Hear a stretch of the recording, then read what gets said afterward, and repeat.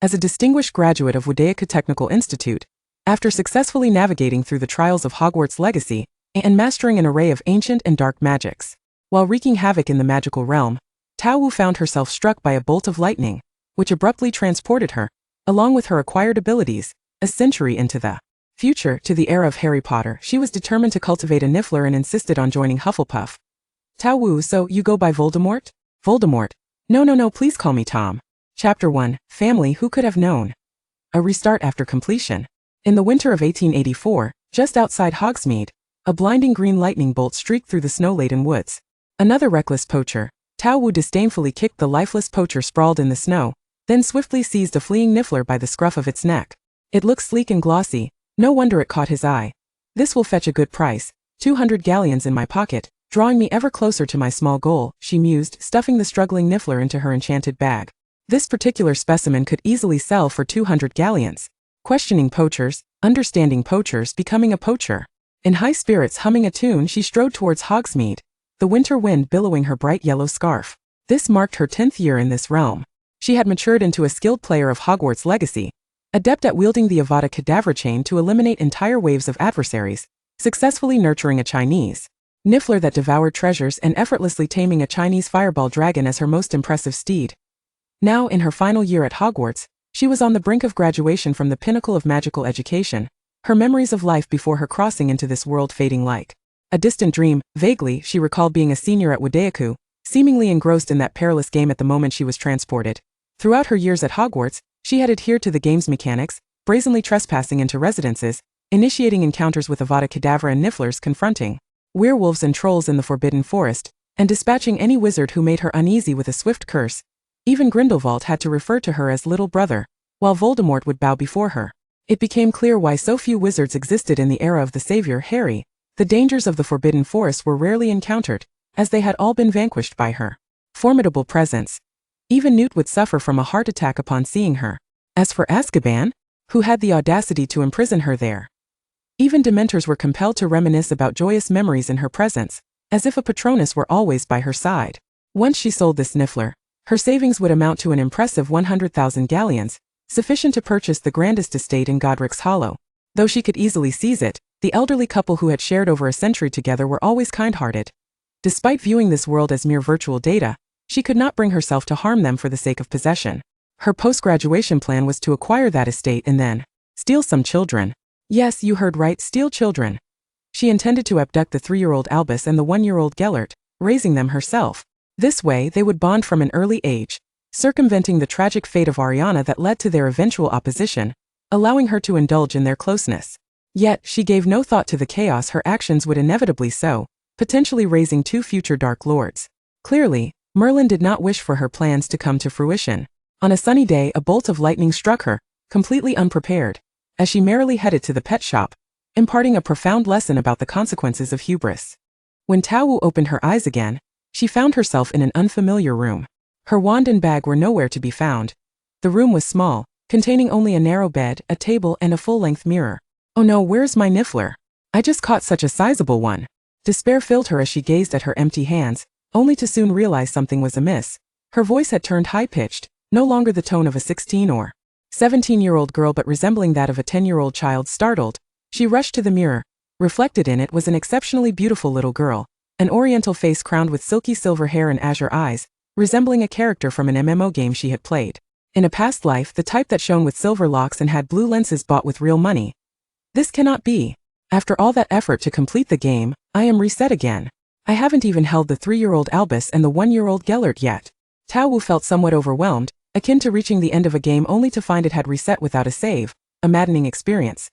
Moreover, this body, like the last one she inhabited, bore no memories of its original owner, as if it was always meant for her, or perhaps her crossing had inexplicably created this additional existence in the world. While she pondered her reflection, the door swung open, revealing a young nun standing at the entrance.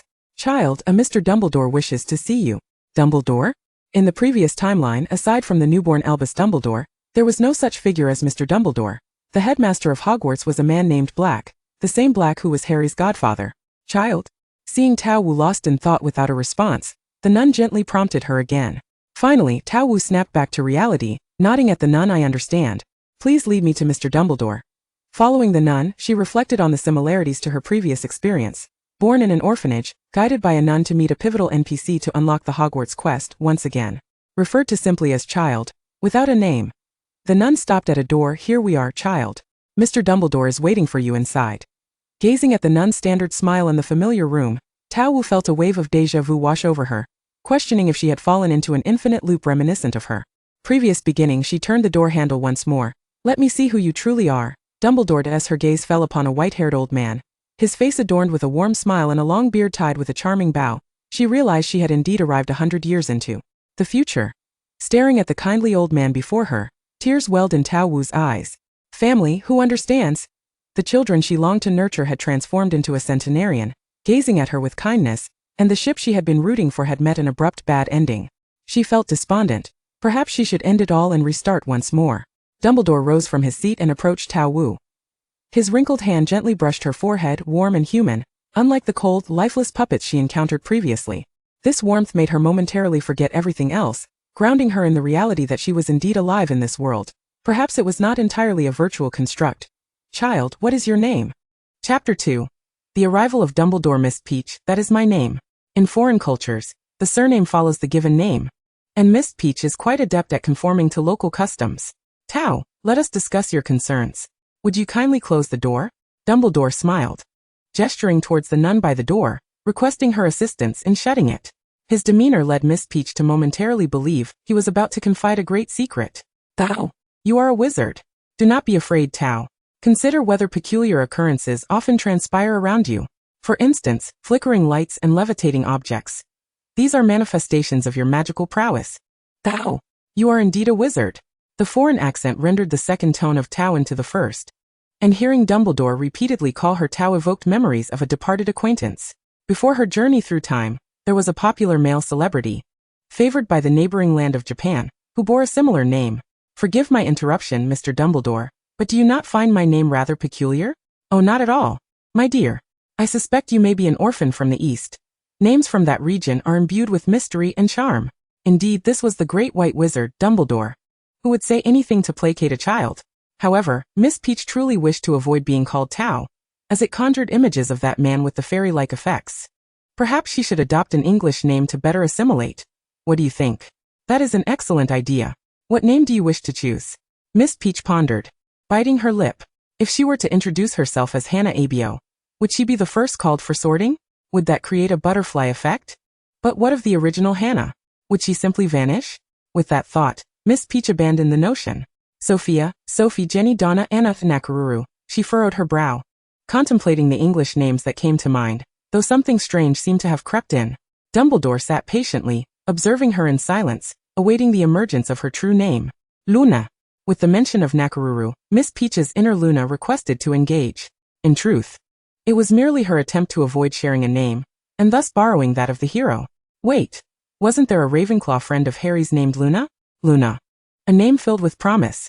Now, little Luna, are you willing to accompany me to a school of magic and learn the art of sorcery?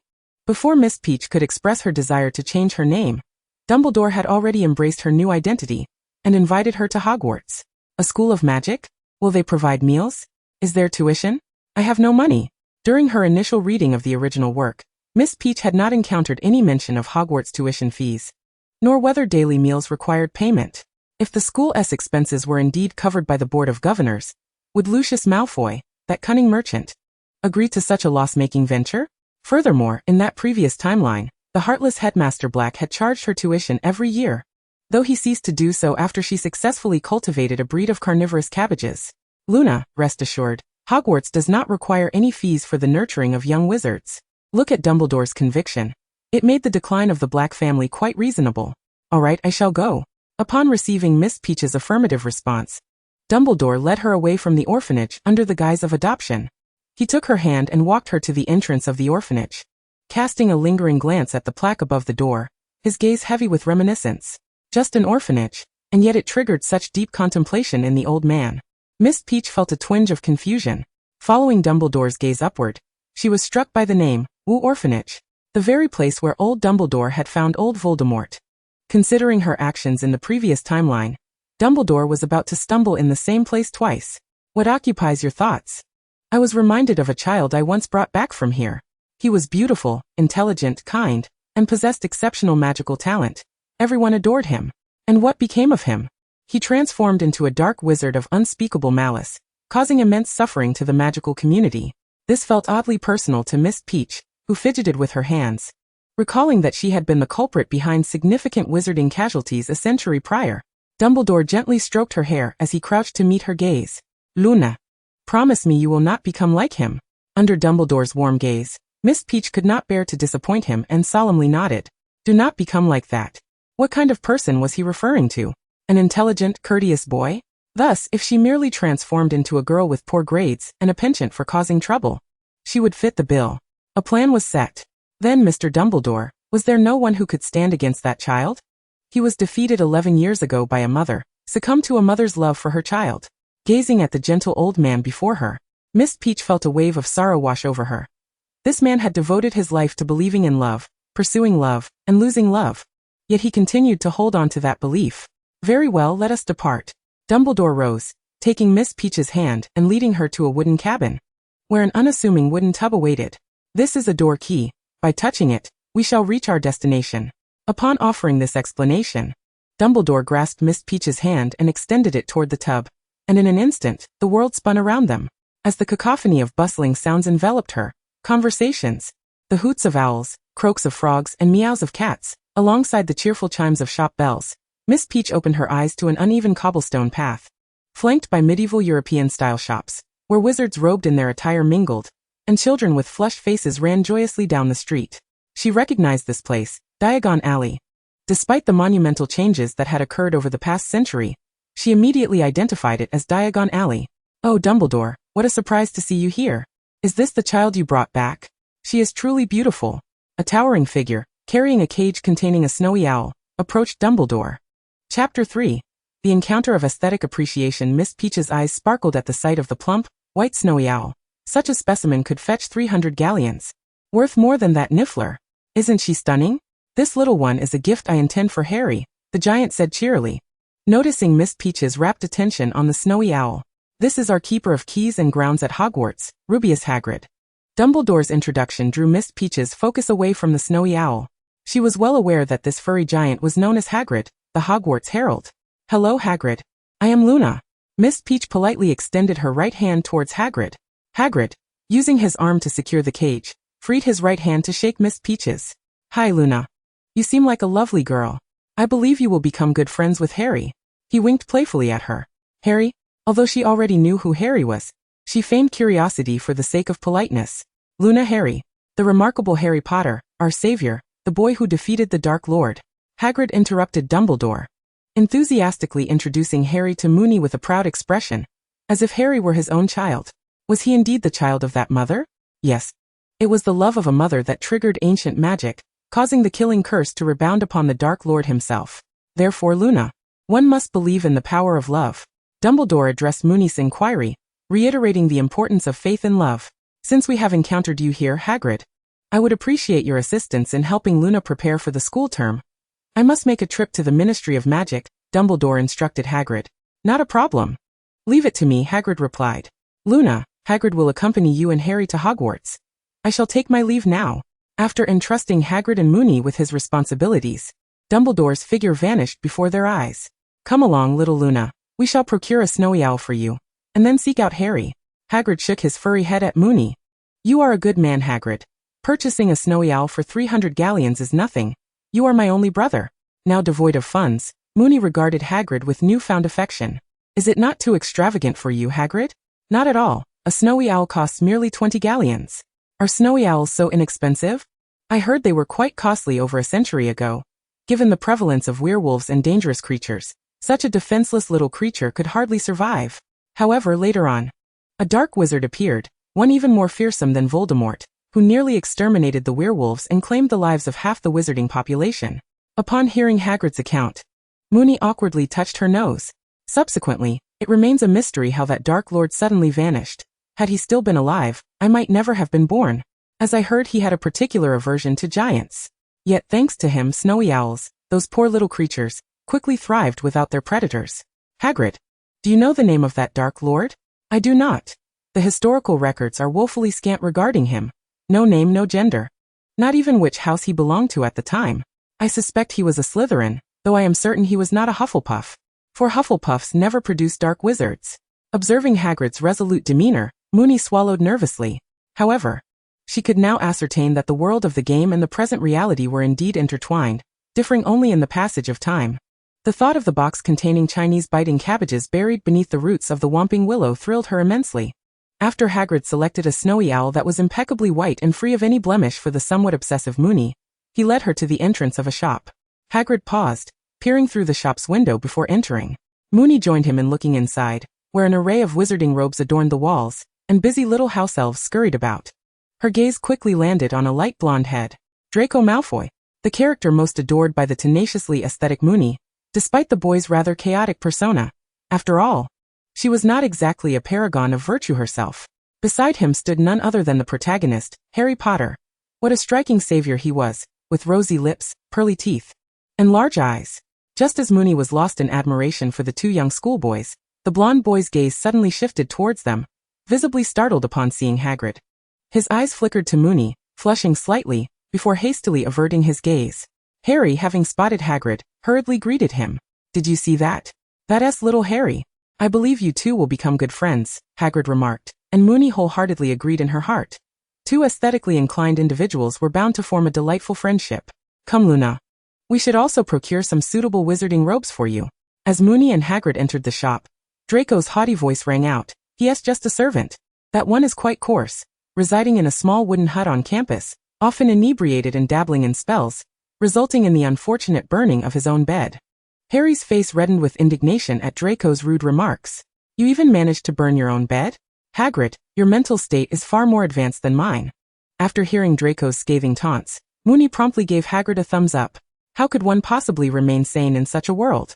Hagrid gently pressed her hand down. "Careful now. Dante jest with Mistrzostwom Europy." "Hagrid, who is this?" Harry inquired, noticing Moony standing beside Hagrid. Upon seeing her face, his eyes brightened. "Harry, this is Luna. Professor Dumbledore has entrusted me to bring her along with you to procure some supplies for Hogwarts." Harry shyly extended his right hand. "Hello, Luna, I'm Harry Potter. We shall be classmates." His cheeks were tinged with a rosy hue as he shyly smiled, revealing two adorable little canine teeth. "It's a pleasure to meet you, Harry. Hagrid just told me about you," Moony said, shaking Harry's hand. Draco, standing aside and unable to hear their conversation, felt neglected and, like a proud peacock, swaggered over to Moony. "Greetings, I am Draco Malfoy. I believe you are also a student of Hogwarts, and we may very well be in the same house. So I thought we should get acquainted." "Just as I expected of you, Draco. Even in a casual introduction, you maintain that haughty demeanor." Moony thought to herself, knowing well she would never share a house with him. Yet she smiled and nodded at Draco. "Hello, Mr. Malfoy." Chapter 4. The Bombardment of Ollivander's Wand Shop. Draco nodded slightly, his posture reminiscent of a nobleman from a medieval count's lineage. "What is your name?" "Luna." "Which family do you belong to?" "I have never seen you before." "I have no family. I was brought back from the orphanage by Dumbledore, who claimed I was a wizard, and I believed him." Upon hearing that she was an orphan brought back by Dumbledore, Draco took a step back. Moony did not overlook this small gesture, and clicked her tongue, reflecting on the stark reality. The pure-blooded children were unaware of why their kind had dwindled, because you see, over a century ago, many were eliminated by her. "I apologize for bringing this up. Perhaps your parents were once wizards," Draco said apologetically, though no remorse graced his features. "Who knows such things?" Moony shrugged, unfazed. Even before her crossing into this world, her parents had perished in a car accident when she was 8, leaving her with only their inherited genius and a streak of madness. "All right, Luna, let us measure for your robes." Hagrid seemed rather displeased with Draco. He wrapped an arm around Moony's shoulders and guided her towards Madame Malkin, the shopkeeper. "Hey, I wasn't finished," Draco called out angrily at their retreating figures. Harry shot him a glare but chose to ignore him, hurrying to join Moony and Hagrid. "That person is so rude," Harry exclaimed, his pale face flushed with anger, making him look exceedingly adorable. "Don't be upset, Harry. The Malfoys are all like that," Hagrid remarked while handing a silver sickle to Madame Malkin, all equally detestable. After acquiring their wizarding robes, Hagrid led Moony and Harry to purchase wands. They halted before a dilapidated, small shop, the golden sign on the door peeling, declaring, "Ollivander, makers of fine wands since 382 BC. Upon pushing the door open, A cloud of dust enveloped them, and an elderly, wiry man was dozing at the counter. The old man raised his head, his pale eyes glimmering in the dimly lit shop like two shining moons, as his gaze fell upon Harry. "Mr. Potter, is there an issue with the wand?" No, your wand is splendid. I am merely accompanying my friend to procure her wand." Ollivander's gaze shifted to Peach Mist, who he examined for an extended moment, seemingly attempting to recall something. "Mr. Ollivander, might I trouble you to select a wand for my friend?" Harry interjected, noticing Ollivander's distraction. "Oh, my apologies, beautiful miss. Do you favor your left hand or your right?" Peach Mist glanced at her hands and replied, "Either is fine. I am ambidextrous." "Does spellcasting require a wand?" She seemed to ponder, as if it had been ages since she'd wielded one. She had no idea where her wand from Hogwarts had ended up. "No need to search further. My wand is made of Hollywood with a dragon heartstring core. Do you have one like this?" Peach Mist interrupted Ollivander as he began to rummage through the cabinet. Her previous wand had the same specifications, so this configuration would undoubtedly suit her. Hollywood dragon heartstring. Ollivander retrieved a box from a drawer in the corner and placed it before Peach Mist. She opened the box, extracted the wand within, and pointed it at the ceiling. The shopkeeper Ollivander would forever remember this day, as would Hagrid, Harry, and the witches and wizards or muggles wandering Diagon Alley. A thunderous explosion rang out, followed by a massive burst of flame. In an instant, the air was filled with dust and debris, and the Ollivander's wand shop transformed into a vast crater. "Is the Dark Lord returning, Narcissa?" "I do not know. But do not speak of such things in front of Draco, Lucius." The Malfoy family stared at the towering mushroom cloud, unable to calm themselves, while Mrs. Malfoy tightly embraced her precious son. Despite the explosion, Peach Mist and her three companions stood unscathed in the center of the crater, conversing casually as the wand shop disintegrated around them. Harry and Hagrid were utterly bewildered, feeling detached from reality, their legs weak as if they could scarcely remain upright. The recent explosion had rendered them completely dazed. "Merlin!" Ollivander exclaimed, clutching his heart as he surveyed the wreckage beneath him, on the verge of tears. Yet, ever the devoted shopkeeper, he crouched down to sift through the debris, declaring, "It seems this wand is not a match for you. Allow me to search again." "No need to search. It is perfectly suited for me." Peach Mist gazed contentedly at the wand in her hand, clearly exhibiting the prowess she had inherited from Hogwarts. She was akin to a high-level character in a beginner's village. Ollivander's eyes widened in astonishment. "Perfectly suited? Is the girl's sanity intact?" Peach Mist lightly waved her wand and cast a restoration charm, causing the particles in the air to swiftly reorganize.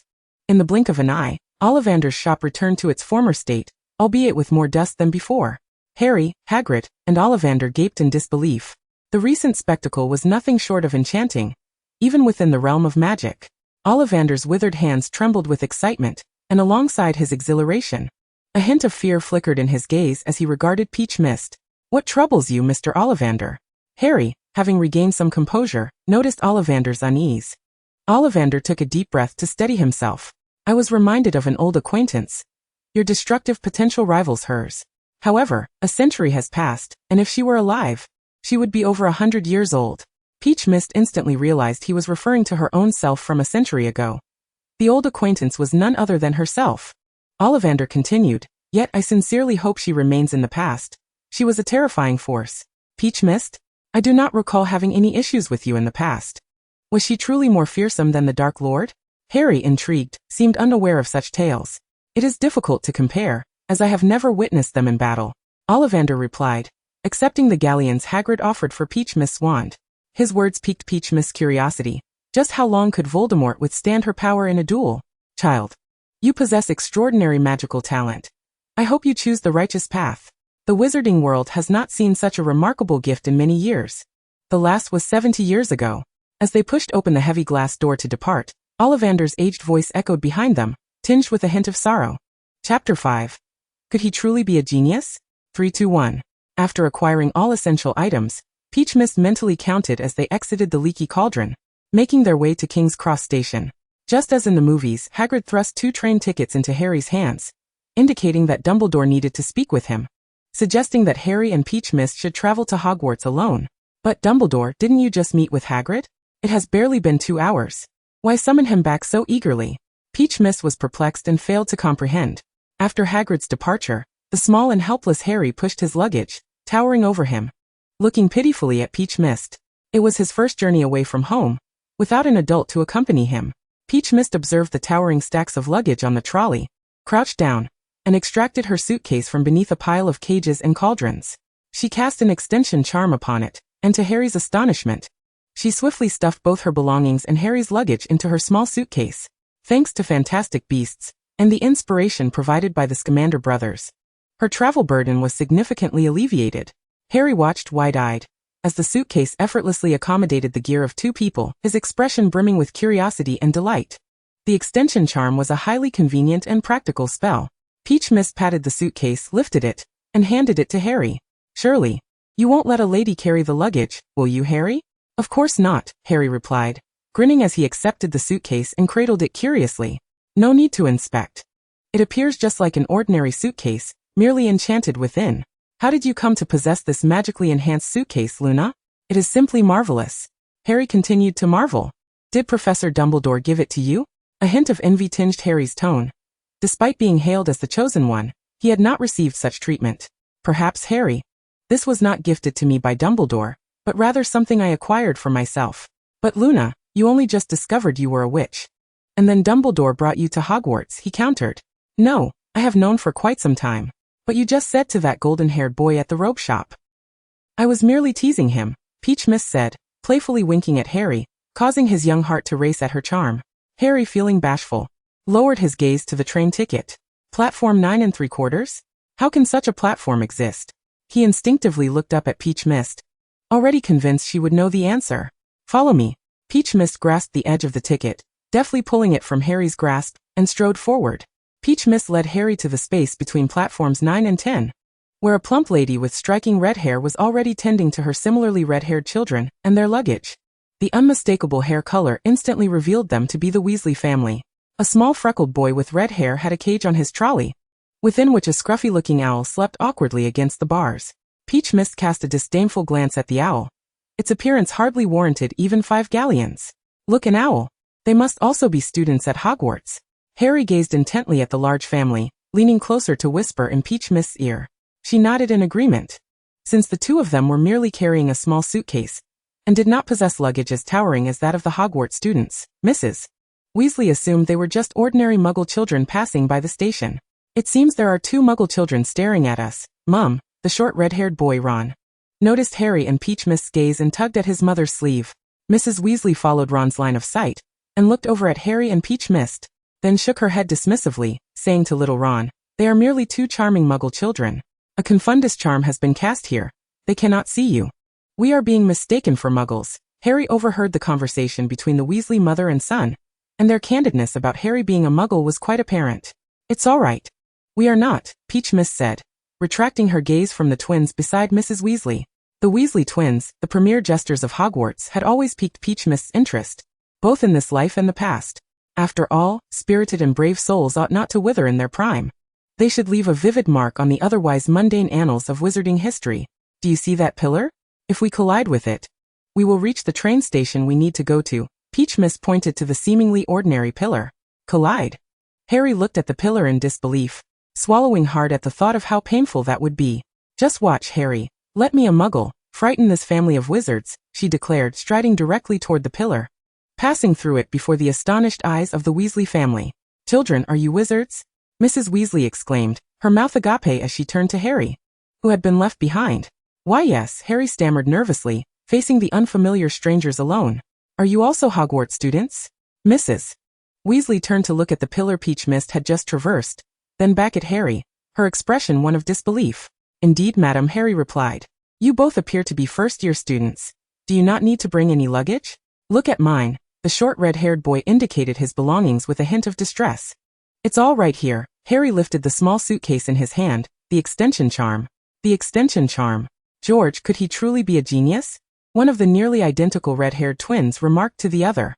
Indeed, Fred. He is a genius. Even 4th-year Percy does not know that spell. George retorted in a humorous tone.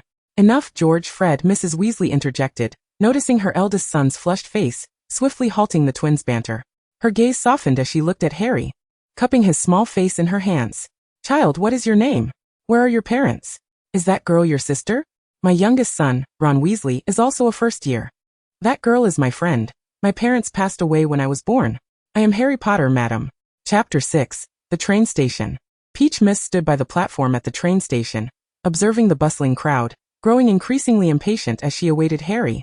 Meanwhile, on the other side of the pillar, Harry was engaged in a lively conversation with the enthusiastic Weasley family, having become fast friends with their youngest son, Ron, much earlier than in the original tale. Hey, Luna.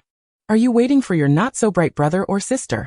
Just as Peach Mist pondered whether to abandon Harry and find her own way to Hogwarts, a rather annoying voice reached her ears.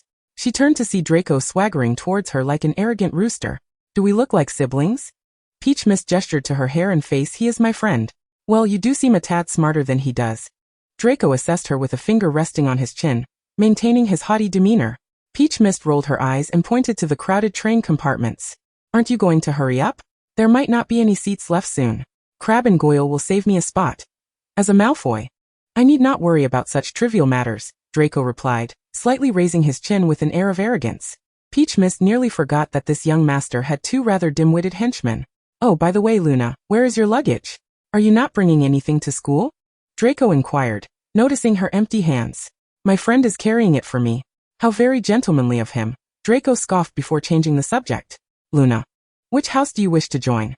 I suspect you may not be acquainted with the Hogwarts houses. There are 4. Slytherin. I know, and Hufflepuff, Gryffindor. And Ravenclaw. Peach Mist interrupted, unceremoniously cutting him off. The boy seemed somewhat vexed, yet he persisted. If you wish to learn something useful, Slytherin is undoubtedly the best choice. It nurtures elite wizards. Can you choose which house you want to join? Although she was aware that Draco would certainly be sorted into Slytherin, she wondered how he could be so certain when it was the sorting hat that made the decision. Did his father bribe the hat? I have heard that as long as you defeat a troll, you can enroll and choose your desired house. Draco brandished his wand, waving it triumphantly. I will easily defeat the troll with the spells my father and Professor Snape have taught me. Peach Mist regarded Draco with a bemused expression. Good heavens! This rumor had been circulating for over a century, and he was still using it to deceive first-year students. What house do you want to join? Draco inquired, retracting his wand, and added, Slytherin is definitely the finest house. Hufflepuff. What? Hufflepuff? Are you mad? Do you wish to associate with a bunch of dunderheads? They are as dreadful as Gryffindor. Draco's voice turned sharp with disbelief at Peach Mist's choice. Oh Merlin, if I were sorted into Hufflepuff, I would rather drop out. Draco continued to prattle on. Peach Mist narrowed her eyes, a surge of irritation rising within her. What nonsense are you spouting? Hufflepuff is the best.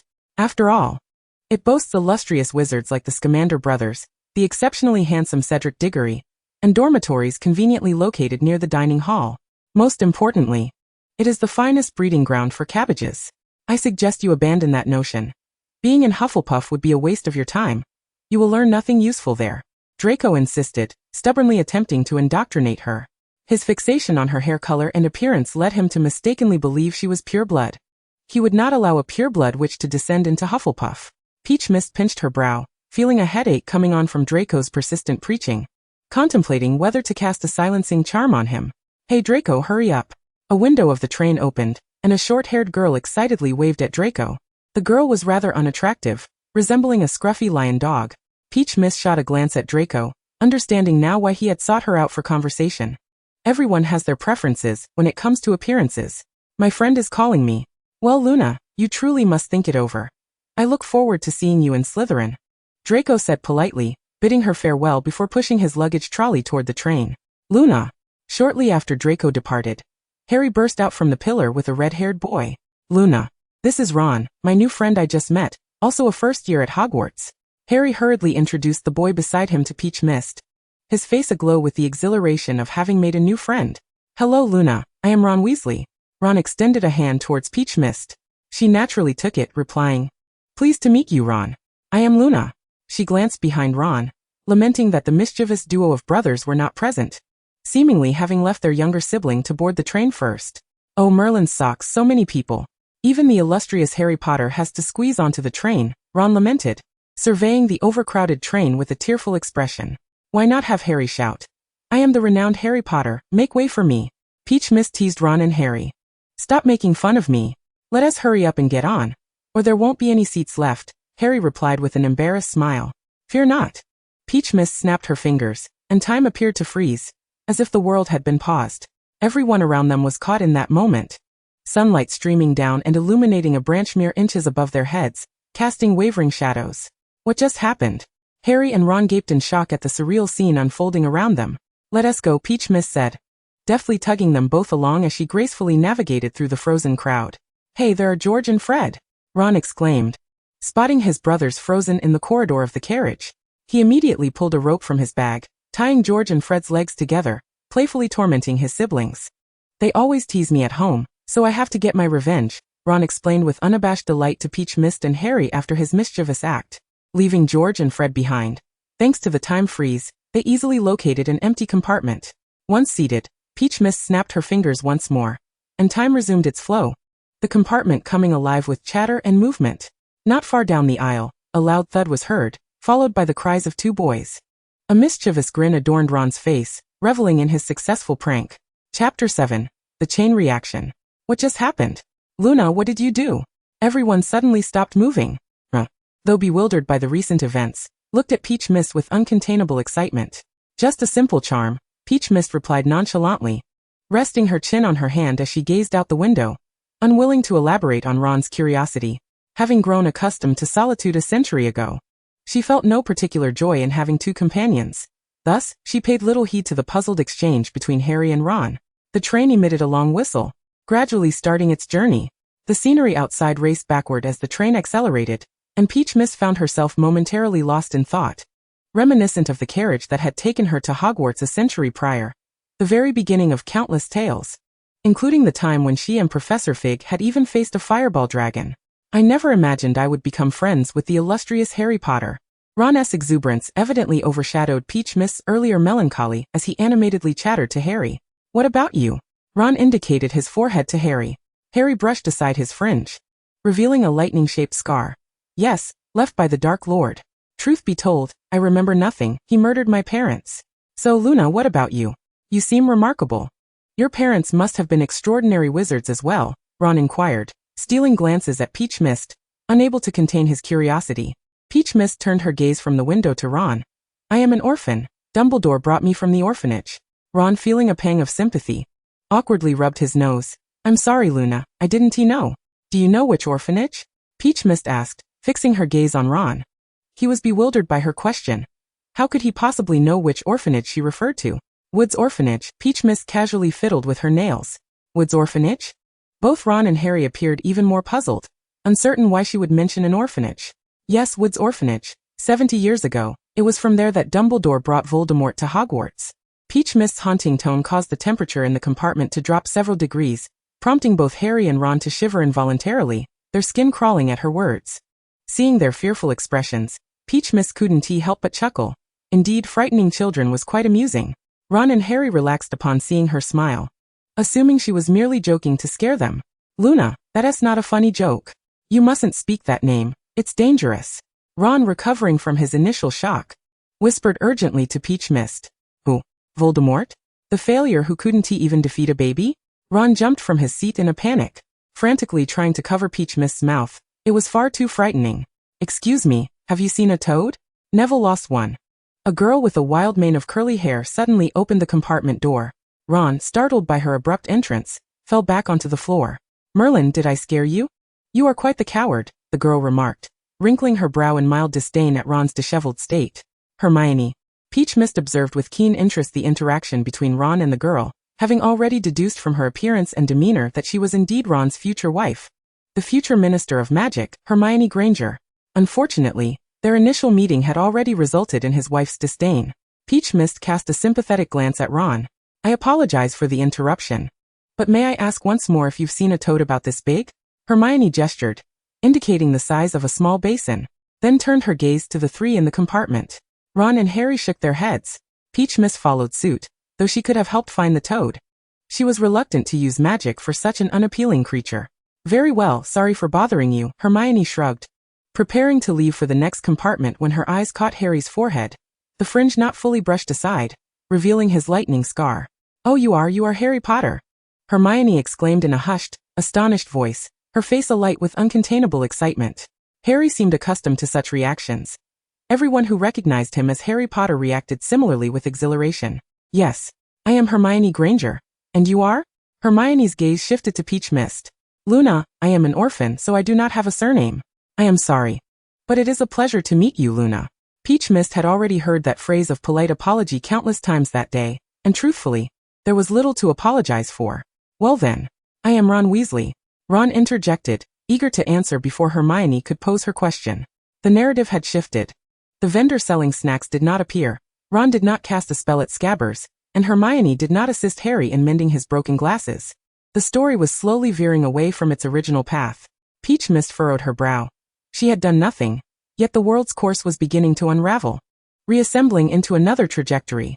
Had she truly done nothing? Did you visit Diagon Alley to buy wands today? Hermione suddenly recalled something. Ron shook his head. No. I am using my brother's old wand. Harry nodded in agreement.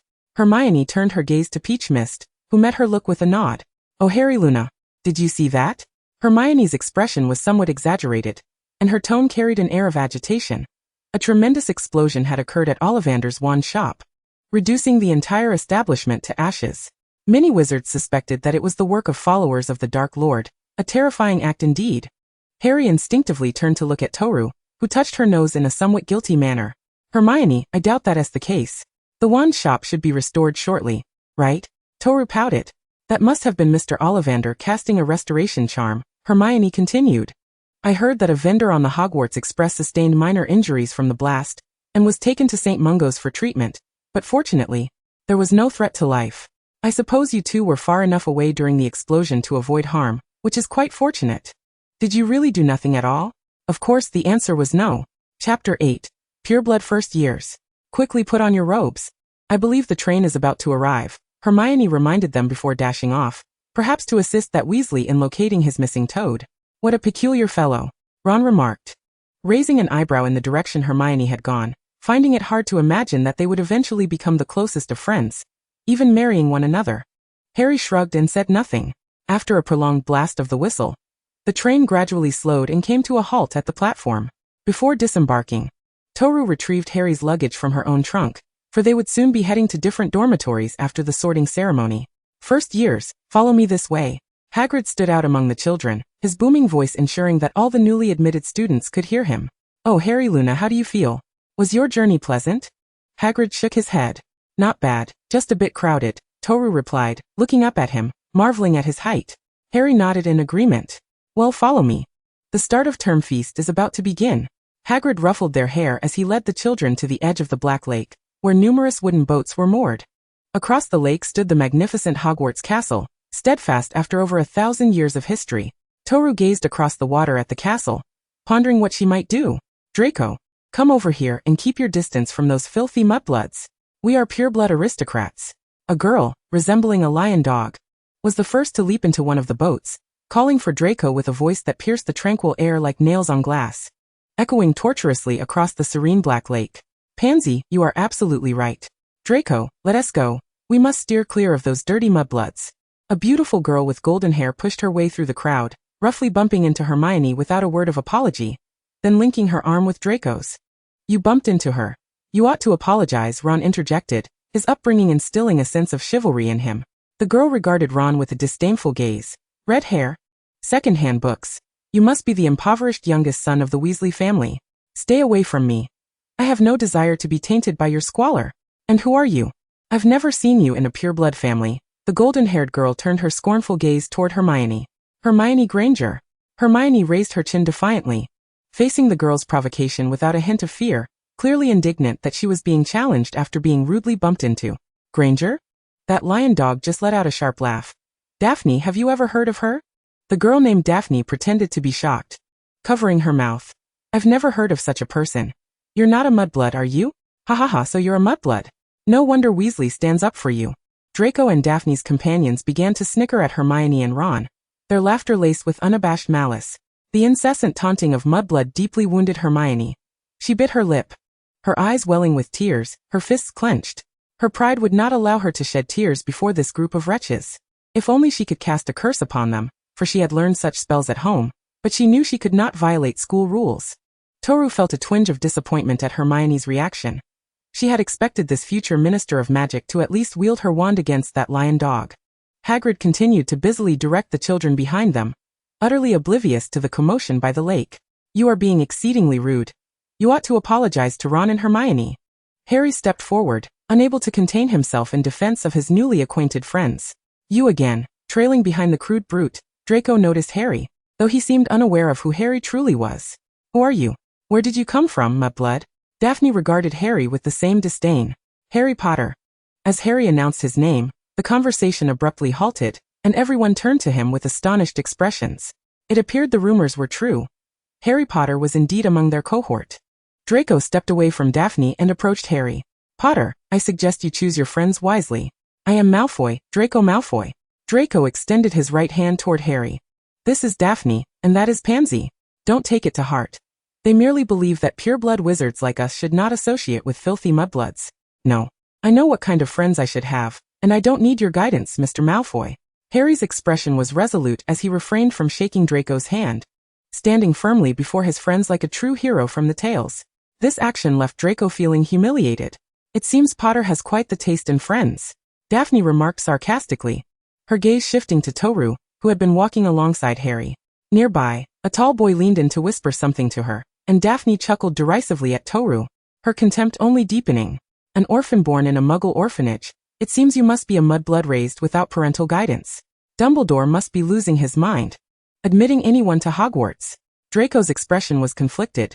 He seemed reluctant to insult Toru, but did not intervene to stop Daphne. Suddenly, Toru was pointed at. "No, are you sick? Rabid? Just biting anyone you can? If trash like you can enter Hogwarts, then who can't? Always prattling about purebloods. Clearly you're the product of inbreeding. Born with a brain defect, only capable of grasping the term mudblood." Toru was not one to tolerate such insults, and unlike Hermione, she was not deterred by the school rules. Rules were merely suggestions meant to be broken. You. Daphne, being just a child of over 10, clearly could not withstand Toru's outburst of invective. She drew her wand at Toru but panicked, momentarily forgetting how to cast a spell. Toru swiftly swiped the wand from her grasp and seized her golden locks. And before Daphne could scream, she was hurled into the Black Lake. Pansy, seated in the boat, discreetly drew her wand, intending to ambush Toru. An act that did not escape Ron's notice. "Luna, that girl is about to attack." Toru twirled her wand and aimed it at Pansy's boat. "You sneaky lion dog. How could I forget you?" With a loud explosion, the boat disintegrated into splinters, and Pansy plummeted into the Black Lake, joining the previously submerged Daphne, both flailing in the water. This spectacle utterly shocked the first-year students, and Draco's two sycophants let out screams of terror. Hagrid finally discerned the turmoil that had erupted, and he hastily cast a spell to retrieve the pureblood girl floundering in the Black Lake. Even Dumbledore arrived, his expression grave as he regarded the situation with Pomona. "What transpired here?" Pomona squinted, her eyes instantly reddening, tears cascading down her cheeks like a torrent, casting a pitiful glance at Dumbledore. "They mocked me for being an orphan. Professor, you know I have been without a mother since childhood." Chapter 9. The Sorting Ceremony. Before her stood 3 girls, 2 of whom were wailing inconsolably on the grass by the lake, while the third cradled her heart in her hands, her eyes glistening with tears, looking utterly aggrieved, as if a mere gust of wind could topple her. Dumbledore appeared somewhat overwhelmed. It was the first time he had felt such despair in 11 years. Recalling the orphans he had brought from the Weasleys' orphanage, the cacophony of sobs made him contemplate locking himself away in the dungeons of Nurmengard. "Professor, it's her. She pushed Daphne into the lake, and she even used magic to shatter my boat," Pansy cried out, pointing at Pomona with a finger quivering with indignation. Her face streaked with tears and snot.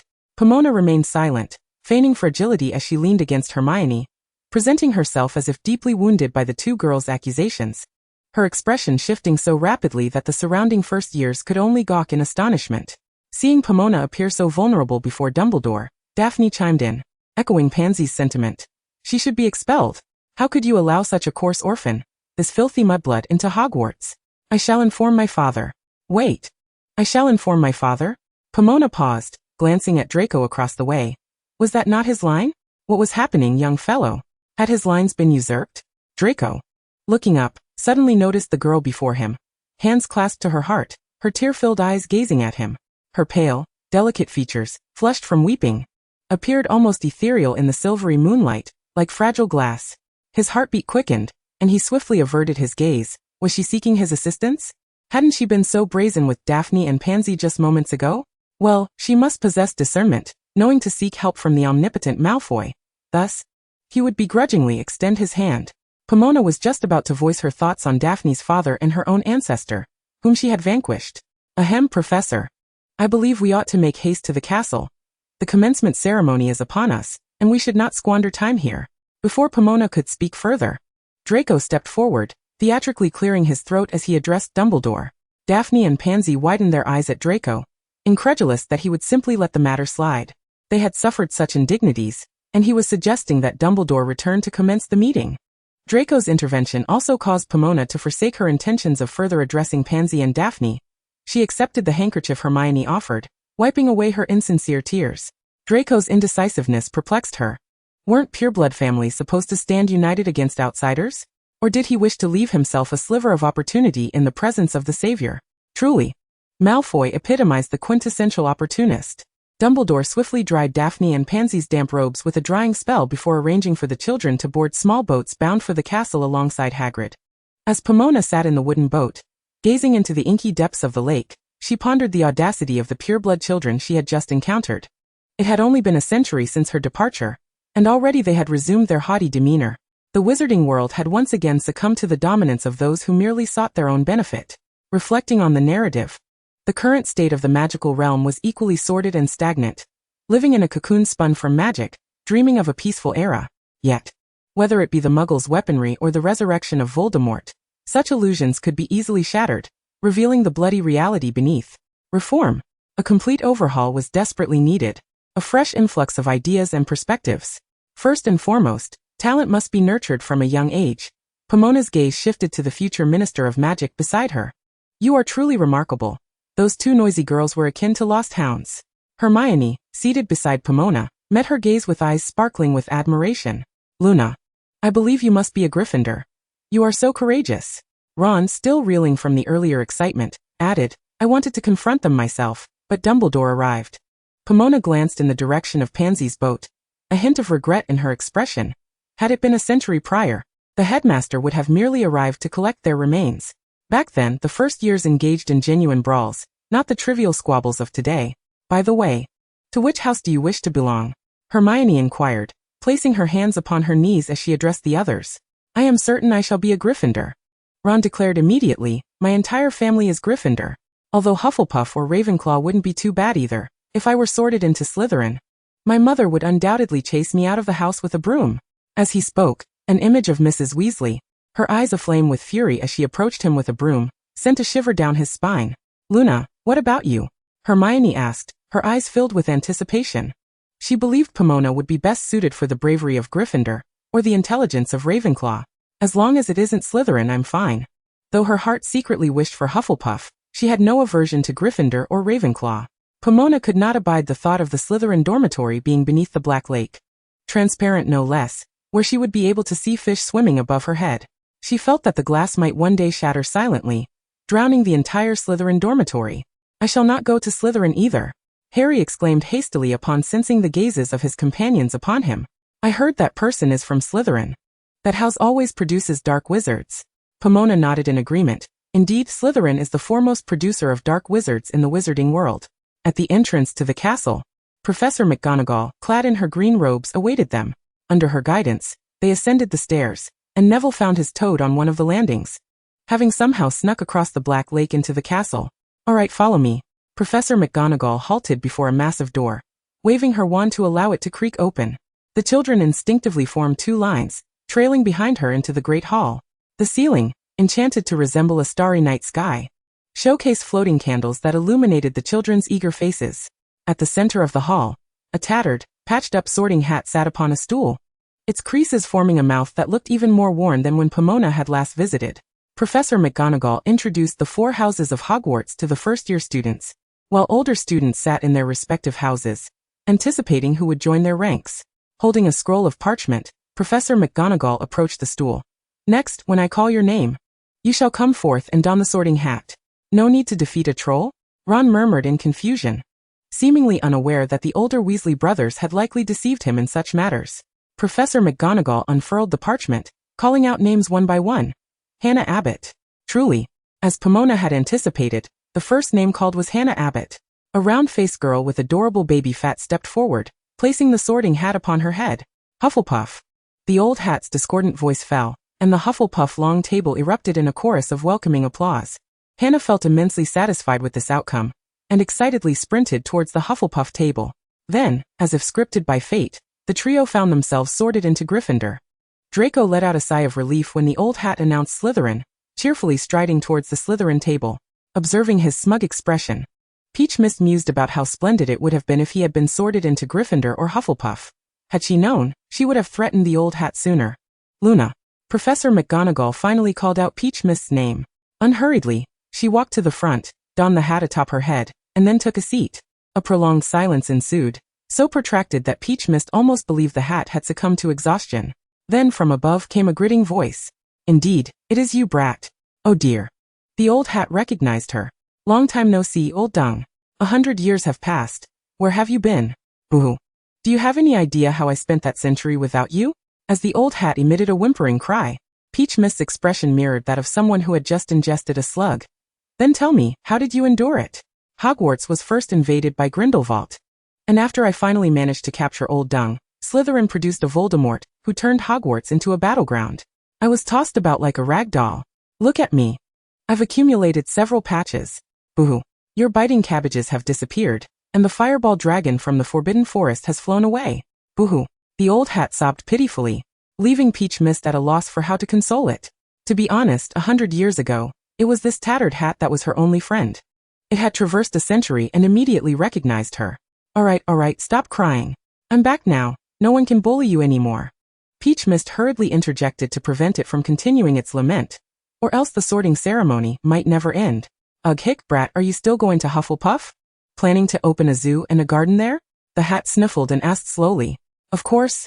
Then you must raise a little cabbage for me, and I'll let you go to Hufflepuff. No, what would a hat do with a pet? I'll raise it with Fox. Will you? The idea of a hat and a phoenix raising a cabbage together made Peach Mist feel as if the world had gone mad. Nevertheless, she acquiesced. What else could she do but indulge her own hat? I heard 2 pureblood kids were cursing you by the Black Lake. Didn't you deal with them? No. I gave them a beating and let them go to give Dumbledore some face. I almost became his adoptive mother. Tisk, you've changed. You're not like your old self anymore. Hurry up and announce my house. Don't you want to finish work? I want to lounge in the dormitory early. I'll bring you the little cabbage once I've grown it. With Peach Mist's affirmative reply granting the hat the promise of a cute, biting cabbage, the old hat cheerfully regained its spirited demeanor and proclaimed loudly, Hufflepuff. The trio felt a twinge of regret, yet it did not hinder their continued friendship. Draco furrowed his brow. It seemed that becoming friends with Hufflepuff was no longer an option. Peach Mist, however, was unperturbed by the thought of the old hat revealing her secrets to Dumbledore or anyone else, for she was quite certain of the bond she shared with it. In high spirits, she ran towards her house table amidst the applause from her fellow Hufflepuffs. Her gaze swept across the long table and suddenly halted. A figure with slightly tousled black hair, deep gray eyes that were both profound and gentle, and a handsome yet warm visage caught her attention. He met her gaze and offered her a tender smile, causing her heart to flutter. Ah, Hufflepuff is definitely worth it. He is truly handsome. The prematurely departed Cedric Diggory. Chapter 10 A Warning. There was an empty seat directly across from Cedric, which thrilled Peach Mist. Adhering to her desire to sit close to the handsome boy, she unhesitatingly took her seat across from Cedric. Hello, first-year junior. Is there something on my face? Cedric noticed the heat of her gaze resting on him. Yes. Oh, is something stuck to my face? Her response momentarily stunned Cedric, who quickly grabbed a napkin to wipe his face. It's your handsomeness, senior. Cedric's hand halted mid-wipe, caught off guard by Peach Mist's unexpected compliment. Were first years really this bold? Thank you very much for your kind words. Despite the awkwardness, Cedric maintained his politeness. Look, such a wonderful senior, such a dashing young man. Voldemort, you old dung, how could you just kill him? No, it seemed the one who acted was that ugly Peter, the short little imp. Ron, seated at the Gryffindor table and happily chatting with Harry, suddenly shivered, as if he felt a murderous glare emanating from the nearby Hufflepuff table. He turned to look but saw nothing, chalking it up to a mere illusion. The remaining students were sorted, and Peach Mist directed her gaze towards the teacher's table at the front of the hall. Dumbledore, with a furrowed brow, was speaking to Professor McGonagall in green robes. His gaze fixated on Peach Mist, seemingly undistracted even by the presence of the savior, Harry. Further along, A middle-aged man with unkempt mid-length hair, sharp eyes, and clad in black fabric was fixated on Harry, unhygienic Severus. Peach Mist had once thought that Snape's penchant for black attire was due to its stain-resistant quality, allowing him to avoid laundry. Before her time travel, she had read numerous fanfictions where a girl would redeem him and change his fate. Peach Mist genuinely hoped that her arrival would create a butterfly effect, bringing forth a foolish girl eager to save Snape. For she truly did not wish to face that greasy potions professor at least twice a week. She feared that her obsessive-compulsive tendencies might compel her to submerge Snape's head in a cauldron to forcibly wash his hair. That is Professor Snape. Though he may appear somewhat fierce, he is indeed a responsible professor, Cedric explained, believing that Peach Mist had developed an interest in the peculiar professor. Responsible professor? Cedric. Are you serious? He certainly takes his duties of deducting points from other houses very seriously. A translucent blue specter floated onto the table between Peach Mist and Cedric. This is the Fat Friar. He is the ghost of this house. Rest assured, he never harms anyone, Cedric hastily clarified for Peach Mist, fearing that the sudden appearance of the ghost might startle the new first-year student. Peach Mist, of course, recognized him as the Fat Friar, a humorous and jovial spirit who had been around for a century. The Fat Friar hovered above the table before Peach Mist, his gaze lingering on her for what felt like an eternity. So long, in fact, that the Hufflepuff students turned to look, and even the professors at the staff table took notice. Dumbledore furrowed his brow again, evidently beginning to feel anxious. It truly reflected poorly on Peach Mist to make a centenarian feel so uneasy. May I ask, do you have something to say? Peach Mist felt uncomfortable under the scrutiny of all eyes. You are not her. The Fat Friar shook his head and drifted away, his blue, translucent visage marked by unmistakable disappointment. What was happening? Why did those who coexisted with her a century ago at Hogwarts harbor such nostalgia for her? A century ago. Her time at Hogwarts was brief. In fact, for an exceedingly long period, she resided in an unnamed orphanage. Each day, she languished in a small dim room, utterly oblivious to the world surrounding her. It was not until the arrival of Black that she was liberated from that dismal place. By then, she was no longer a child, and Black seemed convinced of her possessing some extraordinary gift, prompting her admission as a transfer student into the 5th year. Subsequently, she indeed demonstrated astonishing talents, coupled with a formidable capacity for destruction. Dumbledore, rapping his spoon thrice against the golden goblet, quelled the ensuing commotion. All right, children. I trust you have all partaken of your fill. At this juncture, as the term commences, there are a few matters I wish to bring to your attention. He rose, casting an additional glance at Peach Mist, evidently marking her for close observation. First-year students, heed this. The woods surrounding the school are strictly off-limits to all students, including those in higher years. The Forbidden Forest? Peach Mist pondered, bemused. Had she not cleared it of werewolves and dark wizards long ago? In her previous tenure, she had been disinclined to attend classes, instead roaming Hogwarts, often venturing into the Forbidden Forest to slay dozens, if not hundreds, of werewolves and dark wizards for sport. With the danger eradicated, why should the woods remain inaccessible? Moreover, Mr. Filch wishes to remind you all that magical spells are prohibited in the corridors during breaks. The tryouts for the Quidditch team will be held this Tuesday.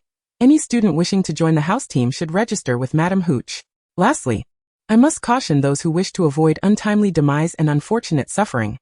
Do not venture into the corridor on the right side of the 4th floor. The Philosopher's Stone. Peach Mist had long wished to behold this artifact, to study its creation, yet a century ago, she had been unable to do so. She resolved to seize the opportunity to retrieve it before Harry. Were it Harry, he would undoubtedly choose to return the stone to Dumbledore. After enduring the torturous school song, the heads of the houses guided the first-year students to their respective dormitories. The Hufflepuff dormitory remained adjacent to the kitchens, with its entrance still guarded by a cleverly devised mechanism involving a vat of vinegar. The dormitory was as warm as ever. The common room was adorned with thick cashmere rugs, soft underfoot, and low plush sofas surrounded by an array of verdant plants, exuding a palpable love for life. Peach Mist's roommates consisted of 3 Hufflepuff girls, one of whom was the indomitable Hannah. Once she had deposited her belongings, Peach Mist stealthily slipped out of the castle under the cover of night, heading towards the Whomping Willow, confident that Filch would be none the wiser. Dear Bitey Cabbage, I have returned. Chapter 11, An Encounter with Snape. Night wandering, a cherished tradition at Hogwarts. As autumn set in, the oppressive heat of the exclusive holiday was swept away by the cool autumn breeze, revealing a clear night sky. Tonight the moon was absent, and the stars twinkled like scattered diamonds across the velvet blackness of the heavens. With a languorous stretch, Peach Mist ambled leisurely towards the Whomping Willow, the gentle evening breeze embracing her. The irritable tree, sensing the presence of a living being, erupted into a frenzy, thrashing its robust branches through the air with a whooshing sound. "Be still, Willow, unless you wish to be petrified for the entire night," Peach Mist quipped, effortlessly evading a thick branch that hurtled towards her, which landed heavily on the ground, sending a plume of dust into the air. Upon hearing her icy admonition, the Willow's wild movements came to an abrupt halt, standing still as if frozen in compliance. "How obedient," she remarked, leaping down beside the roots of the tree, gently patting its trunk. "My old friend, let me see if the treasure hidden within you still thrives." She furrowed her brow, contemplating where she had buried it. A slender branch reached out, probing the dark earth nearby, unearthing a blackened box that lay on the ground. "You remember," she exclaimed with delight, rushing over to retrieve the box. "On behalf of Merlin, thank you, old friend." The ancient tree shivered slightly, accepting her gratitude. The black metallic box was caked in dirt, having lost its luster over the centuries, yet magical protection had spared it from rust. Peach Mist gingerly opened the box, revealing a soft blue glow emanating from within, where 5 dark green seeds lay quietly nestled. "I must find a place to plant them. I need to speak with our current headmistress," she mused, clutching the box as she made her way toward the professor's office, indifferent to the hour. She could not afford to delay her intentions, lest she find herself unable to sleep. The night at Hogwarts was serene and mysterious. Peach Mist often felt it was ideally suited for a horror-themed escape room, with the pitch-black corridors instilling a sense of dread that something monstrous lurked just out of sight. "Miss Luna, after engaging in a brawl with a Slytherin student, you now find yourself wandering Hogwarts at this hour. Are you intent on breaking every school rule?" A sardonic male voice echoed from behind her. Without turning, she instinctively knew it belonged to the infamous Professor Severus Snape. "Professor, I have a few inquiries to make of our headmistress, Professor Sprout. I am merely on my way to her office, not out for a nightly stroll. It is already past curfew at Hogwarts. Could you not wait until tomorrow to see Professor Sprout? Are you in such haste to have your head filled with nonsense?" Snape mocked, enunciating each word with deliberate scorn. He recalled the girl. McGonagall had mentioned her using magic to teach 2 pureblood Slytherin girls a lesson by calling them mudbloods. McGonagall had recounted the tale with a smile, clearly approving of her actions, which only fueled Snape's ire. Too bad this troublemaker did not end up in Gryffindor. Otherwise, her penchant for mischief would surely cost them points. "Return to your dormitory immediately," Snape commanded, his expression as impassive as ever, wand pointed firmly towards her. "Please move aside. I truly have urgent matters to discuss with Professor Sprout," Peach Mist retorted, her patience waning as she contemplated yanking at his seaweed-like hair and delivering him a couple of hefty blows. Snape stood immovable before her. "Do not make me repeat myself. Return to your dormitory at once. Furthermore, for your nighttime escapade and your insolence towards a professor, Hufflepuff loses 20 points." Peach Mist found it difficult to harbor any fondness for the middle-aged man before her, despite his tragic demise in the Shrieking Shack, where he perished for his undying love for Lily. But was that not his debt to her? Had he not been the one to betray the prophecy to the Savior, leading to the loss of 2 boys' parents? Even Harry, the so-called hero, praised him as the bravest man he had ever known. In Peach Mist's eyes, equating Snape's bravery with that of Naruto's admiration for Toby's charm was as absurd as it was tragic. "Professor, I insist, I must speak with Professor Sprout. Kindly allow me passage." Peach Mist's tone took on a sharp edge. This was the first student to dare confront him so boldly, and a Hufflepuff at that, which only darkened Snape's countenance further. "Now returning to your dormitory. If you wish to avoid being bound by ropes and suspended upside down from the ceiling for the amusement of your fellow students tomorrow, it would be prudent to reconsider your actions." The Impunyo spell. Tao Meow recalled that this was the very curse old Potter had employed to torment Snape during his school days, and now it was being wielded against students. Observing that the girl before him remained unfazed, seemingly resolute in her defiance, Snape twirled his wand, intending to teach this ungrateful Hufflepuff a lesson. His anger surged, utterly oblivious to the humiliation that awaited a girl suspended before her classmates, even forgetting his own mortification at being hung upside down by James in front of others. As he waved his wand, Tao Meow immediately sensed that Snape was serious, perhaps motivated by a desire to uphold Hogwarts regulations, or to defend his own dignity as a professor. How to retaliate? She decided to employ his own tactics against him. In an instant, Snape felt a peculiar lightness in his head and found himself immobilized, suspended in midair in the corridor. The corridor's ceiling was lofty, and as he dangled, his greasy hair hung directly in front of Tao Meow's eyes. "What have you done to me?" Snape seethed, straining to glare at her. Whatever the professor intends to do to me, I shall do to the professor, Tao Miao replied playfully, a grin spreading across her face. You are no match for me, Snape. Under the glow of the illuminating crystal orb, Snape's face flushed with humiliation, and he shuddered at the thought of how mortifying it would be for his students to witness him in such a disgraceful state the following day. Tao Miao held the crystal orb, casting a mild glance in his direction. Do you feel humiliated, Snape? When you directed your ire at Neville in the wake of Lily's death, did you ever consider that he was merely a child? Enjoy this. It is what you deserve. Chapter 12. The Embarrassment of Snape. Tao Miao left the suspended Professor Snape behind and made her way to the office of the Hufflepuff head. Fortunately, Professor Sprout was still present. Oh child, I recognize you. You are our new student. What troubles you at such a late hour? The kind-hearted witch gently ushered Tao Miao into the office. Professor, I have some seeds I brought from the Muggle world that I would like to plant, but I lack a suitable place. Tao Miao opened her box to reveal the seeds, which appeared no different from ordinary plant seeds. The amiable professor assumed they were mere souvenirs from her previous life. The seemingly innocuous seeds and Tao Miao's deceptively innocent appearance led Professor Sprout to readily agree to her request. Of course, I am delighted by your interest in botany. Hufflepuff students always have a fondness for such gentle subjects. Follow me. Professor Sprout retrieved a brass key from her desk drawer and led the way. Tao Miao cast an apologetic glance at the helpful professor, knowing that what she intended to cultivate was far from benign. She briefly worried whether Professor Sprout might be startled by the sight of Professor Snape hanging from the corridor ceiling, but her concerns proved unfounded. As Professor Sprout guided her down another staircase. Here we are, child. Professor Sprout brought Tao Miao to a glass-enclosed room at the foot of Hogwarts Castle. This was the greenhouse for cultivating herbs, typically overseen by the Hufflepuff head. Inside it was dark, but the moonlight allowed for the shadowy outlines of plants to be seen. Professor Sprout unlocked the glass doors of the greenhouse, and the interior was suddenly illuminated by a soft white light. This way, she instructed, leading Tao Miao to a wall in the southwest corner of the greenhouse, where several empty pots awaited. With Professor Sprout's assistance, Tao Miao filled the pots with soil and planted her seeds. Thank you, Professor, Tao Miao exclaimed, her excitement palpable as she admired the newly planted seeds, bowing enthusiastically to Professor Sprout. Oh, it's nothing. No professor dislikes an eager student. Now off you go to bed, Professor Sprout said, patting her shoulder. All right. Good night, Professor.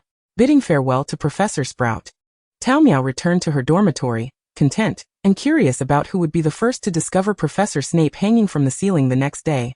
Wake up, Luna. Something extraordinary has happened.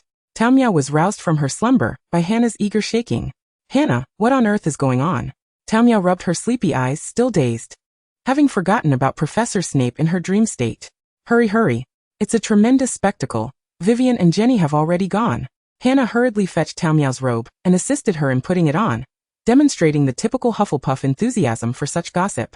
Clutching her book, Tao Miao was pulled by Hannah into the crowded corridor, where students had gathered in throngs, and as she recognized her surroundings, the memory flooded back.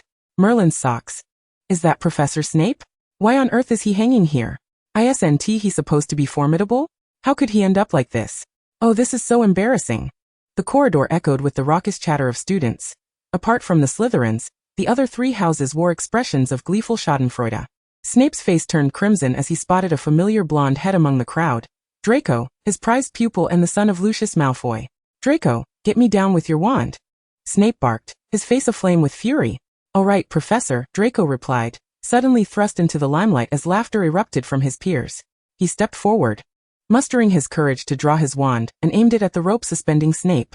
The white light emitted from Draco's wand struck the rope but had little effect, merely causing it to sway violently, with Snape flailing beneath like a pendulum. A few galleons, a pair of black socks, and a tattered potions book tumbled from his robes. The students clad in red scarves erupted into raucous laughter, particularly the Weasley brothers, whose cackles echoed like a rooster's crow, revealing their unrestrained delight. The laughter of Ravenclaw and Hufflepuff students joined in, spurred on by the Gryffindor contingent. In that moment, Snape felt utterly defeated, wishing for nothing more than to vanish. Draco's face turned beet red, overwhelmed by the laughter surrounding him as he struggled to comprehend the situation. What on earth is happening? Dumbledore approached briskly, surprising everyone with his speed despite his advanced age. The students parted to make way for him. He stood directly beneath Snape, looking up with confusion. Severus, what on earth is going on? Why are you hanging here? It can't possibly be that James has returned. Dumbledore furrowed his brow and waved his wand, freeing Snape from his predicament, perplexed at the sight before him. Surely no student would dare to play such a trick on the formidable Snape. I am as bewildered as you are, Snape replied, his countenance dark as soot, knowing he could not reveal in front of all these students that it was a first-year Hufflepuff who had humiliated him with a spell. What will become of my reputation? What of Salazar Slytherin's legacy? A dreadful and mysterious force has infiltrated Hogwarts. Even Professor Snape is not a match for it. A voice of surprise erupted from the crowd, and the cacophony suddenly fell silent. The children, sensing the gravity of the situation, turned their anxious gazes toward Dumbledore. There is no need for excessive concern, my dear children. Now, off to your classes, and have faith that the teachers of this school will ensure your safety. Dumbledore assured them with open arms, providing a comforting reassurance. If truly confronted by a formidable evil, how could it possibly leave Severus Snape alive? Merely to dangle him here for ridicule? It was akin to a farcical prank, reminiscent of the highwayman of yore. Thus, Dumbledore remained unperturbed. Chapter 13 Marvelous. The three of us. The curriculum at Hogwarts proved rather juvenile for Tao Wu, who consistently excelled with ease in the professor's teachings. The trio from Gryffindor often sought her company, particularly after their recent triumph over a grotesque troll during Halloween, which had left Harry in a state of paranoid suspicion regarding Snape's intentions of theft. Children could indeed be troublesome, yet she found herself rather fond of Hermione. Had she not yanked her from her stupor at the long table in the Great Hall, her affection might have deepened. On an unusual evening, Tao Wu wished to avoid haunting the halls of Hogwarts like a specter, yet Hermione eagerly dragged her along to find Hagrid, claiming that she and Harry had uncovered Snape's plot to steal the Philosopher's Stone. He must be seeking it for the Dark Lord, and that day, being hung from the ceiling, was undoubtedly a punishment from the great Godric Gryffindor. Ron's incessant tirade of disdain towards Snape continued unabated. Hagrid might possess further insights. Hermione appeared troubled. I have an idea.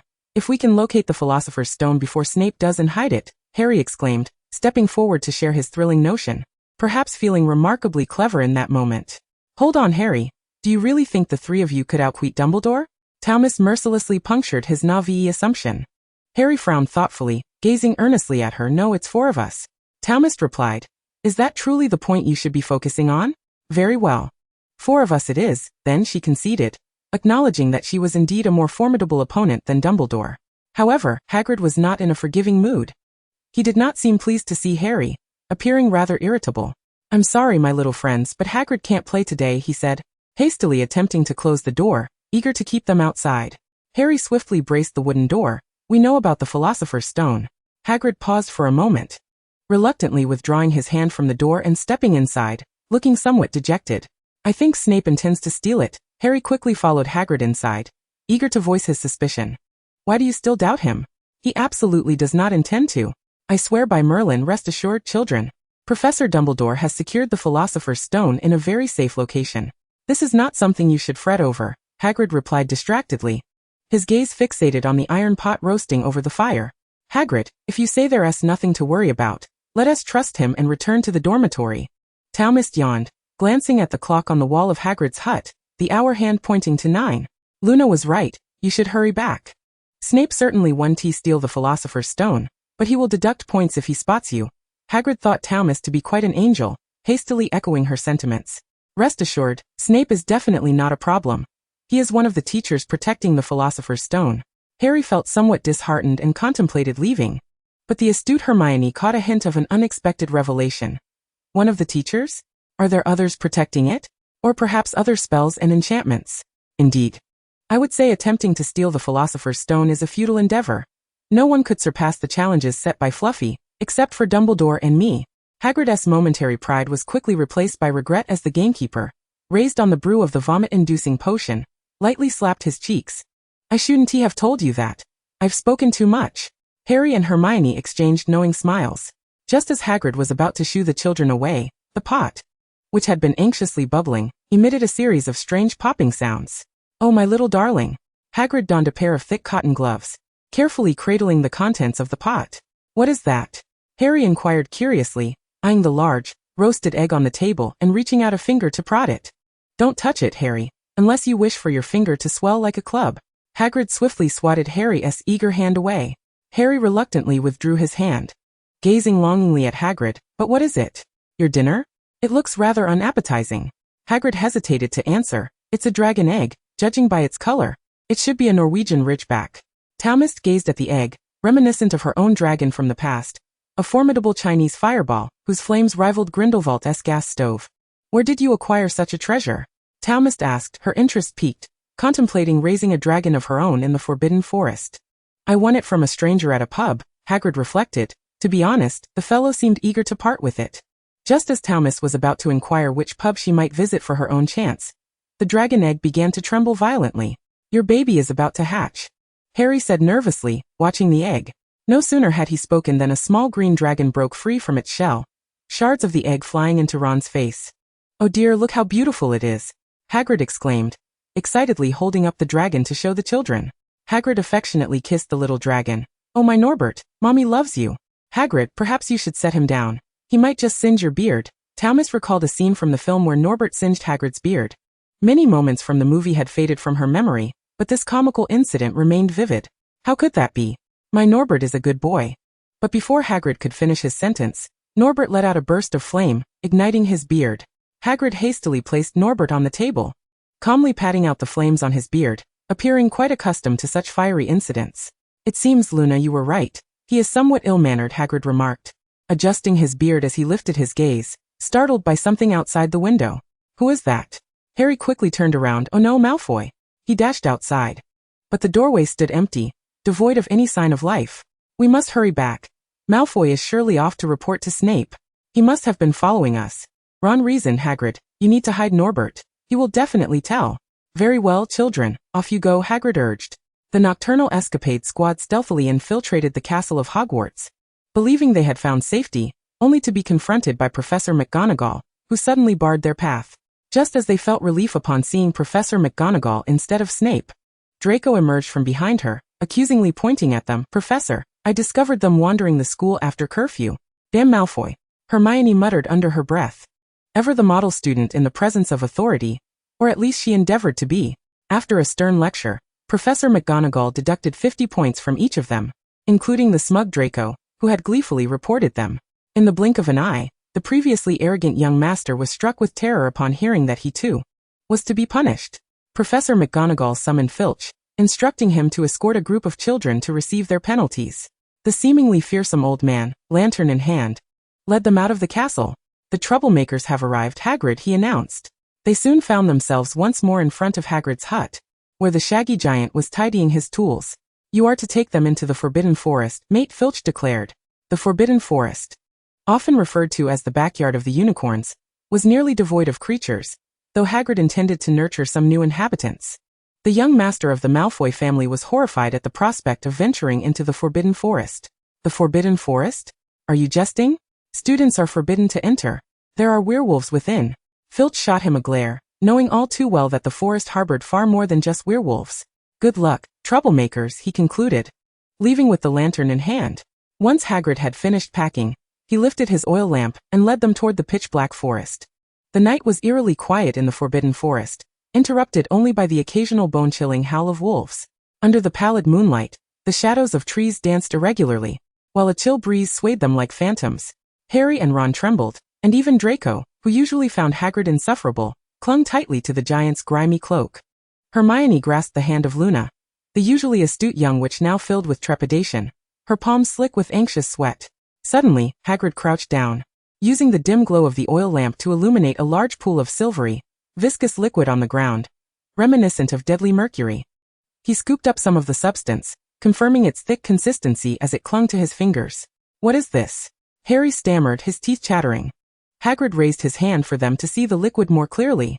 This is why we are here. It is the blood of a unicorn. A few weeks ago, I discovered a unicorn had been slain, and this one appears gravely wounded. Hagrid's expression turned somber, and the howl of wolves echoed ominously once more. Harry and Ron instinctively huddled together, while Hermione clutched Luna's arm tightly. Only young Malfoy stood alone, trembling, unable to seek solace from Hagrid's side.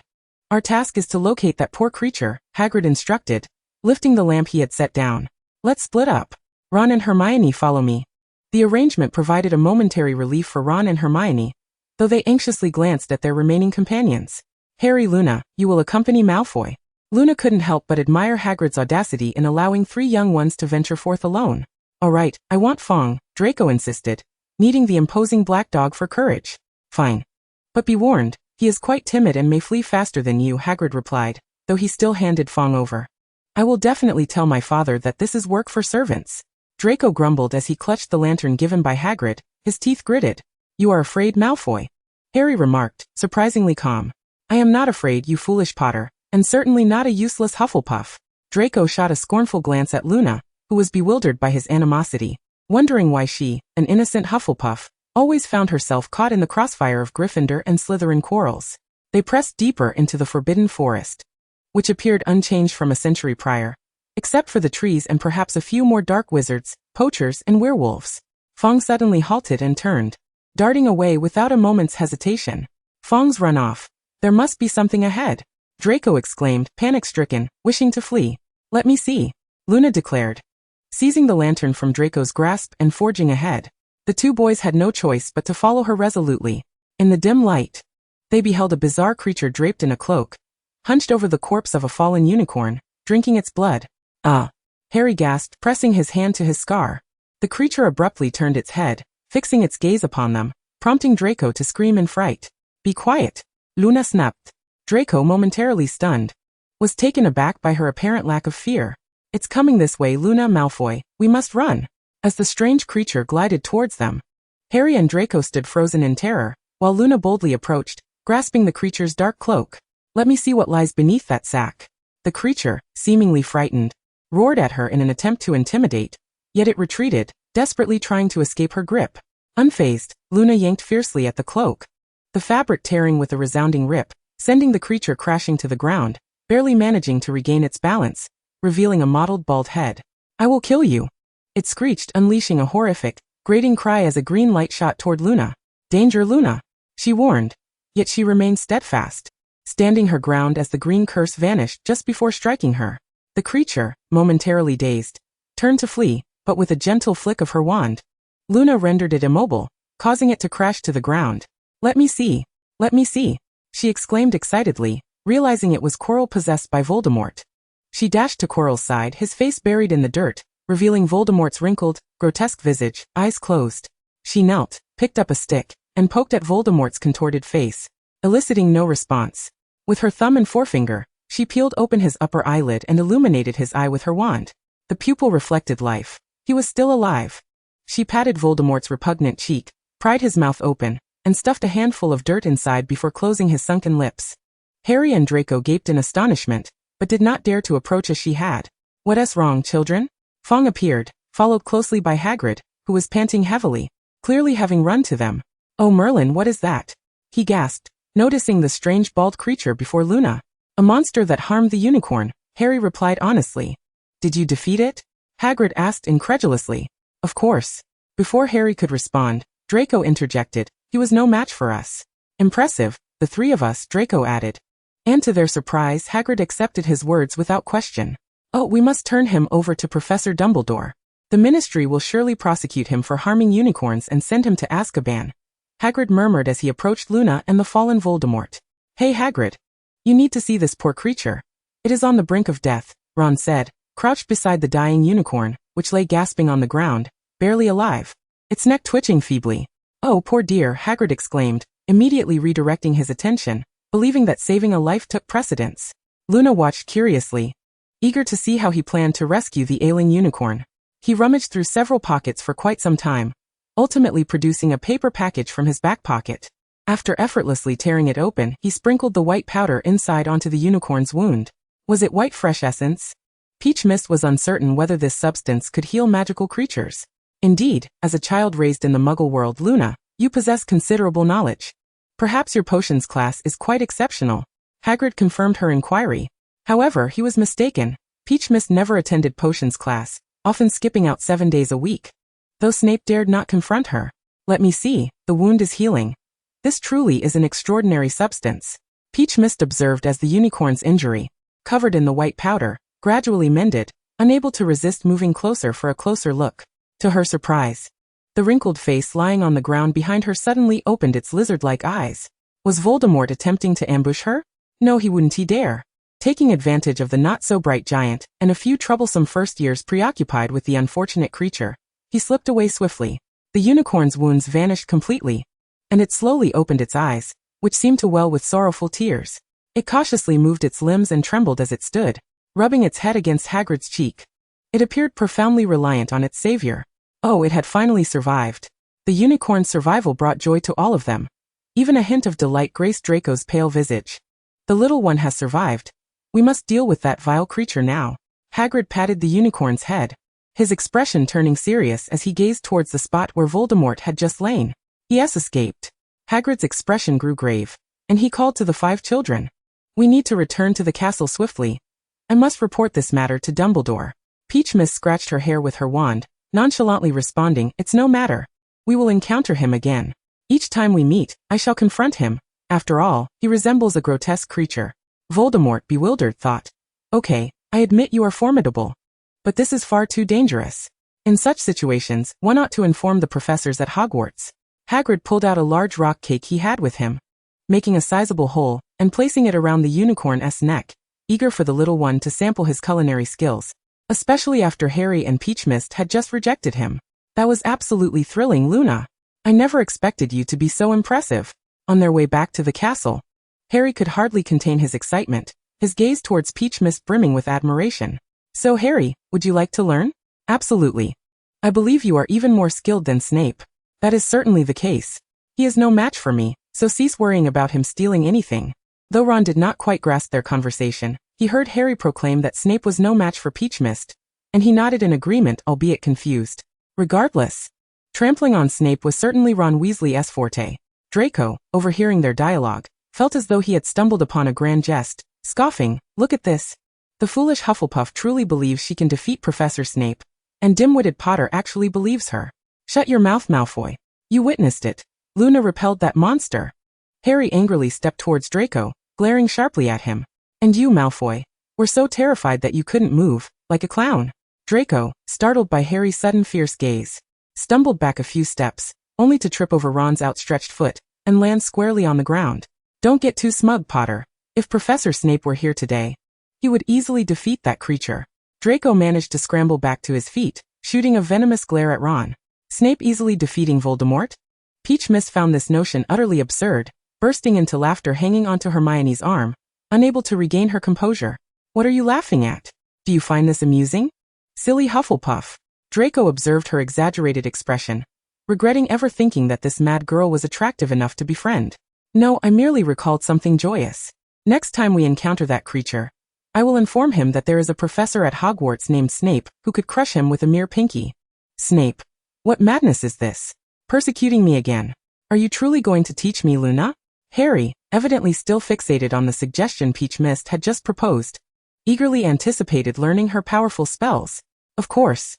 I believe you possess great talent, Harry." Peachmist nodded. While ancient magic was innate and beyond her ability to teach him, the deadly dark arts were certainly within her reach to impart. This year, a modest goal. Harry shall take on 10 Snapes. "What are you two discussing?" Ron was increasingly perplexed, wondering how a first year could teach another first-year spells, one daring to teach, the other daring to learn. "Nothing. It's a secret between Harry and me." Peachmist winked at Harry, signaling him to keep it under wraps. Harry, charmed by her adorable gesture, felt a blush creeping onto his pale cheeks and nodded vigorously. Peachmist gazed at Harry's exquisitely handsome face, envisioning how he would appear under her careful guidance. His black hair barely brushed his eyes, his green pupils exuding a cold aloofness, his fair complexion devoid of any expression. Enveloped in a black cloak that concealed his tall frame, slender fingers gripping the elder wand, its tip flickering with brilliant green light. Absolutely stunning. He rivals even the hairless Riddle and the peak of the white-haired chicken. Simply perfect. The savior who wields dark magic is 24K pure handsome. Chapter 15. The First Step into Darkness. Peachmist's execution was undeniably strong. After all, in her past life, she was a top-tier scholar, possessing no trace of procrastination. When she vowed to teach Harry, she meant every word. The day after their return from the Forbidden Forest, she dragged Harry, who had only taken a couple of bites of breakfast, out of the Great Hall. The venue they occupied was, of course, the Room of Requirement. They certainly could not ask Professor Flitwick to lend them the potions classroom to learn dark magic. Harry's thick glasses reflected the light, and he appeared exceedingly excited. "I've heard George and Fred mention this place, the Room of Requirement." "Yes, indeed. They must have utilized this room for some mischief." Peach Mist gestured with her wand for Harry to retrieve his wand from his enormous pocket, urging him to commence promptly. Harry obediently produced his wand from the depths of that enormous pocket, gazing intently at Peach Mist. Listen well, Harry. The spell we are about to learn is the killing curse. Harry froze in disbelief, staring at her before whispering, "Isn't that dark magic? I heard Hermione say that it is an unforgivable curse. My parents were." His voice trailed off, growing ever fainter. "Listen, Harry. I know your parents were murdered by Voldemort using this curse. You've seen how others recoil at the very mention of his name. He can be resurrected. So, tell me, how will you confront him? Harry, how will you confront him?" Peach Mist's hands rested behind her back, her body slightly leaning forward. Her pale blue eyes faintly glimmering with a red hue. She exuded an innate aura of strength and authority that sent shivers down Harry's spine. A voice in his mind fervently screaming, "Trust her. Submit to her. The levitation charm? Transfiguration? Or perhaps the pranks you learned from George and Fred?" Her gaze bore no trace of concealment, only disdain and malice. Harry closed his eyes, wrestling within himself, torn between being the obedient student adored by all, or becoming a formidable figure that instilled fear. In truth, he was unaware that even if he did nothing but diligently study, like any other student at Hogwarts, he would still be ensnared in an endless maelstrom of conflict, enduring unwarranted insults and vitriol, simply because he was Harry Potter. Within the room of requirement, only the faint sound of a pendulum slicing through the air could be heard. As if an eternity had passed, Harry exhaled deeply, opening his eyes with a resolute gaze. "I aspire to become a formidable force, even surpassing Voldemort." Tao Wu was quite pleased. Her profound understanding of the tragedy in the original narrative was that the weak deserved to be trampled upon. It must be said that Harry indeed possessed a natural talent for dark magic, and his dedication had even surpassed Hermione's, often sneaking into the room of requirement at the dead of night to practice the killing curse. In less than a week, he had already mastered the ability to obliterate a 2-meter stone with the killing curse, although he had yet to test it on a living being. Tao Wu believed he was nearly ready. With so many Death Eaters about, Harry would surely have an opportunity to practice on a couple. Tao Wu was not idle either. As Harry honed his skills, she too immersed herself in her studies. By the time Harry successfully executed the killing curse, she had already developed the Avada Kedavra variant, capable of unleashing 50 curses in one sweep with a single wand. Were Dumbledore to discover that they were fervently refining their proficiency with the killing curse in the room of requirement, he would likely have them both bundled up and dispatched to Azkaban by nightfall. "I read in a book that the Ministry of Magic monitors our wands. Using an unforgivable curse would get us caught and imprisoned in Azkaban." Harry skillfully unleashed the killing curse once more, shattering the practice dummy Tao Wu had prepared for him. Yet he appeared somewhat troubled. "No need to fret. If they were coming, they would have already apprehended us." Tao Wu deftly conjured a larger, mobile practice dummy. She had long since enchanted their wands to evade the Ministry's monitoring. It must be said that the Ministry's oversight was rather futile, as it only targeted the weak. What powerful wizard would still rely on a wand? Harry paid no mind, continuing to aim at the moving dummy. After all, he believed whatever Tao Wu said. "By the way, Harry, you should refrain from practicing tonight. You've done enough for now," she remarked, observing the once again pulverized dummy. If Harry were to encounter Snape at midnight and in a moment of panic, inadvertently cast an Avada Kedavra, it would be a grave misstep. After all, even if Harry was not yet Snape's equal, it was certain that Snape would not regard first-year Harry with any seriousness. She held no fondness for Snape. Yet she did not wish to take a life. "Very well," Harry nodded in agreement. "Hey Harry and Luna. George, come quickly, you won't believe who I've caught." Just as Tao Wu and Harry exited the room of requirement, they were seized by the arm, and judging by the exaggerated voice, it could only be Fred. "Harry, Luna, what are you doing here?" George jogged over to them, scrutinizing their expressions. "It's a secret, sorry George, Fred, but I cannot divulge that." Harry declined to answer their questions. "Little Ron mentioned that he has been unable to find you lately. Have you been with Luna in the room of requirement?" George looked at them with an ambiguous expression. "Are you too?" Tao Wu thought he was lost in a sea of pink bubbles when Fred chimed in. "Are you two secretly concocting explosives to blow up the school?" Tao Wu and Harry exchanged a glance, impressed by Fred's wit. "That's unnecessary. If we were to blow up the school, I certainly wouldn't enlist Harry. Don't you think it would be far more effective to recruit Finnegan?" George scratched his head. "Oh, you're right, Luna. Wherever Seamus is, there will surely be an explosion. He must be a genius. What are you planning to do?" Harry inquired, eyeing the small glass vial in Fred's hand. "Oh, George saw in Hermione's notes that Phoenix tears can heal all wounds. Dumbledore has one. And we intend to give it a try," Fred said proudly, shaking the vial in his hand. Dumbledore's phoenix? Fawkes. I've seen him in his office. But how do you plan to procure Fawkes' tears? I've never seen him cry. Harry's question rang out loudly, leaving the Weasley twins momentarily stunned as they exchanged glances. Perhaps you could give Fawkes a good thrashing to make him cry, but Dumbledore would likely retaliate by sending you both back to Mrs. Weasley, Tao Wu teased. Make him cry? Oh Merlin, George, did you hear that? What a brilliant idea. Yes, Fred, that is truly splendid. Thank you, Luna. You are indeed the genius here. The brothers grasped Tao Wu's hand in gratitude before dashing away. Tao Wu watched their retreating figures in silence for a prolonged moment. Then slowly remarked to Harry, let us hope they do not actually attempt that. I agree. Chapter 16. Whether to do or not to do. After parting ways with Harry at the stairwell near Gryffindor Tower, Tao Wu did not return to her dormitory. Instead, she turned back towards Dumbledore's office. Curious to see how the Weasley twins intended to coax tears from Fawkes. The spiral staircase to the headmaster's office stood ajar, indicating that someone had successfully infiltrated. Today, Dumbledore was not present at Hogwarts. During potions class, Snape had inadvertently revealed that he had matters to attend to at the Ministry of Magic. It was uncertain if the Weasley twins were still inside. Tao Wu leaped into the headmaster's office, which remained pristine. Had the door not been open, one would hardly suspect anyone had entered. Those two rascals. Fawkes, fear not. I shall certainly report your mistreatment to Dumbledore. Upon landing, Tao Wu heard the Sorting Hat's voice reverberating through the office, akin to a rusty gong. It seemed the Weasley twins had indeed departed. She stepped further into the office, moving towards the source of the sound, where several disheveled red feathers were strewn across the desk and floor. A delicately crafted golden birdcage hung at the edge of the desk, the crimson bird inside drooping its wings and languishing, its feathers in disarray.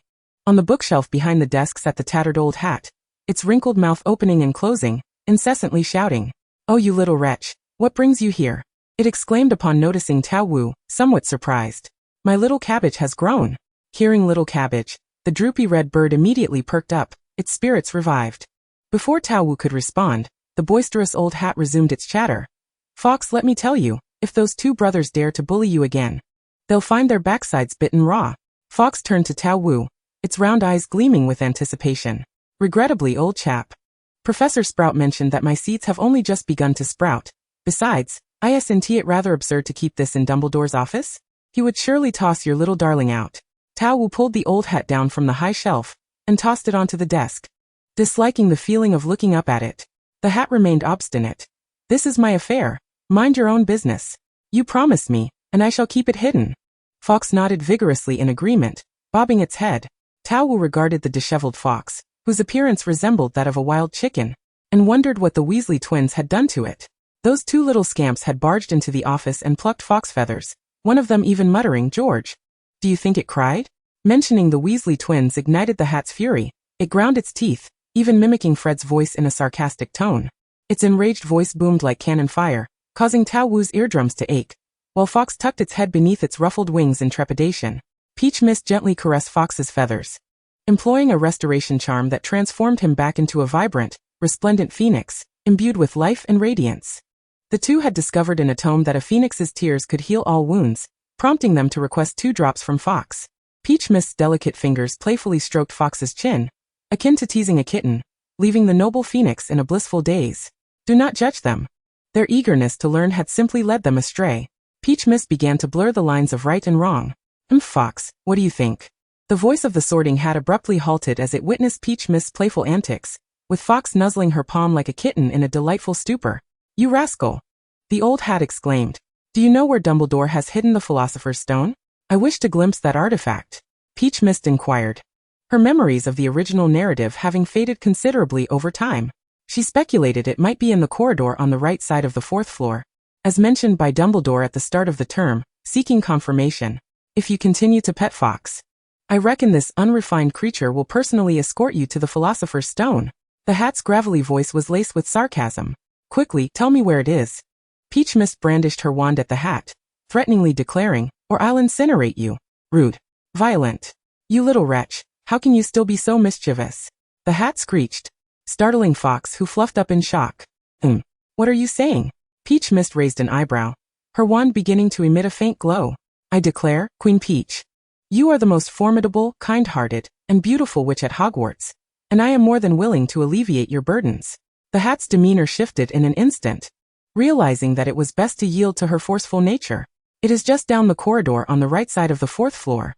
That should pose no challenge for you. Peach Mist retracted her wand and smoothed Fox's feathers. What is Fluffy? A 3-headed dog. A peculiar creature brought back by that oaf Hagrid. The last time Hagrid brought it to the office, it drooled all over me. It was revolting.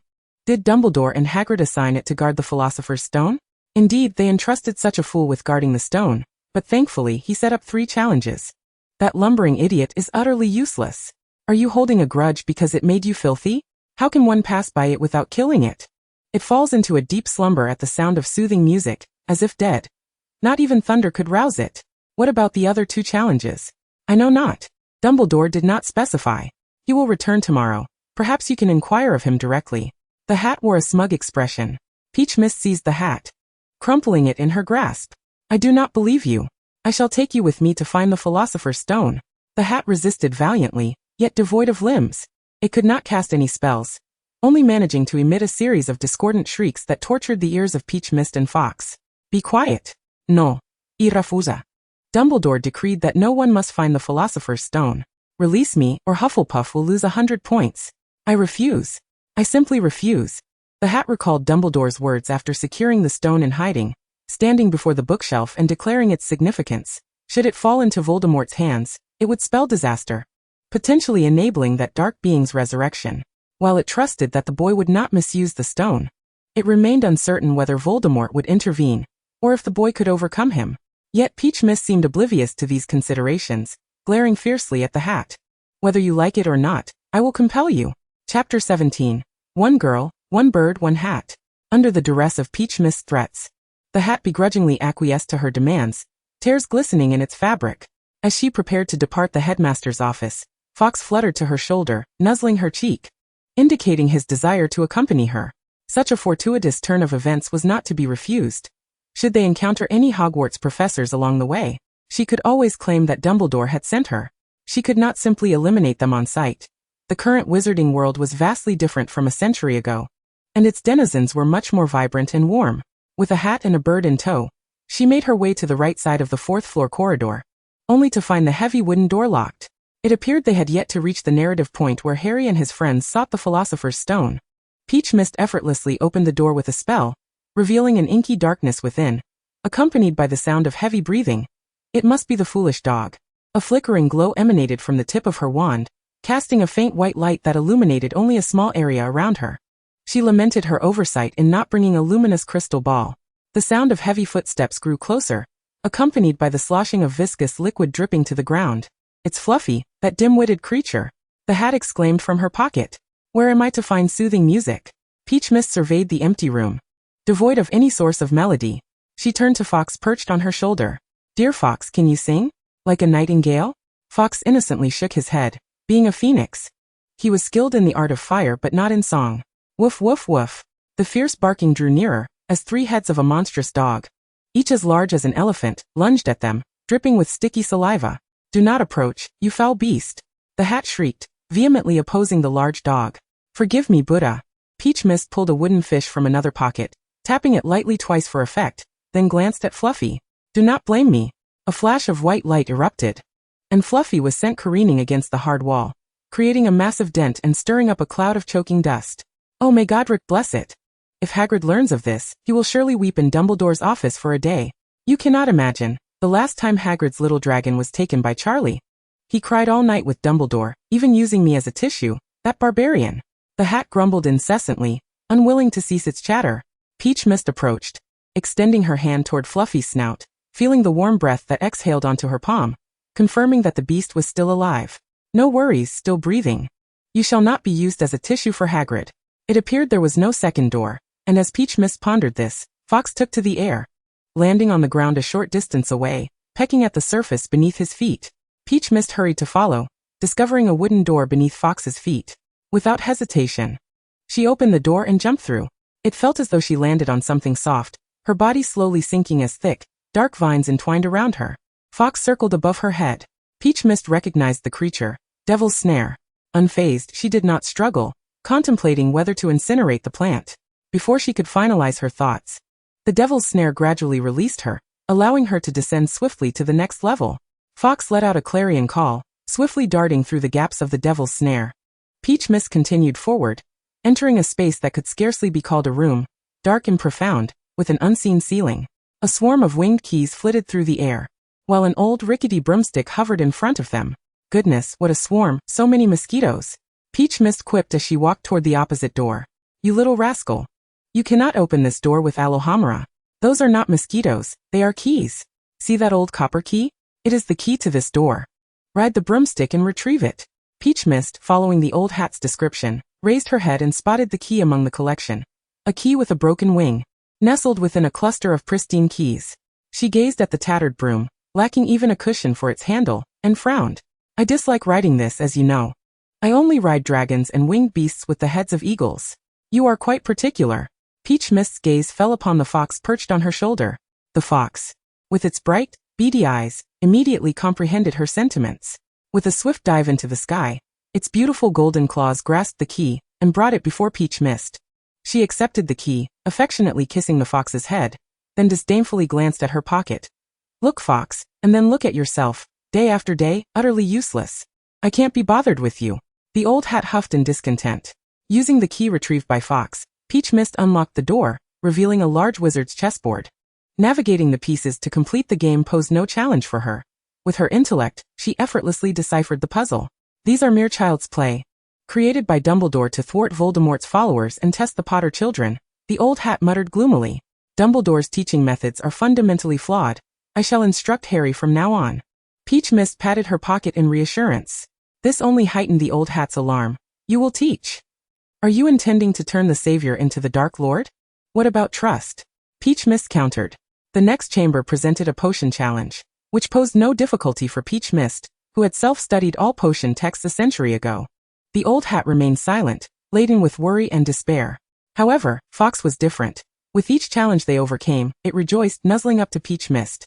If Dumbledore were present, he would surely be aghast, for in just one day, his phoenix had chosen to associate with a human. Before them lay the final challenge, with the Philosopher's Stone awaiting. As Peach Mist prepared to open the last door, the old hat gloomily remarked, "The final challenge? Did you not say there were only 2? By now, there have been at least 3 or 4. And there is still more," Peach Mist exclaimed, pulling the old hat from her pocket. "What is the final challenge?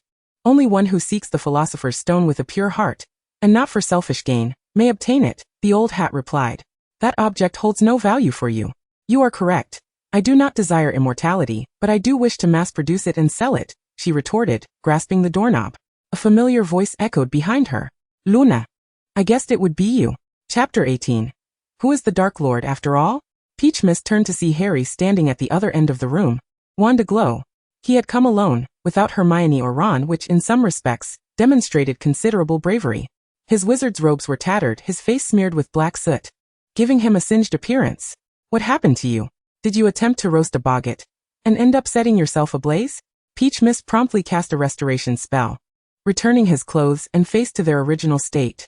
"No, I fell from the floor at the boggart's place and got ensnared by some strange vines. I suspect the plant might be afraid of fire," Harry explained, shaking his hand and admiring his now whole robes.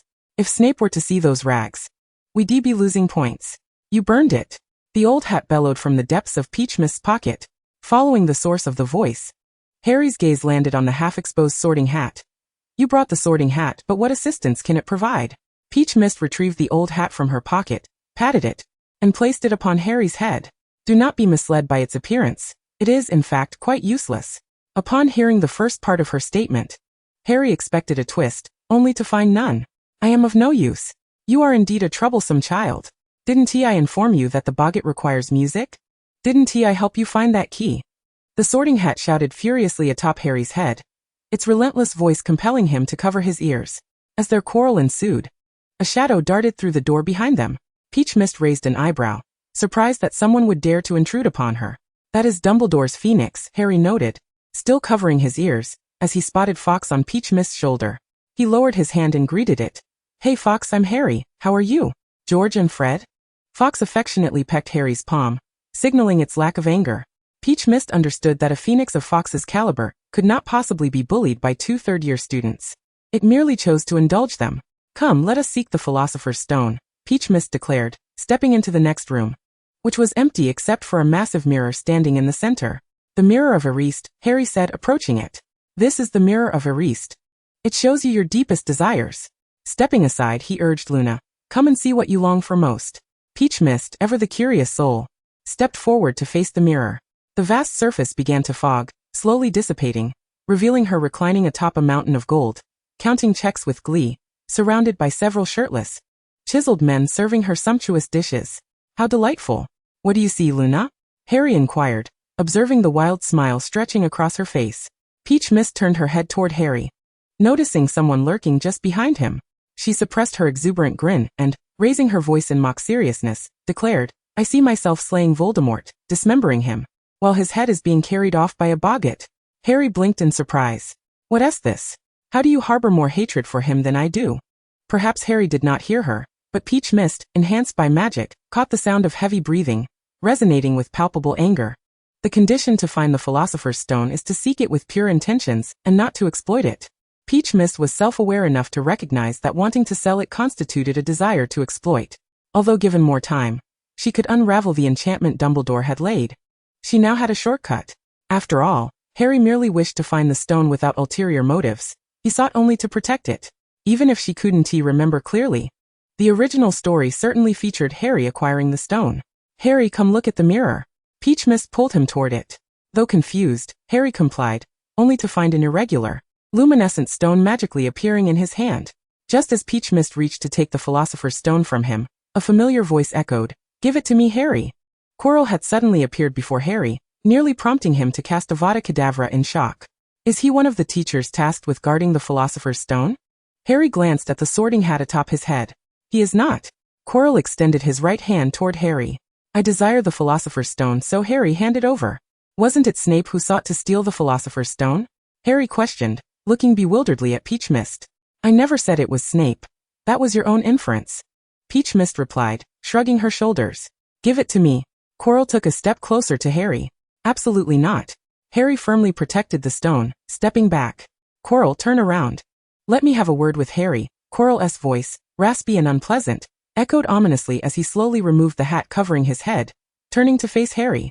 A pungent and unpleasant odor of garlic suddenly invaded the entire room. Tao Wu speculated that the stench had not been so intense during their previous encounter in the Forbidden Forest. Likely because the forest was an expansive area that allowed for the dissipation of such smells, coupled with the fact that he had just feasted upon a unicorn.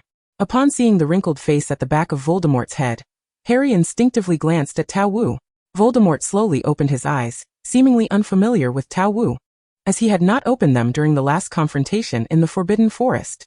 Harry, he called out in a voice that was as unpleasant as a shriek, but was immediately interrupted by Tao Wu. Harry, he is Voldemort. He was the one who harmed the unicorn last time in the Forbidden Forest. Don't waste your breath on him. Take him down. Without hesitation, Harry drew his wand and aimed it at Voldemort. Avada Kedavra. Voldemort was evidently taken aback by his actions. But fortunately, Quirrell nimbly took him out of harm's way, evading the killing curse from the savior.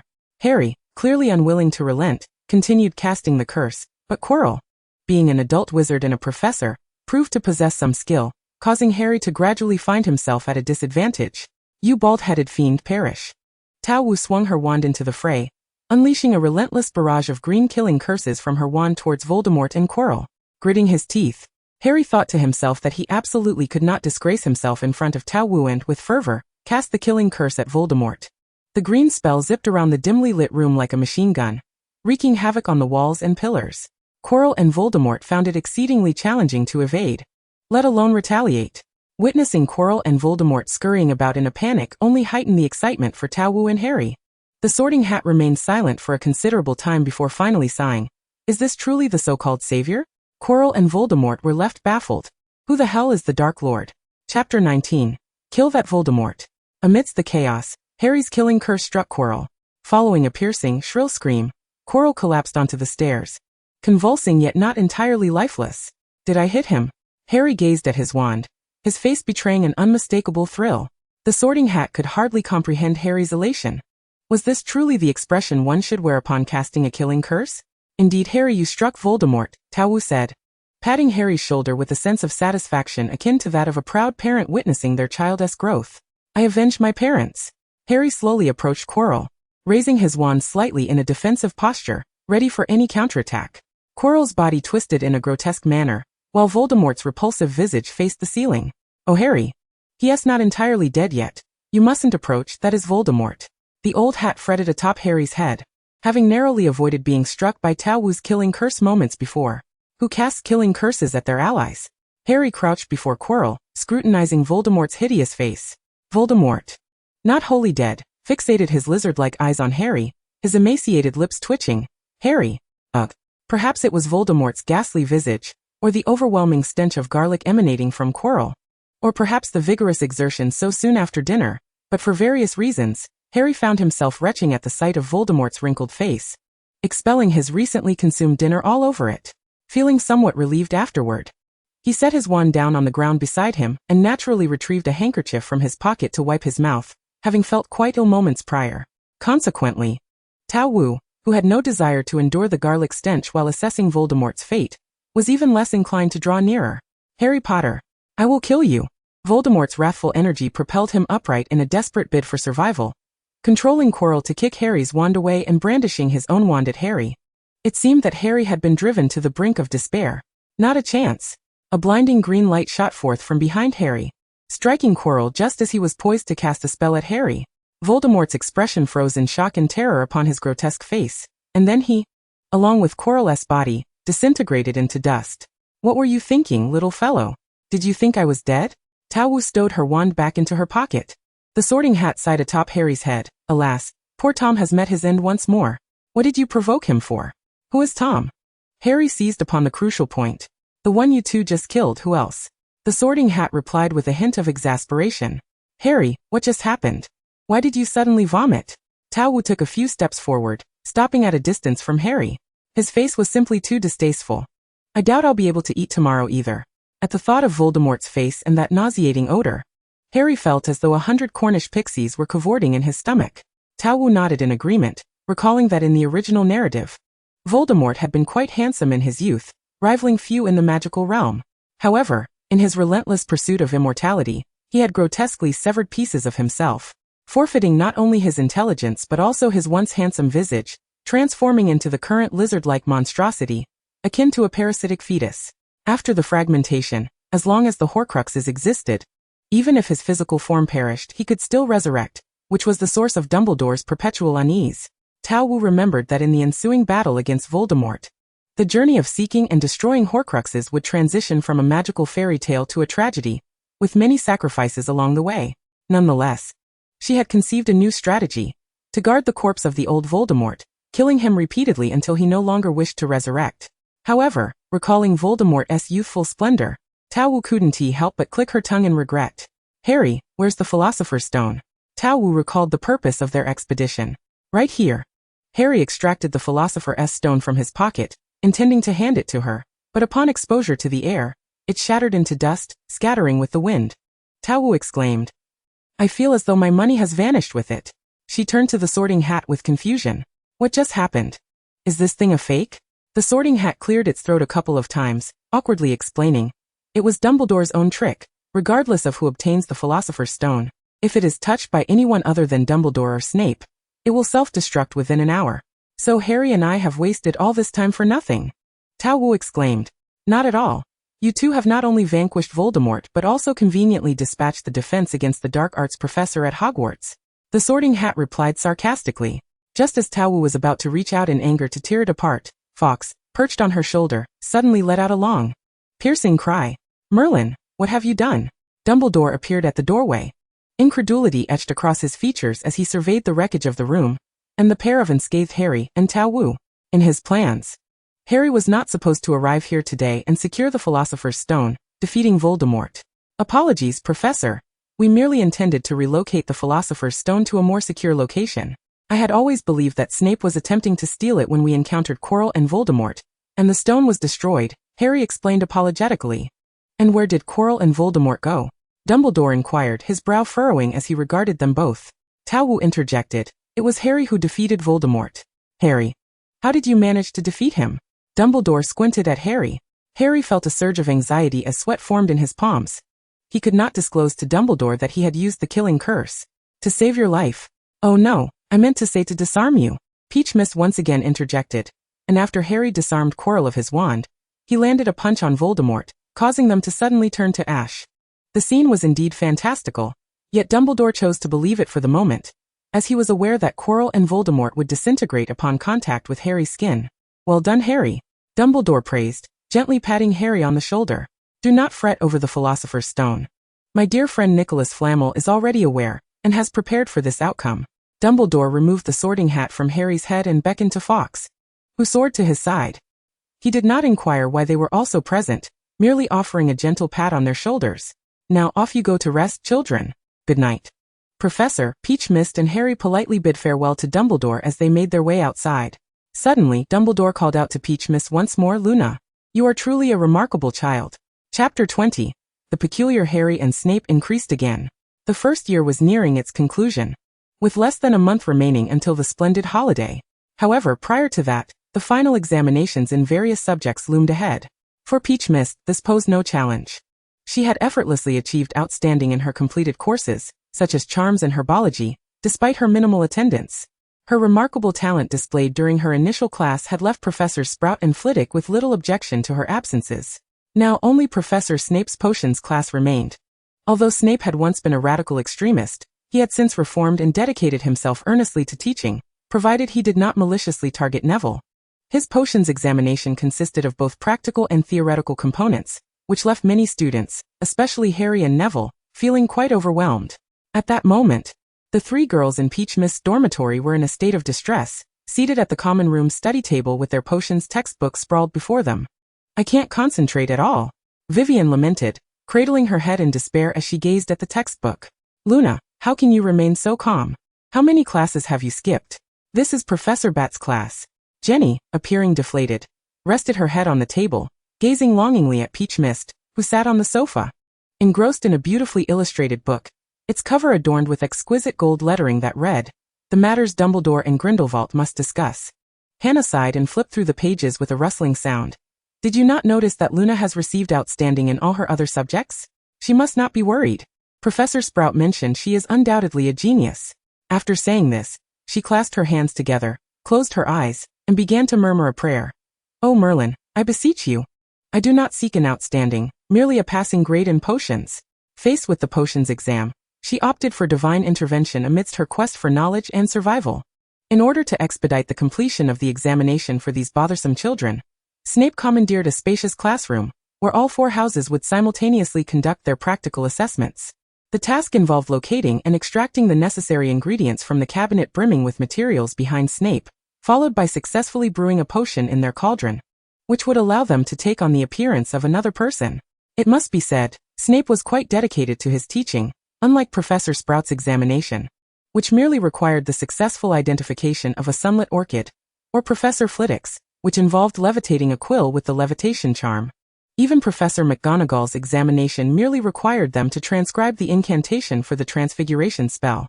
Snape was truly raising the stakes for these first-year students, who had been basking in their success in other subjects. "The materials are in the cabinet behind me. You have 1 hour. Understood?" Snape stood at the front of the classroom, stating that any individual could be chosen as the transformation target, as long as they succeeded.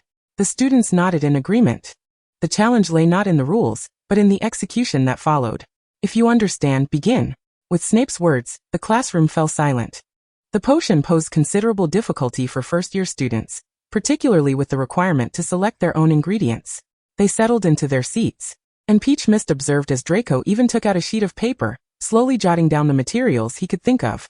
Hermione closed her eyes to recall, while Harry and Ron exchanged puzzled glances, resulting in Harry receiving a fierce glare from Snape. Without hesitation, Peach Mist approached the cabinet behind Snape, instinctively tapping on its surface before picking up a brass tray to gather her ingredients. Gillyweed, leeches, spotted tiger lily, knotgrass, powdered bicorn horn, the shed of an African tree snake, and a strand of hair from my transformation target, Peach Mist muttered softly as she selected her ingredients. Her quiet murmurs went unheard by the other students, and since all her choices were correct, Snape did not intervene. When Harry noticed Peach Mist tapping on the cabinet, he glanced up at her. Their long-standing camaraderie enabled him to easily read her lips, and he diligently wrote down the ingredients she had just mentioned. "Peach Mist, attempting to mentally prepare herself while gazing at Snape's greasy hair, finally mustered the courage to speak. "Professor, I need a strand of your hair." Snape plucked a hair from his head and tossed it into her tray, all the while rolling his eyes at her evident disdain. With a complex mix of emotions, Peach Mist returned to her seat with the ingredients and Snape's hair, repeatedly washing the strand with soapy water. At that moment, Hermione and Draco approached to select their own materials. When Harry saw Draco clutching a scrap of paper while Snape remained silent, he too took his own list and approached the cabinet. The three of them likewise sought Snape's hair. With her ingredients measured and the heat adjusted, Peach Mist awaited the successful brewing of her potion. She surveyed the classroom, estimating around 200 students. She pondered how Snape would soon lose 300 hairs, and felt a twinge of concern for whether he might transform from oily-haired to bald. However, the thought of witnessing a classroom full of Snape lookalikes in a matter of minutes was simply too amusing. When she cast her gaze back toward the front, she observed Harry, taking advantage of Draco's distraction, subtly knocking the strand of Snape's hair from Draco's tray onto the floor, swiftly replacing it with a black hair from his pocket. This maneuver left Peach Mist utterly astonished. She knew Harry and Draco had their differences, but she had not anticipated such underhanded tactics. The bubbling sound and unpleasant odor emanating from her cauldron indicated that her potion was ready. "Professor, I have completed it." Peach Mist raised her hand, calling out to Snape amidst the astonished and admiring gazes of her peers. Typically, students would take their potions to the front for Snape to inspect, but he dared not impose upon this unpredictable child. Striding over to her side, he requested, "Please show me your potion." Peach Mist, under Snape's bewildered gaze, presented the steaming cauldron in her bare hands. "Are you made of iron?" Snape inquired incredulously. The potion's aroma, color, and consistency were all deemed perfect, prompting a satisfied nod from Snape. Furrowing her brow and pinching her nose, Peach Mist took a sip, instantly transforming into a version of Snape clad in Hufflepuff robes. The sight of another person, identical to him in every respect, wearing the yellow scarf, struck Snape as profoundly unsettling. Given that Miss Luna has flawlessly completed the polyjuice potion and successfully transformed into my likeness, Hufflepuff receives 10 points. And Luna's practical score is recorded as outstanding, Professor Snape announced as he strode back to the front of the classroom. Gradually, students approached to select their ingredients, commencing the brewing of their own potions, including Gryffindor's Neville and Seamus. Snape instinctively took a few steps back, as Seamus's seat was located in the very front row directly facing him. This arrangement was made by Professor McGonagall, who deemed it safer for Seamus, with his propensity for spontaneous explosions, to be under Snape's vigilant gaze. Soon Harry and Hermione also successfully completed their potions, thus adding two more Snape-like figures clad in Gryffindor robes to the classroom, which only heightened Snape's sense of absurdity. Draco followed suit, finishing his potion, and Snape exhaled in relief as he beheld the polyjuice potion Draco presented. Thankful for the addition of another Slytherin Snape, Draco closed his eyes and gulped down the potion. But predictably no Snape appeared. Meow, a black cat lounged upon the desk in the front row, leaving Snape bewildered. Why did his hair result in the transformation into a black cat? Did Draco possess some hidden attribute? Just as Draco prepared to leap off the desk, an explosion erupted. Seamus's cauldron detonated, sending a plume of gray smoke soaring into the air. As the smoke cleared, Draco's fur was disheveled, resembling a cat that had just returned from coal mining in Africa. Snape disdainfully waved a hand in front of his nose and directed his gaze at Draco. "Reveal your true form." The now human Draco appeared even more disheveled, his clothes coated in ash and torn in several places. His formerly neatly styled light blonde hair now stood on end, resembling an inverted broom. Laughter erupted among the students. Even Seamus, the instigator of the chaos, could not contain his mirth, and the classroom was filled with a joyful atmosphere. "Did you just replace his hair with cat fur?" PMO whispered to Harry. Students who had completed the exam were permitted by Snape to wait in the corner of the classroom, conversing quietly without disturbing others. "It's hair that Professor McGonagall shed when she transformed into a cat." Harry leaned closer, replying in a hushed tone.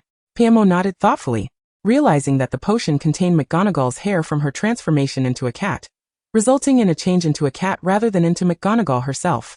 What curious knowledge of magic had been added?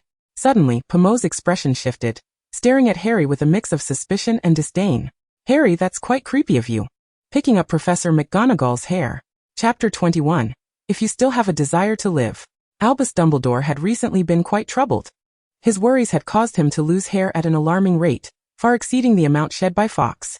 Particularly after hearing reports from the professors that PMO and Harry had both achieved outstanding grades, His anxiety reached its zenith. He had initially believed they would at least face some challenges under Snape's scrutiny. Yet Snape had awarded them the exemplary mark of O, confirming their exceptional talents. Even Hermione and Draco received only an A from Snape. However, this was not a cause for celebration. The last individual of such remarkable caliber had been Tom Riddle, who had taken on the sinister moniker of Voldemort. The one before him, whose name Dumbledore did not recall, was a dark wizard from a century ago, known for crying at night as a child, a habit that led Dumbledore's wife to frighten him, warning, "If you continue to cry, the Dark Lord will come and eat you." PMO, I don't eat children, that's disgusting. On the last day of their first year, with no classes during the day, PMO and Harry clandestinely slipped out of Hogwarts and ventured to Diagon Alley. She aspired to open a shop there, having conducted market research revealing a severe lack of potion shops due to the scarcity of proficient potion masters. True masters of potions like Snape were unparalleled in the magical world. Of course, she considered herself superior to Snape, possessing her own unique understanding of potions. The shop she had her eye on was situated next to Gringotts, the sole bank in the magical realm, centrally located in Diagon Alley. It was a 3-story Gothic building, with several white doves and black crows perched upon its gray roof, an odd yet harmonious sight. 2 massive stone lions guarded the entrance, reminiscent of the lion on the Gryffindor crest. The glass doors refracted splendid rays of light in the sunlight, exuding an air of opulence. PMO effortlessly dispelled the door lock with magic, and boldly entered alongside Harry. The grand hall on the first floor featured a soaring ceiling adorned with 8 magnificent crystal chandeliers, while the gilded floor gleamed luxuriously under the illumination. The crystal display cabinets sparkled brilliantly, imparting an unmistakable impression of affluence. For acquisition inquiries regarding this establishment, please contact Gringotts' representative, Grip Hook. Harry read aloud from a black wooden sign painted in white letters, waving it towards PMO. She stood at the innermost counter, where the rusty money chest beneath it bore an eroded plaque with barely legible engravings. She extended her finger to trace the letters and rust patterns. Noticing her engrossed in examining the chest without responding, Harry jogged over, holding the wooden sign. "Luna, look here. It says to contact Grip Hook at Gringotts. I remember him. He seemed quite shrewd when I met him last time with Hagrid." PMO turned back, naturally accepting the wooden sign Harry offered. "Then let us head to Gringotts now." Although PMO lacked funds, when she expressed her desire to open a shop for profit, Harry assured her he had plenty of money, and even showcased his Gringotts vault key. In the wizarding world, even children could purchase and operate shops if they had the capability. PMO and Harry proceeded towards a tall white building located less than 30 meters from the store. The first gleaming bronze door of Gringotts stood guarded by goblins dressed in scarlet uniforms adorned with gold. Inside lay a silver door inscribed with a plethora of words, which PMO deemed too lengthy to read. Upon passing through the silver door, they entered a spacious marble hall where approximately 100 goblins busily recorded transactions at a long counter, some weighing coins on scales, others inspecting gems with magnifying glasses. At the front counter sat a goblin in a suit, whom PMO surmised to be Grip Hook. "Ah, Mr. Potter, what a surprise to see you here. Shouldn't you be at Hogwarts?" Grip Hook observed from atop a high stool, looking down at Harry. "Sir," Harry stepped forward, preparing to make an inquiry politely. PMO moved in front of him and, with a decisive slap, placed the wooden sign on the table before Grip Hook. "I wish to acquire this shop." Grip Hook regarded the somewhat imperious girl before him with surprise. "This shop is priced at 55,000 galleons. He then glanced at Harry. "I recall Mr. Potter has a deposit of 55,000 galleons at Gringotts. Will Mr. Potter be withdrawing it for this purchase?" "Yes." Harry unhesitatingly produced his exclusive Gringotts key and placed it before Grip Hook. "Oh, thank you for your generosity, Mr. Potter." Grip Hook extended his wrinkled hand towards the key. However, a delicate hand swiftly intercepted him, clutching the key instead. PMO glanced at the key in her hand. "One moment, sir. I have some questions to ask you." "Oh. Please proceed." Grip Hook nodded. "Who was the original owner of this shop?" Rang raised his eyes skeptically towards Tao Wu, declaring, "This matter is trivial, miss. What truly matters is that Mr. Potter hastens to make the payment to acquire the keys and the deed to the shop." He paused, then continued with an unsettling air of disdain. "After all, this establishment is not solely desired by you. Mr. Malfoy and Mr. Greengrass have also arranged to meet me, eager to discuss the neighboring shop, given its prime location and impeccable facilities." Rang held the 2 children in contempt, and Tao Wu discerned that he had deliberately inflated the price, exploiting their seemingly vulnerable position. Upon hearing Rang mention the Malfoy family's interest in purchasing the shop, a wave of revulsion washed over Harry. He glanced at Tao Wu, contemplating suggesting they simply buy it outright, sparing themselves further discussions on pricing and the shop's history. With a scoff, Tao Wu casually tossed a small metallic object onto the table. This was taken from the counter of the neighboring shop. Open your eyes and see clearly what is inscribed upon it. A black metallic fragment, glimmering faintly, lay quietly before them, inscribed with the unmistakable letters, Potter. Upon seeing the fragmented letters, she had immediately deduced the identity of the previous owner of the shop, prying off the nameplate and magically restoring the missing letters. What is this? Harry asked, his gaze fixed on the plaque. He was aware of his family's wealth, yet he had not anticipated such opulence. To profit from Harry Potter's inheritance, you possess quite the entrepreneurial spirit. Yet do you not fear the late Mr. and Mrs. Potter might pay you a nocturnal visit? Tao Wu lightly tapped her fingers against the countertop, her expression regarding Rang as if he were an inanimate object. Rang felt a shiver run down his spine. He had not anticipated that a mere first-year student could exert such psychological pressure upon him. This is a mandate from the Ministry of Magic following the Potter's demise. I am fully authorized. Cease this unreasonable behavior and vacate the premises. Rang trembled as he pressed a bell at his side. The goblin guards, wielding daggers, rushed in from the corridors, intending to expel the two. If that is how you wish to play, so be it. Tao Wu retorted coldly, flicking her silvery hair back. Her wand tracing a circle in the air, sending the goblins flying like refuse. Rang's complexion turned ashen, trembling as he retrieved his wand from beneath the counter, aiming it at the unsuspecting Tao Wu's back. Stupefy. He was too slow. Before he could cast the spell, he was struck by Harry's stunning spell, crashing forcefully against the cold marble wall. Do not resort to such petty antics, Harry commanded, his wand poised, casting a frosty gaze upon the incapacitated Rang. Tao Wu approached Rang's side, seizing the chair he had just occupied and bringing it down forcefully upon his head, blood streaming from the gash atop his skull. Sometimes, the sheer physicality of a muggle's blow can be more gratifying than a spell. The goblins, who had been working in the hall, scurried beneath tables, fearful of the ensuing conflict. Are you still reluctant to return Mr. Potter's inheritance? Tao Wu flung the chair aside, shaking her hand and pressing her wand against Rang's temple. Harry regarded him with a grim expression, knowing Rang could not dare to attempt any further trickery. This is truly terrifying. Is this really a first-year student? Rang, scrambling towards the counter, gasped, I'll return your father's possessions immediately. With trembling hands, he retrieved a property transfer document from a drawer, inscribing the neighboring shop's address and stamping it with his seal.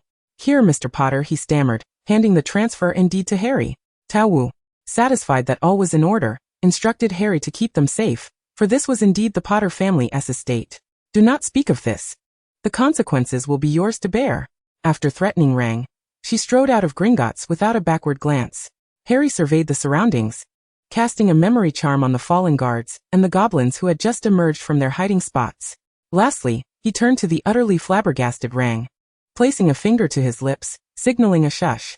If you still hold a desire for life. Chapter 22. The Overwhelmingly Dark Savior. Magic truly is a remarkably convenient tool. Tao Wu dedicated some time to reimagining the shop. The first floor became a sales hall, the second a potion-making workshop, and the third was transformed into 2 rooms, one for herself and one for Harry. It is simply unbelievable. This is indeed my father's house. Harry mused as he sat at the counter, gazing at the deed in his hands. It is not so surprising. I have heard your grandfather amassed a fortune selling magical hair growth potions. This must have once been a shampoo shop. It is getting late, Harry. I believe it is time for us to return. Tao Wu picked up the keys from the table and made her way toward the door. Harry carefully folded the precious documents and tucked them into the inner pocket of his jacket, prioritizing caution, before hastily following her. Tao Wu locked the door and cast a protective charm over the shop, remaining wary of any underhanded schemes Rang might devise.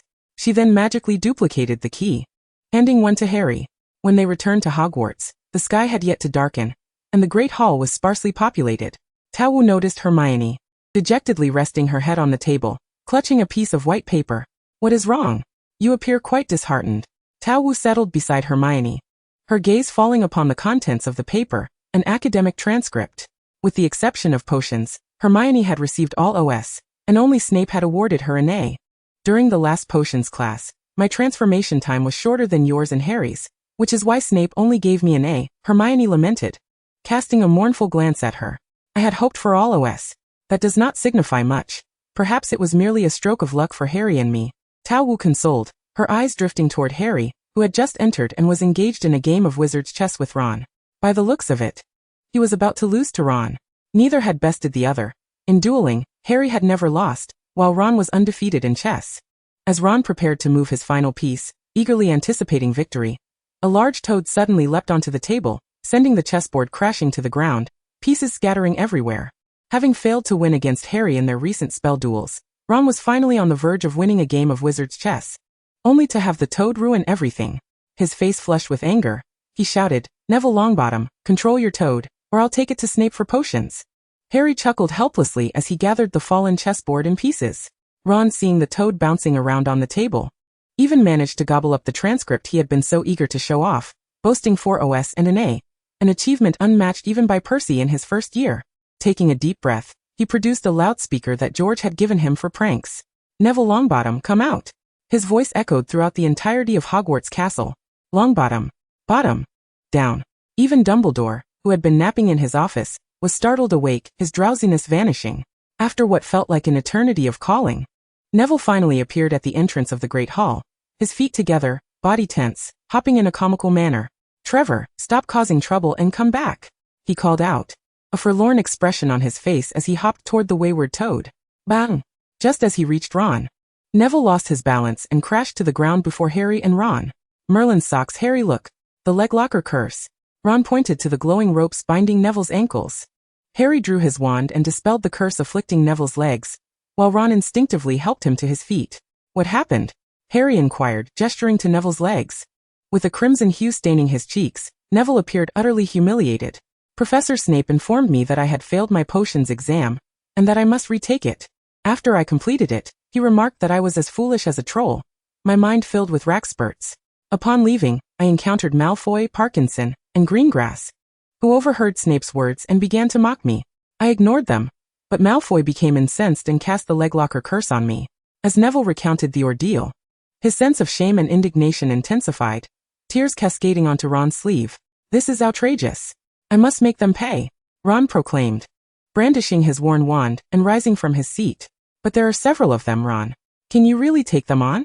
Malfoy and Greengrass excel in their spells," Neville whispered, cautioning him. Ron pursed his lips in contemplation for 3 seconds before rallying his spirit. "Come on, Luna, Hermione, Harry, let us avenge Neville."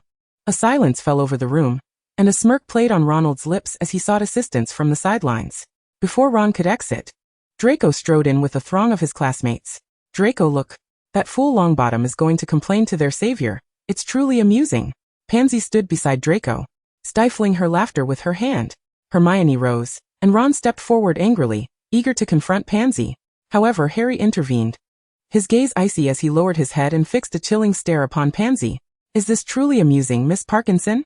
Tao Wu sensed Harry's fury, yet the Slytherin students remained oblivious to the gravity of the situation. "Ha! It appears the savior intends to defend this idiot, haha." A mocking laugh erupted, showcasing their derision. "The illustrious savior, I doubt you witnessed Longbottom's state just now. He was leaping about like a great toad." Daphne laughed, linked arm in arm with Draco, nearly doubled over with mirth. Goyle and Crabbe mimicked Neville's earlier predicament, hopping in front of Harry and Ron. "Potter, I previously warned you to choose your friends wisely," Draco taunted, arms crossed defiantly. Pansy stepped forward, mirroring Draco's pose, her disdain palpable. "Don't waste your breath on them, Draco. Their parents were foolish enough to defy that wretched man, and naturally, they turned out just as foolish. They deserve to suffer and go mad." Reducto. Pansy was hurled backward by the spell, crashing violently against the hall's wall before collapsing to the ground, a torrent of blood spewing from her mouth, her robes charred, skin scorched black. The students behind her were likewise affected by the blast, tumbling uncontrollably to the floor. Harry's emerald eyes blazed with fury as he gripped his wand and slowly approached Pansy. She struggled to rise, pushing against the ground in a desperate effort to kneel and lift herself. Yet Harry was already before her, his expression devoid of mercy as he raised his hand, the cold tip of his wand aimed at her. Stupefy. Pansy crashed to the ground once more, her chin hitting the marble floor, several teeth shattered, blood oozing from her mouth. "Potter, I." Blood gushed from Pansy's lips, rendering her unable to complete her plea. And Tao Wu surmised she might be attempting to apologize to Harry. Harry crouched down, tilting his head to observe her pitiful state, then suddenly chuckled, retrieving Pansy's wand from her pocket. Classmates who typically befriended Pansy exchanged glances, none daring to intervene. having been raised to gauge the situation and avoid danger. Harry stood upright, effortlessly snapping Pansy's wand in two and tossing the pieces at her face. If you dare disrespect my parents again, insult heroes, or bully the memory of the fallen, I won't hesitate to send you to meet your idol, Lord Voldemort. After all, he fell to my hand 11 years ago, did he not? Chapter 23. Reaping what one sows. Pansy spat blood, unable to maintain consciousness. The Slytherin students were paralyzed with fear, recognizing Gryffindor's bravery, but astonished by the Savior's formidable courage. Had Voldemort been present, he would have certainly faced a similar fate. They cautiously rose from the floor, stifling their breaths, terrified of inadvertently suffering a similar fate as Pansy. Even Daphne, who had been so audacious moments ago, now cowered behind the towering crab, fearful of drawing attention to herself. Neville's mouth hung agape, his admiration for Harry evident. He understood that Harry had acted in defense of their parents, who sacrificed for honor and peace. So cool, mate. Ron marveled at Harry. When did you become so powerful? While you were preoccupied with wizard chess or chasing rats, Harry had been diligently studying spells with Luna. Hermione sighed, casting a worried glance at Harry. Malfoy is reporting this. Snape will deduct points from you, Harry. Tao Wu observed the Slytherin students, noting that Draco's fair-haired figure had indeed vanished, sneaking away to summon reinforcements. Let me see, she said, approaching the unconscious Pansy and feigning concern. In truth, she discreetly healed Pansy's wounds while amplifying the pain tenfold. Although she had no regard for Pansy's fate, she couldn't allow Harry to bear the accusation of attempting to kill a classmate. She needed to tidy up this mess. It's nothing serious. Stop making a fuss, Tao Wu declared disdainfully, rising to point her wand at Pansy, casting a spell. Instantly, the blood on Pansy vanished, and she appeared as though she had suffered no injuries. Oh Merlin, what happened here? Dumbledore hurriedly entered, flecks of yellow honey clinging to his white beard. Snape, beside him, wore a stormy expression, striding directly to Harry and fixing him with a steely gaze. Mr. Potter, do you wish to kill Miss Parkinson? Following closely behind the two professors was Draco, who had sneaked away to report, a smirk playing on his lips as he anticipated a severe reprimand for the oblivious savior. Unfazed by Snape, Harry met his gaze, his green eyes unwavering. She insulted my and Neville's parents. They are heroes. Parkinson deserves her fate. Snape was momentarily entranced by those familiar green eyes, but quickly regained his composure, grinding out each word.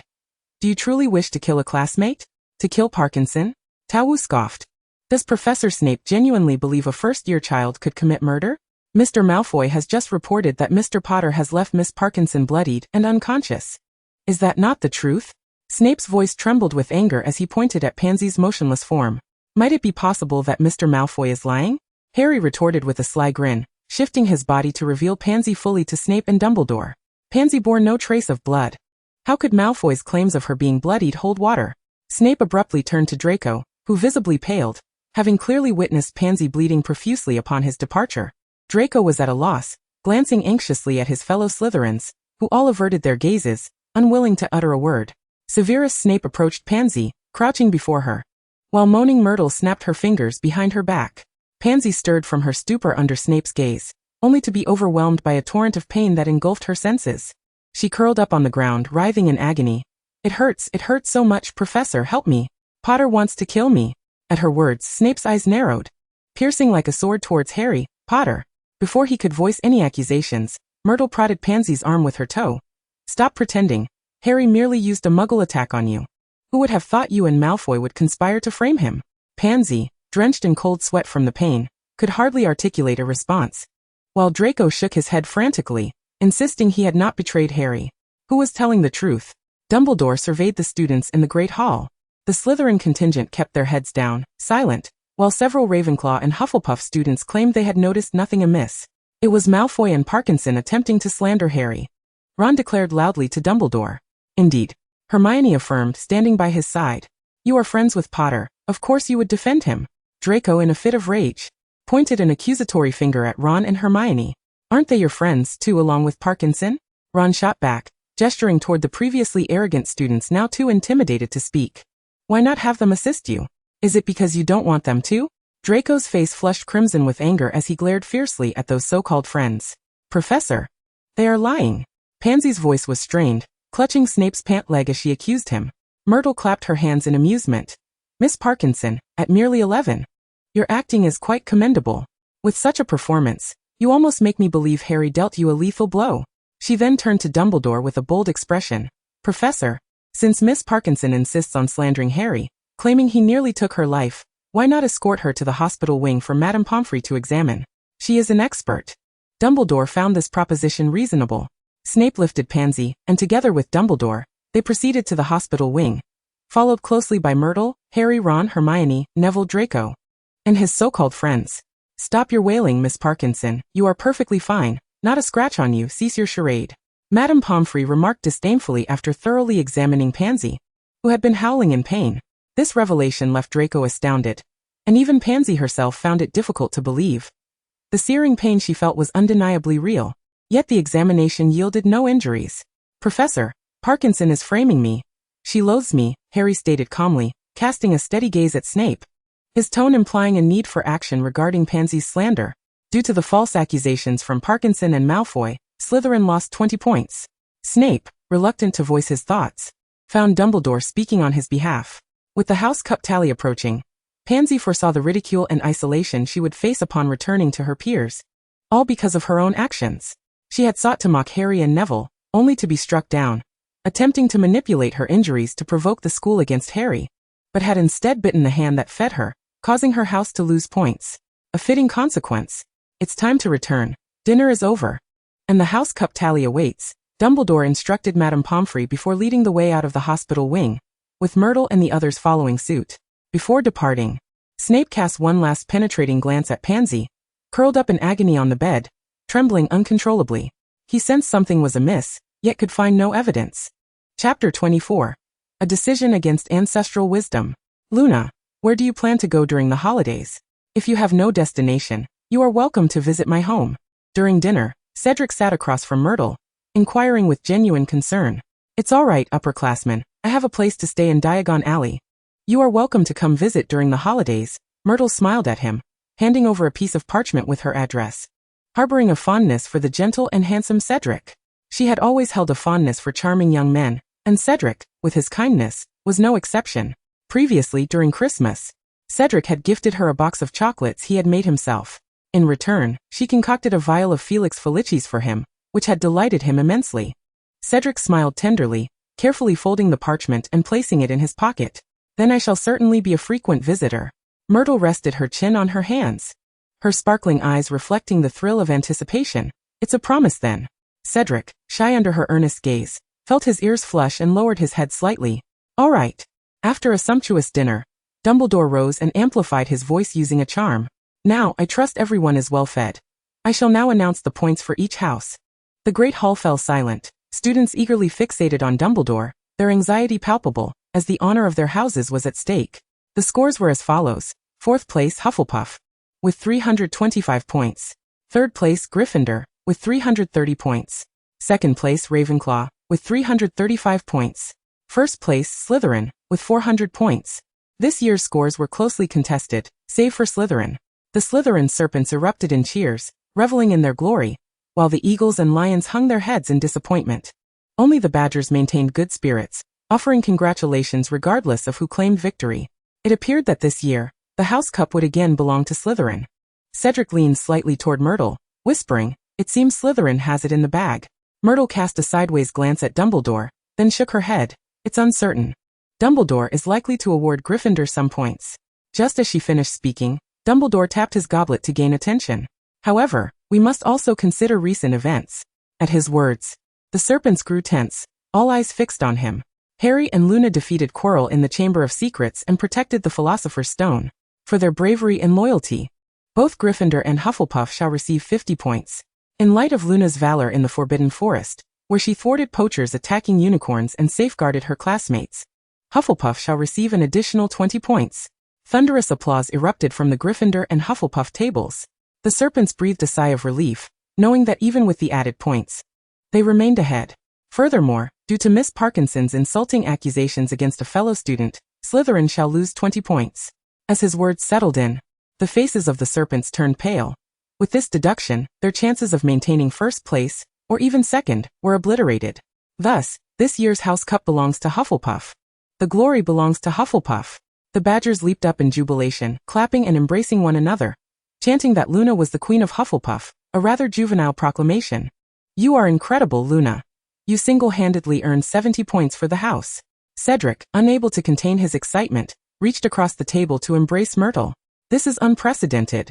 Hannah squealed as she pushed past Cedric to envelop Myrtle in a warm hug. Luna, you are my idol. Ginny rushed forward and planted a hefty kiss on Myrtle's lovely face.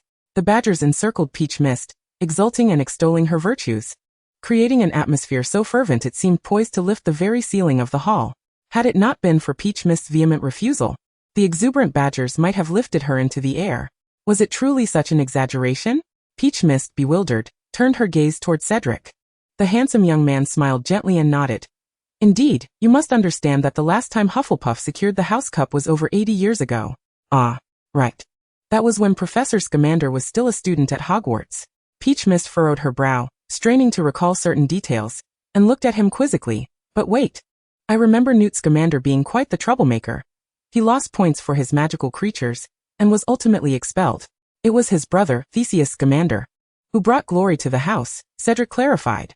With that, Peach Mist understood. It was Theseus, which made it less surprising. Harry sat quietly at the Gryffindor table, observing the interplay between Peach Mist and Cedric. As the girl's cheeks flushed a captivating crimson, her gaze towards the handsome boy sweet enough to draw strings. He clenched his fists, his expression inscrutable. She is truly remarkable, isn't she, mate? Ron nudged Harry's shoulder, subtly nodding towards Peach Mist. Harry replied. His head slightly bowed, his eyes clouded, the thick lenses glimmering faintly. Even without the House Cup, the Gryffindor Lions were in high spirits. For the cup eluded Slytherin as well, and this year their scores surpassed those of Slytherin. Draco, seated at the long table with a scowl, watched the jubilant Gryffindor and Hufflepuff celebrations, his gaze traversing the tables until it landed on the girl laughing amiably with the good-natured fellow. It's because of her. The glory that belonged to Slytherin has turned into Hufflepuff's. Just a few months in her company. And even Potter has managed to defeat the defense against the dark arts professor, Quirrell. It's all Pansy's fault for provoking Potter. Otherwise, the House Cup would still be ours this year. Don't you find it odd? We all witnessed how Potter bested her. Yet Madame Pomfrey claims she wasn't hurt at all. Surely, Potter and that Hufflepuff must have done something to her. Or perhaps it's her own weakness for daring to provoke Potter. The little snakes murmured their grievances, while Daphne, mingling among them, silently felt fortunate not to be in Pansy's position, lest she become a target for their ire. Listening to his companion's complaints, Draco gazed at the girl surrounded by the badgers, recalling how effortlessly she subdued poachers in the Forbidden Forest. He tightened his fists, resolving to make a decision that defied his ancestry. Chapter 25, Oliver Wood. At long last, the holiday arrived. Peach Mist expressed her desire to Professor Sprout to devote her vacation to the study of herbology and potions. The kind professor informed her that Cedric's father, Amos Diggory, not only worked at the Ministry of Magic, but also ran a herb business. If she sought to procure some herbs for her research, this would be the most suitable avenue. In the bustling station, she spotted Cedric, engaged in conversation with Gryffindor's Quidditch captain, Oliver Wood. It must be said, a handsome boy is easy to locate. He stands out amidst the throng. I need to speak with Senior Cedric, so I'll take my leave for a moment, girls. Peach Mist called to her three companions. Go on, Hannah urged, a teasing smile gracing her face as she nudged Peach Mist toward Cedric. As Jenny watched her depart, she covered her mouth, chuckling. Luna and Senior Diggory are simply a match made in heaven. Luna is stunning, and the senior is extraordinarily handsome. Vivian nodded emphatically. Yes, yes. The senior is gentle, while Luna is fierce. They complement each other perfectly. The two roommates turned to her, wondering why she felt the need to voice such truths. Peach Mist, clutching her bag, cheerfully jogged toward Cedric, only to have a figure suddenly block her path. Hey Luna, how come a muggle-born like you is so impressive? Draco stood before her, pushing a cart laden with luggage. Peach Mist frowned, her patience wearing thin. Hasn't your father ever told you that Voldemort was also an orphan? Draco glanced around nervously. How dare you speak that name so freely? What do you want? Peach Mist sighed, exasperated, wishing she could simply kick him aside if not for his good looks. Seeing how remarkable you are, I begrudgingly offer you my friendship as a Malfoy. Draco declared with his chin held high, though his ears were as red as a boiled lobster. Peach Mist, oblivious to his expression, noticed Cedric and Oliver preparing to board and urgently pushed Draco aside. No need to make this awkward. I have no interest in being friends with you. Please step aside. I have something important to attend to. With that, she rushed toward Cedric. Draco, incredulous, thought to himself that he had defied his ancestral traditions to befriend this muggle-born. only to be spurned by her. How ungrateful. Merlin, what have I just witnessed? The imperious young Malfoy rejected by a Hufflepuff. A tall boy with slightly darker skin made a face at Draco. Blaze, shut your mouth. Draco shot a fierce glare at his tactless friend. Senior. Peach Mist lightly grasped Cedric's sleeve just before they boarded. I remember you, you're Luna. Oliver turned to regard the girl holding Cedric's arm, his eyes sparkling with laughter. As bright as the summer sun. Yes, I am Luna. Hello, Senior Wood. The handsome senior had brightened her spirits, and she winked at Oliver. Your Quidditch skills are exceptional. Oliver's grin widened, revealing 2 charming canine teeth. Thank you, Luna. If you ever wish to play Quidditch, I'd be happy to teach you. I can guarantee a spot on the house team next year. Thank you, Senior, Peach Mist replied, though I have no desire to play Quidditch. But he did say he would personally teach me. Luna, did you seek me for something? Cedric inquired, lowering his head to look at her. Yes. I wished to study herbology and potions during the holiday, and Professor Sprout mentioned that Mr. Diggory runs a herb business, so I wanted to inquire about purchasing some. That is not a problem at all. I've noticed you before, Luna, Cedric responded. As they walked down the aisle, Oliver conversed with Peach Mist. She pressed her lips together, suppressing a shy smile. Her heart swelled with joy at his words. He had noticed her long ago, when school started. Angelina told Fred and me that a first-year Hufflepuff girl had bested Slytherin S. Parkinson and Greengrass. I was eager to see what this remarkable heroine looked like. Peach Mist's smile faltered at Oliver's words. Why did the handsome boy's first impression of her have to be this? Senior Wood. Peach Mist attempted to clarify her fierce reputation. But when I saw you, I was taken aback. You are so beautiful. It's hard to imagine you defeating them so thoroughly. Oliver gazed into her eyes, which shimmered like stars, filled with enchanting light. Yes, I'm incredibly formidable. Peach Mist beamed at Cedric and Oliver, her smile stirring the air like a gentle breeze across a spring pond. She joined Cedric and Oliver in the same compartment, as they were to visit Mr. Diggory shortly. Hey, Harry, over here. Peach Mist spotted Harry amid the bustling crowd, pushing his suitcase briskly, looking rather upset, with Ron and Hermione jogging closely behind. Oh, Luna, I'm sorry, I'm just in a foul mood. Harry ruffled his somewhat disheveled hair. Peach Mist looked curiously at Ron and Hermione. I know nothing about it, Ron said, raising his hands in innocence. He has been like this ever since he returned from Dumbledore's office. Hermione nodded in agreement. Harry, I must trouble you, Luna. Just now. Neville and Seamus were looking for Ron and me. We should go check it out. With that, she swiftly dragged Ron and dashed into the train, quickly distancing themselves from Harry. What's the matter?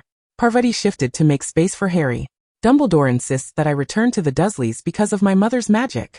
Harry sat beside her, his tone laced with frustration. You don't have to go. He can't force you. After we visit Mr. Diggory, we can return to Diagon Alley. Parvati calmly replied, noticing the vendor pushing a cart of snacks past the doorway. Harry, I want chocolate frogs. All right. Harry's mood lifted as he followed her suggestion, smiling as he pulled out his wallet to buy all the snacks from the vendor's cart. Does Potter wish to purchase herbology items too? Cedric inquired. Indeed, Senior Diggory. Here. Try this.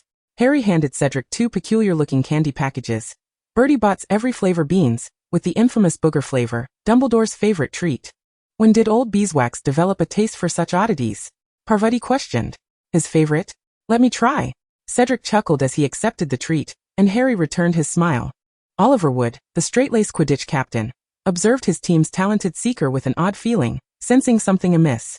Chapter 26, The Malevolent Capitalist.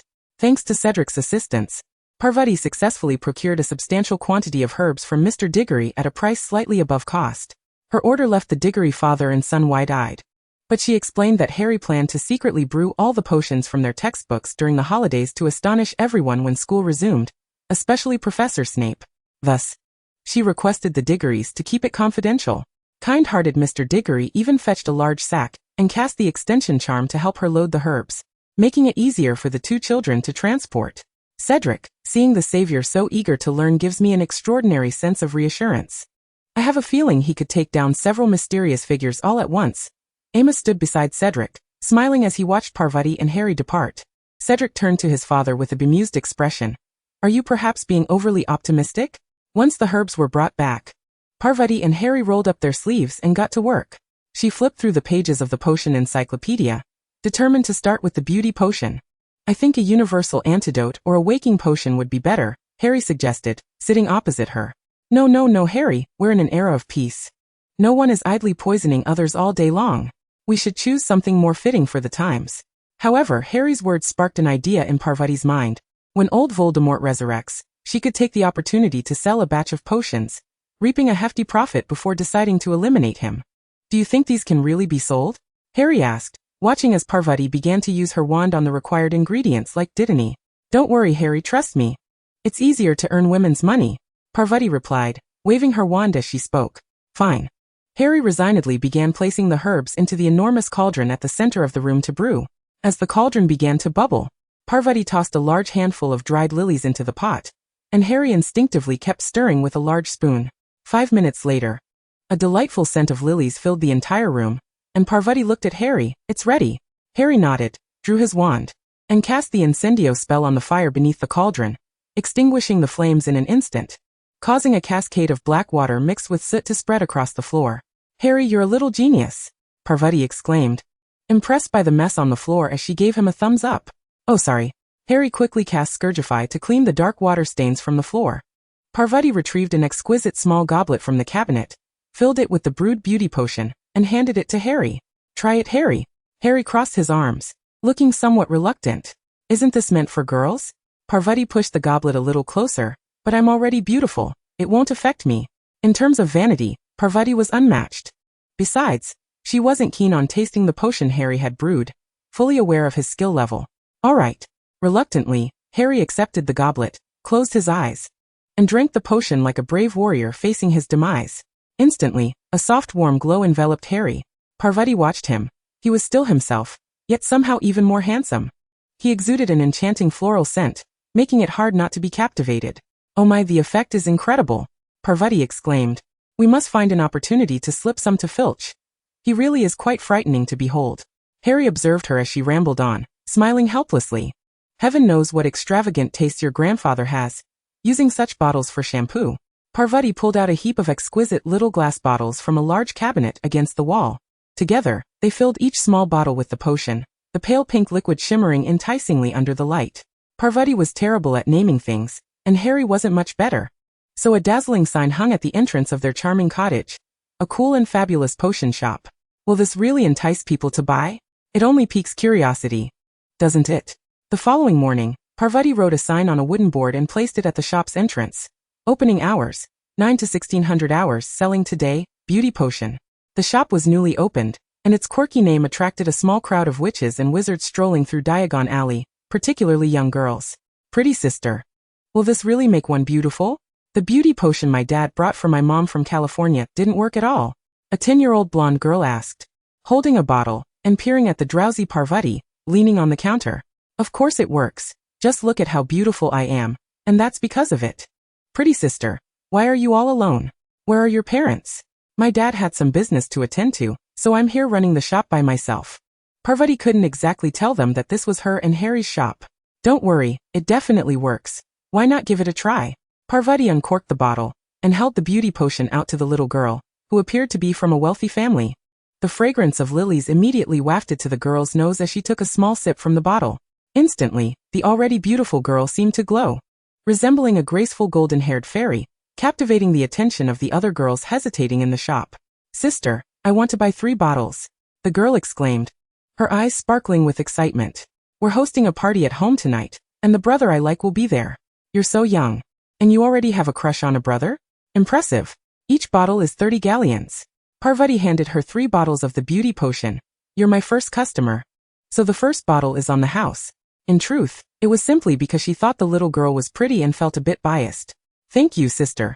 The girl didn't mind the price at all, and placed a bag of galleons in Parvati's hand, gleefully skipping out with her potion. Parvati counted, 101 galleons. What a naive little sister. I want 2 bottles.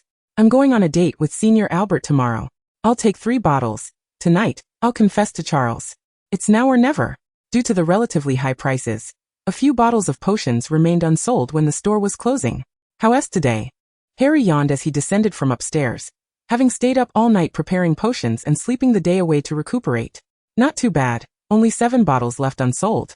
Peach Miss closed the shop door, extinguished the lights in the hall on the first floor, and nudged Harry upstairs to the workshop, thrusting a large spoon into his hands. Come on, Harry, it's time to work now that you're awake. Harry quipped, Even Mrs. Dursley isn't as outrageous as you. Chapter 27. Enjoying time with your favorite brother as the morning light gently filtered in. Harry lazily yawned and poured the potion from the cauldron into glass bottles before returning to the third floor. On the dining table, a delicate hand-woven bamboo basket held a few fragrant loaves of bread, and 2 pristine porcelain plates were adorned with perfectly fried eggs. While a vase nearby showcased several fragrant lilies, freshly picked by Peach Mist on her way out that morning. Harry, milk.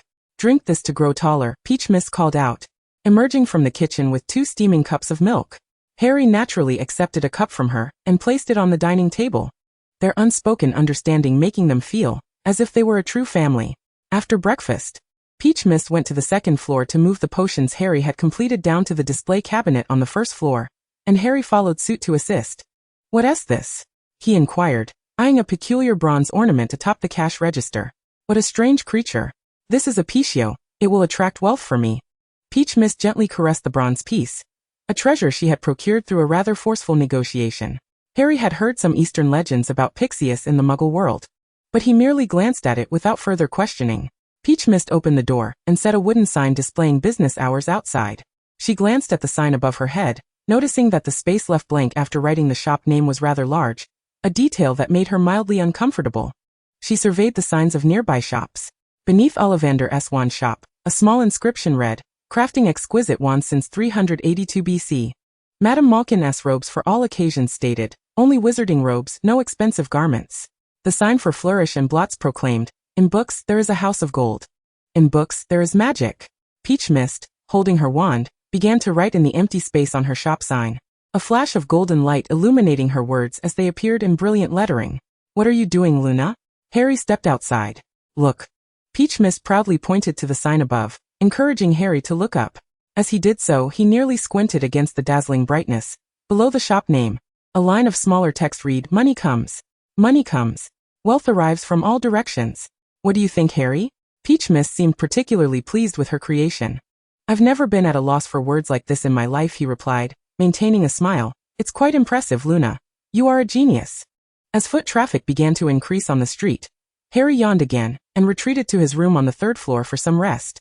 Peach Mist leaned against the counter, perusing a small yellow book she had found at Flourish and Blots, awaiting her first customer, and had purchased potions from this shop and successfully confessed her feelings to Charles.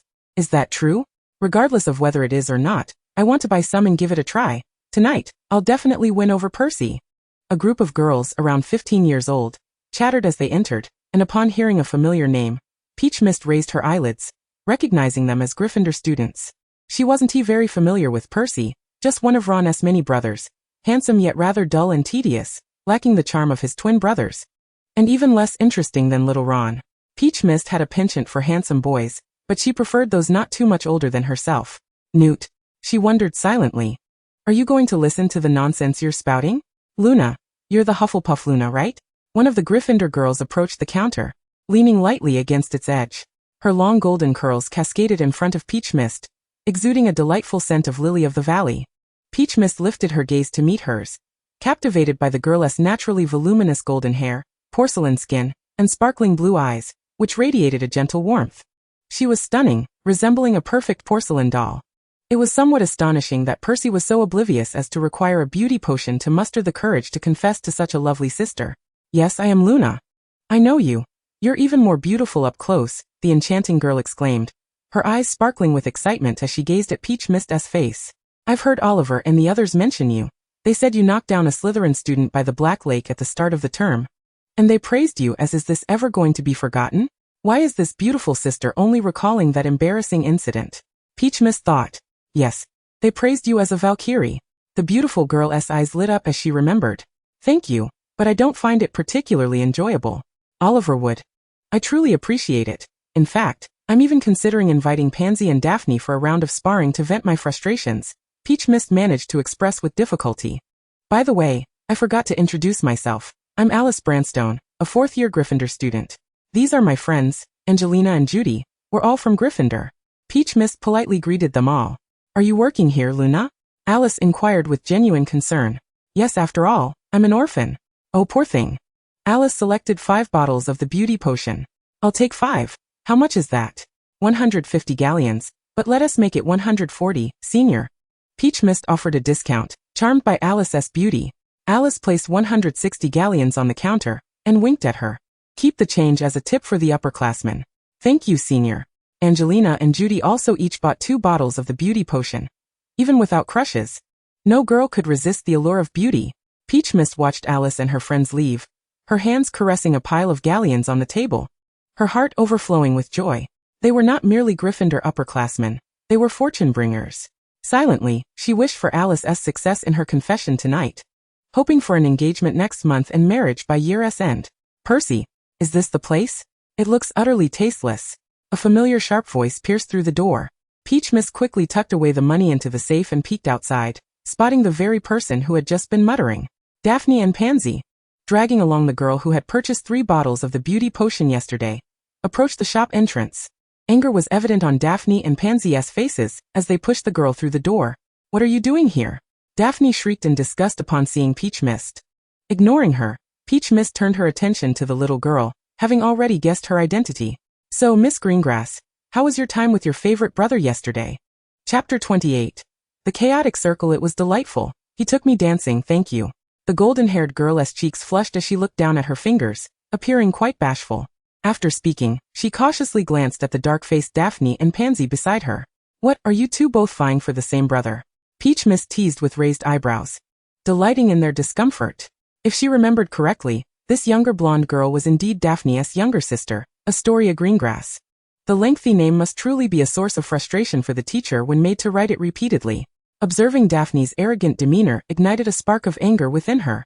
Recalling how Astoria had stolen the limelight at the soiree yesterday, dancing with the boy she fancied, Daphne inhaled deeply and stepped forward, directing her words at Peach Mist. I want 2 vials of the potion you gave Astoria yesterday. With her arms crossed and a haughty glare, she resembled a thief more than a customer. Very well. 500 galleons. Now pay up, Miss Greengrass, Peach Mist replied with a smirk, her gaze fixed on Daphne. What do you mean? Astoria didn't pay that much. Daphne's voice was laced with indignation. Peach Mist tapped her finger lightly on the table, her expression dripping with disdain. I only sell at a discount to pretty girls. You're not exactly a beauty, hence the price. You. Daphne stepped closer, her right hand slipping into her pocket to grasp her wand. A semester had passed, and she had learned much. She wouldn't be easily overpowered as she had been on the first day of school. Daphne, as a childhood friend. Pansy sensed Daphne's intentions and hurried to her side, placing a hand over her wand-holding hand. Daphne, think twice. This Luna and Potter are rather peculiar. Don't act impulsively, Pansy advised, shaking her head. Daphne, has the blow from Potter scrambled your brains? He's not here, and surely we can handle her together. Daphne whispered through clenched teeth. But, sister, you promised we were just here to buy potions. You can't make things difficult for her. Not far off. Astoria overheard the hushed exchange between Daphne and Pansy. Her voice, though soft, was perfectly audible to Peach Mist. Raising an eyebrow, Peach Mist found the Greengrass sisters amusing. She vaguely remembered that in the original storyline, Astoria was a true paragon of virtue, but the current situation was rather ambiguous. Whether you buy or not, you can leave. Your presence is an eyesore. If anyone sees you lot, they might hesitate to enter. Peach Mist had no intention of coddling them. She wasn't about to let them play games in her shop, such childish antics. You are nothing like a Hufflepuff, with such a sharp tongue. It's all your fault that Draco invited Astoria to dance instead of me at the ball. Daphne stomped her foot, tears of frustration pooling in her eyes as she glared at Peach Mist. He invited your sister. Why not confront him? Peach Mist rolled her eyes before widening them at Daphne. Wait, the brothers you both fancy are Malfoys? She then glanced at Pansy, who appeared hesitant and disinterested in Draco. Peach Mist was confused. She remembered Pansy having a crush on Draco, while Daphne had never mentioned it, yet Astoria ended up marrying him. The intricacies of their social circle were bewildering. Daphne's cheeks flushed as she retorted to Peach Mist, what business is it of yours? Peach Mist was not inclined to engage further, her curiosity piqued as she turned to Pansy. Hey Parkinson, do you fancy Malfoy? Do tell. Pansy averted her gaze. I want to tell you. The more she resisted, the more Peach Mist's curiosity intensified. Gossip was ingrained in every Hufflepuff's nature. Speak up, or I shall strike you. If you tell me, I'll make sure Harry only targets Greengrass in second year. What do you say? Daphne interjected. What nonsense is this? You are insufferably nosy. I do not like Draco. I have someone else in mind. Pansy, still nursing her pains, instinctively felt a dread towards Peach Mist and Harry. It's Theodore not. She blurted out, her eyes shining as brightly as a light bulb. Knowing Peach Mist would surely press for more details, she figured it was best to confess outright to avoid further torment. Oh, I don't recognize that name. Is there even such a person? Peach Mist muset, resting her chin on her hand, pondering for a long moment. Pansy breathed a sigh of relief. It was better that Peach Mist didn't know him. Then why the anger towards little Greengrass? Peach Mist's questions came in rapid succession. Are you dense? Of course, I'm upset because Theodore invited Astoria to. Daphne rolled her eyes at Peach Mist's apparent lack of understanding. You call me foolish, Peach Mist raised an eyebrow. However, she was more interested in the gossip than in arguing, so she decided to let it slide for now. Her gaze shifted to Astoria, who, with a blush on her cheeks and her head lowered, wore a gentle smile that hinted at a hint of charm. No wonder these two fiery sisters were so incensed. To be candid, Pansy needed a beauty potion. Her scruffy appearance was hardly appealing. Yet Daphne was a different story. She was every bit as captivating as Astoria. If there was an issue, it was likely her personality. With your incessant chatter, it's no wonder Malfoy chose your sister over you for the dance. He must have feared that your foolishness would be contagious. Peach Mist observed, amused as Daphne's face turned crimson. Daphne, unable to counter Peach Mist's quip, released Pansy's hand, preparing to draw her wand and teach Peach Mist a lesson. You are here. We've been searching for you. The glass door of the shop swung open, revealing a confident Draco, flanked by two boys, one tall and lanky, whom Peach Mist recognized as Blaise Zabini, and the other a handsome boy with dark hair, exuding an air of quietude, clearly stable and unlikely to lose his temper. Thank goodness Theodore mentioned this new shop. Otherwise we would have never found you, Draco said, stepping in front of the three girls. A potion shop, beauty potions, mere trinkets to deceive girls. I can't believe you would fall for such nonsense. Let us hurry back to Malfoy Manor, he remarked, casting a disdainful glance at the potion Daphne was holding. Mr. Malfoy, do you have an issue with my potions? Peach Mist's languid voice drifted from the front, and when Draco turned to look, he found her nonchalantly polishing her wand. Luna? What are you doing here? Draco's tone carried an unexpected hint of delight, leaving Peach Mist bewildered as to why. I'm working, earning money. Do you need money that badly? I've bought all the potions here. They are for my mother, he replied, handing her a pouch of coins. All right, that comes to 800 galleons. With a foolish grin, Peach Mist counted the coins, thrilled at the unexpected windfall. Once the sale was complete, she could call it a day, expressing her gratitude to Mr. Malfoy. But I want to buy something too. Daphne pouted, feeling a touch wronged. You dawdled too long. Just forfeit the purchase, Draco replied impatiently, handing over the pouch to Peach Mist. Since we're closing up, may I invite you to lunch, Luna? But Draco, shouldn't we return to Malfoy Manor together? Daphne gazed at him, feeling slighted. She had even brought Astoria along, who was also waiting for him to return. Astoria nodded, her large, watery eyes eagerly fixed on Draco. However, Draco had his own agenda. He had discussed Peach Mist and Harry with his father Lucius, who after weighing the pros and cons, had advised him to maintain a good rapport with them. His keen intuition suggested that one of them would eventually become the next Dark Lord. You two can head back first. I have matters to discuss with Miss Luna, Draco stated, casting a peculiar glance at her as he quietly slipped her 10 galleons. Yes. We need to discuss whether mandrakes buried in soil use their mouths for eating dirt or for breathing, Peach Mist replied, accepting the galleons he had secretly passed her, maintaining an impassive expression as she rambled on. The reason concocted sparked a vivid reaction on the faces of several children. The three girls felt quite aggrieved, while Blaise, reflecting on the sorrows of his life, desperately suppressed his laughter. Even the usually composed Theodore couldn't help but steal a few glances at Peach Mist. Chapter 29. A year of astonishment for Draco. Ever since he had agreed to join Draco for lunch, the lad had taken to frequenting the potions shop.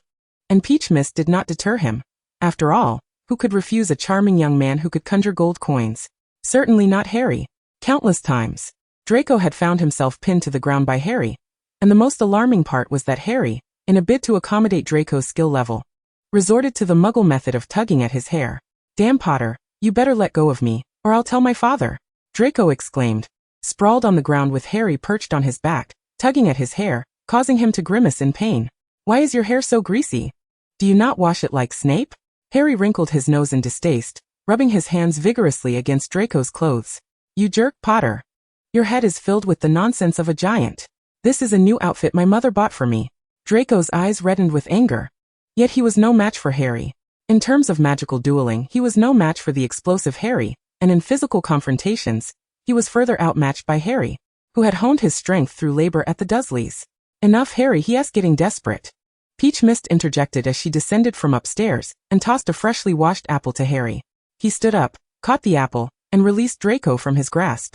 The potions shop was thriving. Peach Mist and Harry had restocked their supply of waking potions and standard healing drafts, which they sold out by midday. In the afternoon, Peach Mist would teach Harry new spells or help him practice those he had already learned. If Draco joined, he would become a mere tool for Harry to hone his proficiency in simple spells, but in doing so, he also learned a few spells not covered by Lucius or his charms class, such as Bone-Breaking Curse, which had left quite an impression on his father.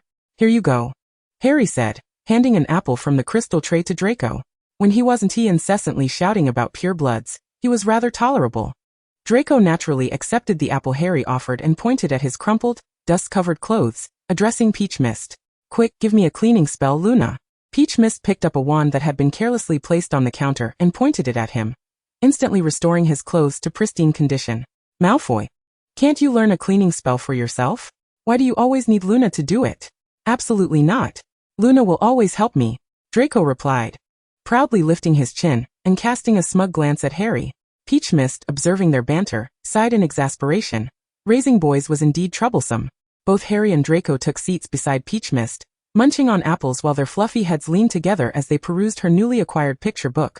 The overbearing Dark Lord Demstrang and his Hogwarts little darling.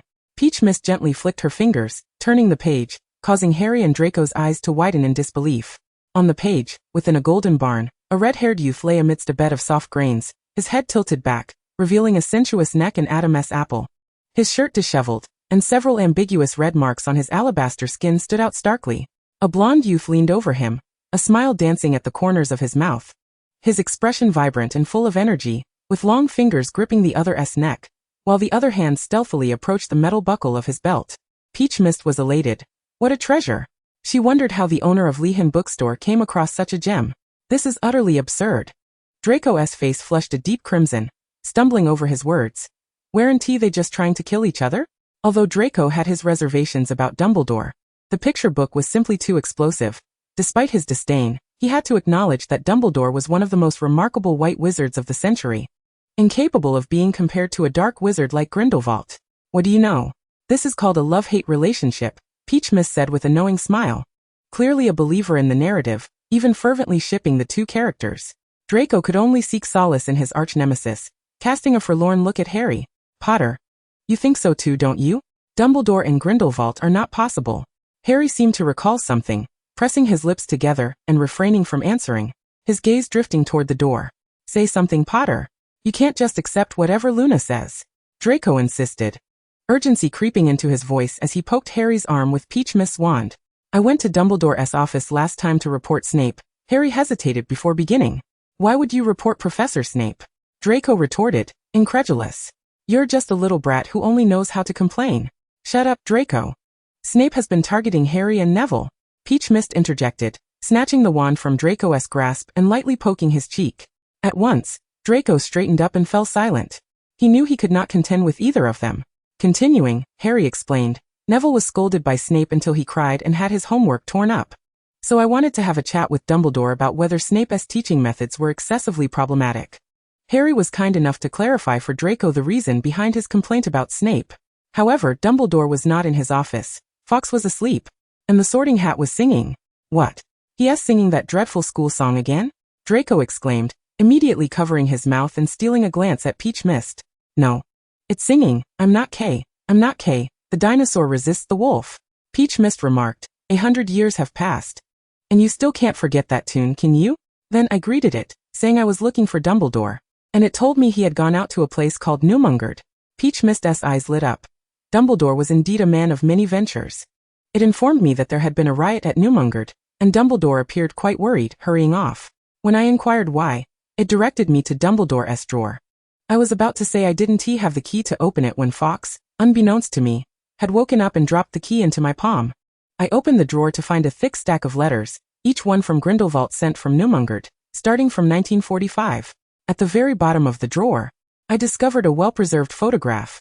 Harry pointed to the book in front of Peach Mist, depicting the blonde and red-haired youths standing side by side. The back of the photo inscribed, Alan Gale's Summer, captured in Godric's Hollow, 1899. What does this signify? It merely indicates they were once good friends. Good brothers, Draco stated dismissively, biting into his apple. Harry turned to Draco with a melancholic gaze. But they are holding hands. Who holds hands with their good brother? Thud. Draco's apple fell to the ground, his jaw nearly dropping to the table as his expression towards the picture book shifted to one of complexity. It was utterly shocking. Chapter 30. What kind of toad? Halfway through the holiday, the picture book procured from Lehan Bookstore had been thoroughly read. And Peach Mist found the magical world as holiday to be dreadfully dull, lacking both mobile phones and games. On a languorous afternoon, with sunlight streaming in, Harry was still upstairs asleep, and Draco, perhaps preoccupied with something, had not come. Peach Mist found herself dozing off alone at the counter on the first floor. This should be it. A familiar figure pulled open the shop's glass door, followed by another tall figure entering. Cedric Oliver. The arrival of the two handsome gentlemen jolted Peach Mist awake. She hopped off her high stool and dashed over. Luna, it's been a while. I had some family matters, which is why I've only come to find you now. Cedric retrieved a box of exquisite chocolates from his backpack and offered it to her. I bought this chocolate from the Muggles with my dad, just for you. Thank you. Peach Mist accepted the chocolate with delight, her affections particularly drawn to Cedric, though to be precise, she held a fondness for all handsome men. Loving one person felt exhausting. She desired to love 10, perhaps even more, for there were simply too many charming individuals. She glanced at Oliver, who stood behind Cedric, and waved. Good afternoon, Oliver. Good afternoon, Luna. Would you like to learn Quidditch? Oliver winked at Peach Mist with his starry eyes. You came here just to invite me to play? She replied, hesitating. But I've never played Quidditch before. That is precisely why you should learn. I assure you, you will absolutely fall in love with it. Oliver draped his arm around Peach Mist's shoulders, his presence radiating warmth reminiscent of the sun. As she lifted her gaze slightly, her blue eyes reflected Oliver's chiseled jawline and handsome, bright face. While she could not guarantee her affection for Quidditch, her fondness for Oliver was an undeniable certainty. Apparition was not a challenge for Peach Mist, but for third-year Cedric and fifth-year Oliver, it posed a significant risk. Without adequate mastery, one could easily splinch themselves, potentially leading to dire consequences before even reaching their destination. However, they utilized a portkey from a dilapidated tavern in Diagon Alley, arriving directly at the location Oliver frequented for Quidditch. Observing the valley enveloped in verdant waves, Peach Mist recognized it as Godric's Hollow, a site steeped in numerous tales and incidents. Oliver guided Peach Mist and Cedric to an expansive field that had been fashioned to resemble a miniature Quidditch pitch, complete with hoops and all necessary equipment. Did you create this yourself? Peach Mist inquired of Oliver. Of course not. This was constructed by Mr. Fleamont Potter for his son, the Quidditch star James Potter. Unfortunately, Mr. Potter has been deceased for many years, and I thought it a shame to let such a splendid place go to waste. Peach Mist couldn't help but marvel at the Potter family's wealth, which was indeed substantial. However, Harry had never had the opportunity to use his father's pitch. Oliver, is this truly appropriate? She asked. Speaking of Mr. Potter, Oliver said, shaking his head with a hint of regret, if only Harry were here. This is his father's pitch. He inherited his father's talent, and is a true Quidditch prodigy.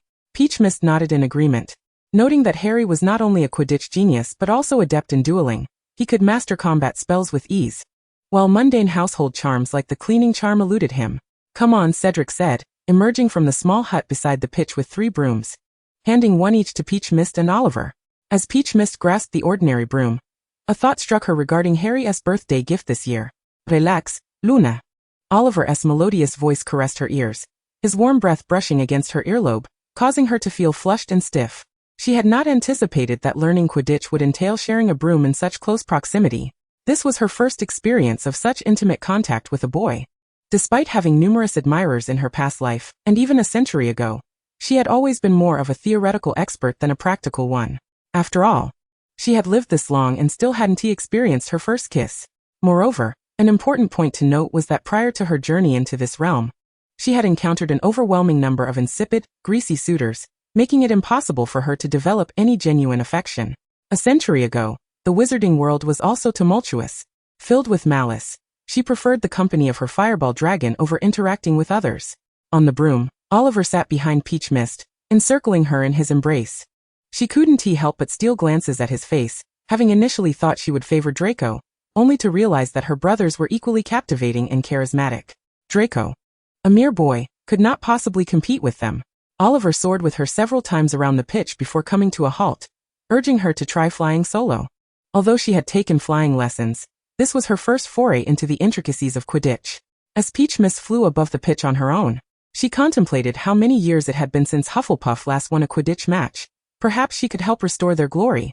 She was a quick learner, and soon enough, she was engaging in practice drills with Oliver and Cedric. Oliver served as the keeper, while Hufflepuff had its own seeker, Cedric.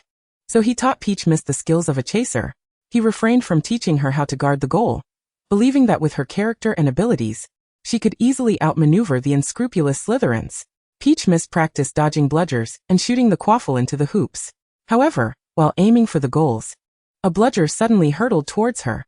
In her attempt to evade it, she inadvertently lost her grip and, with Oliver and Cedric too far away, she plummeted straight down. Luna! The two boys exclaimed in alarm, swiftly soaring towards her. Yet gravity proved to be a formidable force. She felt no concern, as she could fly and would not crash to the ground. She would only gently land. However, just before she could touch down, a figure on a broom swooped in, catching her in a warm yet firm embrace. Under the azure sky, a handsome yet stern face came into view. Percy Weasley. Thank you, Senior Weasley. Peach Mist said politely as she landed, maintaining her composure in the presence of a handsome boy. She wondered if Senior Alice had successfully captured his heart, but felt too shy to inquire directly. I saw you just now. You're learning quickly, but do remember to prioritize safety, Percy said with a smile. His lips pressed together. He then greeted Oliver and Cedric, who had just landed. Hey Percy, what brings you here? Oliver jumped off his broom and embraced Percy. Mum asked me to visit a friend, and I happened to pass by and see you all. Oh, this is Cedric S. Jr., Hufflepuff S. Peach Mist. Oliver placed a hand on Peach Mist's shoulder as he introduced her to Percy. Luna, I know, Ron often speaks of you, saying you're a genius at everything you learn. Percy smiled, appearing less rigid than usual, but added, however, Luna, violating school rules is still unacceptable. Peach Mist thought to herself, I take back my earlier impression of him being unyielding. How was your holiday with your girlfriend? Oliver playfully nudged Percy, his eyes twinkling with mischief. I don't have a girlfriend, but I heard from Fred that Alice confessed to you as soon as the holiday began. With so many boys vying for her attention, even Flint from Slytherin is infatuated with her. Yet you remained unaffected? Oliver exclaimed incredulously. I'm not interested in her. Percy replied, his expression neutral, showing no signs of affection for Alice. Peach Mist mused. To reject someone as beautiful as Alice makes Percy a true enigma. I wonder what kind of girl could ever capture his heart. However, regarding Flint from Slytherin, what a curious frog he was, daring to covet Alice. Chapter 31. Luna. I want to see him. As the sun vanished beyond the horizon, extinguishing its last rays of light, Peach Mist returned to the potion shop under the glow of the moonlight. Approaching the shop, she spotted two small heads, one black and one golden, perched on the steps. Where have you been? When I got up, I only saw Malfoy locked outside. Harry looked up at her, a hint of grievance in his gaze. Draco also raised his head, looking at her with a forlorn expression. Having dined with the Knott family, he had hurried over, only to find the shop door firmly shut, forcing him to wait outside for over an hour until Harry finally emerged, his face sunburned. Cedric and Oliver sought me out, imparting their knowledge of Quidditch. Cedric remarked that Hufflepuff was in dire need of a more formidable chaser. As Peach Mist spoke, she seized the collars of the two boys, yanking them up the steps and into the shop. Cedric Diggory? Oh, who wouldn't be fond of a well-mannered gentleman with a perpetually forced smile and a modicum of charm? Draco's sardonic tone dripped with disdain, prompting Peach Mist to contemplate delivering a swift kick in his direction. Oh, Diggory and Oliver are indeed splendid company. It's perfectly natural for Luna to enjoy their company. It's fine, I can manage the shop alone. Harry gently bit his lower lip, his clear green eyes shimmering with a hint of moisture, casting a pitiful gaze. Peach Mist remarked, not a chance, mate. Who taught you that tea art? It's quite effective. Who could resist a charming male tea enthusiast? No, Harry, I had intended to invite you as well. After all, you are a born Quidditch maestro. But you were still slumbering, so I refrained from waking you. Peach Mist quickly clarified, noticing the glistening in his eyes. I don't mean to imply any blame. I simply find myself less entertaining than Diggory and Wood. His long lashes fluttered like raven feathers, imbued with a hint of misty emotion. No, Harry. Next time we shall go together, all right? Oliver is taking us to the Quidditch pitch. Do you know where it is? Whose property is it? Peach Mist hastily shifted the topic, feeling a twinge of guilt. Draco observed their exchange with a sense of oddness, akin to witnessing the ultimate duel between a fickle lover and a charming tea enthusiast, feeling utterly out of place. Harry shook his head. It can't possibly be his family's. It's in Godric's Hollow. Your grandfather, Mr. Fleamont, built it for your father, James. Peach Mist's face lit up with excitement. Harry was astonished. It truly was his family's. He speculated his grandfather might be wealthy, but he never imagined to this extent, nor did he foresee such affection for his father. Potter, is your family really that affluent? Draco's face paled as he gazed incredulously at Harry, the extraordinarily wealthy Potter. This revelation reshaped his understanding. The Malfoy family was also affluent, evident from their splendid estate and the lavish lifestyle Lucius afforded him. Yet, persuading Lucius to purchase even the newest Firebolt 2001 required considerable effort, often necessitating intervention from his mother, Narcissa. Look at the Potter family. Forget about broomsticks. They've constructed an entire pitch. The disparity is staggering. Peach Mist couldn't help but chuckle at his ashen complexion. Harry's father was not merely wealthy, but his godfather was also extraordinarily rich. Suddenly, her smile faltered as she slapped her forehead, realizing she had overlooked Harry's dashing, charming, and somewhat eccentric godfather. That unfortunate Sirius. I never anticipated I would possess such wealth. Harry appeared quite pleased, thinking Luna adored money, and he had plenty of it. Wasn't that splendid? Peach Mist smiled at him, her eyes sparkling like radiant stars. This was a commendable mindset, revealing that Harry too was a pure-hearted warrior of love.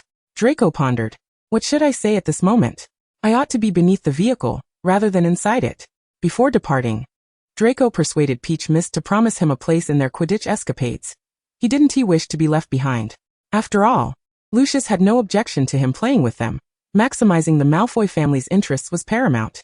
Once Draco left, Peach Mist pulled Harry to sit on a chair by the counter. Harry, there's something I must disclose to you. After thoughtful consideration, she resolved to share the matter of Sirius with Harry, allowing him to decide. Luna, go on. There is another person in this world who loves you dearly, though he cannot be by your side at present. Peach Mist fixed her earnest gaze upon Harry's green eyes, retrieving a delicate, pure gold broomstick ornament from her pocket, and placing it on the counter before him. This was a gift from that person on your first full moon. He hopes you will become a remarkable Quidditch star, just like your father.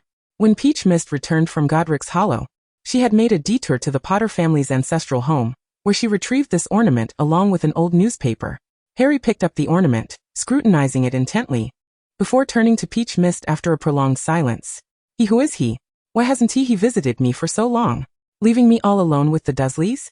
He is your godfather, but he is unable to visit you.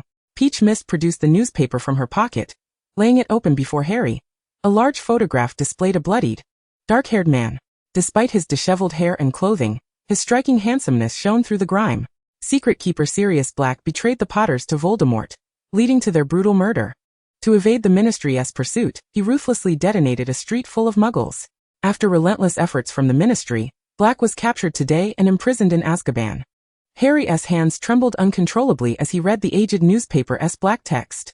He caused my parents' deaths. No, it wasn't him. Peach Mist carefully folded the newspaper and returned it to her pocket. Your parents had temporarily switched their unbreakable vow of secrecy to another friend, Peter Pettigrew. Harry shot his gaze upward, astonished at Peach Mist. After their time together, he had never doubted her words. She had taught him to grow stronger, revealing that Quirrell was in league with Voldemort. Now, she asserted that Sirius was not the culprit. The newspaper claimed Pettigrew was killed in order to protect your parents, leaving only a severed finger behind. Harry, no one has seen his corpse, have they? Have you ever read detective novels in the Muggle world? Many stories feature such a death feigned. Pettigrew is still alive. I know where he is. We shall not let him escape. But I believe this matter should be entrusted to Black. Peach Mist retrieved a somewhat yellowed parchment, stamped with the seals of Gringotts and the Ministry of Magic. It states that if Sirius Black were to perish, all his inheritance would be bequeathed to his godchild, Harry Potter, dated the very day Harry was born 12 years ago. I found this at the Potter estate, alongside the gift he gave you. Luna, I wish to meet Black. Harry's gaze upon the parchment deepened, and Peach Mist's cool fingers brushed against his cheek. All right, fear not, Harry. I shall remain by your side. Chapter 32. The Night Raid on Azkaban. Those of action are averse to waiting. Peach Mist and Harry promptly resolved to visit Azkaban that very night. Must we attire ourselves like this? Peach Mist winced at the sight of the black cloak enveloping her, resembling the frightful witch from Tom and Jerry. Isn't it splendid? I saw the protagonist in a movie at Aunt Petunia's where he wore such a black cloak for nighttime escapades. Isn't it cool? Wearing this while riding a broomstick, no one will see us. Harry was thoroughly pleased with the odd black cloak he had unearthed from the storeroom. Peachmist suspected he wasn't merely seeking concealment, but was instead emulating the film, reveling in the allure. To fully commit to the act, she covered the lower half of her face with a black cloth, resembling a cold-hearted assassin rather than a grotesque witch. Don't forget this. Harry yanked a brown cloak from the wall, an invisibility cloak he had received anonymously during his first Christmas. Peachmist stood by the door, arms crossed, observing him. There you go. You already possess an invisibility cloak, yet insist on donning this dark shroud, merely to indulge your whims. The broomstick was also discovered in the storeroom. The Potter attic was truly a treasure trove, filled with all manner of peculiar items. They mounted their enchanted brooms and, cloaked by the shroud of night, soared towards a place steeped in dread.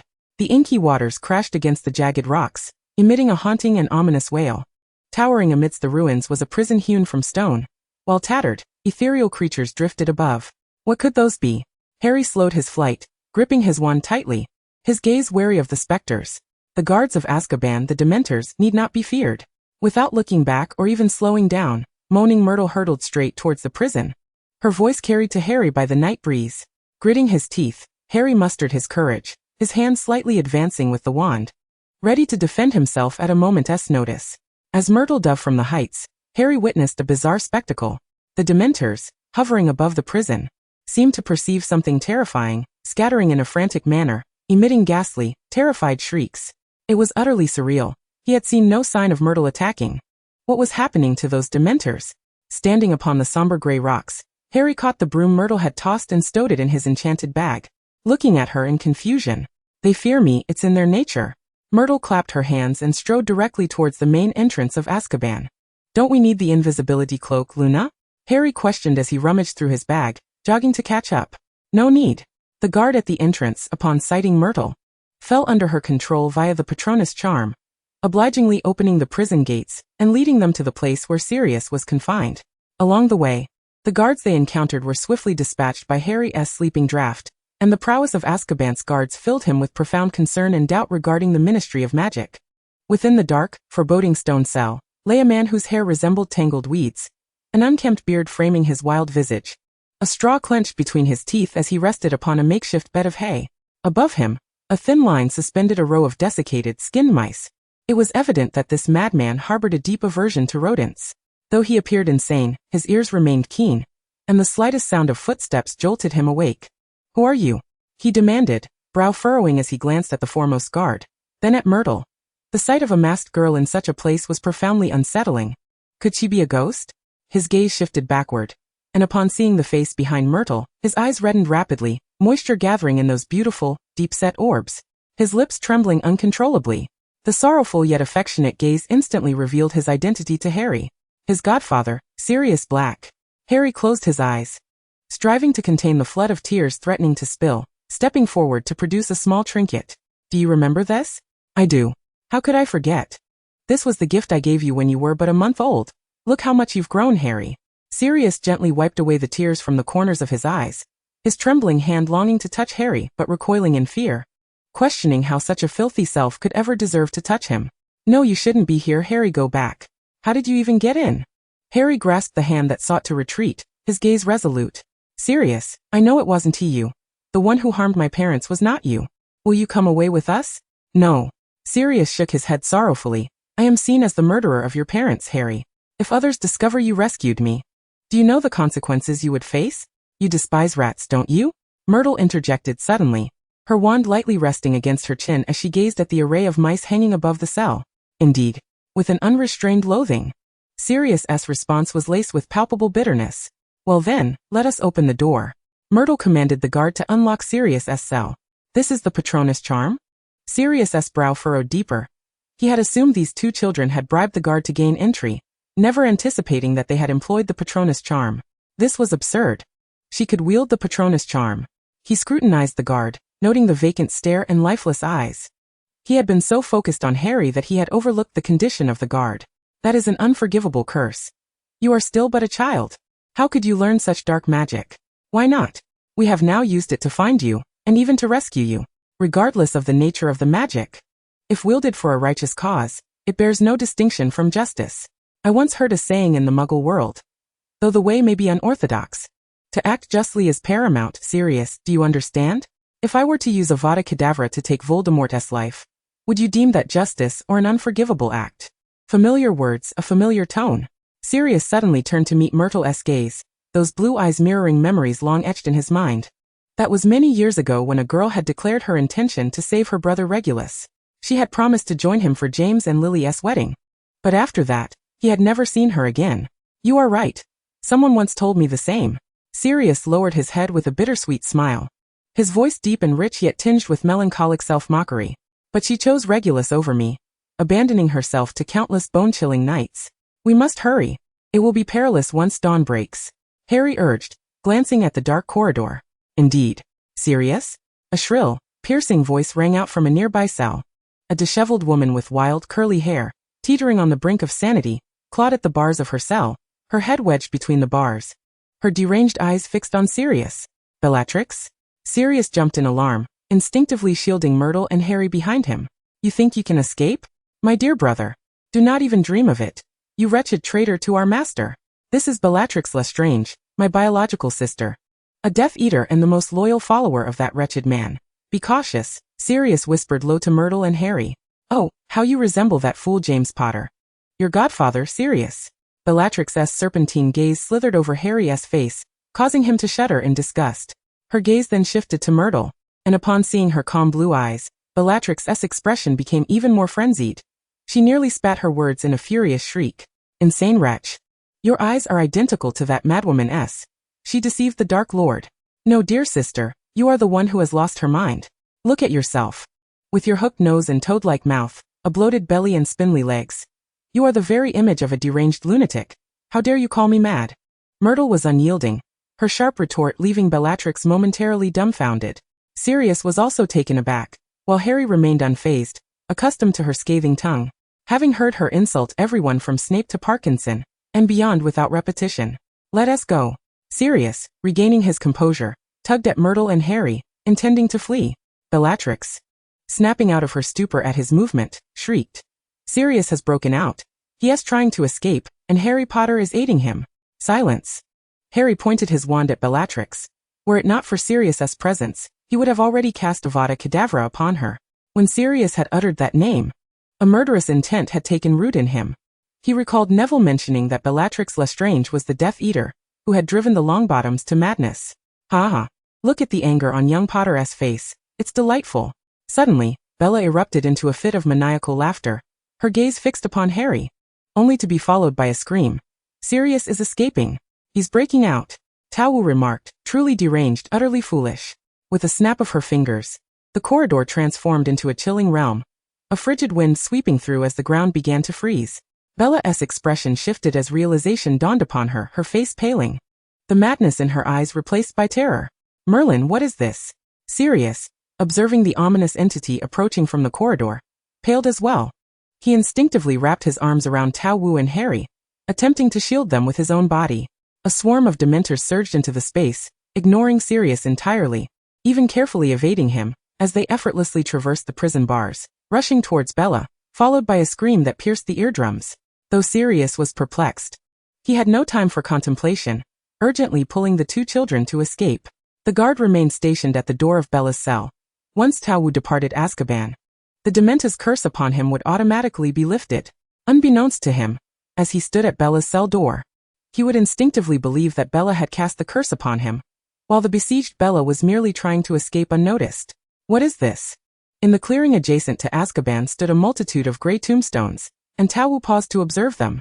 This was where the criminals who perished in Azkaban were laid to rest, Sirius explained. Almost as if guided by an unseen force, Tao Wu approached the cluster of tombstones. Halting before a modest marker, she gazed at the name inscribed upon it, closing her eyes, lost in thought. Harry looked over, noting that the gravestone bore nothing but a simple name, Sebastian Sallow. An unfamiliar name. With her palm turned upward, a beautiful sunflower blossomed in her hand, which she delicately placed upon Sebastian's grave. I'm sorry, Sebastian. What's the matter? Who is this person? Harry inquired, puzzled as he glanced at Tao Wu. She sighed deeply, her gaze drifting to the sparse stars scattered across the dark sky. It's nothing, Harry. Just reminiscing about a friend whose name is identical to this one. An old friend? Where is he now? Was he a Muggle child? Tao Wu chuckled softly. If that fellow heard someone calling him a muggle, he would surely be furious. He has gone just like this person. He has passed away. Chapter 33. Draco almost bitten to death. As the first rays of dawn pierced the horizon, they returned to Diagon Alley. To prevent Sirius from being seen, Harry draped the invisibility cloak over him and flew off on his broomstick. Tao Wu initially thought Harry's use of the cloak was unnecessary, but it indeed proved essential. Sirius gazed at the cloak, his eyes reddening as he muttered that it belonged to James, recalling how they used to don it for their mischievous escapades. He lamented that his motorcycle was far more stylish and comfortable than riding a broomstick, while lazily settling behind Harry. "Oh, here it is. Uncle Fleamont's shampoo shop," Sirius exclaimed as he entered the store. Once Harry locked the door, he swiftly removed the invisibility cloak, exclaiming excitedly, "You should take a shower and tidy yourself up." Tao Wu led Sirius to the third floor, while Harry rummaged through the wardrobe, retrieving several articles of clothing for adult males, which he surmised must have belonged to his father, James. "These are my old clothes," Sirius said, taking the garments from Harry, nostalgia filling his gaze. "I used to live at James's house." Tao Wu observed his wistful expression, her lips twitching slightly. Something about his relationship with James seemed peculiar, prompting her to feel a twinge of sympathy for Harry's mother. She discarded the towel and cloak aside. After washing up, Sirius emerged from the bathroom clad in a white shirt, towel in hand, wiping his damp hair. He remained strikingly handsome, even in his 30s, radiating youthful vigor, yet exuding an aristocratic air, compelling Tao Wu to sneak a few glances. At his age, still so dashing, he must have been quite the heartbreaker in his youth, likely ensnaring the hearts of countless girls. As Sirius turned inadvertently and caught sight of her lovely visage, he froze, the towel slipping from his grasp onto the wooden floor. She bore an uncanny resemblance to someone he knew, a miniature version of her.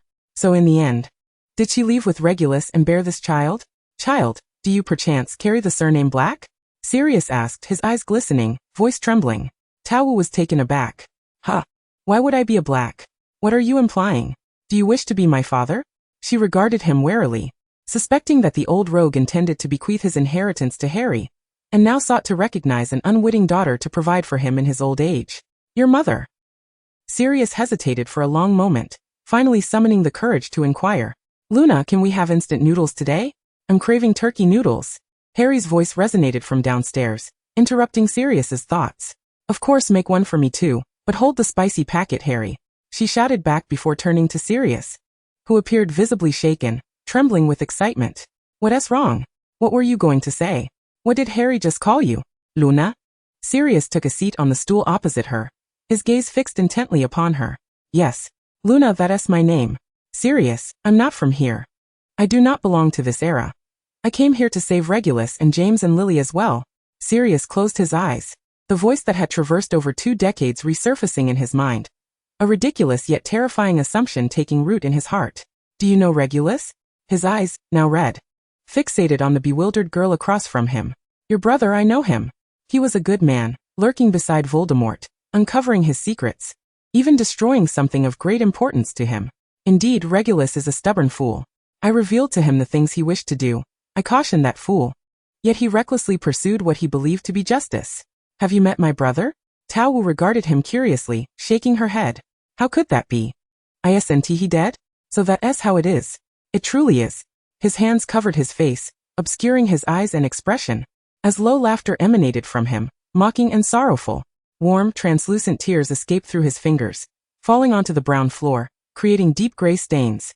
The melancholy atmosphere was swiftly disrupted by Harry, who levitated 3 steaming bowls of noodles into the air, followed closely by his wand. "Sirius, this scene is reminiscent of James." With a gentle flick of his wand, the bowls of noodles gracefully descended onto the table. He realized he was famished after rushing to Azkaban without finishing his meal. He retrieved 3 forks from the cupboard, handing one each to Tao Wu and Sirius, before sitting at the table, devouring the noodles with great enthusiasm. Tao Wu had brought this delicacy back from the Muggle world, claiming it was a favorite among Easterners. Having never tried such food before, he was utterly astonished the first time he tasted it. The television had spoken the truth. Eastern cuisine was indeed delightful. He cast a furtive glance at Tao Wu, contemplating a future trip to the east with Luna. Mimicking Harry, Sirius embraced his bowl, slurping the noodles, astonished by the delectable, chewy texture of the steaming strands. "This is exquisite. I have never tasted such thrilling food."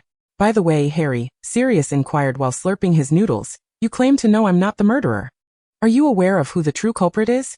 I do. It's Peter Pettigrew, Harry replied, setting down his empty bowl and wiping his mouth with a napkin. You know? Sirius exclaimed in disbelief, astonished that he possessed knowledge even the Ministry of Magic lacked. Knowledge that even Dumbledore was unaware of. That filthy rat, a disgrace to Gryffindor, deserves nothing less than to reside in the sewers, gnawing on refuse for all eternity. No, he knows. Dumbledore knows, Tonks interjected calmly, having recently come to this realization herself. He knows why he bailed out Snape, that Death Eater. He knows why he did not defend me and why he has not allowed me to expose Pettigrew. Sirius stood up, his face flushed with rage. Due to the absence of evidence, Snape could claim he was under the influence of the Imperious Curse, or that he was a spy, but you cannot. You are unable to find Pettigrew, the Ministry will not consent. And someone must take the blame for the deaths of the illustrious Potter couple, lest they appear incompetent and lose credibility. Thus, even if they suspect you are innocent, you are condemned to remain in Azkaban, bearing the burden for the Ministry's sake, unless Pettigrew is captured. That filthy rat. Sirius cursed again through gritted teeth. If I ever get my hands on him, I will ensure he suffers a fate most gruesome in vengeance for James and Lily. Don't. Tonks interjected. You must deliver him alive to the Ministry, otherwise you will never clear your name. Leave him for the Dementors to torment. She cast a fleeting glance at him, resting her chin on her hand. But Luna, where is Pettigrew? Harry asked urgently, convinced that Tonks possessed some magic to unveil every secret. Tonks chuckled lightly. You will see him when you return to Hogwarts. He is quite close, in fact. He shares a room with you every night during your school days. Her half-jesting tone, combined with her ethereal voice, sent shivers down Harry's spine. He had been cohabiting with a murderer. Sirius shared his concern, realizing the terrifying implications of Harry's daily proximity to danger. But every night, the dormitory only has me, Ron, Neville, and Seamus. No one else, Harry stammered, nervously rubbing his hands together. Come on, Harry, repeat what your godfather said about Pettigrew, Tonks urged, nodding at Sirius. Why do I need to repeat that? Harry asked. Recalling the words, he said, that filthy rat, a disgrace to Gryffindor, deserves to dwell in the sewers. Harry abruptly halted, a dawning realization washing over him. His complexion paling as he stared at Tonks, his lips trembling. A rat? He is a rat. Ron's pet. Is it him? Is it really him? Harry's voice escalated with panic. Help. Ron sleeps with it every night. Sirius fell silent, processing this revelation. After a lengthy pause, he finally spoke. That Weasley boy sleeps with it every night? Harry nodded, fear creeping into him. Though he was not particularly afraid for himself, the thought of Pettigrew confronting him was unpredictable. But his concern lay with Ron's safety. Sirius's expression conveyed a complex mix of emotions, and he produced an old, soiled photograph from the pocket of his tattered clothing. Look. This is Pettigrew, the creature that Weasley sleeps with. The photograph depicted 4 young men. The dashing and slightly arrogant Sirius, the equally charming yet somewhat less striking James, the refined and scholarly Remus Lupin, and lastly, the grotesquely grinning Pettigrew. How could he have looked like that at such a young age? He must be even more repulsive now. Ugh. The mere thought of Ron sleeping with such a toad-like creature churned Harry's stomach, prompting him to dash to the restroom and vomit violently. Sirius remarked, surely it can't be that bad. James and Remus shared a dorm with him for many years. Tonks, perceiving his confusion, quipped lightly, Harry has a keen eye for beauty. He cannot abide ugly things. When did you adopt such an unsightly dog? Draco sneered, eyeing the large black dog crouched at Harry's feet. The dog immediately bared its teeth and barked ferociously at him, surprising Draco. Harry sighed, gently patting the dog's head. Why bother with his opinion? Malfoy's taste has always been questionable. Yesterday, regarding the issue of Sirius's ability to venture outside, Tonks had suggested that if he were to appear, he must transform into his animagus form, a formidable black dog. Draco caught sight of Tonks descending the stairs and shook his head incredulously. I have a problem with my taste? I think Luna is beautiful. Is that a flaw? Harry remained silent, as did the black dog. Sirius rolled his eyes, clearly irritated. Young Malfoy was indeed just as insufferable as his father, a sycophant and a toady. Merlin. This dog can roll its eyes too. Luna. Where did you find such a terrifying creature? It was originally from Potter's ancestral home. It was meant to be theirs and simply followed Harry back. Tonks replied nonchalantly, knowing Draco and Harry would believe her every word. Draco scrutinized the black dog before uttering a remark that left everyone astounded. This dog looks fierce. It's a good dog. I have a beautiful female dog at home. They could mate and produce puppies that are both strong and beautiful. We could procure some potion to enhance their mating, ensuring a litter of robust pups. Tonks was momentarily speechless, casting a baffled glance at Sirius, who was now in the form of the black dog.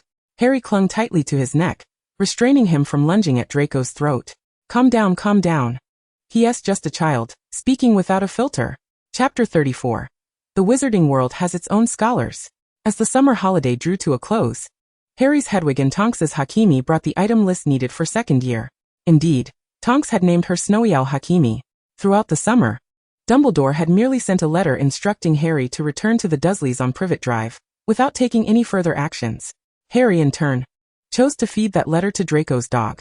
Naturally, Tonks and Harry could not allow Draco's beautiful dog to mate with Sirius, so they confiscated all the potions Draco had brought. Sirius was quite dejected, longing to reunite with his old friend Remus Lupin. However, despite Tonks and Harry's numerous inquiries, they had been unable to locate him.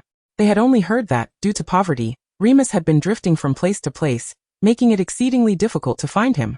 There were also some secrets he chose to keep buried, for he could not entirely view Tonks as the girl he had once admired in his youth. That would be too strange. Tonks tallied the earnings from the potion shop over the holiday, which amounted to nearly 80,000 galleons, while acquiring materials from Mr. Diggory had cost less than 5,000 galleons.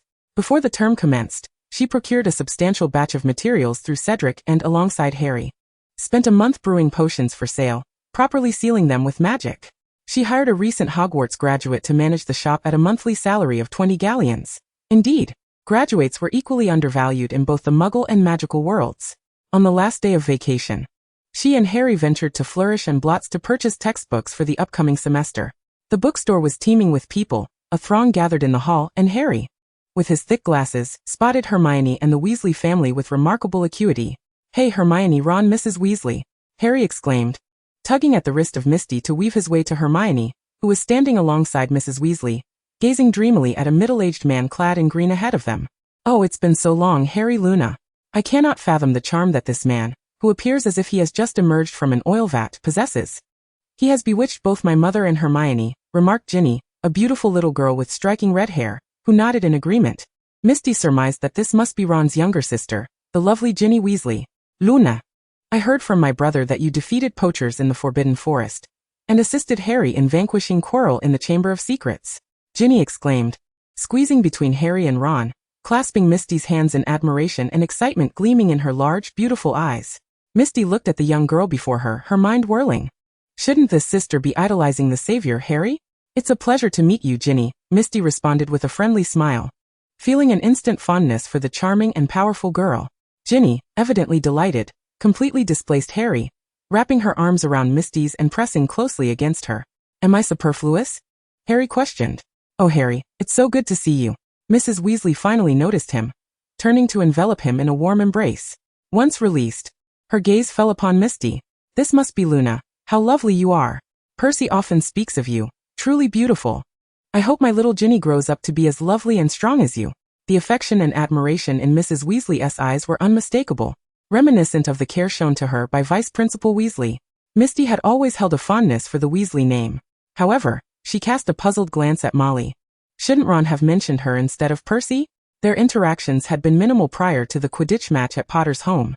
Hermione turned around as well, her eyes lighting up upon seeing Misty, eagerly sharing her excitement with her dear friend. "Luna, I'm absolutely thrilled. Gilderoy Lockhart. I can hardly believe I'm seeing him in person." Misty, being vigorously shaken by her best friend, gazed helplessly at the somewhat handsome middle-aged man on stage, smugly introducing his works. The magical world had its own stars. "Oh Luna, you must find him as handsome as Hermione and I do," Mrs. Weasley said, clutching her heart while gazing adoringly at Lockhart, before shooting a disapproving look at Ron. "Ronald, you uncouth child. How could you say he resembles a toad that has crawled through an oil pan?" Ron muttered under his breath. "Not just me. Ginny thinks so too. Why don't you mention her?" Of course, he dared not let his mother hear, but little Ginny did, and promptly stepped on his foot. Lockhart, who had been animatedly speaking, suddenly halted, his gaze sweeping over the crowd with newfound excitement. Misty felt a surge of alarm, instinctively pulling Harry back a few steps, attempting to obscure their view with the crowd. This opportunist was about to bask in their limelight. "Oh, who do I see? The illustrious Harry Potter. Our savior has also graced us with his presence at my book signing." All eyes turned toward Harry, a reporter from the Daily Prophet, who had been shadowing Lockhart, pounced toward Harry like a shark sensing blood, eager to drag him up to the stage. Harry stepped back, his face a mask of refusal, while Misty positioned herself between him and the reporter. Can't you see he is unwilling? Don't bother him. The reporter, undeterred, clutched Misty's arm. Oh. The savior and his little girlfriend attending Mr. Lockhart's signing together. What splendid news! He exclaimed, attempting to pull Misty toward the stage. Misty calculated how long it would take to eliminate this reporter, and possibly deal with the source of all evil, Lockhart. Just then, a cold hand grasped her other wrist. Draco, his expression dark, glared at the reporter. Can't you see she is resisting? Besides, who told you she is Potter's girlfriend? Release your filthy hands. Harry's gaze turned icy as well, his wand subtly poised against the reporter's head. Did you not hear what Malfoy said? Let go, do you not understand? The reporter, ensnared by their chilling stares, felt as if constricted by a sinister serpent and shuddered. Relinquishing his hold on Misty's arm, he looked to Lockhart for help. As a beloved figure among women of all ages, Lockhart quickly recovered, cheerfully declaring, "It seems Mr. Potter is in a rush to save the world. I shall offer my autobiography to Mr. Potter free of charge. Do you think I desire it?" Harry retorted. Chapter 35. Lucius Malfoy. Harry's desire for the autobiography was inconsequential. Mrs. Weasley was truly eager. She excitedly snatched the thick stack of books from Harry. Go outside for some fresh air. I'll handle things here. She noticed Draco next to Misty, frowned slightly, her eyes reflecting a hint of disdain, before happily seeking Lockhart for an autograph. Let us go. Draco, already impatient with the bustling crowd, took Misty's hand and attempted to lead her out. The feisty Ginny approached Misty, using her body to push Draco aside, and then linking her arm with Misty's. Draco shot Ginny a menacing look. What are you doing, you impoverished Weasley? You'd best keep your distance from Luna. Don't infect her with your poverty. She appreciates wealth. There's no need to be so blunt, Misty interjected. Ginny pouted, her beautiful eyes sparkling. You're so rude. You've even made Luna's hand red from your grip. Not at all gentlemanly, unlike me, who only feels sympathy for her. With that, she gently lifted Misty's right hand, which bore a prominent red mark where Draco had held it, blowing on it in sympathy. No, I didn't apply that much pressure. Weasley, you're being overly dramatic, Draco protested. Harry held Misty's other hand, watching Ginny's playful banter with Draco, stifling a laugh behind his hand. Potter, what are you laughing at? Draco glared at Harry. You're as disgusting as that Weasley. Draco, be a gentleman. Lucius Malfoy, with his flowing blonde hair, approached, lightly tapping Draco's shoulder with the serpent-headed wand. Pleasure to meet you, Potter. Lucius flashed a polite, insincere smile at Harry, then extended his right hand to Misty. And Miss Luna, it is a pleasure to make your acquaintance. Lucius regarded the striking silver-haired girl before him, perceiving a striking resemblance to his lord. Similar life experiences, beauty, and strength, all making her hard to ignore. However, he likely could not fathom that it was not she who resembled his lord, but rather his lord who had long been emulating her. You are too hasty in your pleasure, Mr. Malfoy, Misty replied with a smile, grasping Lucius's hand. Has anyone mentioned that you bear a striking resemblance to that man? The one steeped in legend? Lucius assumed she was merely jesting and continued, Mr. Malfoy, have I wronged you in any way? Misty furrowed her brow, looking at Lucius. Lucius was puzzled by her remark, gazing back at her in confusion. In what way do I resemble that Voldemort? I am most beautiful. His face is like that of a toad trampled by a donkey, hideous beyond compare. You may insult my character, but you shall not insult my appearance, Misty stated earnestly. How dare you utter his name? Lucius anxiously observed her, astounded by her audacity. Is that something we cannot utter?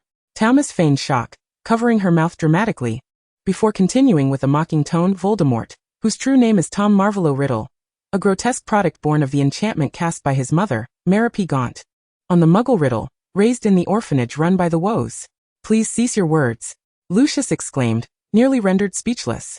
The name Voldemort had become taboo, and Tom Riddle was a title that Lord Voldemort abhorred. Ginny gazed at Thomas with increasing admiration. Thomas quipped, what should I do about stealing my little fan's little sweetheart? I'm anxiously awaiting your advice. Only cowards fear being long deceased. Sister Luna would never be afraid of that little Tom. Ginny made a face at Lucius while holding on to Thomas' hand. Little Tom? Lucius felt himself losing his composure. With red hair, lacking decorum, and a tattered spellbook. I wager you must be the youngest daughter of the Weasley family. Lucius approached Ginny, disdainfully flipping through her dilapidated spellbook before shoving it back. Look, kind Mr. Malfoy has even gifted Ginny a lovely diary. With a flick of her fingers, Talmist extracted the black leather diary from among the spellbooks. You claim to detest the Weasley family while secretly gifting Ginny a diary. What a hypocritical good Samaritan you are, Mr. Malfoy. Lucius felt his face flush, while his curious son Draco observed him with wide eyes. So this must be Miss Granger, correct? I've heard of your exploits, as well as your parents. It seems you've already managed to irritate the young ladies of the Glinglass and Parkinson households upon your arrival. Do be cautious, as your parents are muggles, I believe. Lucius directed his gaze towards Hermione, standing behind Talmist, swiftly changing the subject. Seizing the opportunity, Talmist rolled up the diary and tucked it into her pocket. Hermione cast a nervous glance at her parents, both of whom were indeed muggles. Arthur Weasley, engaged in conversation with the Grangers, noticed Lucius's gaze upon them, greeted them briefly, and instructed Molly to look after them before heading towards Harry and the others. It feels a bit stuffy in here, children. Let us step outside, Arthur said, pointedly ignoring Lucius as he spoke gently to the children. The ministry must be busy, Arthur, with so many surprise inspections. I hope they're compensating you for the overtime. From the looks of it, I'd wager they aren't. Lucius felt quite displeased with Arthur's sudden interruption. As for embarrassing wizards, I must beg to differ. Arthur retorted defiantly at Lucius. I'll look at your child. He is as mired in squalor as you are, reeking of the stench of muggles, a true source of shame for wizards. Lucius regarded Ginny's battered cauldron and Ron's broken wand with contempt. Arthur seized the cauldron from Ron's grasp and, when no one was paying attention, gave Lucius a resounding thwack on his bald head. Lucius reacted instantly, refusing to be outdone. He snatched the newly purchased cauldron from Draco's hands and swung it at Arthur's Mediterranean scalp.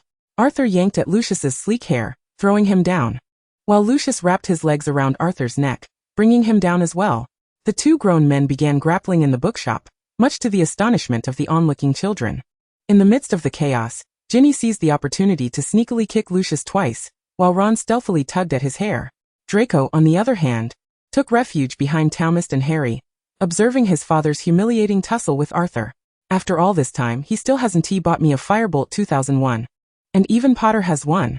Serves him right. Chapter 36, The Lemon Tree with Lemons and Draco Under the Lemon Tree. When Lucius and Arthur finally rose from the ground, they looked utterly disheveled, akin to two wild dogs that had lost a fight. Arthur's already sparse hair appeared even thinner, while Lucius's once flowing locks were now a frizzy mess, his meticulously tailored suit wrinkled and covered in dirt. In such a state, neither father could possibly escort their children to school. Lucius straightened his attire, glaring at his son, who had been a mere bystander, instructing him to board the train alone, asserting that if Luna and Potter could manage, so could he, a Malfoy. Draco shrugged in resignation and eagerly followed Talmist to the train. At King's Cross Station, Talmist sensed something trailing behind them. I feel strange, as if something is following us. Harry evidently felt it too. With a snap of her fingers, a drab little creature tumbled into view before them. Dobby. Draco gazed incredulously at the bizarre creature before him. Oh, what a surprise to encounter you here, esteemed young master. Dobby clasped his hands over his chest, his large, mournful eyes gazing imploringly at Draco. This is my family's house elf, Draco explained to Talmist, lifting Dobby by the collar of his tattered cloth. What brings you here?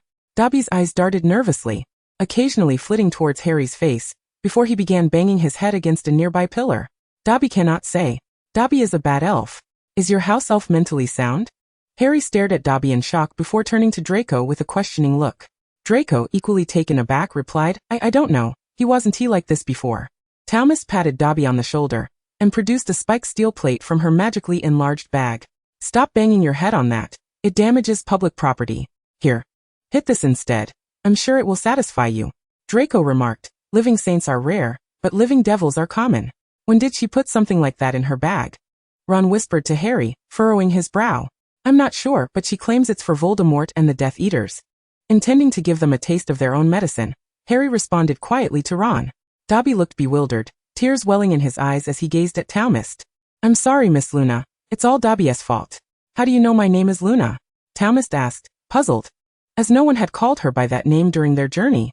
The young master often mentions Miss Luna at home, and he keeps a picture of her under his pillow. Every night before sleeping, the young master must gaze at Miss Luna's picture to fall asleep. Dobby glanced guiltily at Draco before retreating behind Harry, clutching at his trousers. Draco, like a child caught in a secret, felt his face flush crimson and glared fiercely at Dobby. Sister Luna, Draco is quite the weirdo. Let's ignore him. He is too frightening. Ginny leaned against Talmist, hand over her heart, appearing genuinely startled. Well, Weasley, here you are again, Draco retorted. I'm not a weirdo. I like Luna. What's wrong with keeping a picture? Professor Snape still has a photo of the girl he liked as a child. It's all worn out. Draco exclaimed, his face flushed, defiantly asserting that liking an exceptional person wouldn't disgrace a Malfoy.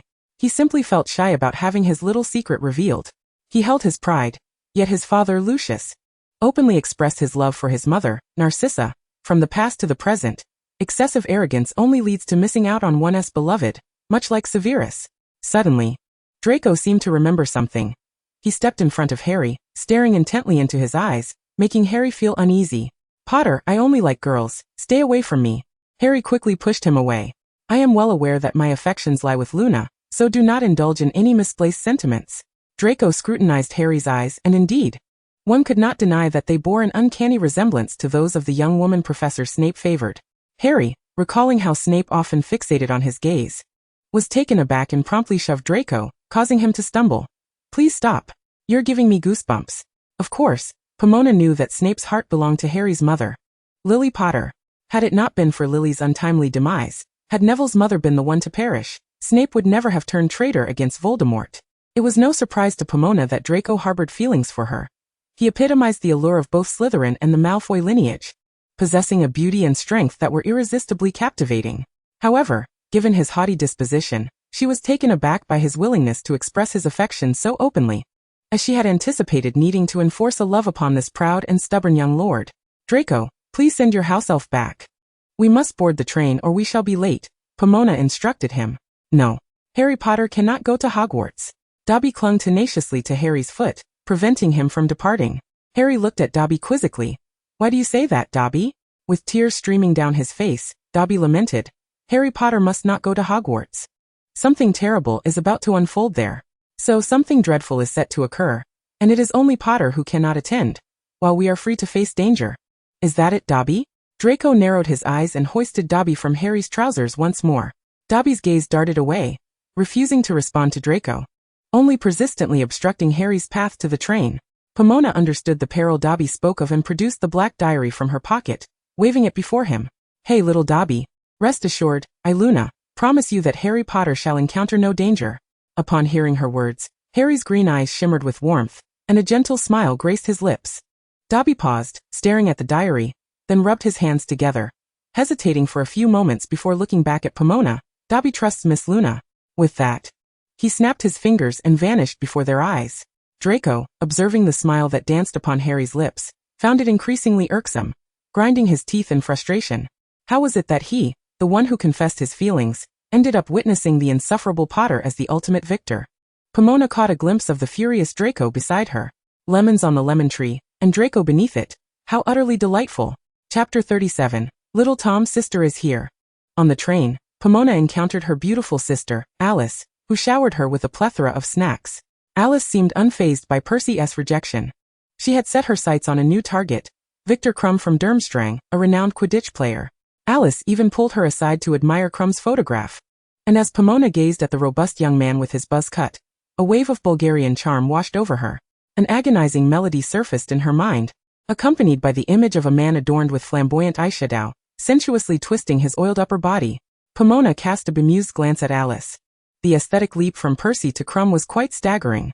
Alice insisted repeatedly that this was the essence of masculinity. Hey, Luna, a familiar.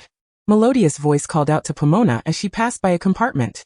She turned to see three handsome faces. Cedric beamed at her with a gentle smile, Oliver waved cheerfully, and Percy, arms crossed, regarded her with a faint smile in his eyes. It was indeed a visual feast. Behind her, Harry and Draco felt alarm bells ringing in their minds. After spending so much time with her, how could they not recognize her allure? Luna, come sit here, Cedric beckoned, patting the empty seat beside him. Pomona gazed at the trio, her heart soaring. How could she possibly utter a word of refusal? How steely must one's heart be to turn down such striking young men? Harry, Draco, I have a few matters to discuss with these upperclassmen. I trust you can manage on your own. Harry lowered his head, his long fringe concealing his eyes. After a few moments, he lifted his gaze to meet hers. Nodding in resignation, his expression forlorn like a forsaken little creature. Pomona's heart ached at the sight. She turned to Cedric. Perhaps we could squeeze Harry in with us? Of course. Harry can sit with Percy and me, Oliver exclaimed, nudging Percy inward. He held a fondness for his talented younger teammate, especially as he had commandeered the use of their family Esquiditch pitch.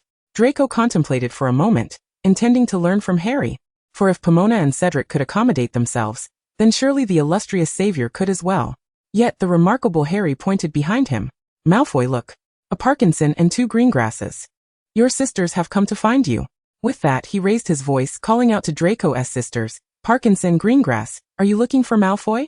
Yes, right here. The 3 girls, who had not initially spotted Draco amidst the crowd, turned at the sound of Harry's voice. Draco muttered, I detest the savior. The opening ceremony proved as dull as it had the previous year. Ginny, wishing to be sorted into Hufflepuff alongside Pomona, was met with a merciless rejection from the Sorting Hat, which explained that the Weasley family had never produced a non-Gryffindor, insisting that the family must remain united. Thus, she was unceremoniously placed into Gryffindor. After the feast concluded, Pomona returned to the dormitory, retrieving the diary from her pocket and tossing it onto her soft bed. Dear little Tom's sister is here. She lay on her bed, opened the diary, and watched as the quill danced across the pages, guided by her thoughts. I like you. Once the words faded, a large question mark gradually materialized on the paper. Stop pretending, Tom, I know it's you. This time, however, no new response appeared after the words vanished, and an overwhelming force emanated from the diary. When Pomona regained her senses, she found a chilling hand wrapped around her throat, belonging to a man whose stunning visage defied description. His gaze was as cold and venomous as a serpent. Why did you deceive me, Luna? Now it was Pomona's turn to be bewildered. What was this dashing version of Voldemort? Was it truly necessary to resort to choking someone simply because she had feigned affection? It seemed utterly deranged.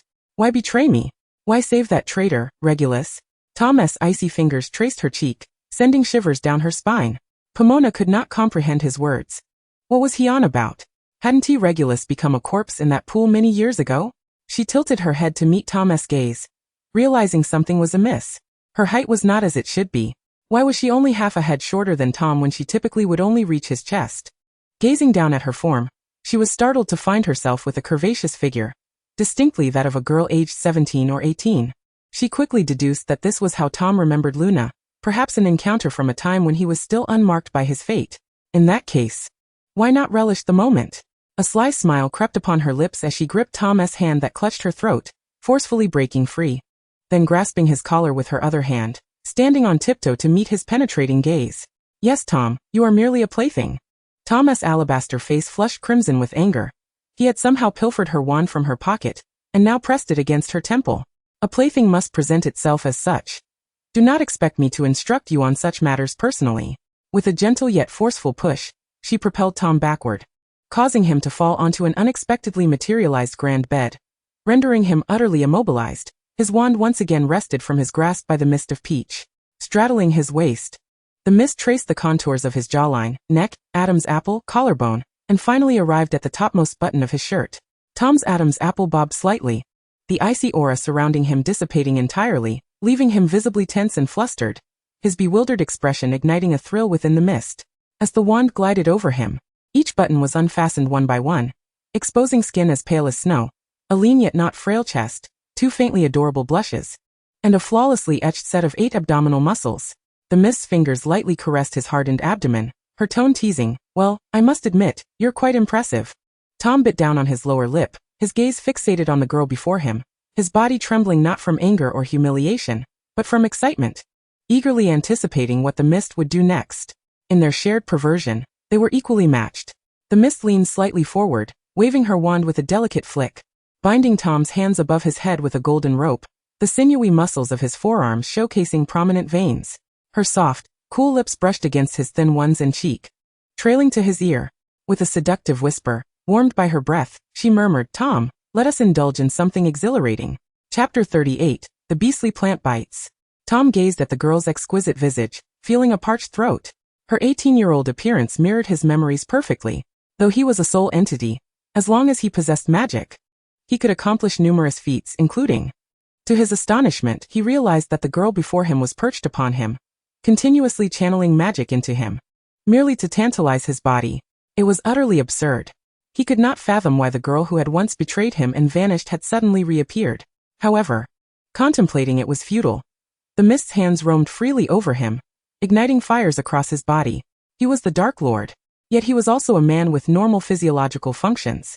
The mist's cool lips kissed his protruding Adam's apple, her fingers tracing circles on his chest, while delicate strands of hair teased him with a delightful itch at his chin.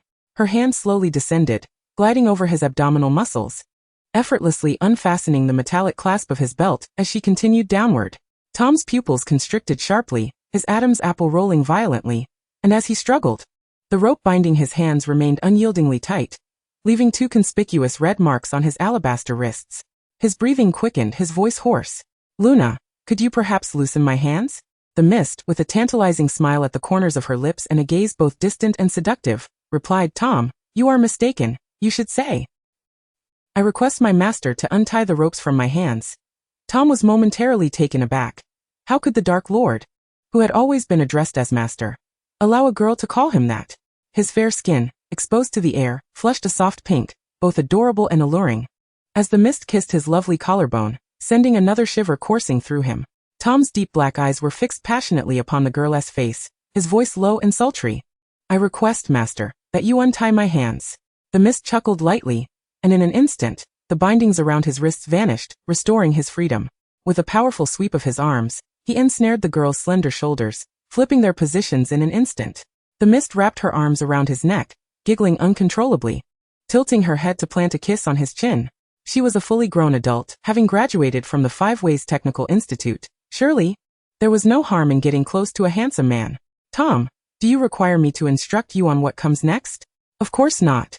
Please, master, indulge yourself," he whispered into the mist's neck with a voice rich in temptation, as with a mere flick of his hand, their garments fell to the ground.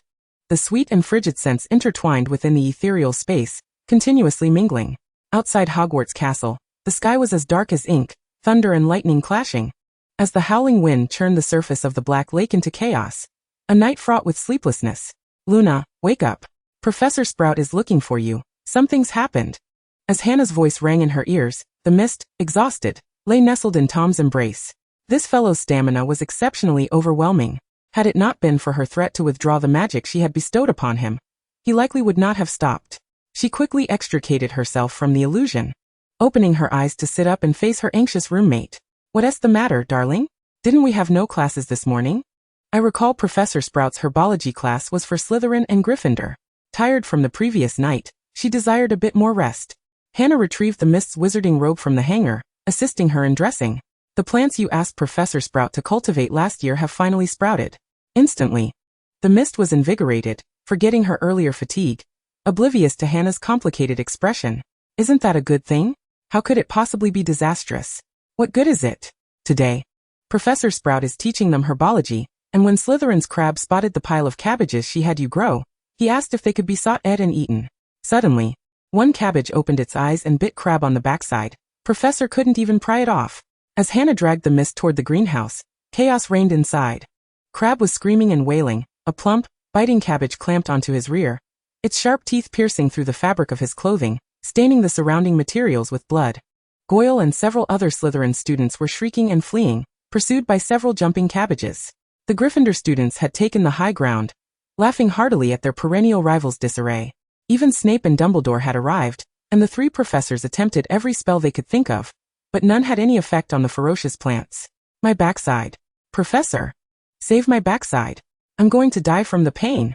Crab, writhing in agony, was in tears. Harry stood atop the high teaching table, wand in hand, casting protective spells around his classmates. He was wearing the sorting hat, which appeared quite excited, shouting loudly, "Oh darling, to the right, to the right. Goyle is on the right, go bite his backside." Draco did not flee alongside his Slytherin peers. Instead he stood beside Harry, grimacing as he covered his left hand with his right. "Oh Luna, you finally arrived. Come see what's going on." When Professor Sprout saw the mist approach, she looked upon her as a savior. The mist stifled a laugh, waving her hand, instantly silencing the chaos. The cabbages ceased their pursuit, and the one that had bitten Crab released its grip, obediently lining up before her. Dumbledore approached her with a grave expression, pointing at the biting cabbages. "Is this the Chinese biting cabbage? Where did you acquire these malevolent creatures?" Before the mist could respond, the sorting hat's loud voice interrupted inopportunely. "Oh dear Peach, you promised to send a little treasure for me and Fox. I want that one that bit Crab's backside. What a splendid little darling." The plump biting cabbage proudly arched its back, almost resembling a person. Dumbledore wore an expression of disbelief as he regarded the Sorting Hat. Such absurdity should not escape the mouth of Hogwarts mascot. The Sorting Hat, noticing his gaze, echoed with disdain throughout the shed, "You old fool, what nonsense are you spouting? These are not malevolent creatures. They are simply my and Fawkes' little treasures. Speak not so recklessly, or my dear one shall take a bite out of your dairy." Dumbledore sighed, still holding faith in the nearly 1,000-year-old hat belonging to Gryffindor. He endeavored to bestow a benevolent smile upon Peach Mist. "The biting cabbage is a lethal weapon cultivated by that infamous Dark Lord over a century ago. How could you possibly possess its seeds?" Peach Mist retorted, "Is it not conceivable that I might be that very Dark Lord?" Chapter 39. Add more. I adore it. Professor Crabbe's rear end is in quite a state. I must escort him to Madame Pomfrey for treatment. Snape regarded Crabbe's tattered backside with disdain, grasping him by the collar as he acknowledged Dumbledore and Professor Sprout.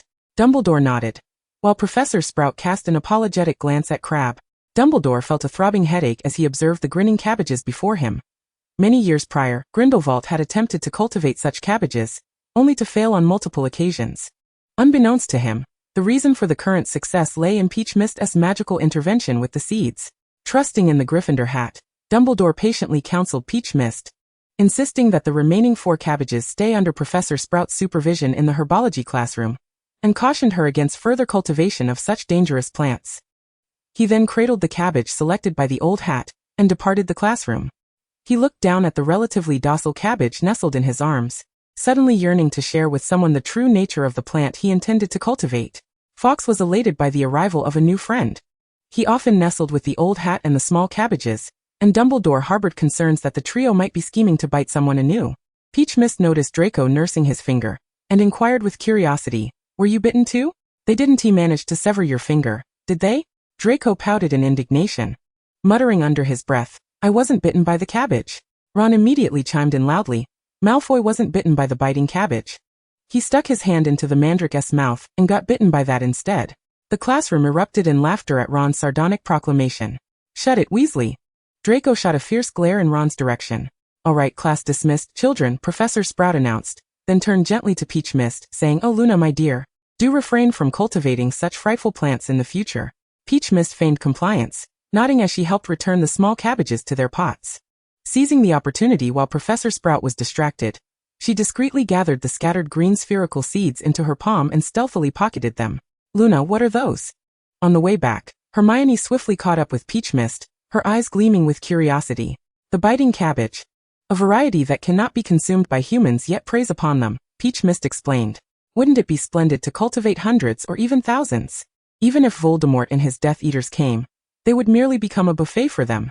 Ron appeared utterly exhilarated, envisioning the cabbage's enormous maw sinking its teeth into Voldemort's egg-like bald head. Following closely behind Peach Mist, Draco shuddered at the thought, his mind conjuring images of Crabbe's bloodied backside. Who would willingly become a Death Eater? Lucius quipped, "Family, let us not make a fuss. Is it too late to have a second child?" As they reached the central floor of the castle, Hermione and Ron headed back to Gryffindor Tower, bidding farewell to Peach Mist, while Harry chose to remain, trailing after her. "What are we doing here?" Draco queried, glancing about the desolate surroundings in confusion. Ignoring him, Peach Mist clasped her hands together before the barren wall, closing her eyes theatrically, and proclaimed, "Open sesame." A stone door materialized on the wall before them, and Peach Mist pushed it open, stepping through. Harry, accustomed to her antics, followed without hesitation, while Draco, scratching his head in bewilderment, jogged in after them. The marble floor was replaced by dark, damp earth. Peach Mist extracted the seeds from her pocket and scattered them upon the ground, then retrieved a vial of potion from her extendable charm bag, casting a spell to water the soil. "Are you truly going to cultivate an army of cabbages?" Draco gasped, instinctively touching his backside. "Isn't that rather splendid? What say you, Harry?"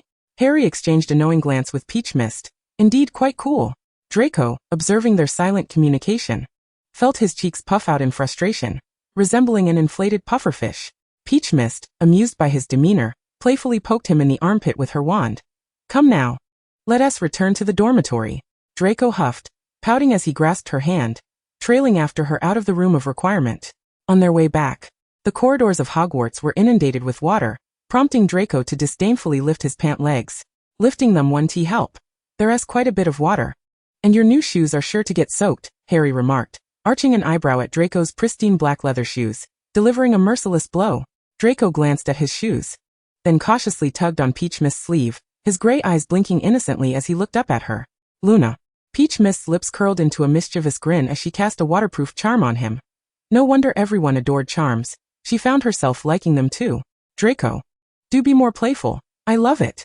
Empowered by the waterproof enchantment, Draco began to stomp gleefully through the water, deliberately splashing massive droplets that soaked the hem of Harry's wizarding robe.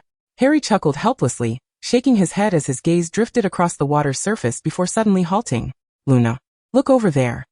He pointed towards a reflection on the water 20 meters away, which then slowly ascended. A cat hung there, its body rigid, resembling a lifeless form. Goodness. Could that possibly be Professor McGonagall? Peach Mist exclaimed in disbelief. Draco dashed through the water to inspect the cat closely, then turned earnestly to Peach Mist, declaring, "This isn't Professor McGonagall, it's Mrs. Norris." He extracted his wand from his pocket and prodded Mrs. Norris with its tip, producing a hollow sound. "She's not dead. She's been petrified." Peach Mist quickly grasped the situation, recognizing this as a scene reminiscent of the basilisk emerging from the Chamber of Secrets, petrifying both people and animals. With the diary now in her possession and Ginny no longer a puppet, Tom must have transformed into his corporeal form after absorbing her considerable magical energy, personally venturing to open the chamber and unleash the basilisk. "Look." Harry pointed at the wall behind Draco, where a series of blood-written words were displayed, the stains having dried. "Heir of Slytherin, beware, the next targets are you mudbloods." Draco turned to read the blood-written words aloud, then looked quizzically at Mrs. Norris. "Can this cat be considered a mudblood too?" Peach Mist chuckled at his remark, then gazed at the blood inscription on the wall, gently resting her wand against her chin. "Little Tom, the mischievous child, shall face consequences for his mischief." Chapter 40. Thank you, my good brother Theodore. Peach Mist was about to reverse Mrs. Norris's petrification when she locked eyes with a passing Hufflepuff girl. Ah. The girl, spotting Mrs. Norris suspended in midair, instantly turned pale with terror and shrieked, her piercing voice echoing throughout the corridor.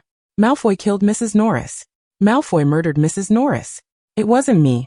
Draco's explanation went unheard as the girl's gaze fell upon the blood inscription behind him. "Malfoy, you mustn't harm our Muggle-born classmates. You are truly terrifying and malicious." The frightened little badger suddenly noticed Harry observing the scene from the side, and promptly scurried behind him, clutching at the hem of his robes. "Senior Potter. You are the savior. You will surely vanquish the wicked Malfoy and protect me and Senior Luna." Peach Mist watched the helplessly malevolent Malfoy before her, covering her mouth to stifle a giggle. This adorable girl was a first-year Hufflepuff, born into a Muggle family just like Hermione, and her name was Emily White. "I told you it wasn't me. It was already hanging there when I arrived," Draco said, exasperated, rubbing his temples. "You foolish." The word nearly slipped from his lips, but he quickly swallowed it back, casting a sideways glance at the Hufflepuff. He felt reassured upon seeing her expression unchanged. "Merlin, what is happening? Is that Madame Lorelei? Did Malfoy kill Mr. Filch's Madame Lorelei?" "Most likely," came the reply. "Did you not see how terrified Emily was, hiding behind the savior?" "Exactly. Look at the bandage on his hand. He must have cut his finger to write in blood." Perhaps drawn by Emily's scream, students began to gather from all directions, murmuring amongst themselves, "Hey mates, it's your turn now, mudbloods. Are you going to take down the mudblood in this school?" Draco's good friend Blaise had somehow appeared behind him, excitement gleaming in his eyes as he gazed at the blood on the wall. "Oh, this is just too cool. Uncle Lucius will be proud of you, don't you think, Theodore?" Blaise draped an arm over Draco's shoulder and nudged Theodore, who was examining the blood. Goyle, the clever one, looked at Draco with adoration, but unfortunately, the dim-witted crab was not present. "It wasn't me. I'm not that dull." Draco shrugged Blaise's arm off and stepped back. While pureblood families harbored a deep disdain for Muggleborns, engaging in such overt racial discrimination that disrupted the school's normal operations, particularly under Dumbledore's administration, was bound to leave a bloody stain. He was proud but not foolish. "That's not Draco. The handwriting is not his," Theodore suddenly interjected, leaning on his hand, his gaze still fixed on the wall. Based on the drying blood's condition, the words were inscribed approximately an hour ago, and at that time. He glanced at the bandaged hand of Draco, raising an eyebrow as he continued, "At that time, he was bitten by a mandrake, and the Gryffindors can attest to this. Potter can." Most of the students present were merely curious badgers who hadn't attended herbology with Slytherin, but now they all knew that Draco had been bitten by a mandrake.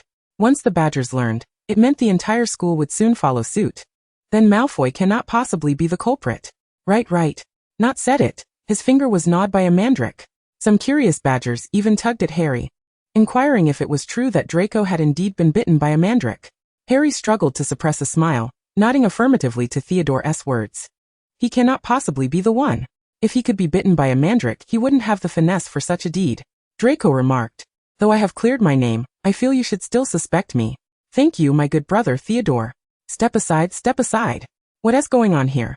Filch, the castle caretaker, rushed over, his voice rising in alarm. He beheld his beloved cat stiffly suspended in midair, shock and fury contorting his fierce countenance. He glared at the 3 pureblood boys closest to Madame Lorelei, grinding his teeth, his face flushed with rage, but ultimately said nothing. Then he turned his ire toward the second closest, Peach Mist. Did you kill my Madame Lorelei?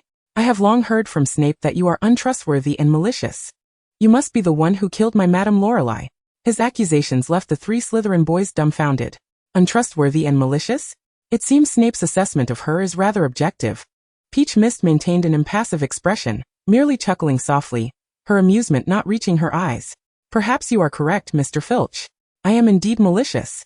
With a flick of her wand towards Filch, he was suddenly hurled backward, crashing heavily into the water, sending up a spray of murky liquid. The surrounding students gasped in shock, anxiously observing the unfolding scene. The school rules forbade the use of magic in the corridors. Yet the one being attacked was the very enforcer of that rule. Moreover, no one had seen Peach Mist utter any incantation. With a mere flick of her wand, Filch had been sent flying. Could it be the legendary nonverbal spell? Regardless, no one held any affection for that pompous old toad.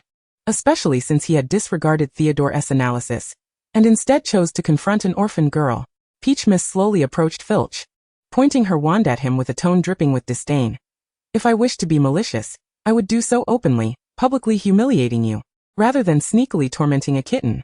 It was Draco Zabini and not who were closest to Madame Lorelei. Why do you question me? It's hard not to believe you are a contemptible bully. Draco furrowed his brow and stepped closer to Peach Mist. When Luna and I arrived here, she was already hanging there. Why couldn't you safeguard your own cat? He crossed his arms, looking down at Filch in the water, sneering. Oh, I almost forgot, Mr. Filch. You are a squib.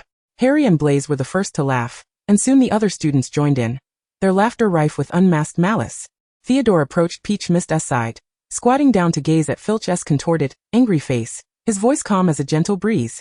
You should apologize to Luna, Mr. Filch. Chapter 41.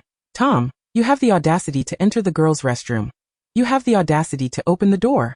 Filch faced Theodore. The tip of the wand pressed against his forehead, his face flushed crimson. He held his head high, knowing his saviors were on their way. He would not apologize. Thank you for standing up for me, but there's no need to waste more time with this clown.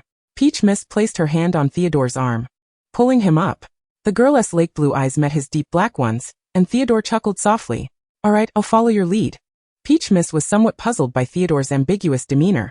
They had little interaction, so why would he set aside his prejudices to assist her, a Hufflepuff orphan? Theodore noticed her barely concealed confusion and smiled inwardly, for she had likely forgotten a night when she had helped a boy struggling with the disarming charm master it effortlessly. Since then, many nights he had wandered the castle like a ghost, pretending to accidentally encounter her, only to watch her and the savior step through the same door. Eventually, he found himself in detention with Snape. What is happening? Dumbledore had just placed the cabbage back, and was discussing Crabbe's injury with Snape as they descended when they spotted a throng of students blocking the corridor. The students parted to allow the 2 professors through, and Dumbledore's gaze fell upon the girl standing by the fallen Filch, causing his vision to go dark. Not her again. Filch, upon seeing the 2 professors arrive, sighed with relief, hoping they would finally deliver a harsh punishment to this ungrateful girl. Snape looked at Madame Lorelei hanging in midair, then glanced at Draco, before his eyes settled on Filch and Peach Mist. Once again, it is you, Miss Luna. Pray, what have you done this time? Allow me to hazard a guess. Incensed by Mr. Filch's management, you have taken the life of his feline companion, and bestowed upon him a sound thrashing as well. Severus Snape approached the front of Miss Peachfog, squinting down at her from his elevated position. Professor, it was not Draco who stepped forward. Attempting to explain his usual favoritism towards Snape, he interjected. Silence. Snape barked fiercely, cutting him off before he could elaborate. His gaze turned back to Peachfog, his eyes ablaze with fury, her actions seemingly evoking memories of a certain afternoon over 2 decades ago, when 4 boys had regarded him with similar disdain. You are malicious and treacherous, showing no respect for your elders and preying upon the weak. You are as repugnant as James Potter. Hearing Snape's derogatory remarks aimed at Peachfog, Harry's expression darkened considerably. When his father's name was uttered in such a humiliating tone by Snape, his wand began to stir restlessly in his hand. Peachfog gently shook her head at him, silently urging him not to retaliate against Snape, for Dumbledore was still present. Lowering her head momentarily, she quickly gathered her composure. And when she raised it again, her almond-shaped eyes glistened with tears that rendered her already striking blue irises even more poignant and pitiable. She hurried to Dumbledore's side, feigning fear as she hid behind him, extending a frail finger that trembled as it pointed towards Filch and Snape. Professor, Mr. Filch insists on wrongfully accusing me of murdering his cat, yet I was with Harry and Draco at the time. They can vouch for me. He refuses to listen, determined to frame me, even threatening to teach me a lesson. He clearly slipped and fell on his own, yet Professor Snape insists I harmed him, simply because I am an unconnected Hufflepuff orphan whom he despises. Dumbledore surveyed the surrounding students, silently seeking their corroboration. Most of them were Hufflepuff children, who naturally held a disfavor towards Filch and Snape, and thus inclined to support one of their own. Peachfog tugged at Dumbledore's robes once more, her voice tinged with a sob. Professor Snape just insulted me, equating me to James Potter. Yet James Potter is Harry's father, and one of the heroes who stood against Voldemort. He may deride me, but how can he disparage a hero? Could it be that the professor is actually an admirer of that man? Peachfog clutched her heart, her tear-filled gaze incredulously fixed upon Snape. The students regarded Snape with increasingly peculiar expressions. Many Hufflepuff students had parents who had once fought against Voldemort, and they held a certain reverence for James Potter. Their glances towards Snape now held an air of hostility. Such accusations were indeed formidable, and Snape found himself rendered passive, unprepared for this sudden turn of events. Dumbledore, observing the discomfort of his colleague, offered a sigh and stepped in to provide him with an escape. Professor Dumbledore, Professor Snape has been misled by Mr. Filch. He mistakenly believes that Luna harmed Mrs. Norris and Mr. Filch. Dumbledore nodded, having no intention of putting Snape in a difficult position, as he regarded him as one of his own. He kindly patted Peachfog's hand. I apologize, Luna. Severus is merely concerned that you may stray from the right path. You know, in the past, do not take it to heart. Having said that, he turned his attention to the petrified Mrs. Norris, his brow furrowed, before raising his voice to instruct the surrounding students to return to their dormitories immediately. Filch, struggling to rise from the ground, lamented, Is there no one to speak up for me? After the students dispersed, Dumbledore stared at the dark red writing upon the wall, slowly closing his eyes as he murmured to himself. He has returned. Thank you very much, Mr. Knott, he added.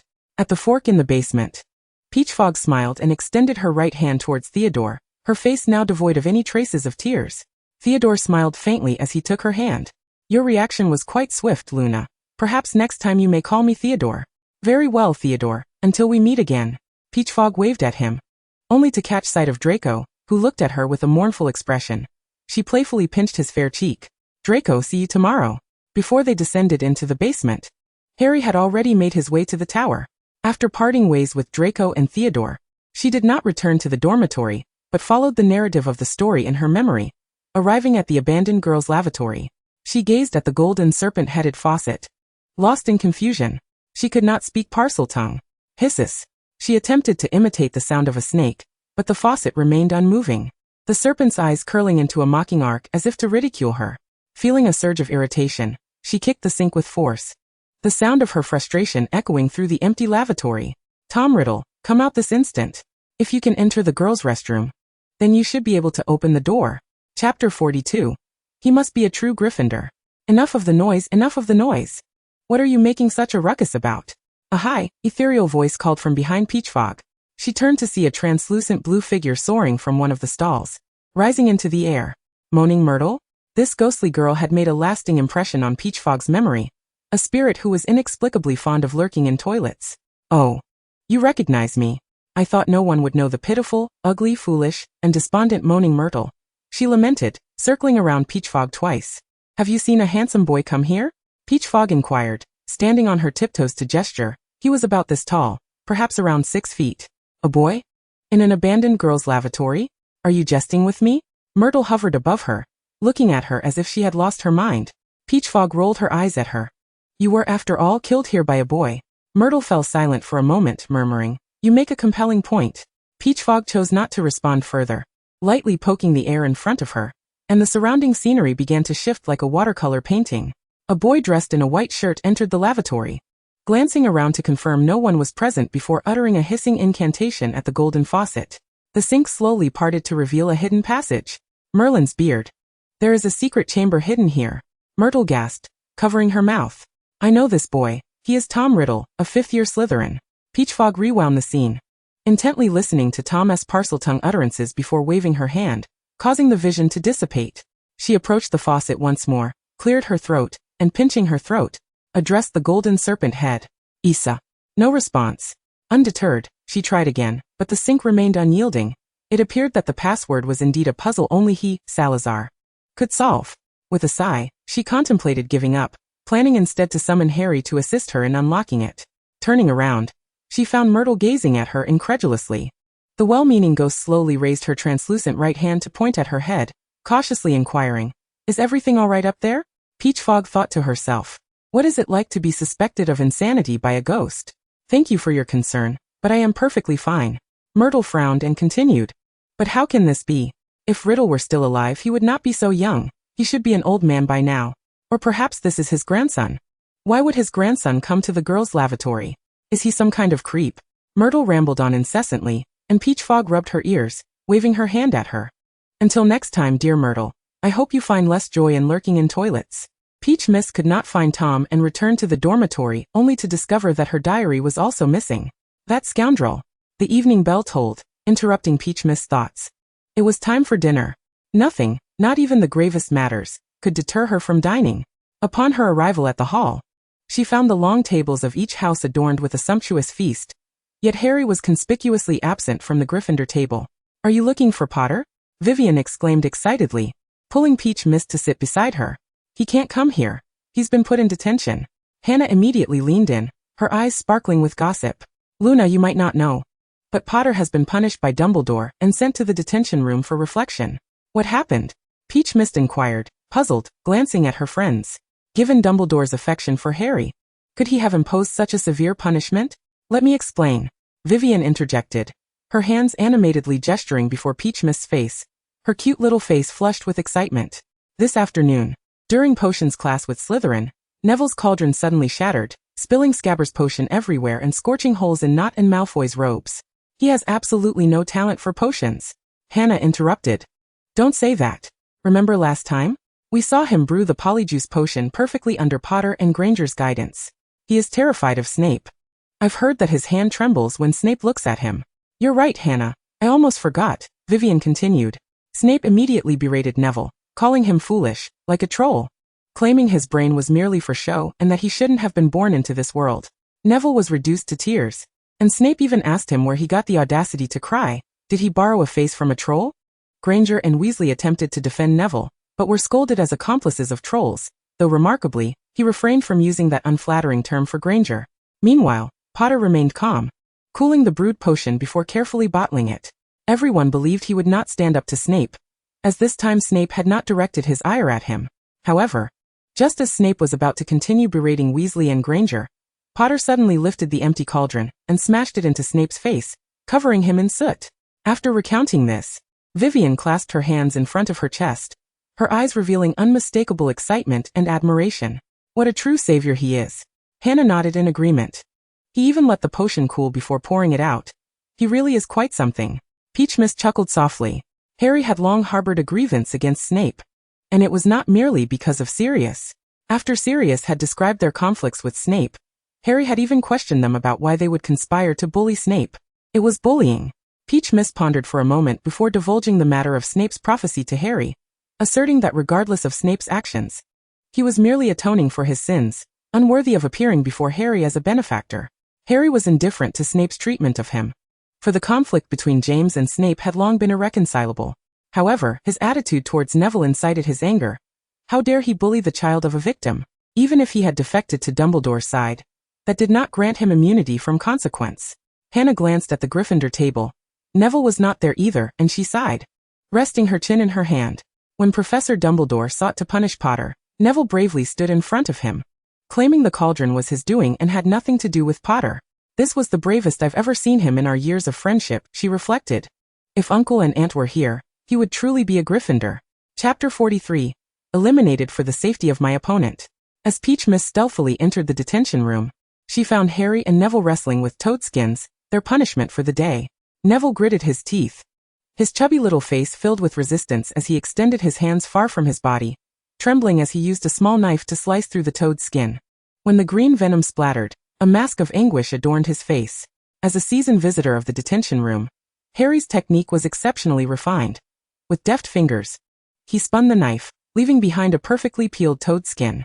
"Hey Harry, I heard you threw the cauldron at Snape's face," Peach Mist announced as she pushed open the locked door of the detention room, startling Neville, causing him to tremble and splatter venom onto his face, corroding his fair skin, and instantly causing his freckles to fall away.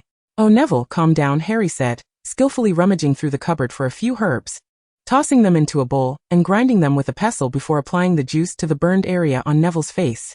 In no time the pain subsided, and the ghastly wound vanished. "You're incredible," Neville remarked, gazing at him with envy. Harry patted his shoulder and returned the bowl to the cupboard. "Don't think too highly of me." He then walked over to Peach Mist's side. "Luna, you see, this is the warning Snape gave me, but it bears no real threat. I'm nearly done. I know this won't faze you. I truly didn't expect you to throw the cauldron at his face, though it is something your father and godfather would do." Peach Mist snapped her fingers, and a table materialized in the detention room, laden with roasted chickens and cakes. "I thought you hadn't finished your meal, so I bribed the house elf to prepare some extra food." Harry dragged a chair to the table and sat down, tearing off a drumstick. "After all, I'm their son. To be honest, I'm quite hungry." Peach Mist also pulled up a chair next to Harry and addressed Neville, who still wore a woeful expression while gazing at the toad. "Neville, come eat, don't fret. The first time is always like this. After you've served detention as many times as Harry, you'll become desensitized to it." "Thank you." Neville washed his hands at the sink and then sat down at the table, picking up a piece of cake. Peach Mist observed his damp hands, and then slowly turned her gaze to Harry's hands. "I say, dear, did you finish peeling the toad without washing your hands, and then grab the chicken leg with bare hands?" Harry, with several bites already taken from the chicken leg, replied. "But she called me dear." The once sorrowful Neville was now amused, bursting into laughter. The three children exchanged glances, their eyes sparkling with mirth, and under the warm yellow light, the atmosphere was exceptionally cozy. It was rumored that the heir of Slytherin had opened the Chamber of Secrets within the castle, unleashing a monster intent on slaying half-bloods and muggle-born students. As Neville munched on his chicken leg, he suddenly recounted the tale of Moaning Myrtle's petrification, explaining that Myrtle had merely encountered the monster by chance. Looking worriedly at Peach Mist, he added, "Luna, you should be cautious. I heard your parents might be muggles. It could target you." "All right, I'll be careful." "Thank you, Neville." Peach Mist smiled as she pushed a delectable piece of chocolate cake toward Neville, having noticed his eyes lingering on it, though he seemed too shy to reach for it. Neville shyly smiled back at her and took the cake, biting into it. "I heard from Seamus that there's a rumor from Slytherin that the chamber had been opened 60 or 70 years ago, and that monster killed a girl. You know, Moaning Myrtle." Harry nodded. "I know her. Percy told me she liked to peek at boys while they bathed." "Was he caught peeping?" Peach Mist immediately turned to Harry. Harry pondered for a moment before nodding. "I suppose so. Myrtle must have been caught peeping at him while he bathed, which is why he would know she loves to watch boys bathe. Is it possible that someone else was peeping and told him?" Peach Mist continued to inquire. "It is utterly implausible. She cannot enter the dormitory's bathing area, for she frequents the exclusive washroom designated for the heads of houses. Both the heads of Hufflepuff and Ravenclaw are girls, and as for Slytherin, I doubt Flint possesses such dubious tastes. It is only Percy." "Enough, it's over. Percy is no longer pure," muttered Lavender. How did the conversation turn to Percy being spied upon by Moaning Myrtle? Neville hastily redirected the topic, lest their head's reputation be tarnished. After all, it was said that the monster in the Chamber of Secrets had claimed a girl's life. That unfortunate girl was Myrtle. Neville, frowning, swallowed the remaining cake in one go. "They say that when Myrtle died, Hagrid had opened the chamber and released the creature that killed her." "Hagrid?" Harry exclaimed in astonishment, his voice becoming almost shrill. "Do those Slytherins truly possess any sense? How could they possibly believe that Hagrid was the heir of Slytherin? Salazar Slytherin must have been deranged to choose Hagrid as his successor. Though I trust Hagrid immensely, it is rather offensive to his character." Lavender pondered, stroking her chin. The murderer must undoubtedly be Tom. Could it be that Myrtle spied on him while he bathed and was subsequently avenged? Neville then reached for the roast chicken, which had but 2 legs remaining. "I don't know. That Goyle keeps insisting that Malfoy should tell his father to imprison Hagrid in Azkaban. What did Malfoy say? Harry inquired. I heard Hannah mention that Malfoy echoed your sentiments, asserting that unless Slytherin had lost his sanity, he would never choose Hagrid as his heir. Neville took a hearty bite of the roast chicken. Hannah even ventured to the Slytherin common room to eavesdrop? Lavender's eyes widened. Her friend had an insatiable appetite for gossip. It must have been in the classroom or the Great Hall. Neville shook his head, glancing at Harry with a look of guilt. Tomorrow. There's a Quidditch match against Slytherin. It's all my fault. I've kept Harry confined here. It's all right, Neville. Harry reassured him with a pat on the shoulder. They are no match for me. Turning to Lavender, he continued, by the way, Luna, I recall your Quidditch skills were quite impressive under Cedric and Oliver's tutelage during the holidays. Why were you not selected for the house team? Lavender awkwardly chuckled. Madame Hooch said my playing style resembled someone intent on murder, and for the safety of my opponents, she decided to cut me from the team. Neville and Harry burst into laughter. Chapter 44. How can you sleep? The Quidditch match unfolded predictably, with Gryffindor once again relying on Harry to turn the tide and triumph over Slytherin. Gilderoy Lockhart shamelessly remarked that Harry bore a striking resemblance to his younger self. If James were still alive, he would surely have given him a good thrashing. During the chase for the golden snitch, Draco inadvertently collided with the railing and fell hard onto his backside. After Lavender enveloped Harry in a hearty hug to congratulate him, she turned around only to find Draco absent. Greeting Harry, who was surrounded by the little lions, she set off in search of Draco. Finding Draco within the castle was not a daunting task. Under the guidance of Sirius, she and Harry had expertly crafted a Marauder-esque map. Every person within the Hogwarts castle would be recorded on this parchment. She spotted Dumbledore in the Ollery, seemingly awaiting a letter from someone. In the cramped space beneath the stairs leading to the dungeon, Lavender discovered Draco, huddled in the shadows with his arms wrapped around his knees, his pale golden head buried in his elbows. Draco, she gently prodded his shoulder. The boy slowly lifted his head, his complexion ashen, eyes rimmed with red, lips devoid of color, exuding a sense of solitude and fragility. His voice was faint. In your eyes, am I inferior to Potter? Lavender tilted her head. Truth be told, she did not wish to console Draco. One must confront their failures and acknowledge the excellence of others to achieve genuine progress. Thus she replied yes. This blunt admission shattered Draco's defenses. He had expected her to offer comfort, but the reality struck him hard. Then why aren't you with the illustrious Potter? Why are you here with me? His voice trembled with indignation, rising abruptly to his feet, only to collide with the ceiling beneath the stairs with a loud thud, further compounding his distress as tears streamed uncontrollably down his face. He has already triumphed. Why should I accompany him? You are too weak and require more training. Lavender scrutinized him with a frown. Let us devise a training regimen. Rise at 5 in the morning, run 10 laps around the Quidditch pitch to build stamina. Then have breakfast and attend classes. After dinner, before curfew at 9, bring your broom. I will supervise your training without exception. And then we will study spells for an hour. At 10, Snape will be patrolling the Ravenclaw Tower, providing you an opportunity to sneak back to the dormitory. As she spoke, a quill floated in the air, inscribing the schedule on the parchment beside her. Once finished, she picked up the parchment, satisfied with the time allocation, and handed it to Draco. Draco's mouth fell agape, astonished as he accepted the parchment, staring at the densely packed schedule, his eyes wide, momentarily forgetting his previous tears that still lingered in his eyes. But I usually sleep by 9, he cautiously remarked, glancing at Lavender. How can you sleep, Draco? Look at you day by day, Harry has grown so strong. Do you possess no ambition? Once you're gone, you can sleep to your heart's content. Lavender scolded him without reservation, her height preventing her from pinching Draco's ear. Draco pouted in grievance. Can we skip practice today? I have a slight headache. Lavender eyed him skeptically. You just fell hard. It should be your backside that hurts, not your head, you fool. After saying this, she paused, the words feeling oddly familiar. Despite her verbal admonitions, she conceded to Draco's request and provided him with a healing potion, for indeed, his backside had suffered a significant fall. When Lavender informed Harry that she intended to practice with Draco, he showed no objection, nodding in agreement, which made Lavender feel a sense of rightful authority. However, she was unaware that the true authority lay elsewhere. The night winds at Hogwarts were invariably chilly. Lavender had not encountered Tom again. He would have to avoid Snape's patrols within the castle, and she could only wonder what exquisite scene might unfold should they cross paths. Lately, she had been plagued by a recurring dream, absurdly melancholic yet filled with profound joy. The city within her dream was shrouded in a misty gray, reminiscent of a fog-laden London morning, perpetually obscured by heavy veils of smoke, rendering it indistinct. She perceived a version of herself from what seemed to be the future.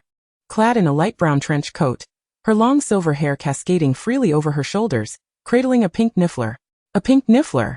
That would fetch a substantial sum. She observed her own sea blue eyes glimmering like stars in the night, radiating intense joy and affection as she gazed at the man beside her, who towered over her. His face was obscured by the mist, rendering it indistinct, though she discerned that he too wore a light brown coat, and she could palpably sense his delight. She saw herself rise on tiptoes to place the niffler atop the man's brown hair, then open her arms to him. He seemed to smile, reaching out to embrace her as they kissed amidst the ethereal fog, entangled in each other. Unlike her encounters with Tom, Lavender could distinctly feel the genuine love, the version of herself in the dream harbored for the man.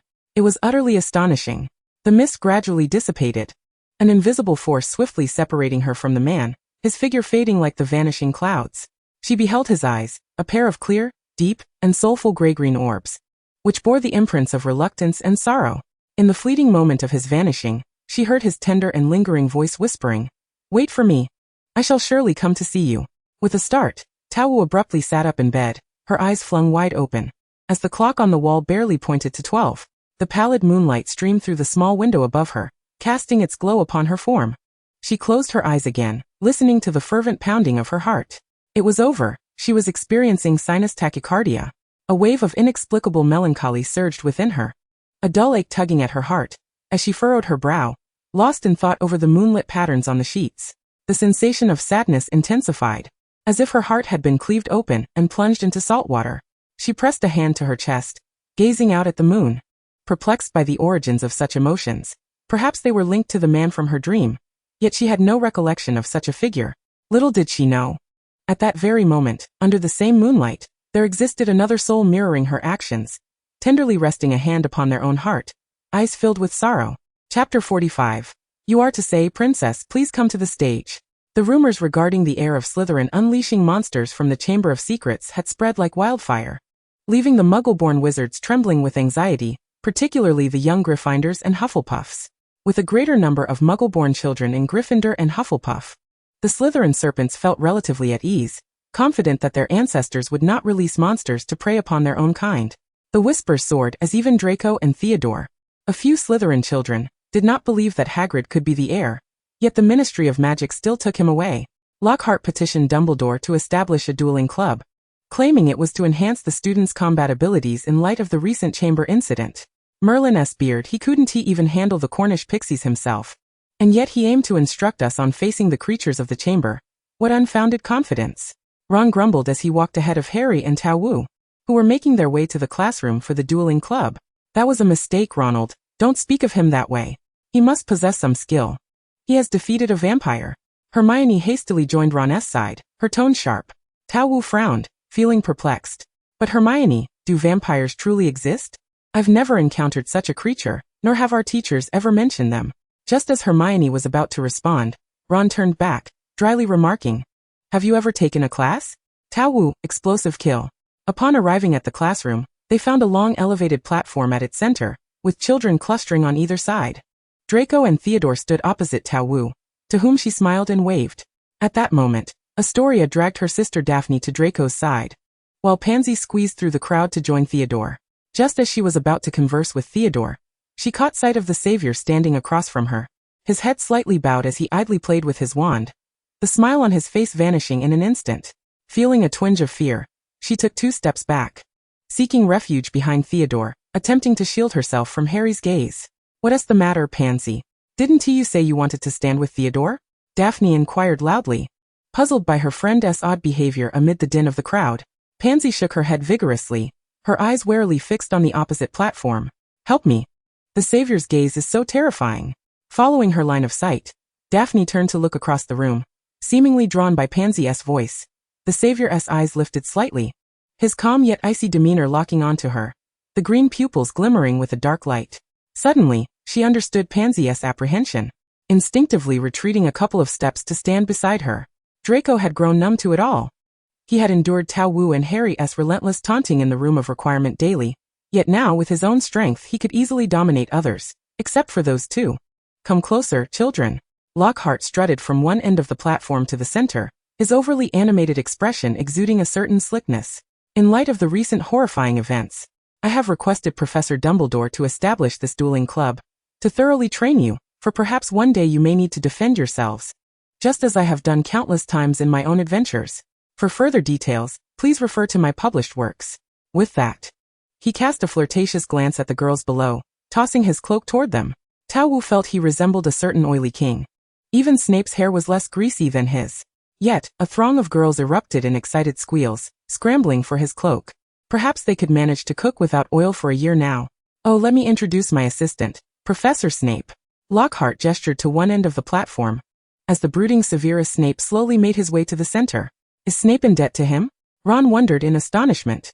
It seemed Snape had overheard the little lioness remark, suddenly turning to glare at him fiercely. He has graciously agreed to assist me with a few demonstrations. You need not worry, for after the demonstration, I shall safely return your potions professor to you. With a flourish, Lockhart approached Snape, both of them bowing in a dual-S salute at the center of the platform. 3, 2, 1. As the countdown concluded, he flashed a smug smile at the nearest group of girls, only to be struck by a red light from Snape's wand, sending him flying across the room in an ungraceful arc. The event concluded before it even began. Tao Wu could hardly bear to watch. How dare he challenge Snape? It had taken 4 highwaymen to match a single Snape in combat. What audacity he had! Though she held no affection for Snape, one could not deny his formidable prowess. Lockhart landed with a dramatic roll, quickly regaining his footing, and attempting to appear less disheveled. He dusted off his clothes, flashing his signature smile at Snape. The children have witnessed how Professor Snape dispatched me. It was indeed a fine demonstration. However, I must say, your intentions were too transparent. Should I choose, I could easily deflect your attacks. Now we should first teach the students how to block unfriendly spells, Professor. Snape's expression remained as dark as ever. Perhaps he too was bewildered as to why Dumbledore had enlisted him to assist this fool. What a brilliant idea, Professor Snape. Truly you are remarkable, Lockhart exclaimed, his eyes lighting up. Let us find a pair of volunteers for a demonstration, shall we? Professor Snape, please choose a student first. Snape's gaze fell upon Draco before lingering on Harry for a considerable while, leading everyone to believe he would select one of them for the duel.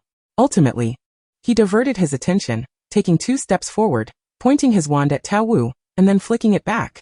I hereby invite Miss Luna from Hufflepuff's second year to the stage for a demonstration. Among the choices of most favored and least favored, he had selected the strongest. Tao Wu was taken aback by his choice, expecting it to be Draco or Theodore. Noticing her hesitation, Snape gestured for her to step up to the platform once more. Tao Wu looked at Snape and slowly spoke. Professor, that is not how you should phrase it. You ought to say, Princess, please come to the stage. Snape retorted. I truly believe you are unwell. You are even more deranged than Lockhart. Chapter 46, Dog of a Scoundrel, I finally caught you. Snape's lips twitched as he struggled to utter such humiliating words. A flicker of regret crossed his mind, wishing he had simply asked Draco or Theodore to demonstrate instead. All the students' eyes were fixed upon him, their eager anticipation reflected in the gleam of their eyes. Awaiting the words he was reluctant to speak. In contrast, Lockhart was far more audacious. He strode confidently to the front of the stage, bending slightly as he extended an invitation to the enchanting Pomona. Princess, please take the stage for a performance. The girls who idolized Lockhart erupted into squeals, while Hermione, filled with envy, gazed longingly at Pomona, wishing it were she being summoned to demonstrate. Pomona leaned on the edge of the platform and effortlessly leapt onto it. Lockhart beamed widely, exclaiming, Professor Snape has chosen Luna. Now let me ponder whom I shall select. Both Harry and Draco instinctively took a few steps back, seeking refuge in the crowd, as they wished to avoid being publicly bested by her. Hermione and Ginny raised their hands excitedly, hoping to catch Lockhart's attention. Hermione eager for an invitation, while Ginny simply wished to showcase her skills to her admired sister. Lockhart, however, overlooked these eager participants, his gaze landing instead on Pansy, who was cowering behind Theodore. Oh, come now, Miss Parkinson, step up and demonstrate for your classmates. Show your head of house what you can do. Pansy gasped, her pupils dilating in horror.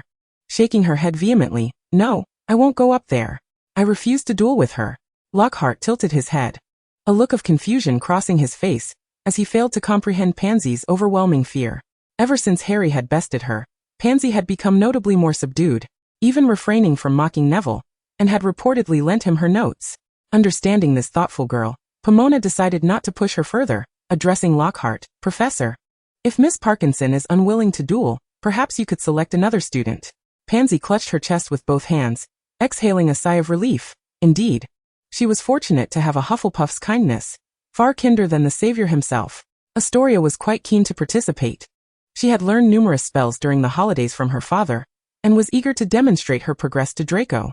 Yet, she felt a pang of jealousy as she observed the spark of admiration in Draco's eyes when he spoke of the girl on stage. Lockhart nodded, acknowledging Pansy's reluctance, and his gaze fell upon Astoria, easily recognizable in the crowd. Then let us welcome her. Snape, discerning Lockhart's intention, immediately interjected, "Professor, I suggest Ginny Weasley. As Professor Flitwick has often praised Miss Weasley in our presence, she must have her own understanding of magic. If Professor Snape says so, then why not Miss Granger?" Lockhart retorted, shrugging his shoulders. Snape replied, "Do you find it necessary to argue with me?" Initially disheartened by Snape's suggestion, Hermione's spirits lifted upon hearing Lockhart's words. It turned out Professor Flitwick did appreciate her after all. In the end, Lockhart chose Ginny, who appeared thrilled, eagerly pulling out her wand, wiping it on her brother Ron's clothing before mimicking Pomona's graceful leap onto the platform. "Luna dear." The delightful little Ginny stood opposite Pomona, beaming a sweet smile. "Hey, my little Ginny darling." Pomona adored this little sister, who looked at her with starry-eyed admiration daily. Who wouldn't cherish such affection? "You may begin." Snape observed their affectionate greeting with a twitch of his lips. Before commencing, he swiftly moved to one end of the platform, distancing himself from them, while Lockhart remained not too far behind Ginny. Pomona and Ginny, emulating Snape and Lockhart's earlier gestures, exchanged formal dueling salutes. 3, 2, 1, begin. Stupefy. Ginny launched the first attack with a stunning spell. Pomona quickly countered, employing a protective shield to thwart the assault, then retaliated with a sandstorm spell. Ginny responded with equal swiftness, casting a protection charm around herself. The students below watched with rapt attention as the two engaged in a thrilling exchange of spells, their duel showcasing increasingly intricate charms. Bombarda. Reducto. The culmination of Pomona's Bombarda and Ginny's Reducto collided, unleashing a tremendous whirlwind that sent students on both sides staggering back. Lockhart, standing just behind Ginny, was caught off guard, the powerful gust hurling him to the ground in a most undignified manner. One must admit, Snape had shown remarkable foresight. That will suffice. Snape walked calmly to the center of the platform, acknowledging the success of their demonstration, where both offense and defense had been executed flawlessly. "You all witnessed their display. You ought to learn from it well." He spoke each word deliberately. Unbeknownst to them, Lockhart had managed to rise again, suddenly appearing behind Snape with his signature charming smile. A heartfelt thanks to Luna and Ginny for their splendid demonstration. It was truly remarkable, and I am certain everyone has gained invaluable insights. Now let us pair up and begin practicing. Ginny dashed to join Pomona, and together they leapt down from the platform. "Oh Ginny, I had no idea you were so formidable. It seems George and Fred won't dare to tease you any longer," Ron remarked, his disbelief evident as he regarded his sister. Ginny shrugged nonchalantly, "That is fine. After all, they prefer to torment you over me. I find this rather odd." Hermione suddenly interjected, her gaze fixed on a group of Slytherin students across the room. "What is it?" Pomona tilted her head in inquiry. "Astoria Greengrass. Her complexion appears quite pallid." Hermione observed Astoria closely. "I heard she was born with a congenital illness. It's not surprising she looks unwell," Ron commented, glancing at her. Hermione shook her head. "No, ever since the incident with Mrs. Norris, she's been like this. Logically, being a pureblood, she shouldn't be fearful of such events. That leaves only one possibility. She is linked to the heir, or perhaps she is the heir." Pomona glanced at Astoria's ashen face. "You vile scoundrel, I shall catch you." Chapter 47. The Little Spider Carries the Heavy Burden. Lockhart's dueling club was truly lacking in quality. Pomona felt it paled in comparison to the one Sebastian had once invited her to join. Harry was surrounded by a throng of Gryffindor lions, who paid no heed to Lockhart's instructions to pair off, clustering around Harry to learn some offensive spells, as his previous victory over Pansy had left a lasting impression. Seizing the opportunity while everyone was gathered in the clubroom, Pomona stealthily slipped away, making her way to the Slytherin dormitory. Pureblood. Pomona easily recited the Slytherin password, even without having read the original text. The common room was eerily empty, devoid of any snakes, so she hurried to the girls' dormitory, seeking Astoria's room. Pushing open the ajar door, she found the dormitory silent, save for the crackling of the fireplace. She searched the entire room, but could not locate Tom's diary. Could it be that Astoria had brought it with her? "Are you looking for this?" A graceful, slender hand extended the diary to Tao Wu, placing it before her eyes. "Ah yes, that is it. You are exceedingly kind. As Tao Wu reached out for the diary, her wrist was seized, an aggressive chill enveloping her. A smirk danced upon her lips. Oh, he had delivered himself right to her doorstep. What tricks could he possibly master against her, a graduate of a prestigious academy? Indeed, it was as such. You transcend time, Luna. Tom held her arm firmly, his voice a low murmur. I overheard your conversation with Regulus. I thought you were deceiving him. Yet it appears to be true.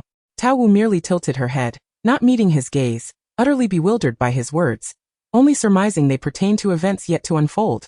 Tom's finger traced her chin, tilting her head back to force her gaze upon him, his thumb caressing her cheek. I still prefer the way you looked that night. Tao Wu responded with a mocking tone. Am I granting you favors now and you're choosing me? He released her wrist, retrieving a vial from his pocket and offering it to her. Drink this. Curiously, she accepted the potion, uncorking it to inhale its aroma. Goodness, an aging potion. She regarded the strikingly handsome boy before her with a mix of incredulity and admiration. He had concocted a potion while orchestrating a secretive endeavor. Tao Wu gently shook the vial, stepping back to extricate herself from Tom's grasp. Did you unleash the basilisk? You've caused me quite the trouble.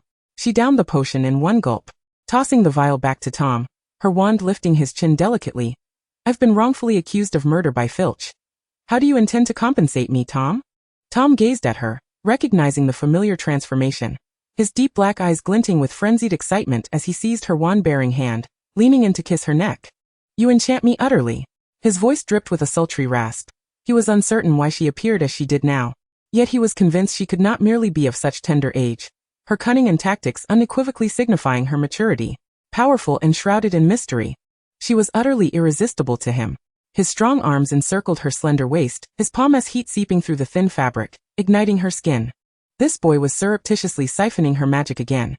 Tao Wu thought it wise to bring along a cabbage to bite his backside. Tom clasped her waist, one hand deftly unbuttoning his shirt to reveal his exquisitely toned upper body. Even a second glance stirred desire within her. Yet Tao Wu surveyed the unfamiliar surroundings. Was this truly appropriate in another's dormitory? She playfully pinched his taut abdomen, leaning close to whisper, You're quite brazen. Tom chuckled, pinning her against the desk, one hand gripping the back of her head as he descended to kiss her soft lips, the other hand busily casting aside her wizarding robes while methodically unfastening the buttons of his shirt. Tao Wu's right hand entwined around his neck, her left exploring his physique with abandon. Tom's breath grew heavy, his dark eyes flashing a momentary crimson as he groaned softly, kissing her with fervor. She offered him a mischievous grin, gently pushing him away. Tom furrowed his brow, gazing at her in confusion.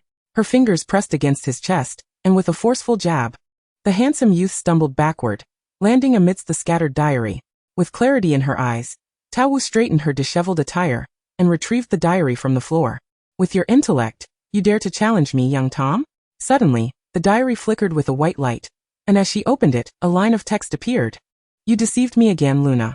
It bore a hint of grievance, and Tao Wu laughed, playfully tapping the paper.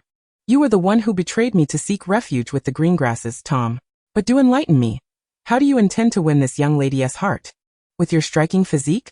The previous line vanished, replaced by new words. No, I am yours, Luna, please believe me. I merely promised to assist the daughter of the greengrasses in winning the affections of her desired boy. Tao Wu nearly erupted in laughter. The love-ignorant Voldemort sought to instruct others on matters of the heart. What audacity from both teacher and student. You're not planning to help her extract Draco's heart, are you? Is that the kind of acquisition you mean? New words materialized on the page. You understand me well, Luna. With an exasperated roll of her eyes, she tucked the diary back into her pocket and restored the room to its prior state, before leading Tom out of the Slytherin dormitory. She had a genuine desire for that basilisk. It could serve as a splendid magical companion, yet she lacked Parseltongue, preventing her from entering the chamber or communicating with it. Initially, she considered asking Harry to act as an intermediary, but now there was a more suitable candidate. Satisfied, she patted the diary in her pocket. It would certainly not remain docile, and would likely seek an opportunity to sneak out and reopen the chamber, unleashing the basilisk upon unsuspecting students. When next the chamber opened, it would be her moment to acquire a new magical creature. However, she needed a pretext to have the ministry release Hagrid from Azkaban. After all, he was the generous soul who procured her snowy owl. Who would shoulder this blame? Perhaps the little spiders he kept in the Forbidden Forest could bear the brunt of it. Regardless, she had little affection for creatures with overly furry appendages. Chapter 48. Is your absence from Slytherin due to disdain? I feel vexed merely upon seeing her. How can there exist such a loathsome individual? I wish I could deliver her a proper explosion. The wind by the black lake tousled Ginny's hair. Her eyes filled with disdain and disgust as she settled onto the grass beside Tao Wu and Hermione. What troubles you? Tao Wu leaned against Hermione, idly toying with Harry's wand as she cast a concerned glance at Ginny. Isn't it obvious? That Burns girl. Frankly, no one likes her. Hermione plucked a blade of grass from the ground and tossed it at Ron. He swatted it away with a resigned smile. Burns? Who is that? Tao Wu inquired, turning towards Harry, who sat beside Ron. A wretch. Before Harry could respond, Ginny spat venomously. Every day in the dormitory, she insists she belongs in Slytherin, calling us a bunch of foolish lions. She's a witch with muggle parents, proclaiming she deserves to be in Slytherin. Ginny rolled her eyes dramatically, her tone rife with contempt for Burns. She even claims that at the very least, she ought to be sorted into Ravenclaw, but with her feeble intellect, what could Ravenclaw possibly want with her? They're not a recycling center. Tao Wu mused, it's rather odd. The sorting hat is supposed to consider the students' wishes. Harry did not wish to join Slytherin, and the hat accommodated him by placing him in Gryffindor. Tao Wu remained perplexed. This character did not seem to exist in the original narrative, yet managed to elicit collective disdain from the protagonists. Observing the confusion in Tao Wu's expression, Hermione elaborated. Vera Burns, a first year in Gryffindor, though she desires Slytherin. She idolizes Snape, and her potion skills are slightly better than Neville's. Ron scoffed. To be honest, Luna, you haven't witnessed her. Every day when Harry and I return to the common room, as long as she's around, she'll always shoot us the dirtiest looks. Here she comes now, Ron. Harry nudged him, motioning forward with his elbow. Peach Mist turned her gaze in the same direction, spotting a strikingly beautiful brunette girl striding towards her in a furious manner, clad in a wizard's robe, but devoid of a red scarf or house emblem. She clearly harbored a disdain for Gryffindor. Ginny Weasley, is it you who smeared the draft of living death on my book? Ginny rose, towering slightly over Burns. Her eyes filled with contempt. Yes, I simply cannot tolerate you. You should count yourself fortunate that we do not share a room. Otherwise, why not complain to your Professor Snape, and see if he dares to punish me? To him, you are no different from Neville, who is regularly berated by him. A mere oaf with a mind stuffed with worthless nonsense. You know nothing of the Professor. He is a truly remarkable man. You have no idea of the sacrifices he has made. You only see him reprimanding Neville. Who's to blame for Neville's abysmal potions class? Burns shouted back, locking eyes with Ginny, her voice rising in anger. Peach Mist, resting her chin on her hand, observed the girl before her with amusement, noting that she seemed to be an outsider like herself. What do I care to understand him? He is the head of Slytherin, and I am a Gryffindor student. Since you are so familiar with him, do you wish to marry him and become Mrs. Snape? Ginny covered her mouth in an exaggerated expression of shock. You. Burns' face flushed crimson with rage and humiliation as she pulled her wand from her pocket, aimed at Ginny and cried, "Stupefy!" Before Ginny could draw her own wand in defense, Peach Mist waved her hand, dissipating Burns' spell into the wind. Ron seemed to catch on to something, his eyes lighting up with mischief as a wicked grin spread across his face. Professor Snape, over here. Burns is using spells to attack a fellow student. Burns halted in her tracks and turned around as the black-robed Snape approached with a furrowed brow. What chaos are you all causing now? Snape's head began to throb at the sight of them clustered together. Ron shrugged, pointing at Burns. It wasn't us, Professor. It was Burns. She attempted to use Stupefy on Ginny. You must give her detention. Snape shot Ron a sidelong glance, noting the audacity etched on his face, before surveying the other students who wore expressions of ill intent. Professor, I can testify that Burns did indeed use Stupefy on Ginny. You may use legitimacy on me to verify our honesty. Peach Mist regarded the mortified Burns with a malicious smile, rising to propose her suggestion to Snape. Turning his gaze to the eager brunette before him, Snape recognized this Gryffindor girl, known for her nonsensical remarks. Last time, she had quarreled with second-year Finnegan for calling him a great man, only to be blasted by him in return. He was aware of Dumbledore's secretive connections, and as this thought crossed his mind, Snape's eyes darkened with intrigue. Could she be an undercover agent for that individual? Peach Mist could see the shift in Snape's demeanor. Realizing Burns was doomed, Snape was no fool. Having survived at Voldemort's side, he was no ordinary individual, and a clever mind could easily deduce another's thoughts. Indeed, Snape appeared to be questioning Burns. As expected, Snape delivered a cold smirk to the girl who gazed at him with anticipation. Burns, you have violated school rules by casting spells against a fellow student. You are to be punished with detention after dinner for the use of toadskin. Snape's dark gaze swept over Harry and his companions before he added, "Furthermore, 10 points will be deducted from Gryffindor. Well done as expected of you, Snape. Hufflepuff may have a chance at the House Cup this year," Ron quipped. Burns' complexion drained to a pallid hue, her eyes glistening with tears as disbelief washed over her. Snape did not spare her another glance, striding away. Peach Mist found the situation utterly amusing. In Snape's eyes, there existed 3 categories of individuals: Slytherin, non-Slytherin, and Harry Potter. Burns could only be classified as non-Slytherin. She approached Burns smirking. "May I inquire, Miss Burns, since you so revere Professor Snape, why did you not appeal to the Sorting Hat to place you in Slytherin? As far as I know, the Sorting Hat considers the personal wishes of the young witches and wizards to a great extent. Is it your dislike that keeps you from Slytherin?" Clearly.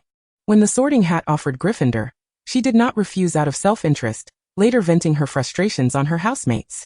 Burns spun around to face Peach Mist, her eyes filled with fury that betrayed her inner turmoil. "Because of you.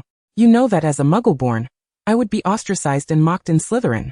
Your potion skills are hardly superior to Neville's, just as Ginny said. In Snape's eyes, you are no different from Neville. He merely views you as a fool with a head full of fluff." Chapter 49. Stop it, I'm drenched in sweat. Burns' thoughts were laid bare before the very individual she loathed most. Her fists clenched tightly, her face reddening with anger as she glared at Peach Mist. "Don't act as though you understand me. You know me no better than you know Professor Snape. Professor Snape is right. You are duplicitous and ruthless. I truly wonder how someone like you ended up in Hufflepuff." Peach Mist remained unfazed, but Harry could no longer contain himself. He stood and made his way to Peach Mist's side, attempting to reclaim his wand from her grasp. Some individuals should simply keep their silence. Yet quicker than he, Ginny leapt up, grabbing Burns by her brown locks, driving her knee sharply into her abdomen. "Keep your filthy mouth shut when it comes to Luna, you maggot. Someone like you deserves to wallow in the gutter. Look at how your esteemed Professor Snape treats you. He likely thinks you're just a lunatic." With that, Ginny released her grip, brushing off the few strands of brown hair that clung to her palm. Burns doubled over in pain, her eyes filled with venom as she glared at Ginny and Peach Mist. "I will not forgive you. This is bullying, and I will take my revenge. Just as the professor once did." She then turned her gaze to Harry, contempt dripping from her eyes. "James Potter deserved to die. Lily Evans deserves to be with those who bullied her friends. She deserves it too. Someone like you is utterly unworthy of his sacrifices." Harry's countenance darkened, his breath growing heavy, his green eyes icy. Peach Mist let out a cold laugh, returning Harry's wand to his pocket before seizing Burns' hair, compelling her to meet her gaze.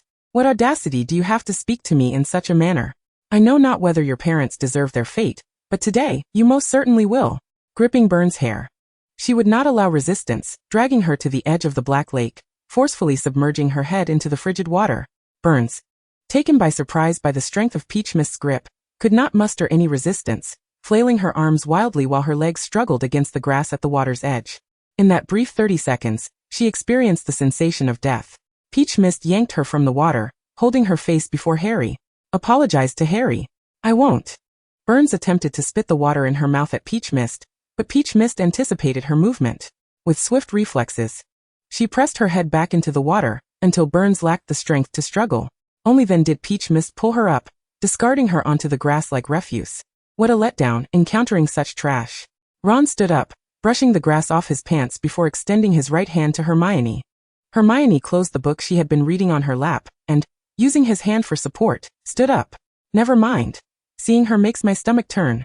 We should head to the Great Hall for lunch." They abandoned the half-drowned and barely conscious Burns, not even casting her a glance. It was eerily reminiscent of the moment when Snape had just departed. Burns lay on the grass like a lifeless fish, suffocated by a blend of humiliation and despair, unable to suppress her sobs as the sound of rustling footsteps reached her ears. "Look, isn't that Burns from Gryffindor?" she heard a voice say, straining to lift her gaze.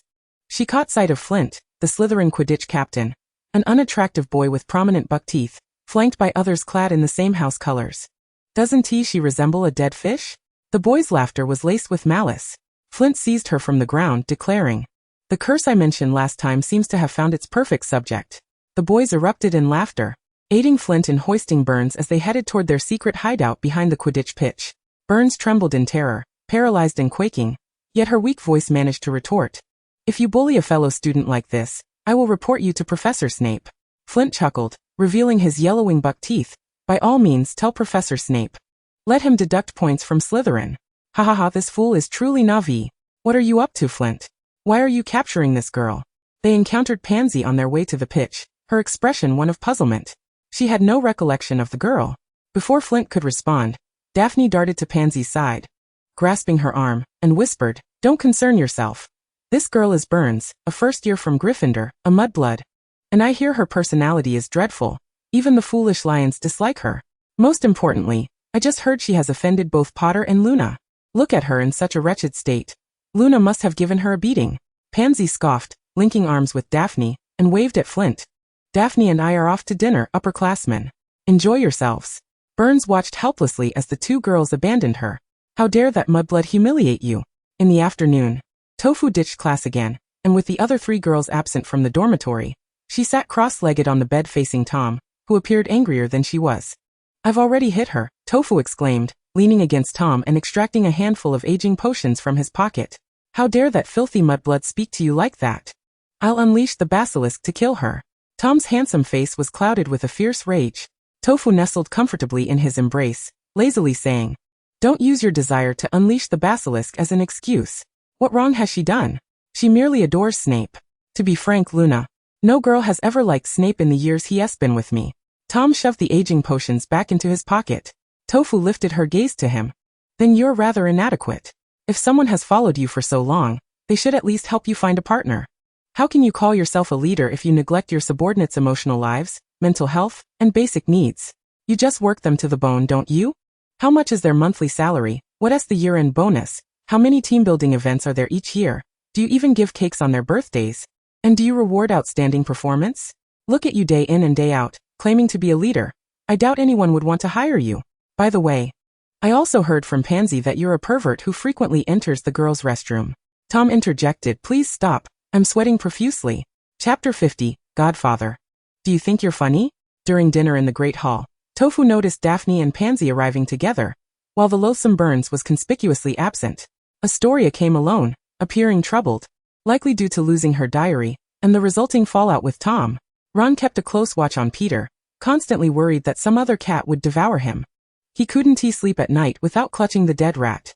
Harry borrowed a seat from Hannah to sit beside Tofu, whispering to her. Since the last incident when Harry smashed a cauldron over Snape's head for Neville, Hannah's opinion of him had skyrocketed, and she readily agreed to his request. "Then just tell him that his precious rat is Peter, a notorious murderer."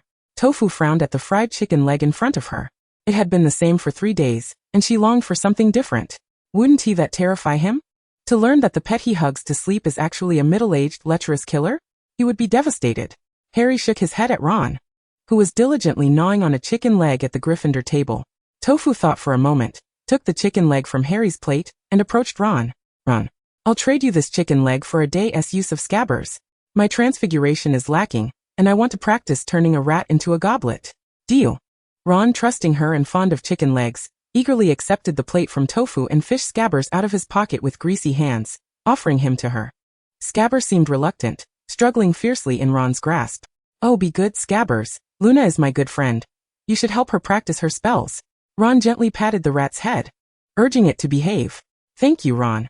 I will be eternally grateful for your immense help." Tofu, unbothered by the grease, thanked him contentedly while cradling the oily rat. She sat next to Harry, showcasing the rat. "Look, I traded 2 plates of chicken legs for this rat from Ron." Harry silently gave her a thumbs up, wondering what he had been doing all along if such a simple exchange was possible. After dinner, Tofu and Harry snuck out of Hogwarts and returned to the potions shop in Diagon Alley. After the staff closed up and left, Sirius sat in a wicker chair on the 3rd floor, reading a newspaper that reported on the escape of Azkaban prisoner Sirius Black, suspected of heading to Hogwarts to kill Harry Potter in vengeance for Voldemort. Sirius felt exasperated, having been on the run for so long. The wanted notice only appeared 3 days ago, clearly indicating that the Ministry of Magic was utterly incompetent. "Good evening, Sirius." Harry and Tofu suddenly appeared at the top of the stairs. "Oh, you're here," Sirius exclaimed joyfully, tossing the newspaper aside and opening his arms to them. Harry, equally delighted, mirrored the gesture as he approached his godfather. Unexpectedly, Sirius veered and embraced Tofu instead. "I've missed you, Luna." Then, turning to Harry, he made a face. "And of course my handsome godson, Harry." Harry, caught off guard, replied awkwardly, "Godfather, do you think you're funny? I have a gift for you." "Sirius." Tofu pulled the brown, greasy rat from Harry's pocket, seeing it as too dirty to place in her own. The rat, immobilized by Harry's binding spell, squeaked sharply upon seeing Sirius, its beady little eyes glinting with mischief. Sirius's eyes sparkled at the sight of the rat, reminiscent of the look her former dog had when spotting prey. Tofu tossed the rat to the ground and waved her wand. Revelio. A plump figure lay on the ground, its sparse, unkempt hair and two large front teeth rendering it almost indistinguishable from a rat. It lifted its head to gaze at Sirius, offering a sycophantic grin. "Hello, Sirius. It's been a long time. You scoundrel. You betrayed James and Lily.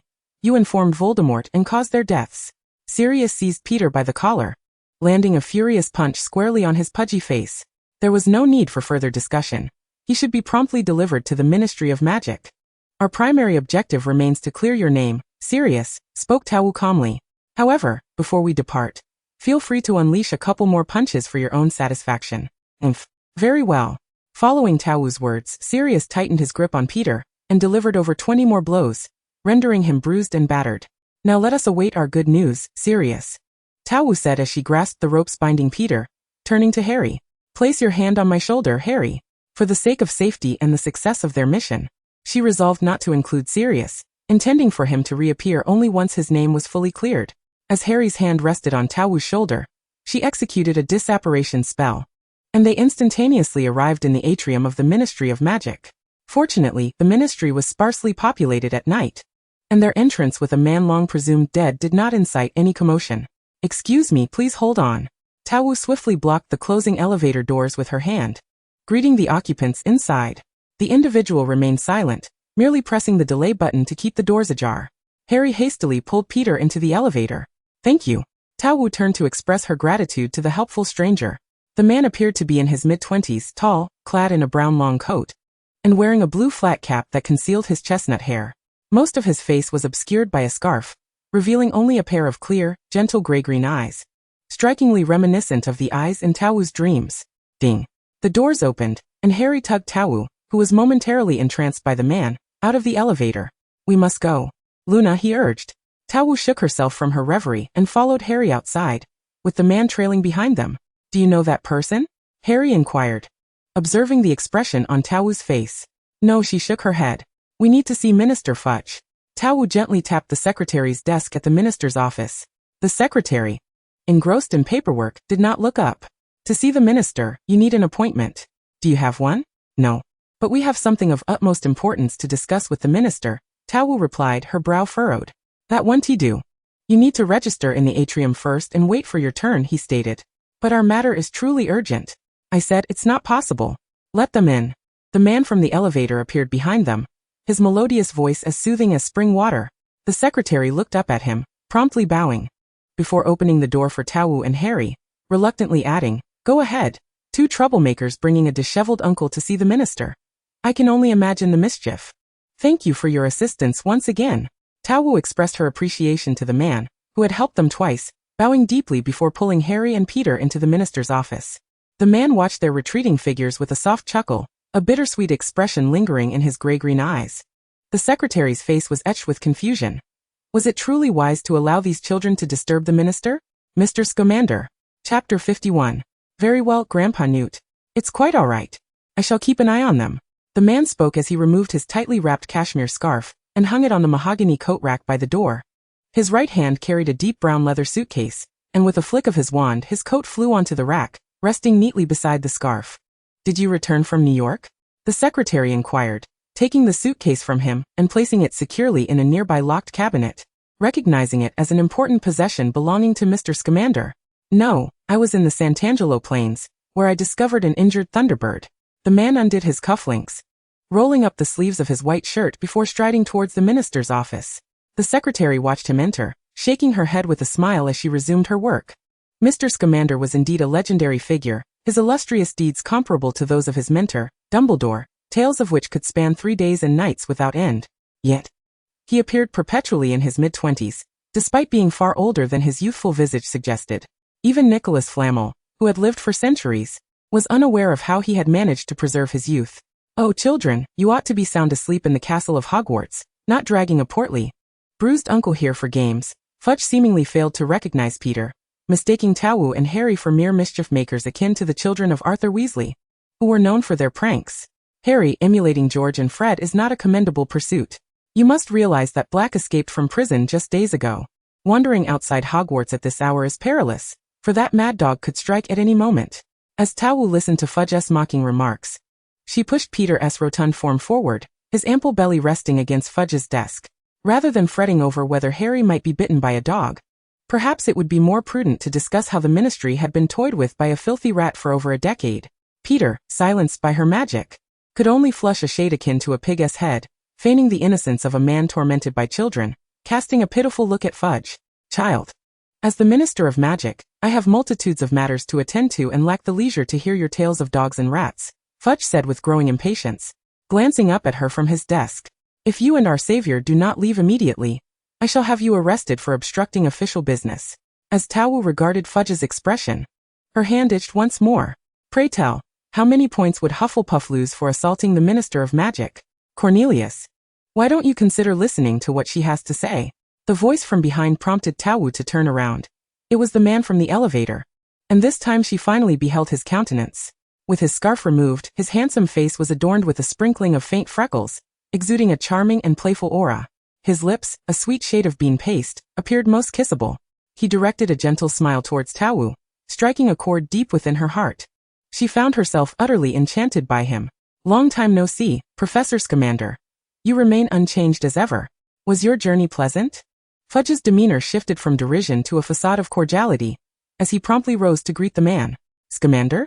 Is he the Newt Scamander I am thinking of? Tao Wu pondered. But surely he should be a venerable elder by now, not this youthful figure. Perhaps he had employed some magic to halt his aging. Tao Wu delicately ran her fingers through her hair, finding it all quite intriguing. What Tom had desperately sought had manifested in his old Hufflepuff senior, making his years of relentless ambition seem particularly laughable. It went rather smoothly. Your information was quite accurate, and I easily located the injured Thunderbird. The man approached Tao Wu, his warm smile illuminating his face. Now tell me your story, young lady. Thank you, sir. Tao Wu exhaled in relief, having anticipated she would need to deliver a beating to Fudge that night, a task that would surely require Harry to skin numerous toads. Newt. The man smiled, seamlessly continuing her thought. That is my name. Very well, Grandpa Newt. Tao Wu's address nearly caused Newt to choke, almost fainting in Fudge's office. There's no need to add the latter title. I do not appear elderly. Yet your age is an undeniable fact. Peach Mist, with a mischievous glint in her eye, decided to play a jest on Newt, relishing the sight of his expression, one of resignation intertwined with profound tolerance. Let us pause and speak of him. Newt, with a gentle prod of his wand, jabbed at Peter's portly back, creating a deep indentation that attested to his substantial girth. Peach Mist wholeheartedly concurred, leaning towards Harry to murmur, what on earth has Ron been feeding him? He has grown so rotund. Are they serving him pig feed? Harry could not suppress a laugh, only to quickly stifle it with his hand upon realizing the gravity of the situation. Peach Mist adjusted her demeanor. This is Wormtail, Peter Pettigrew, the true architect behind the deaths of the Potters, and the one responsible for exploding a street full of muggles. How can that be? Harry interjected incredulously. Peter was brutally murdered by Black 12 years ago. When we arrived at the scene, that mad dog had even obliterated his corpse, leaving only a severed finger. Fudge, without even glancing at Peter, promptly dismissed her statement. You dare to presume Peter is dead without even having seen a body? It seems your deductive skills are far inferior to those of muggles. Peach Mist untied the ropes binding Peter, seizing his hand to raise it aloft. Peter gritted his teeth, desperately pulling his hand downwards, resisting her efforts with all his might. With a smirk, Peach Mist exerted a firm grip, and with a sharp crack, Peter's face turned a deep shade of purple, contorted in agony as his radius appeared to snap, rendering him incapable of resistance. He could do nothing but allow her to hoist his right hand, now missing a finger, high into the air. Behold, this is Peter with his missing digit. Peach Mist thrust Peter's hand towards Fudge's face, urging him to scrutinize it closely. Fudge recoiled in disgust. There are far too many coincidences in this world. You cannot definitively declare that this fat pig is Peter merely based on a hand missing a finger. Fat pig, Peter shot a resentful glance at Fudge, though he was rendered speechless. Newt chuckled softly, his hair falling over his eyes, and even without seeing his expression, Peach Mist could envision his gentle smile. He approached the desk and retrieved Fudge's wand from the drawer, presenting it to him. It's quite simple, Cornelius. Just use the memory charm. Chapter 52. Fudge's head throbbed incessantly that night. The atmosphere having reached such a crescendo, Fudge reluctantly accepted the wand Newt offered. Seizing the opportunity, the freed Peter. While Peach Mist's attention was diverted to Newt, swiftly spun around, breaking free from her grasp and scuttling towards the door. He could not afford to be subjected to the memory charm. This thought consumed him. He was no Snape. His mastery of occlumency was abysmal. And he was grateful that the Ministry had not employed the charm on Sirius during the trial. Otherwise, he would be the one on the wanted list. However, it made little difference. He could still transform into a rat and hide at the Weasley residence. And to be fair, their youngest son provided quite decent meals. Just as he approached the door, Peach Mist reached into her pocket only to realize her wand had been left at the apothecary. It wasn't that she couldn't perform spells silently and wandlessly, but she felt the need to maintain appearances in front of the two men. It would not do to frighten the elderly. Noticing her gesture, Harry instinctively offered her his wand, thinking it best to relinquish it to her, fearing he might impulsively cast a lethal curse on this traitor, who had betrayed his parents. This exchange of wands caught Newt's attention, and he frowned slightly. Before Peach Mist could cast a spell, he silently and wandlessly cast a leglocker curse at Peter. Suddenly, Peter's legs were bound, yet his upper body continued to lurch forward. His forehead collided harshly with the office door, creating a spiderweb of cracks in the rich mahogany. Oh, Merlin's beard, this door was just replaced last week. The last time Arthur's two little imps were here, they blasted a gaping hole in it. Fudge hurried to the door, gazing at the fissures radiating from where Peter's head had struck, his expression more mournful than one could imagine. How on earth did he manage to get such a hard head? I can't fathom how Ron raised him. Peach Mist crossed her arms, observing the farcical scene unfold before her, and resumed her light-hearted jibes at Ron. Meanwhile, far away in Gryffindor Tower, Ron, along with Neville and Seamus, was playing wizard chess when he sneezed for the third time that night. Rubbing his slightly reddened nose, he began to ponder whether he might be coming down with a cold. Newt, towering over Peter, effortlessly grasped his collar and hoisted him before Fudge as though he were a mere chick, Peter's eyes swirling with stars. Fudge sighed, pointing his wand at Peter's head. The details of the murders from years past flooding into his mind, overwhelming him to the point of closing his eyes. Peter struggled in pain, yet Newt's grip held firm. Peach Mist admired Newt's slender yet powerful form as he held Peter, his sleeves slightly rolled up, revealing an elegantly muscular arm, the blue veins subtly protruding from exertion. The more she looked, the more she appreciated him. Fudge opened his eyes and took a step back. Disbelief etched across his face as he regarded Peter. It was you who informed the Dark Lord, leading to the death of your best friend, framing another dear friend, and even slaughtering an entire street of muggles. He raised a trembling finger towards Peter, his body shaking with rage. You severed your finger to deceive the Ministry. You are repugnant, you deserve to die. The truth was now laid bare, and Peach Mist released Peter from his silence. The corpulent rat, upon realizing he could speak, clasped his hands together in a sycophantic smile directed at Fudge. Oh, esteemed minister, I had no choice. If I didn't comply, the Dark Lord would have killed me. You have no idea what sort of weapons he possesses. He is a true psychopath. I had no way out. Peach Mist's diary in her pocket felt warm, indicating that Peter's accusations had ignited someone's ire. Even if he had the chance to escape prison in the future, there was no way he could return to that person. Thus, the prematurely departed Cedric would live long and prosper, regardless of the reasons one might conjure. Sacrificing others to save oneself is indefensible. As far as I know, everyone believes Black to be the secret keeper, and if Voldemort were to seek someone, it would only be Black. Newt spoke with calmness and clarity. You sought to find the Potters. It was not that you were threatened, but rather that you wished to join Voldemort, and the lives of that couple were your initiation into his ranks. Harry's eyes blazed with a crimson fury as he fixated on Peter, yearning to dismember him on the spot. This was the wretch who had caused him to lose his parents before he had even reached the age of 1, leading to the wrongful imprisonment of his beloved godfather for 12 long years. Fudge pressed his temples in distress, summoning the secretary at the door. Wilson, inform Rosier to bring 2 oars to escort Peter to Azkaban. The secretary, Wilson, stared at Peter in disbelief. The 2 children had brought back someone who had been presumed dead for 12 years. Mr. Scamander must have recognized Peter, allowing the children to pass. What a day to admire Mr. Scamander even more. No, don't send him to Azkaban, Harry hissed through clenched teeth, his jaw muscles twitching with fury. Fudge looked at him in confusion. Harry, he is the very killer of your parents. Oh Harry, if James and Lily were still alive, they would never permit you to cast me into Azkaban. Peter, hearing Harry's words, thought he had found a glimmer of hope, but the next moment Harry's cold, steely voice plunged him into despair. I want him dead. A creature like him deserves the death penalty. He has no right to live in this world. Unable to bear the thought of consigning you to Azkaban. How could you then bear to allow my godfather, your dear friend, to languish in that dismal prison for 12 interminable years, existing in a state of neither life nor death? He brandished his wand at Peter, the wand that had just been handed to Moony, now inexplicably returned to his grasp, seemingly poised to unleash the killing curse upon Peter. Alas, the wizarding world does not sanction the death penalty. The most severe punishment is a life sentence in Azkaban, which permits nefarious villains like Bella to continue to draw breath. I apologize, Harry. I empathize with your feelings, but regrettably, there is no death penalty here, Fudge said, furrowing his brow in an attempt to console Harry. Gasping for breath, Harry yearned to argue further, but Moony grasped his hand and softly whispered in his ear, "Promise him first. Let him clear Sirius's name. After all, if we can go once, we can certainly go again. We have ample opportunities to conclude matters with him and avenge your parents." Harry closed his eyes and took a deep breath, then opened them to confront Fudge, regaining his composure. "Very well, let him go to Azkaban to experience the Dementor's kiss.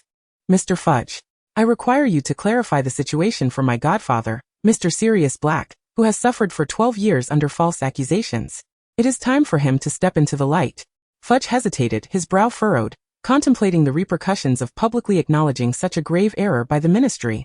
Newt observed the intertwined hands of the boy and girl, pursed his lips, and addressed Fudge. "Agree to his request, Cornelius. I will contact the Daily Prophet to draft this clarification." Fudge, still wavering, replied, "Now that you plan to contact the newspaper, what more can I say?" That night, his head throbbed painfully, a relentless buzzing in his mind. "Rest assured, you shall hand Peter over to the Aurors. I assure you.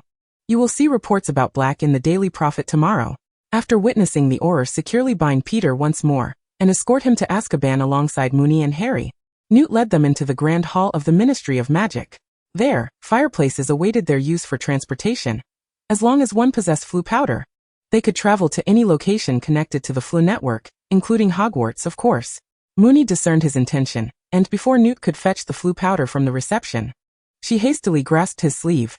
Newt paused, turning back to her with a perplexed yet patient gaze. "Are you not going to escort us back personally? It's so dark outside. As a girl, I would be frightened walking alone at night." She delicately hooked her small finger around the rolled-up sleeve of Newt's coat, blinking her eyes up at him. Her voice soft and meek, quite unlike the bold demeanor she had displayed earlier with Fudge. Newt found her demeanor utterly delightful, recalling a time many years ago when he had asked her what she would do if she encountered him without recognizing him. What did she say? He mused. She nestled in his embrace, lifted her head, and playfully kissed his chin, her voice melodious. "Do not worry, as long as I see you. Whether we recognize each other or not, my heart will flutter for you." He lowered his gaze, smiling at her helpless expression. How could he be any different? "All right then. Let me escort you back." He extended his right hand toward Moony, who clung to his arm as if fearing he might flee. Harry stood nearby, grinning foolishly. "This fellow is quite nice, isn't he?" Newt abandoned the idea of using Floo powder since the fireplace in the apothecary was not connected to the network. He instead brought them back to the apothecary. "Ah, you have returned. I have been waiting here, utterly restless. How did it go?" As Moony's head emerged at the top of the stairs, Sirius approached her, instantly adopting a defensive posture upon seeing Newt trailing behind her, despite lacking his wand. His wand had been confiscated by the ministry, and the former minister had broken it before his eyes, a wand that had served him faithfully for over a decade. "Who are you? A ministry official?" Sirius scrutinized Newt with suspicion, clearly unfamiliar with him. Newt furrowed his brow, piecing together the identity of the dark-haired man before him. "Black? They have taken Peter to the ministry to clear your name. Tomorrow, you shall be able to live as a normal person." "I can live as a normal person?" Sirius paused, repeating Newt's words, a wave of immense joy washing over his strikingly handsome face. With his hands pressed against either side of his nose, tears uncontrollably soaked his entire visage as he softly sobbed.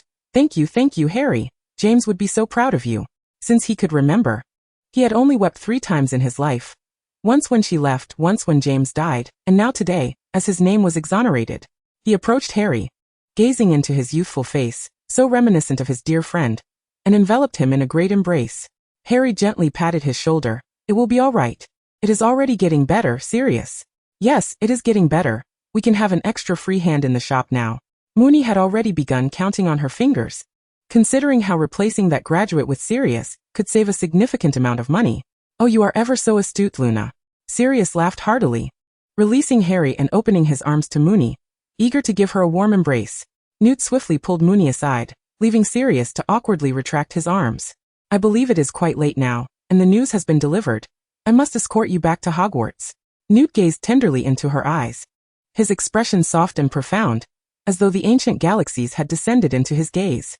Moony felt as if his eyes could be deeply affectionate even towards a dog. Who are you really? How can I trust you to take them back? Sirius questioned Newt, his tone sharp. Newt Scamander, that is my name. Newt frowned at Sirius, his eyes suddenly cold, losing their gentle warmth.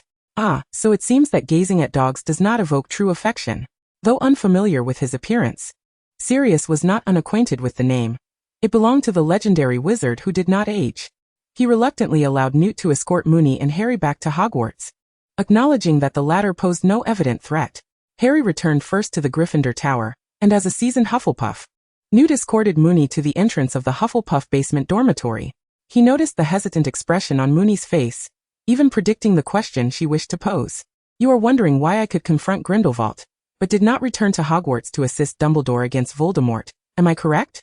Upon finishing, he offered a wry smile, not awaiting Moony's response before continuing to speak to himself. At that time, New York was again engulfed in chaos, and I was swept into that turmoil.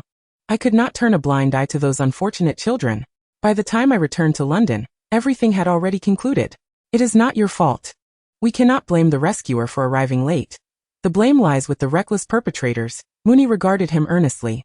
Thank you. Newt smiled and tilted his head towards her. That apothecary, do you stay there during the holidays? Is Black and that young boy also there? Moony nodded, unsure of why he inquired. It is inappropriate. You are a girl, and you should not be living with them. Newt retrieved a key from his pocket and handed it to her. This is my apartment in London. I seldom stay there, so you may use it during the holidays. But the apothecary will provide me with income.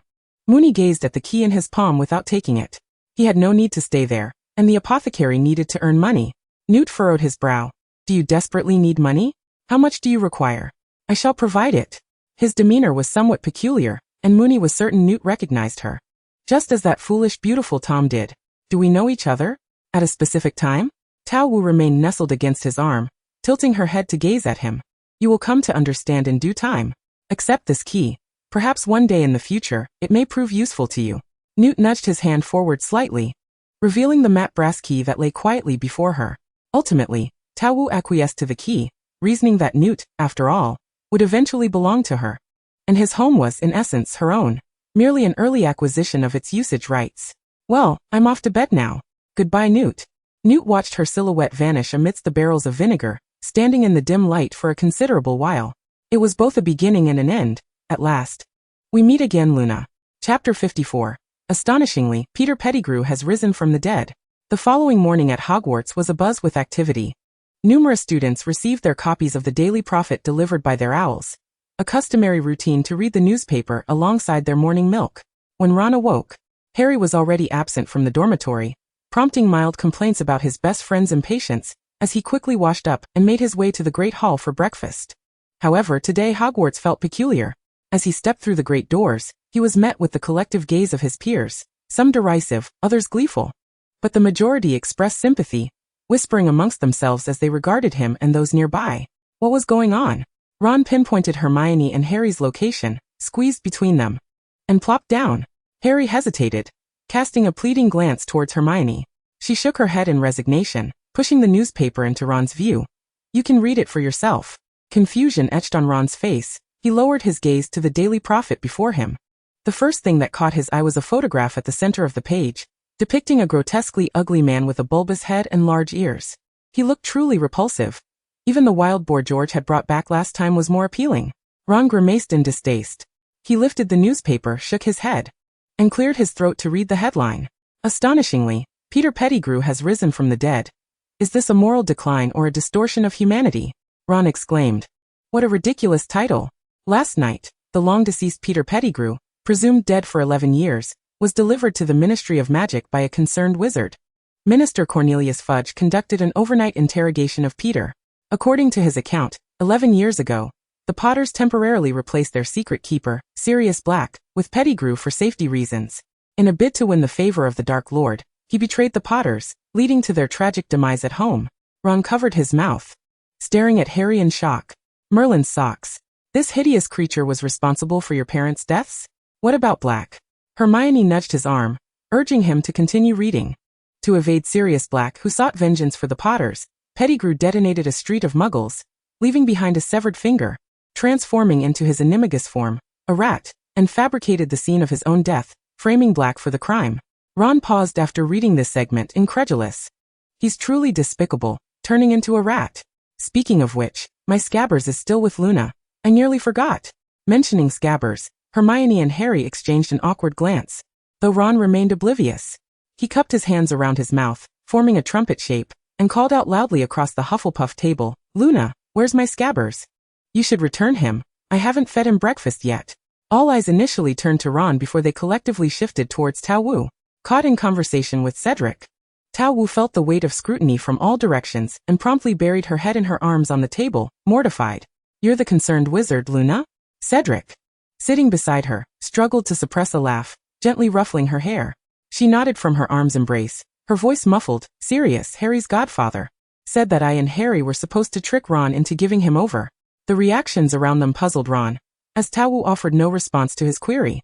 He glanced questioningly at Harry.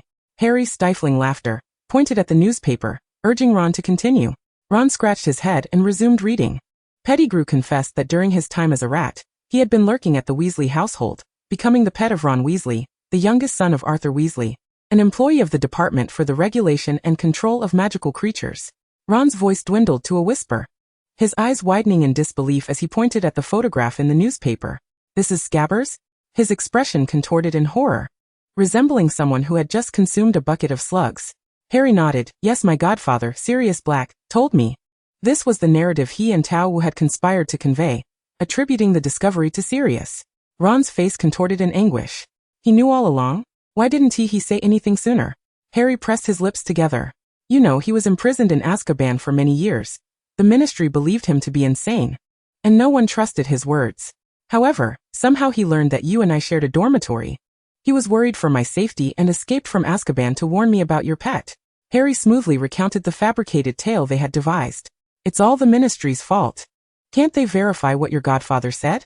Ron retched, his expression a picture of distress. He couldn't stomach a single morsel of breakfast, not even the crispy, golden chicken leg.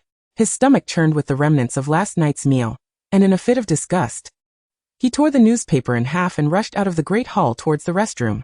Harry and Hermione exchanged glances, sighed, and shook their heads in resignation. Meanwhile, in the potions classroom, Sirius felt quite pleased, having risen early to assist Tao Wu as an unpaid laborer.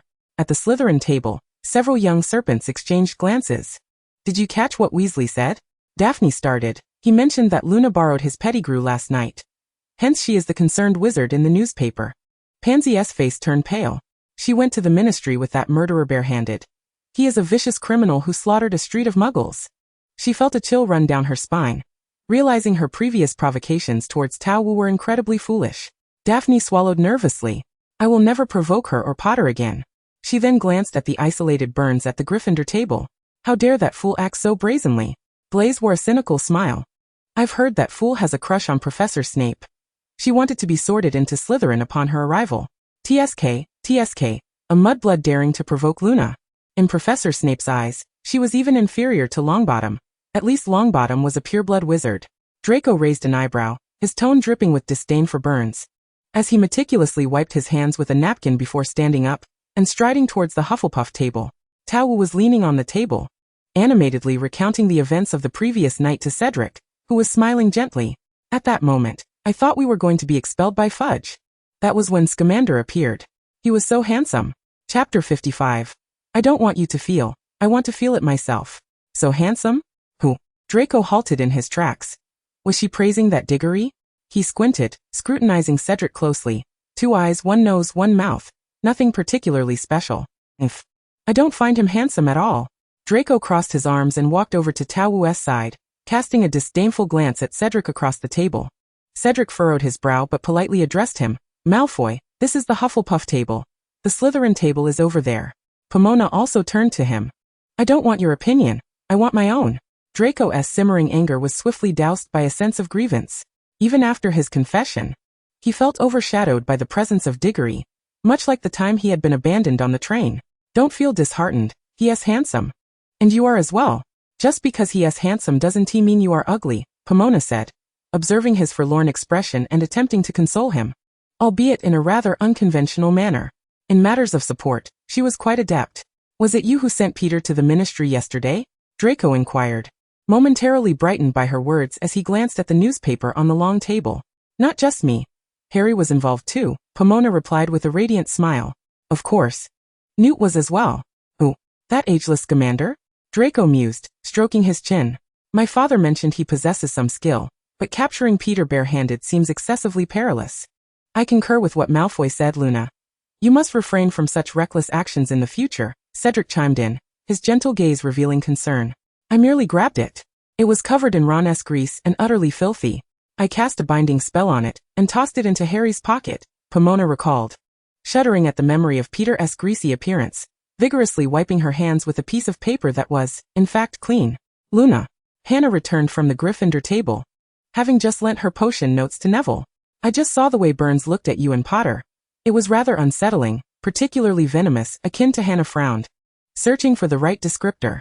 Her gaze darted across the photographs in the newspaper, and suddenly she pointed at Peter's malicious eyes. Exactly just like him. Pomona wholeheartedly agreed. To some extent, Burns indeed mirrored Peter's repulsiveness. Peter was responsible for Lily's demise, while Burns believed such a remarkable mother deserved her fate. She glanced towards the isolated corner of the Gryffindor table, where Burns sat, her complexion as pale as a ghost, her vacant eyes fixed on the food before her. The cake and bread untouched. What's wrong with her? I don't recall being particularly harsh on her yesterday. She looks as if she's been hit with the Cruciatus curse. Draco offered an explanation for her bewilderment. Pansy returned yesterday and mentioned that Flint and his gang dragged her to their secret lair. I can only assume they did something unspeakable. Did she report it to Snape? Pomona felt no sympathy for Burns. In fact, she was somewhat excited, gripping Draco's sleeve. Did Snape deduct points from Slytherin? How many points? Draco replied. Are you missing the point here? How could that be possible? Professor Snape told her to shake off the water from her brain, and didn't he even let her into his office? Surely she doesn't think she can win his favor just because she is a muggle-born like the girls he fancies? Draco smirked, following Pomona's gaze towards the disheveled Burns. Wait, how do you know Snape fancies muggle-born girls? Pomona mused, suspecting that Snape, with his temperament, wouldn't he openly discuss his affection for Lily? How did Draco come to possess such knowledge? My father told me. He overheard Professor Snape pleading with the Dark Lord to spare that muggle-born girl when he was reluctantly initiated into the Death Eaters. Pomona was astounded. Lucius actually eavesdropped and even gossiped about it with his son. Draco continued. I can hardly fathom that Professor Snape would even entertain the idea of liking women. While I may not be fond of him, he cannot possibly prefer men or non-humans, Pomona asserted. But do you know what Flint did to Burns? She seems quite unwell. And I fear they may do the same to other students. Cedric, having observed Burns intently, interrupted their discussion about Snape's preferences. After several Quidditch matches, he had come to understand Flint's character. He was brutal and particularly enjoyed tormenting those he deemed inferior, the Badgers. Draco shook his head. Flint experimented with several of the new curses on her. Theodore, holding a book, appeared to have passed by. How do you know? Draco queried. He mentioned it himself upon his return yesterday, claiming he had captured a first-year lion cub to test a new curse, and that the results were simply marvelous. Did you not hear? Theodore cast a dismissive glance at Draco, his expression akin to that of someone observing a simpleton. Draco, oblivious to the condescension, awkwardly rubbed his nose. I typically don't enjoy listening to him. Regardless, since he was assaulting Burns, he had no intention of intervening. However, if he dared to target a Hufflepuff, Draco would ensure he regretted his existence in this beautiful world. Pomona regarded Flint with indifference, neatly folding the newspaper and tucking it into her pocket as she stood, preparing to depart. She wished to see if the biting cabbage in the room of requirement had sprouted. She also intended to plant some venomous tentacula and strengthen the mandrakes. But regrettably, she lacked the seeds. Just as she was about to leave, the great hall door swung open, revealing a flustered Seamus. His face as dark as if scorched by flames, dashing in with several conspicuous holes in his robe, appearing both frantic and exhilarated. I wonder whom he has blown up this time. He rushed to Harry's side, hands gripping Harry's shoulders as he gasped for breath. What happened, Seamus? Who did you blow up this time? Take a few sips to catch your breath and speak slowly. Harry offered him a glass of milk, which Ron had yet to drink. Seamus gulped down the milk and gradually calmed his breath, exhaling heavily and waving his hand. No, I was blown up by someone else. Harry exclaimed. Is there really someone who can blow you up? I just came from Dumbledore's office. Professor Snape and your godfather, the one named Black, were waiting and ended up in a brawl in Dumbledore's office. This is all they're doing. Seamus shouted, drawing the attention of everyone towards Pomona, who had just reached the doorway. This has nothing to do with me, she retorted. Chapter 56. They are truly abstract. Pomona resolved to visit Dumbledore's office to ascertain the situation and ensure he remained unperturbed at his advanced age. As she stepped outside, Harry, Ron, Hermione, Draco, and Theodore all burst out behind her, followed closely by Neville and Cedric, and even Seamus just returned, neglecting to clean the soot from his face or mend his tattered robe. Burns, who adored Snape, naturally stood up, but she certainly wouldn't follow Pomona. Even though she worried for Snape, she could only crawl in the shadows of the corner. Neville, what brings you to this commotion? Aren't you afraid? Pomona queried, glancing at Neville, who was clutching Harry's sleeve. Ron immediately interjected. Of course Neville must be present to witness the world-renowned painting of Snape's rear being bitten. After all, he berated Neville daily. Perhaps Professor S.'s scorn is for his own good. Theodore interjected with a frown, unwilling to witness the lions humiliate their headmaster. And he was not particularly fond of Ron's boisterousness. Ron frowned at Theodore. Then I shall berate you daily, as it's for your own good. Neville burst into laughter, quickly covering his mouth, casting a grateful glance at Ron, wishing he could be as brave as Harry and Ron. As for Luna, she was simply too outlandish. However, the quarrel between the two soon subsided, for nothing could possibly eclipse the spectacle of the Slytherin headmaster and the godfather of the chosen one being nipped at the rear by a cabbage. Lemon snowball candy. Peach Mist stood at the entrance beside the griffin statue, calling out the password to Dumbledore's office.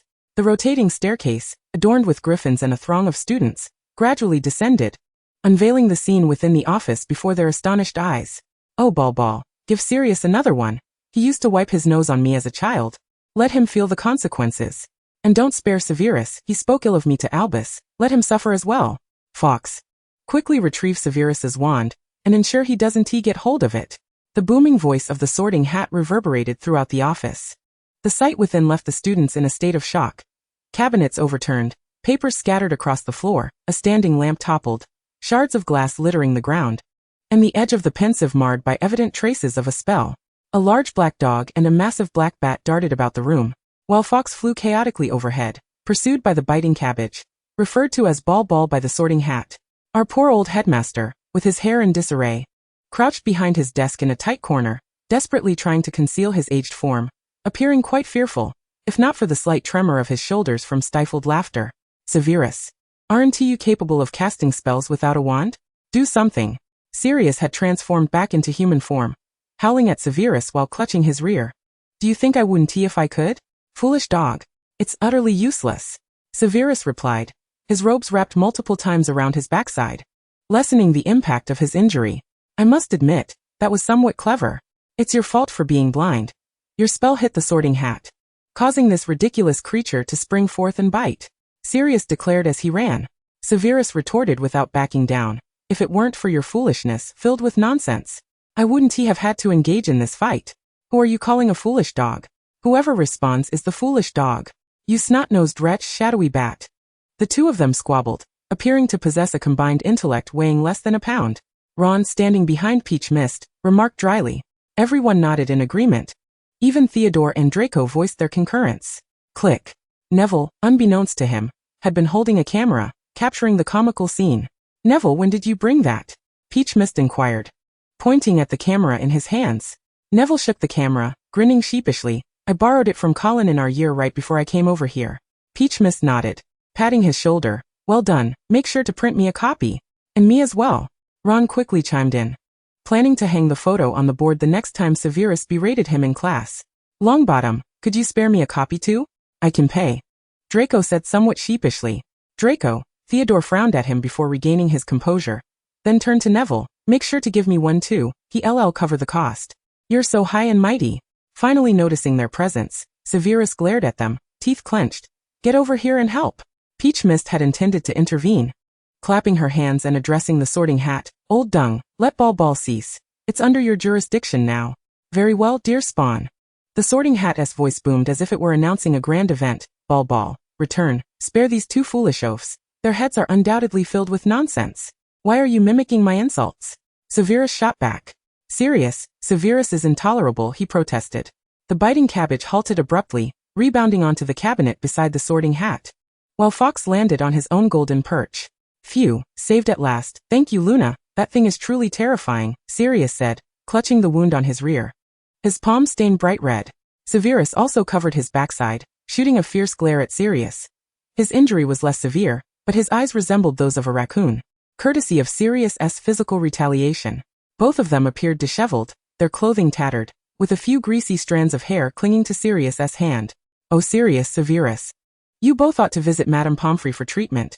Dumbledore emerged from beneath the desk, hoping she wouldn't send you both to St. Mungo's for psychiatric care.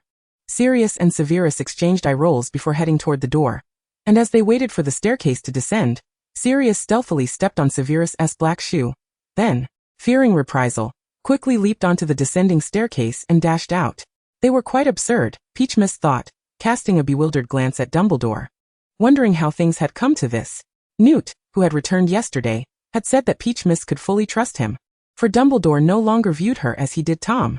He shrugged. Today Sirius came to see me, expressing his desire to become Harry's guardian. Severus happened to be with me, and upon seeing Sirius, he suddenly asked me if dogs could ever shed their penchant for eating filth. Sirius promptly grabbed his hair and punched him twice. As you've seen, the aftermath was quite the spectacle. Truly absurd, Peachmist interjected. Chapter 57. Severus persecuted by burns. The outcome of that farce was that both Sirius and Severus were to remain in the hospital wing for a full 5 days, enduring the daily disdain of Madame Pomfrey. That evening, Hannah returned with fresh gossip. You'll die laughing, sisters. Do you know what we just saw? Why are you always with Neville? Vivian noticed something peculiar, regarding Hannah with a teasing smile. Yes, what's going on between you two? Spill it. Jenny chimed in with a mischievous grin, urging Hannah to elaborate on her relationship with Neville. Hannah's face flushed crimson, shyly shaking off Jenny's hand. We've just grown up together as good friends. What are you all thinking? Aren't you supposed to be listening to my gossip? Why can't you be more like Luna? Look at her, she never questions me. Peachmist, who had been flipping through Thomas' diary, slowly raised her head. I don't ask because I have no doubt that you and Neville are definitely involved. Vivian and Jenny erupted in laughter, embracing each other in a fit of giggles. I must write you and Neville a sweet, innocent love story. And also one for Filch and his cat. Vivian exclaimed, pulling out paper and pen as if she had been preparing for this moment. Hannah, well, enough teasing you. Quickly tell us what new gossip you and Neville have discovered. Jenny playfully nudged Hannah's shoulder, emphasizing the words with Neville. Hannah pouted. Neville and I helped Professor Sprout deliver herbs to Madame Pomfrey, and we saw Burns delivering some unknown box to Professor Snape, but he immediately told her to get lost, saying she was more foolish than a troll. Neville burst out laughing at that. Malfoy was right. In Severus's eyes, she is even less than Neville. At least Neville resembles a troll, whereas Burns is beneath that. Vivian giggled, collapsing against Peachmist in laughter. Don't compare Neville to such a wretch. That is quite disrespectful to Neville. Peachmist chuckled, gently pushing Vivian's lovely face away, who then leaned in for a cheeky nuzzle. Hannah nodded vigorously. What is Burns even worth to be compared to a hero like Neville? However, Neville burst into laughter, only to be reprimanded by Professor Snape, who even extended his ire towards me, deducting points from Gryffindor. Peach Blossom promptly inquired, did he scold you and deduct points from Hufflepuff? To which I replied no. He only deducted Neville's points, suggesting his grandmother take him to St. Mungo's to check if there's an issue with his intellect. His mouth spews venom like the giant squid beneath the Black Lake. It's utterly toxic. That's splendid. Gryffindor has lost more points. And I've heard Harry's Quidditch score is about to be entirely erased. Peach Blossom's eyes sparkled with a peculiar, fervent excitement. There's no saving her. She's become obsessed with the house cup. Jenny shook her head helplessly at Hannah and Vivian. Oh, that wretched desire for victory. In the stillness of the Hufflepuff dormitory, the only sounds were the soft breaths of the girls in slumber. The door creaked open and then shut with a faint sound, prompting Peach Blossom to immediately open her eyes and glance at her bedside table. Indeed, it was empty. Her diary was missing. I knew that old codger was up to no good. She sat up, slipped on a light jacket, and cast a glance at her 3 roommates, who were lost in sweet dreams, casting a protective charm over the room. After all, Jenny was also a Muggle-born. Upon leaving the Hufflepuff dormitory, the castle was shrouded in darkness, save for the warm yellow glow of the oil lamps adorning the walls. The vast expanse of Hogwarts was engulfed in silence. punctuated only by the faint sound of dripping water. Peach Blossom made her way directly toward the abandoned girls' lavatory where Myrtle resided, uncertain if she would encounter Snape on his rounds. It was already past 3 in the morning, surely he ought to be returning to sleep.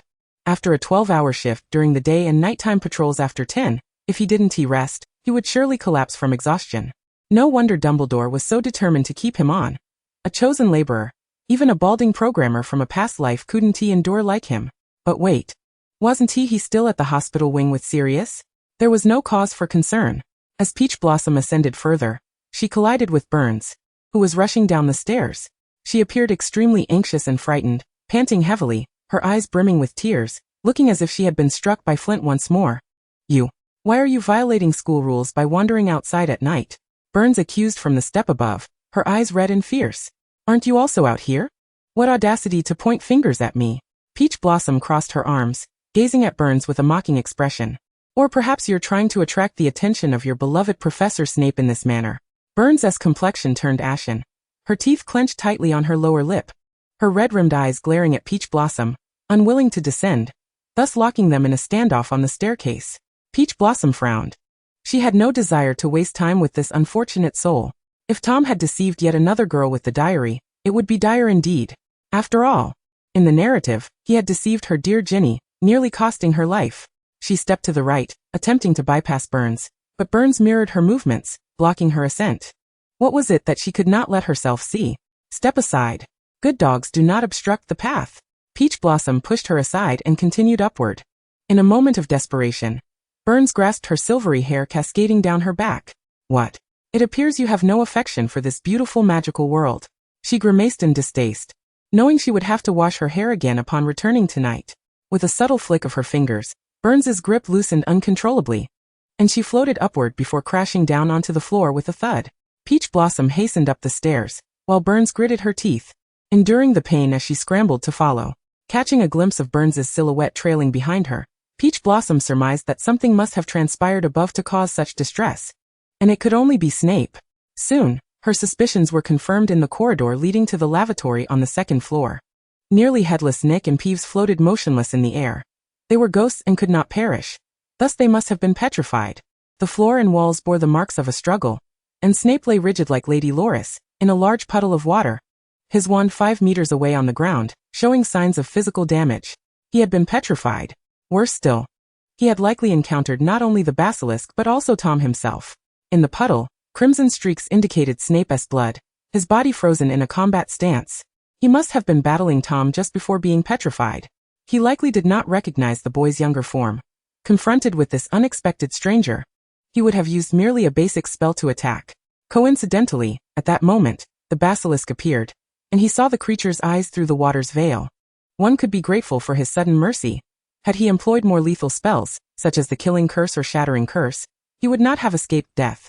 Faced with this once capable subordinate, Tom probably hesitated to deliver a fatal blow, recognizing Snape as a sharp blade he had once wielded effectively.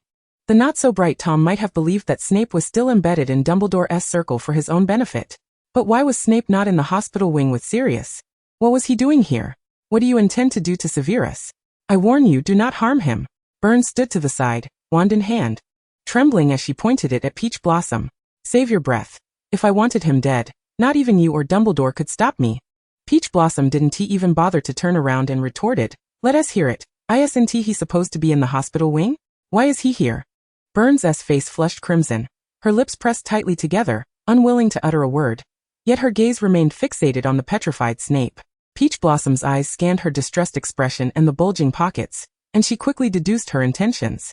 It was all too clear. She must have been pestering Snape at the hospital wing again last night, leading to him being ridiculed mercilessly by Sirius, thus prompting Snape to attempt a hasty retreat to his own quarters.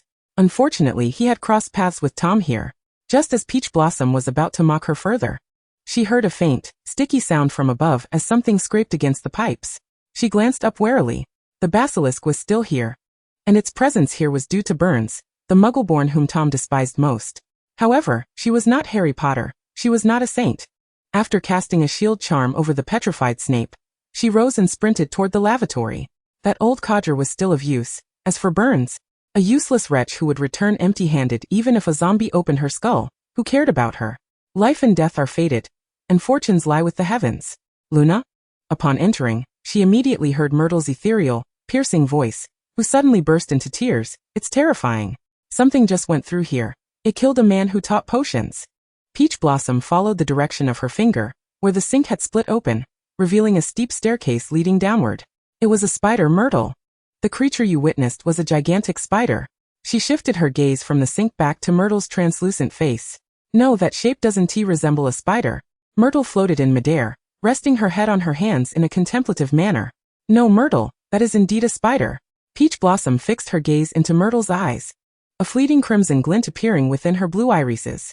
Yes, I saw a spider, a massive one. It killed the potion's professor. Myrtle suddenly wore a look of realization, mumbling incessantly. Peach Mist ceased to squander any further time. She leapt directly into the entrance of the wash basin. Unimpeded, she made her way to the monumental serpent head statue, where Tom stood, clutching that very diary. He retained his handsome visage, draped in the emerald robes of Slytherin, and extended his arms towards Peach Mist. Welcome, Luna. This is the chamber of Salazar Slytherin, a cradle of power. I shall inherit his will and cleanse Hogwarts of its impurities. No one is more attuned to my purpose than you. Come join me, Luna. As Peach Mist listened to his melodramatic utterances, she observed him approaching with outstretched arms. Just as he was within a mere inch of her, she raised a single finger to his chest, halting his embrace. Do not harbor such thoughts. From my perspective, Muggleborns and half-bloods exhibit far greater strength than purebloods. She tiptoed, her finger gliding over his Adam's apple, ultimately caressing his cheek. Consider Hermione Granger, a girl born to a Muggle family, who surpasses most purebloods, and Severus Snape, a half-blood, who is undeniably more formidable than Lucius Malfoy, a pureblood. Her soft fingertip gently traced Tom's cool lips, her gaze playful. And you, Tom, perhaps if your mother had chosen a pureblood, you might have inherited her appearance and the peculiar madness of the Gaunt family. You would have turned into a hideous lunatic. Tom's body jolted. Peach Mist regarded him, lightly patting his face. I almost forgot, young Tom, at 16, you should be aware that you have already become a hideous lunatic. Her bright smile abruptly transformed into a frigid glare, her eyes sparkling with a chilling mirth akin to ice. She placed her palm against his chest and forcefully pushed him back several steps. I forgot to mention, I absolutely detest ugly creatures. Tom steadied himself. Incredulity etched on his face as he stared at her. In an instant he uttered a lengthy string of parseltongue, his gaze sharpening as he addressed her. Since you are unwilling to follow me, I shall be left with no choice but to end your existence myself. A rumbling sound echoed from the serpent head statue behind Tom, and Peach Mist's lips curled into an excited smile. Here it comes. My second Pokémon is on its way. A serpent beast, thicker than the columns supporting Hogwarts, slithered from the mouth of the serpent head, its robust form twisting as it advanced toward Peach Mist. You. Tom realized she was staring directly into the beast's eyes without flinching, standing unscathed in her position. By the time he sensed something amiss, it was too late. As the serpent roared and opened its mouth to bite down on Peach Mist, its immense body floated uncontrollably in the air. Peach Mist's slender fingers pointed at the serpent's head, and it writhed in agony, emitting a tremendous sound in the air. This is a punishment for killing moaning Myrtle. The mirth in Peach Mist's expression did not reach her eyes as she retrieved a red metallic sphere from her pocket. She opened a portal to the serpent beast, which was instantly sucked into the enchanted sphere that had been cast with a stretching spell. With satisfaction, she tucked the metallic sphere into her pocket under Tom's astonished gaze. I have captured a new Pokémon. I shall become the strongest Pokémon trainer at Hogwarts. Chapter 59. In the realm of perversion she is far ahead. Even the well-read and knowledgeable Tom had never witnessed such an absurd spectacle. The cold, venomous glint in his eyes was replaced by a look of shock and helplessness as he stood there, bewildered, staring at Peach Mist. He had mistakenly believed that by gaining power and physically emerging from the diary, he could dominate Peach Mist, forgetting that the immense magic he had acquired stemmed from her. Yet he remained undeterred. Hogwarts could only have one supreme being, and that being must be him, Lord Voldemort. He drew a wand from his pocket and, while Peach Mist remained preoccupied with the metallic sphere, he hurled a blinding green light toward her. Emotions such as affection and joy were of no consequence to him. He sought only extraordinary power and immortality. However, Peach Mist merely waved her hand without even lifting her gaze, causing the blinding green light to dissipate into thin air, and she stood unharmed in her place. Out of the corner of her eye, she noticed the wand in his grip. Ah, this old fool has pilfered my wand. Tom furrowed his brow, refusing to relent as he cast several killing curses in her direction. Peach Mist's lips curled into a slight smile. Without exception, The curses vanished the moment they approached her, and she beckoned with her little finger. Before Tom could process his confusion, a chain materialized, threading through his wrist, binding his hands behind his back, crossing over his chest, and finally tying a secure knot at the back of his neck. Peach Mist extended her hand toward him with a smile. Tom, Lord Voldemort, stealing someone else's wand worth 7 galleons. Oh, how amusing that would be if it were known. Now, return my wand. The wand of holly, tightly gripped in Tom's hand, responded to its mistress's summons, breaking free from his grasp and flying to Peach Mist, landing perfectly in her palm. As she toyed with the wand, she slowly approached Tom. Luna, I can explain. Tom's previously arrogant demeanor shifted as he donned a charming false smile, his face betraying a plea for her to hear his excuses. Peach Mist did not allow him to continue. With a gentle downward motion of her wand, Tom's legs buckled, and his knees crashed uncontrollably to the ground, kneeling before her. This is much more comfortable. She looked down at Tom from her elevated position. I truly dislike looking up at others. This height is just right. Now, raise your head and look at me, Tom. Tom bit his lip as he gazed at her, his eyes tinged with a hint of red. Likely from anger at finding himself, the Dark Lord, kneeling before a girl. The binding ropes, the reddened corners of his eyes. This ignited within Peach Mist certain peculiar and twisted inclinations. Tom, I have recently invented a new spell. How fortuitous that I can test it on you. She twirled the wand in her hand, circling around Tom. A new spell? Tom suddenly lifted his head to look at her. Are you planning to send me to the heavens? She gently tossed the wand skyward, catching it deftly, then pointed it at Tom. Undress, Tom. A sudden chill enveloped him as his Slytherin robes and fitted white shirt vanished without a trace, leaving him bare-chested and kneeling before her. In matters of perversion, Tom felt utterly eclipsed by Peach Mist. She propped her chin on the wand, observing him with keen interest. His pale skin flushed slightly from exposure to the cool air, the ropes crisscrossing over his sculpted chest, revealing enticing abs beneath. A collar around that neck would only enhance your allure. Your appearance is truly captivating. I can hardly bring myself to end your life. Peach Mist used the tip of her wand to lift Tom's slender chin, compelling his reddened eyes to meet hers. Then please do not kill me, Luna. I can bring you joy. Tom's Adam's apple bobbed significantly as he was forced to meet Peach Mist's gaze, his voice hoarse. Peach Mist chuckled, her empty hand gesturing toward the diary that Tom had inadvertently dropped. The black tome soared directly into her grasp. I offer you a choice. Swear eternal obedience to me and remain within this diary, forbidden to leave without my permission. Alternatively, I shall destroy your Horcrux. Tom's pupils dilated. She knew of Horcruxes. She had turned his last vestige of power inside out. He could neither fight nor deceive her. His predicament felt utterly suffocating. However, there exists an ancient saying in the East that aptly resonates. Those who understand the times are the true heroes. A wise man does not suffer immediate losses. And as long as the Green Mountains remain, one need not fear a lack of firewood. Luna, you must not doubt my decisions or the sincerity of my affection. I shall remain forever loyal to you. Tom knelt there, his expression one of devoutness as he made his choice. Tao Wu rolled her eyes, thinking that it was simply absurd to question his love or his desire to live. A sheet of paper, shimmering faintly with a golden hue, materialized in midair. Tao Wu, wielding her wand, pointed it at Tom's head and then gently tugged back, pulling forth a luminous blue thread that connected to the wand. With a flick of her wand, that thread soared toward the paper, merging seamlessly into it. Addressing it, Tom Riddle swore eternal allegiance to Luna, pledging to obey her every command for as long as I exist in this world. Tao Wu directed her wand at the paper. Tom showed no hesitation. His gaze upon the paper was resolute, as if he were seeking to join the Order of the Phoenix. I, Tom Riddle, vow to be forever loyal to Luna, obeying her every command for as long as I exist in this world. As his words fell, the faint golden glow of the paper suddenly blazed forth, transforming into a brilliant beam that surged into his body, leaving no trace behind. The pact was sealed. Tao Wu crouched down, observing his endlessly captivating face, her hand firmly grasping his solid chest and abdominal muscles, stirring an inexplicable sensation within Tom. Yet, gazing at a second-grade girl, it felt rather peculiar. He found himself more fond of the grown version of her. Come, let us venture into the forbidden forest. Tao Wu tucked the diary into her pocket, and then tugged on the rope around Tom's neck, prompting him to rise. He glanced down at his bare upper body, then looked at Tao Wu. May I have some clothes? Absolutely not. Tom choked, realizing that in terms of eccentricity, she was indeed far ahead of him. He pondered another excuse. It's quite windy outside. I might catch a cold. Not possible. You have been dead for many years. The deceased do not catch colds. Thank you. Tom replied. With a swift flick, she transported them to the forbidden forest, following the trail of small spiders deeper into the woods.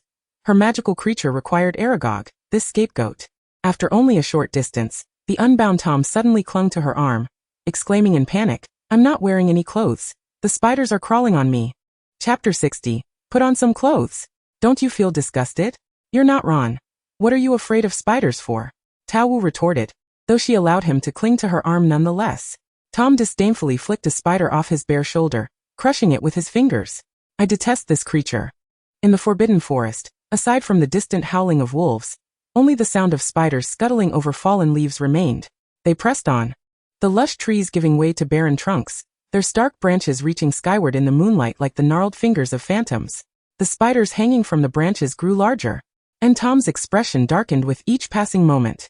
Suddenly, a spider larger than Hagrid's backside plummeted from a tree, descending directly towards Tom's head. Avada Kedavra. A blinding green light flashed, and the spider fell limply onto a pile of dead leaves, its precious life extinguished. Tom, one hand gripping the wand he had drawn from Tao Wu's pocket, looked disdainfully at the smoking corpse of the spider while his other hand remained firmly on her arm. Tao Wu gazed at the sprawled spider, utterly speechless. This fellow truly knew how to deal with insects. Just as she contemplated mocking Tom, thousands of spiders surged toward them, with more and more the size of tables swinging down from the towering treetops on silken threads. If Ron had seen this scene, he would surely have gone mad. However, it was naked Tom who first lost his composure. He brandished Tao Wu's wand, conjuring 10 massive fire serpents that encircled them, the waves of flames spilling forth like molten lava, engulfing the spiders in an instant. The sound of the roaring fire was accompanied only by the shrill cries of the insects, and the dark sky was painted a dazzling crimson. Embers danced in the night breeze, and Tom's face gleamed with a manic flush, whether from the reflection of the flames or the thrill of slaughter. It was hard to tell. Setting fire to the mountain, sitting through the jail term, the ground trembled violently, and a massive, hairy spider leg crashed down in front of them, burying deep into the black earth. Tao Wu looked ahead, where a spider nearly 3 stories tall appeared, flinging dirt onto the blazing flames in a desperate attempt to save its howling offspring. I recognize you. You are a friend of Hagrid. The giant spider spoke as it extinguished the fire. I am also a friend of Hagrid, so we should be allies. Why do you seek to destroy my progeny? Its logic was unique. A friend of Hagrid was a friend to it. Yet this was not how it treated Harry and Ron in the story. Tao Wu tilted her head against Tom's chest, addressing the towering spider amidst the flames. Aragog, what do you feed on to grow so large? If it weren't for my inability to win, I would spin around and give you 8 slaps with my 8 legs. You brought me here because of this hideous creature? Tom's arm encircled Tao Wu's waist, his chin resting atop her head, his tone languid and disdainful. Tao Wu nodded. Indeed. I needed to assist you and my acromantula in taking the fall, allowing the Ministry of Magic to release Hagrid from Azkaban. Tom realized that acromantula was the new name she had given the basilisk. It was indeed an unfortunate name. Fortunately, she had not bestowed upon herself any peculiar titles. After all, he was her trophy. Presently, he found Tom Marvolo Riddle to be quite commendable. That half-giant and muggle hybrid? Mentioning Hagrid made Tom frown. Why save him? He was merely a reckless fool. Let him play with the Dementors. Tao Wu glanced up at him, and then back at Aragog. Hagrid has been conducting reproductive experiments, attempting to hybridize a manticore and a fire crab to create a new breed, which piques my interest. Moreover, what if he whimsically attempts to crossbreed Dementors with Bellatrix Lestrange while in Azkaban? Hearing about that former subordinate who gazed at him with wild eyes, Tom paused. The image of a new breed born from a Dementor and Bella flashed in his mind, utterly explosive. It was indeed time to retrieve that peculiar half-giant schoolmate. Aragog observed the two of them engrossed in their flirtation, feeling profoundly offended. The raging flames continued to wreak havoc, claiming more of its unfortunate children, while only a few tiny ones the size of fingernails managed to scurry into the soil to escape. Suddenly, it roared, swinging its hairy legs towards them, determined to deliver a fatal blow to these two nuisances, so that its dwindling offspring could feast. Tom did not even glance at it but continued to embrace Tao Wu, raising his wand toward Aragog, ready to unleash the killing curse. Tao Wu placed her hand on his raised arm, shaking her head at him. Allow me to handle this. Tom looked down at her, smiling as he withdrew his hand. All right, I'll watch. Just let me know if you need assistance.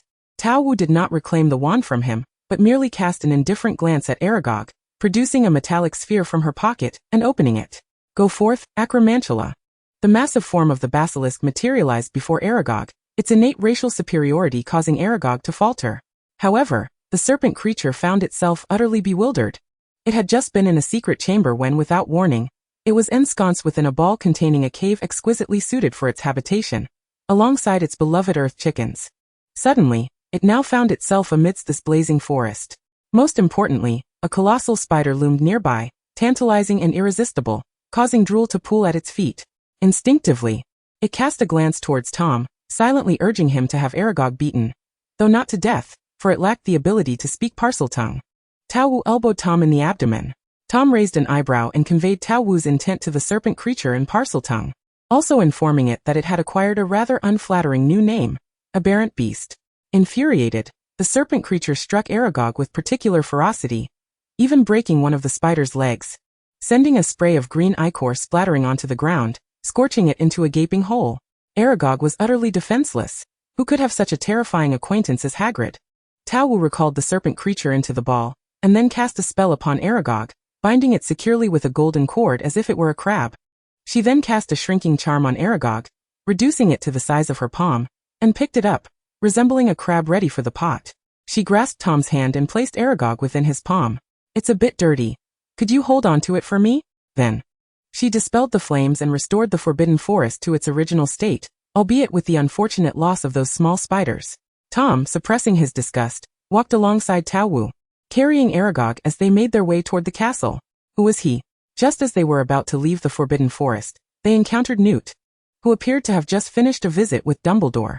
Newt furrowed his brow as he regarded the handsome boy standing close to Tao Wu, his bare torso flushed, which made Newt clench his fists, faced with the sight of his beloved in the guise of a child. He dared not entertain any lascivious thoughts. How could this fellow be so audacious? Yet, true to his gentle nature, he merely removed his coat and draped it over Tom. "Put on some clothes. Don't you feel any shame?" Chapter 61. You're in for a world of trouble. Tom was acutely aware that the man before him, whose eyes simmered with anger, possessed the very thing he yearned for most, immortality. He had sent multiple requests for an audience to Mr. Scamander, a figure as renowned in the wizarding world as Dumbledore, yet had never received a response. He had even sought him out in person on several occasions, only to return empty-handed. Tom could not fathom the source of Newt's ire. Perhaps it was directed at a student who had the audacity to run naked in the Forbidden Forest at night. After all, he had once been a source of pride for Hogwarts. The coat still bore the warmth of Newt's body, confirming to Tom that he had not survived as a living corpse. He was truly immortal, ageless. However, he was certain that Mr. Scamander would never divulge the secret of immortality to him. Meeting Newt's scrutinizing gaze, Tom lifted the brown coat, shook it out, and with a mischievous grin, cast a pleading glance at Tao Wu, his voice sultry and teasing. "May I don this garment, my master?" Newt flinched, disbelief washing over him as he turned to Tao Wu, his mouth opening slightly as he softly inquired, "What on earth are you two doing?" "The potions professor and a first-year girl have just been petrified. It's dangerous out here." Faced with his youthful beloved, he could never bring himself to be harsh. Instead, standing in the night breeze, quietly awaiting her response, his gray-green eyes shimmering with fragmented hope, Tao Wu shot Tom a glare. She was peculiar, yet only in the presence of another oddity. Essentially, she was merely Tom's exclusive brand of eccentricity. "We found the culprit who petrified Madame Loris.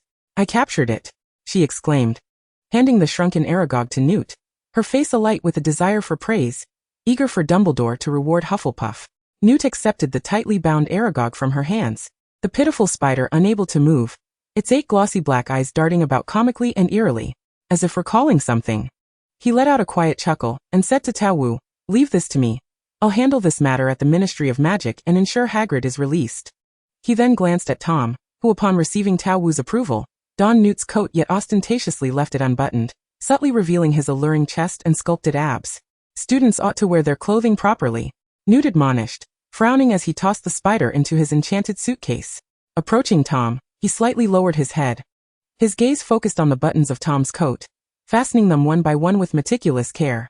Under the silvery moonlight, the two handsome men stood close, the brown-haired man tidying the disheveled attire of the dark-haired youth, his slender fingers patiently securing each button.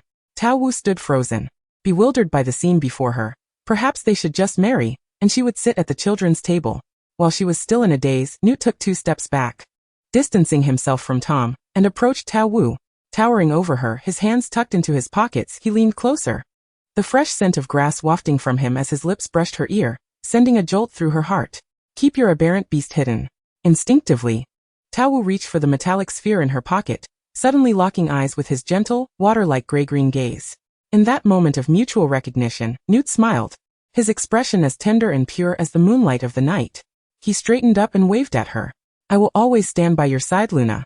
Then, he operated away, disappearing into the cool night breeze. "Stop staring, he's gone," Tom urged, gently nudging the still-dazed Tao Wu. An odd feeling stirred within him. Tao Wu shook herself free, gazing at the spot where Newt had stood, placing a hand over her heart, which was filled with an indescribable pang. Perhaps the future would unveil all the answers to her. She thought she could trust Newt, just as he had shown her kindness and understanding. However, there was still a matter to resolve. Her expression shifted, and she turned to Tom, leveling her wand at his chin. "Tom, I have yet to address your use of the killing curse against me in the chamber. How dare you expose me in front of Mr. Scamander?" Tom raised his hands, maintaining his decorous facade, feigning innocence. "But Luna, you did say I must comply with all your requests, and not wearing clothes was one of them. I had to seek your permission to wear that gentleman's coat, didn't I?" His reasoning seemed sound, yet it was utterly nonsensical. His recent actions were purely retaliatory. The spider was now in Newt's hands. No need for her to hold on to such filth. She pulled out her diary and pointed it at Tom. "You ought to return to your slumber. Should there be a next time, you will find yourself in grave trouble." Tom smirked, shrugging nonchalantly as a blinding white light emanated from the open diary, causing the boy who had just stood before Tao Wu to vanish without a trace. Tao Wu closed the diary, tucking it away as she headed toward the Hufflepuff dormitory. This evening had gone remarkably smoothly due to her encounter with Newt. Otherwise, she would have had to fabricate a story implicating Aragog in the petrification of Snape and Madame Loris. However, according to Newt's earlier words, that repugnant first year, Burns, had merely been petrified, not killed, which was somewhat disappointing.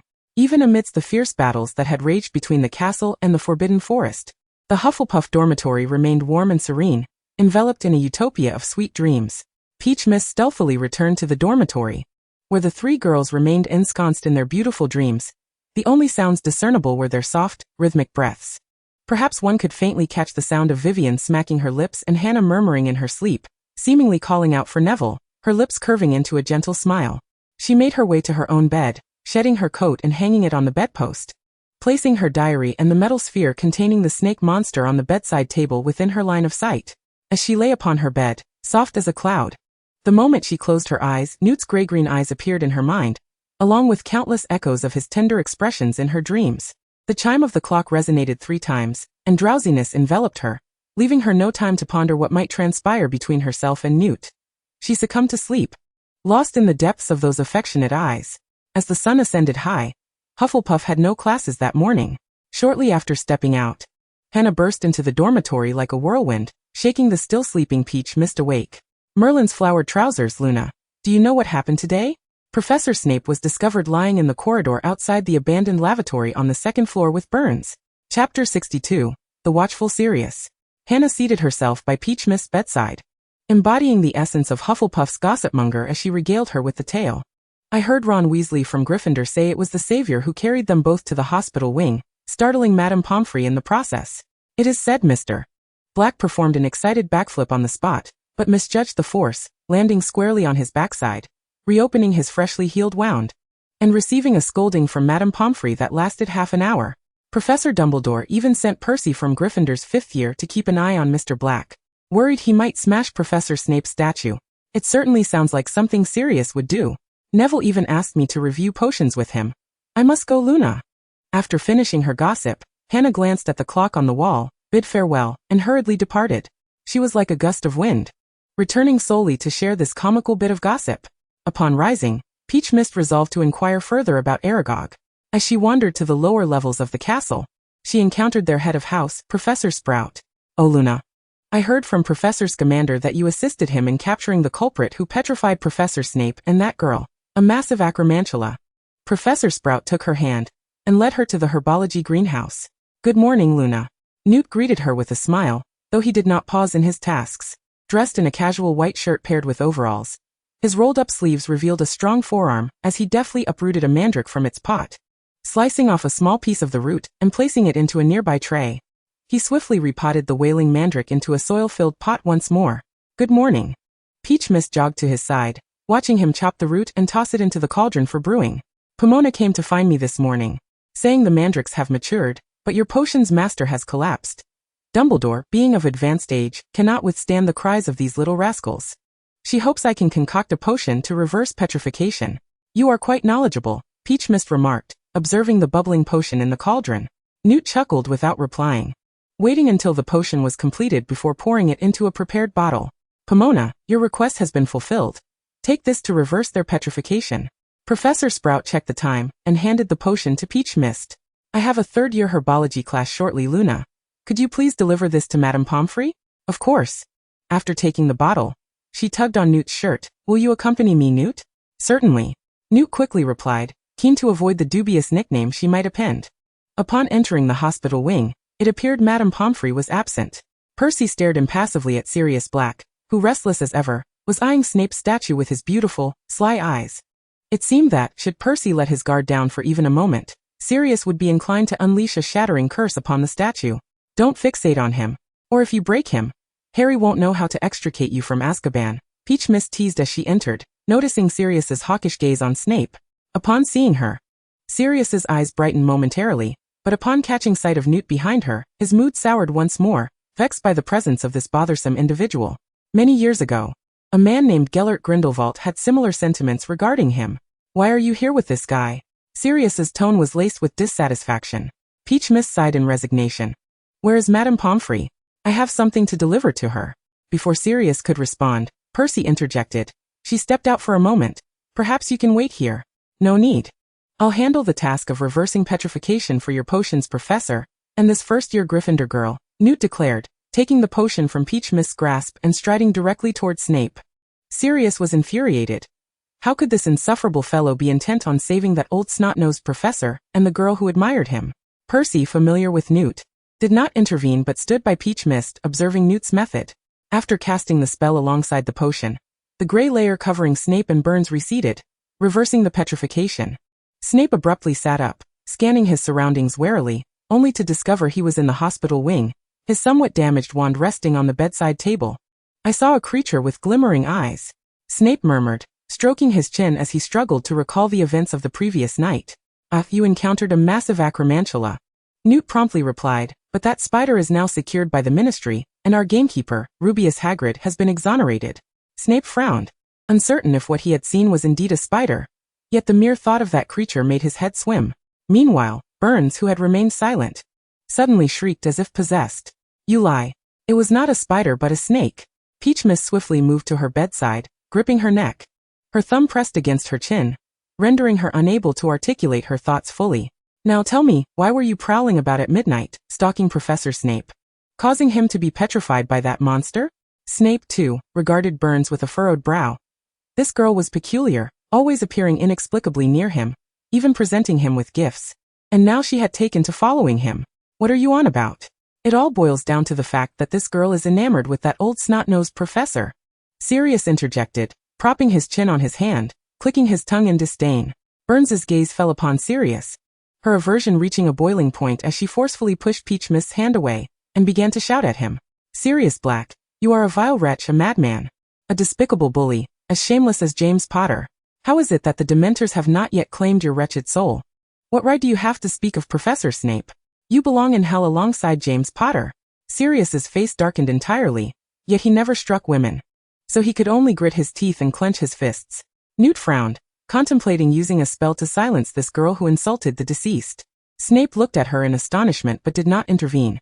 In fact, he found a strange satisfaction in her curses directed at James and Sirius. If only for a fleeting moment. Smack. The mist of peach rose and struck fiercely against Burns' cheek, causing her face to swell instantly.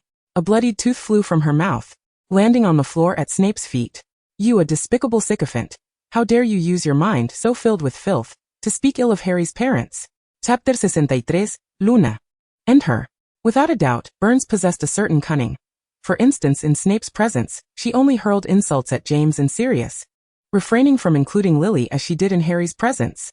Observing the disfigurement of Burns' face, Sirius rubbed his hands together in excitement.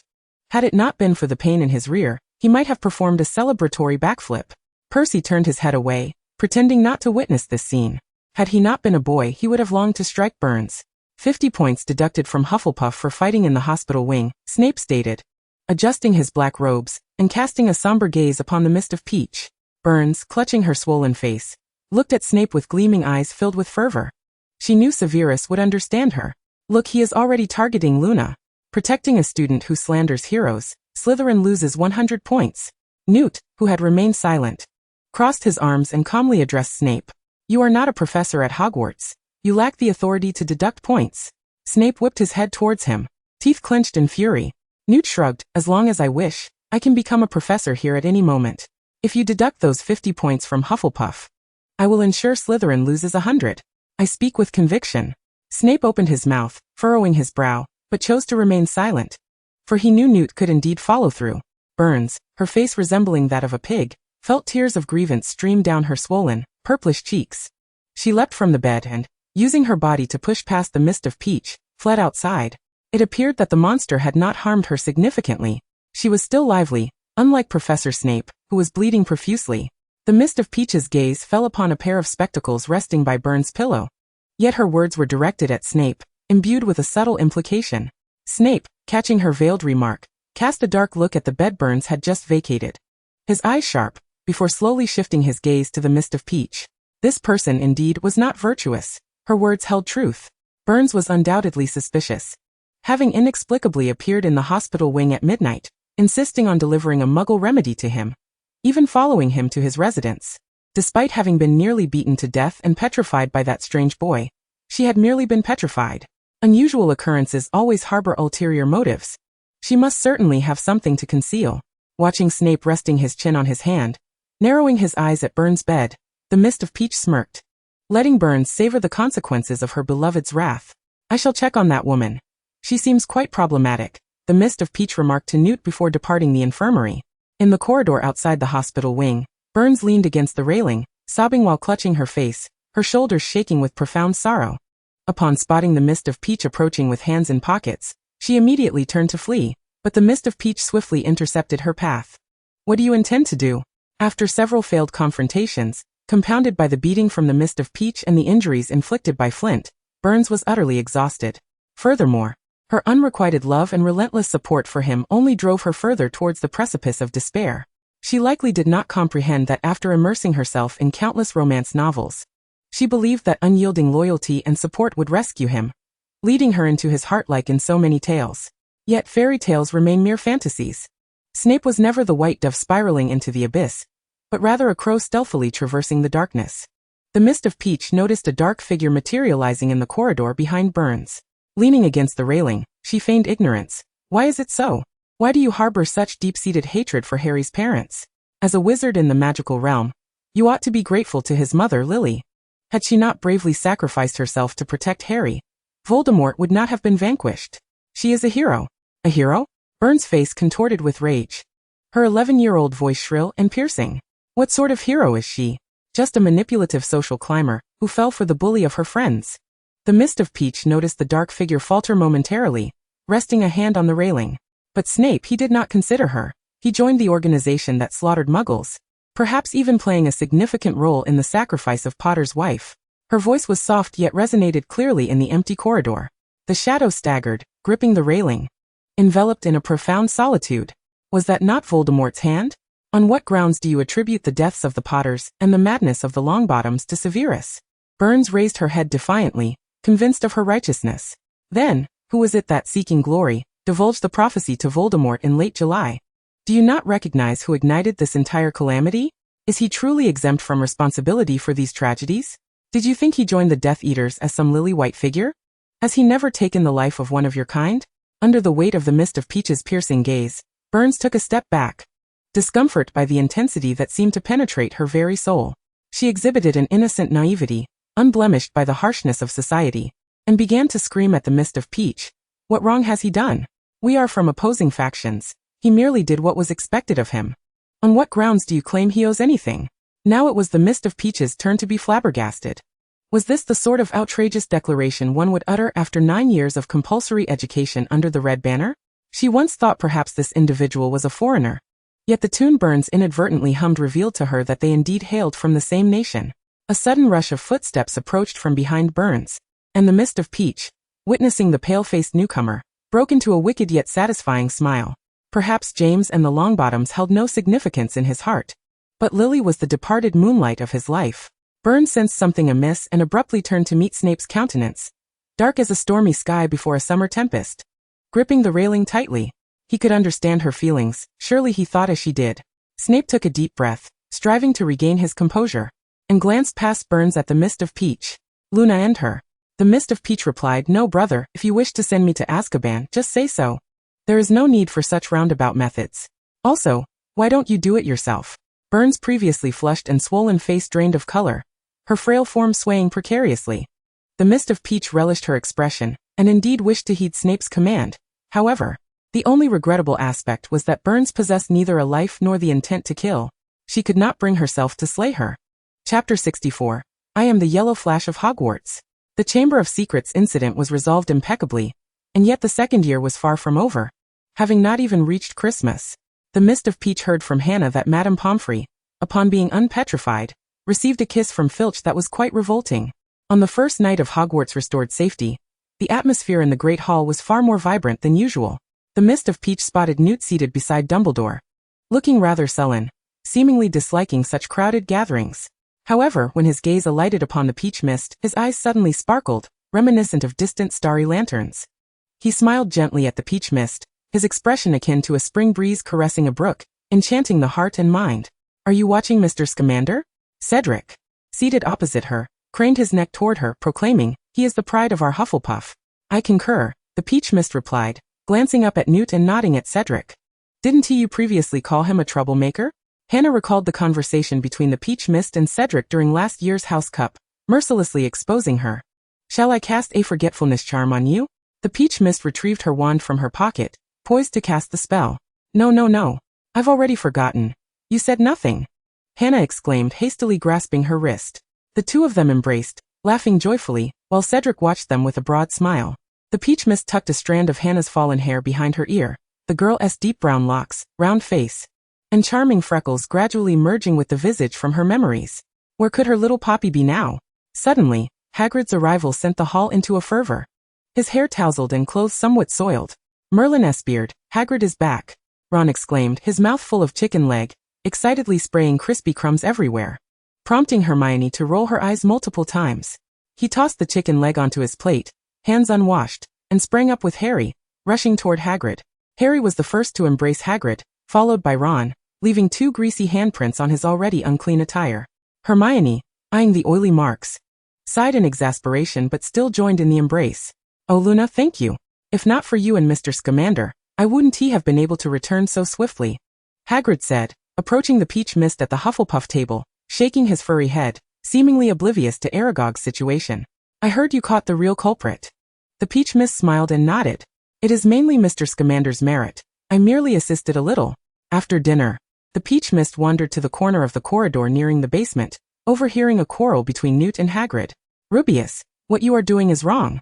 You cannot crossbreed 2 different species. It violates the laws of nature, and is morally indefensible." Newt seemed to be referring to Hagrid's experiments with the manticore and fire crab. "But I came back today and it was successful. I even named this new breed the Blast-Ended Scrit." Hagrid shook his head, clearly pleased with his experimental outcome. Newt took a deep breath. "I'm not questioning your success. The very act is inherently flawed. Do you understand? I will inform Dumbledore." Towering at over 2 meters, Hagrid appeared like a child being chastised by Newt, who stood at just over 1.80 meters. He lowered his shaggy head, his hands fidgeting, finally managing to utter, "Luna encouraged me to conduct this experiment. Please don't tell Dumbledore. She is just a curious little girl." "Newt." He placed one hand on his hip while the other rubbed his forehead, pacing back and forth in front of Hagrid, casting occasional glances that made Hagrid shrink back. Finally, he sighed in resignation. "Fine, this shall be the last time. I will have a word with Dumbledore after I finish with him." He then turned and ascended the staircase to Dumbledore's office. The peach mist, disinclined to chastise the publicity officer for inadvertently exposing her, left and exited the castle. The moonlight tonight was exquisite, enveloping Hogwarts in a soft, ethereal glow. Standing in the moonlight, the peach mist contemplated. The wizarding displacement spell was merely a disillusionment charm, fraught with numerous issues, causing discomfort, and not to be used frequently in quick succession. In severe cases, it could even lead to splitting. Should one be exceedingly unfortunate and end up split in two? With her strength, she wouldn't face such a fate, yet frequent use undeniably induced dizziness and nausea. Now, she was ready to test the fruits of her laborious research. She drew forth a small crossbow borrowed from the Weasley twins, gently gripping the arrow shaft, leaving a faint mark, and then aimed toward the forbidden forest, releasing it. The arrowhead thudded into the tree trunk, while she simultaneously arrived next to the very tree, perfectly aligned. This technique was inspired by her beloved anime from her previous life, a cherished skill of hers, Flying Thunder God. Upon marking a location, one could instantaneously relocate to any previously marked spot, even across countries, albeit requiring immense magical power. Luckily, she possessed such power.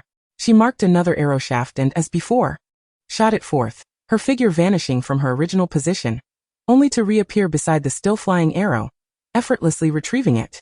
Perfect, utterly successful. In a playful mood, she marked the remaining dozen arrow shafts, launching them all to embed in tree trunks, lodge in rocks, and soar into the treetops. Unwrapping her yellow scarf, emblematic of Hufflepuff, she casually draped it around her neck, trailing a long length behind her, admiring the scarf's appearance. Flying Thunder God activate.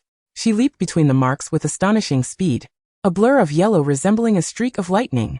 She paused atop a towering pine tree, her left side facing the shadowy expanse of the forbidden forest, where crows occasionally took flight. Startled, glancing up, she could clearly see the Ollery atop the castle, where Dumbledore released a gray owl, with Newt standing quietly by his side. I am the Yellow Flash of Hogwarts. Her favorite character from Naruto was Minato Namikaze, and she had no resistance against gentle yet powerful handsome men. She flicked her yellow scarf, feeling it was so fitting. Today was yet another splendid day for Hufflepuff, adorned in yellow scarves. She leaped toward the nearest marked arrow, intending to return to the castle, for Newt was likely on his way to find her. Unbeknownst to her, upon arrival, she collided with a soft body. Ouch. Chapter 65. Sometimes facing Neville alone can be quite helpless. Oh Luna, you've crashed right into my heart. Blaise rose, brushing off the dust from his clothes, one hand covering his heart, wearing an air of playful nonchalance. Who taught you that line? Lockhart? The peach mist circled around him, continuing her walk toward the castle. Ever since Lockhart's arrival, Hogwarts had become significantly more flamboyant. Recently, even Snape's hair appeared greasier. The Slytherin snakes denied it, claiming it was merely the result of brewing potions, a testament to his industriousness. Lockhart? Oh no, it's my heart that cannot help but flutter upon seeing you. Blaise stepped in front of her path, blocking her return. Is it because of me that it flutters? Wasn't he already beating?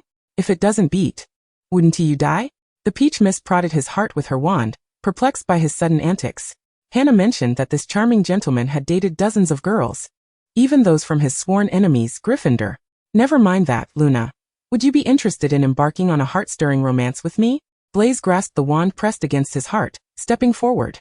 His eyes brewed with feigned affection as the wand's tip pressed against his chest through the fabric of his shirt and robe, causing a slight ache. No, I must decline. Why? Blaise feigned a hurt expression, lowering his gaze upon her. To thoroughly dispel his notion, she replied, I'm sorry, but I prefer girls. I don't believe you. Blaise chuckled softly. Unless you can name the girl you fancy, it must be an excuse to reject me. Hannah Abbott, I am sincere.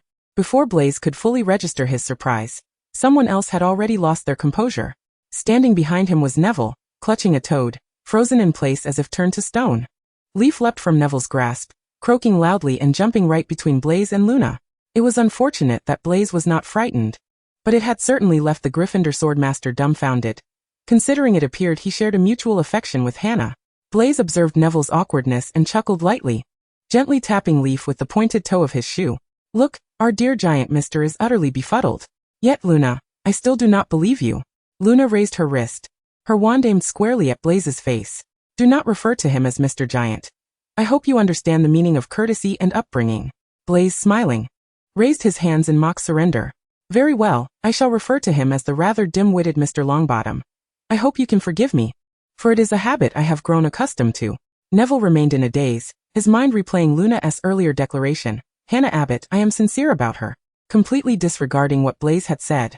I shall take my leave then. I shall leave the pitiful Mr. Longbottom to you. Seizing the moment while Luna was distracted, Blaise grasped her right hand, the one holding the wand, and pressed a gentle kiss upon her knuckles. I shall not give up, Luna. Luna yanked her hand back abruptly, confronted by Blaise's roguishly charming eyes. What are you two doing? Newt appeared behind Neville, his silhouette obscured by the light, rendering his expression unreadable, his voice devoid of emotion.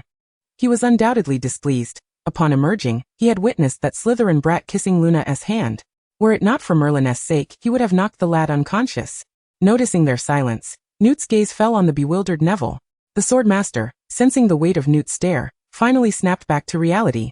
He first turned to Leaf, who had jumped to Luna's feet, and shouted, "Leaf, how did you get out?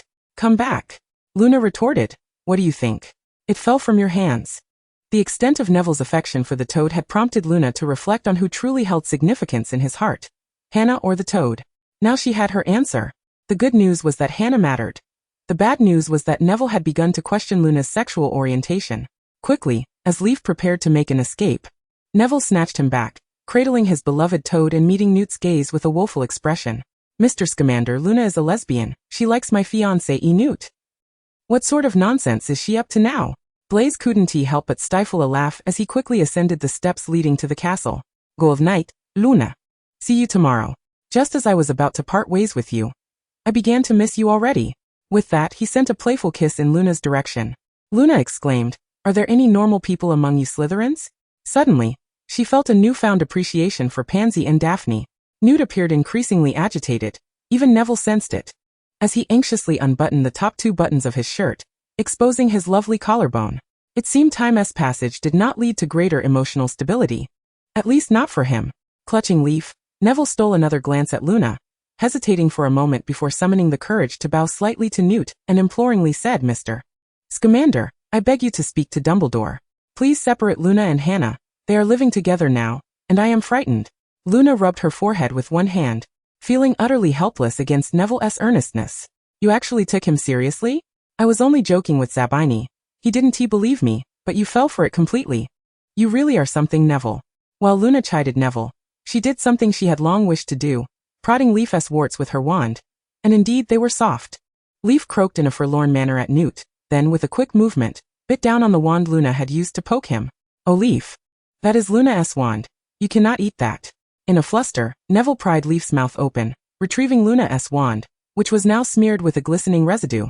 Meanwhile, the unfortunate swordmaster had been bitten twice by his own toad. While not poisonous, the insult was quite severe. Luna frowned as she wiped the wand on Neville's shirt, then cast a cleaning charm, lamenting the fate of her poor wand. "So you truly do not have feelings for Hannah, correct?" Neville clutched Leaf tightly, seeking reassurance from Luna once more. Luna approached Neville, leaning close to his ear, and speaking loudly enough to startle Leaf in his arms. "Ask me 1,000 times. I also like men. Handsome men, kind men, strong men. Do you comprehend, Mr. Longbottom?" "Newt. It seems she is pointing at me." Chapter 66. She truly is mischievous. "Wait. What is going on between you and Hannah? How did she become your fiancée?" As Neville prepared to depart, Newt turned to Luna, ready to converse. But she grasped Neville's sleeve. Just days ago, Hannah had declared under pressure from Vivian and Ginny that she and Neville were merely childhood friends. And now, in Neville's words, she was a fiancée. "The Longbottoms and the Abbotts have had a betrothal agreement since before we were born," Neville said, suddenly lowering his head, his expression forlorn. "Back then, my parents had not yet entered Street Mungo's. It was they who arranged the engagement." Luna opened her mouth, realizing she was at a loss for comforting words and could only awkwardly say, "Hannah seems to like you. I wish you both happiness and many children." "Thank you," Neville replied, seemingly unperturbed by her odd blessing. After all, she disliked Snape, so she was indeed a good friend. Holding Leaf, Neville left, appearing quite pleased. Likely due to Luna's comment about Hannah, Newt continued to stand there, quietly awaiting her, his demeanor gentle, the soft, ethereal moonlight casting a delicate glow around him, rendering him almost unreal. "Are you waiting for me?" Luna peered into Newt's face. "Yes. Luna, there's no need to use formal titles with me." He lowered his gaze to her face, continuing, "Earlier, Rubius mentioned you suggested he conduct some hybridization experiments. I wanted to discuss this with you. Feeding these creatures for experimental purposes violates regulations and laws, and could indeed be dangerous. I have seen the little creatures born from Rubius's experiments. They can suck blood and even emit fiery explosions, which is quite perilous. A friend of mine once endangered another student's life, due to an experiment involving a mole, nearly facing expulsion from Hogwarts."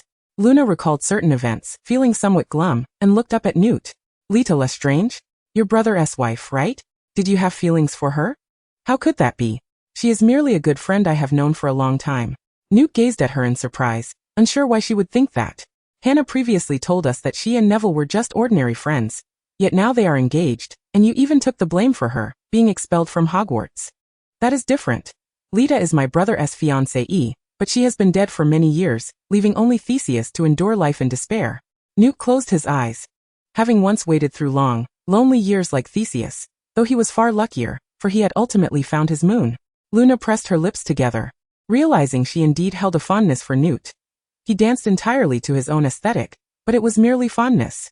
She would not intrude upon an already established marriage. However, the timeline has been irrevocably altered. Has Newt's life taken on new variables? She finds herself rather intrigued, as this particular version of Newt has yet to grace her collection. His demeanor, too, does not betray the semblance of a married man. Thus, she tentatively inquires, "What of your wife and child?" "Wife?" Newt responds, perplexed. "Mrs. Tina Goldstein. Your wife, is she not?" Newt seems to ponder for an extended moment, as if desperately sifting through his memories to ascertain the existence of such an individual. "Ah, I recall. She is the sister of Queenie Jacob's wife. I remember she caused me quite a bit of trouble back then. After Grindelwald's downfall, she wed an Auror from the Magical Congress. Jacob even dragged me to her wedding." He patiently elucidates all of Tina's mysteries, devoid of any impatience, while a few stray locks of hair cast a delicate shadow across his eyelashes. Tina knows he is earnestly striving to embody the role of a proper mentor, a performance that is undoubtedly challenging for someone of his disposition. Ultimately, she remains a highly educated adult, capable of discerning the nature of Newt's self-regard. He is fond of himself, perhaps even in love. This is evident in his gaze and in the subtleties of his demeanor. This is advantageous for her. Having someone of his status on her side would render many matters considerably easier. Love is a notion to be entertained, yet not entirely trusted. I understand now. She is your friend's wife's sister, is that correct? This contradicts what I gleaned from the gossip columns. Tina offers a rationale for her skepticism. Gossip columns? Newt furrows his brow, unable to fathom what publication would stoop so low as to fabricate rumors about him. Surely, the tale of Dumbledore and Grindelwald is far more captivating than his own unfortunate predicament. Tina nods earnestly, indeed. But that newspaper has since been fed to the fireplace by Jenny, and I cannot recall which publisher it belonged to. Well, let us not dwell on that. Let us discuss the experiments instead. I have documented all pertinent matters in a book. You may peruse it. Newt retrieves a thick tome from his pocket, a copy of Fantastic Beasts and Where to Find Them. Tina is taken aback. He has extracted a 5 or 6 centimeter thick book directly from his coat pocket. She suspects he has employed a subtle stretching charm on his pocket, or perhaps a shrinking charm on the book itself. Newt extends the book toward Tina. She accepts the hefty volume, flipping through its pages while playfully remarking, "You are rather like Lockhart, promoting your own work." At her mutterings, Newt is reminded of the slick-haired defense against the dark arts professor, whose hair glistened even more than that of the potions professor. "You think I resemble that man?" Newt's expression reveals a hint of hurt. "No, I do not enjoy it. I have gifted it to you alone." He appears like a wronged puppy, easily bullied. Tina glances at her petite second-year frame and feels a twinge of frustration. "Thank you, I truly appreciate it." Tina rises on her toes, encircling Newt's slightly inclined neck with her arms, bestowing a gentle kiss upon his cheek. In an instant, Newt's pupils dilate, his body stiffening. The notion that she would dare to tease him now leaves him momentarily speechless. He is utterly defeated. Observing his rigidity, Tina is equally astonished. Could he truly be this innocent? Surely, the future version of herself hasn't left him entirely untouched, rendering him a decades-long virgin, has she? It cannot be true. Under the moonlight, the enchanting scene of the girl embracing the man with a kiss is witnessed by a pair of watchful eyes from the second-floor window. The calm, dark irises harbor turbulent waves beneath the surface. Chapter 67. An incomprehensible Christmas gift. With the first snowfall blanketing Hogwarts, Christmas arrives as expected, gliding gracefully upon the ice. The fireplace in the Hufflepuff common room crackles with a roaring flame, warming the space, while Tina reclines in a chair by the hearth, contemplating an important question. What gift shall she bestow upon the boys? She has meticulously prepared gifts for the girls. A red Christmas knit skirt for Ginny, enhancing her beauty. A pair of double-sided mirrors for Hannah, ensuring she can always connect with her rather ineffectual fiancé. A Firebolt 2001 for Jenny, as the remarkable little Jenny has made the Quidditch team this year as a chaser. And a bottle of enhanced beauty potion for Vivian, who has her sights set on a boy named Roger Taylor from Ravenclaw, determined to capture his heart. Tina wonders if early romance is the custom at Hogwarts. Lastly, she procures a tome titled Ancient Magical Discourses for Hermione, a token of gratitude for her frequent visits to Flourish and blots to purchase those unsellable restricted books. Yet, what to gift the boys? Suddenly, a memory of a dear friend from a past life flashes into her mind, and inspiration strikes. Tom, seated on her bed in a stupor, observes her in silence for quite some time before abruptly darting out of the room. It is rather perplexing. As dusk descends, the last vestiges of orange are swallowed by the encroaching night, and the snow intensifies, the howling winds battering against the glass panes. However, the atmosphere in the castle's great hall is vibrant. Hagrid has brought in a magnificent pine tree, which stands proudly at the center, its green needles adorned with white snowflakes. Professors McGonagall, Flitwick, and Sprout are in high spirits, enchanting the tree with sparkling decorations, bringing the Christmas tree to life. Severus Snape, his expression grim, is reluctantly pushed by McGonagall and Sprout to the front of the tree, where he hangs the shimmering golden fizzing whizbee he concocted atop its peak. When Tina arrives in the Great Hall, she encounters only Ron and Neville, who are engaged in a game of wizard's chess. Ron's side is piled high with items he has claimed from Neville, including a wizarding robe. Neville, clad only in a shirt and a pair of shorts, is fortunate that the hall is magically warm.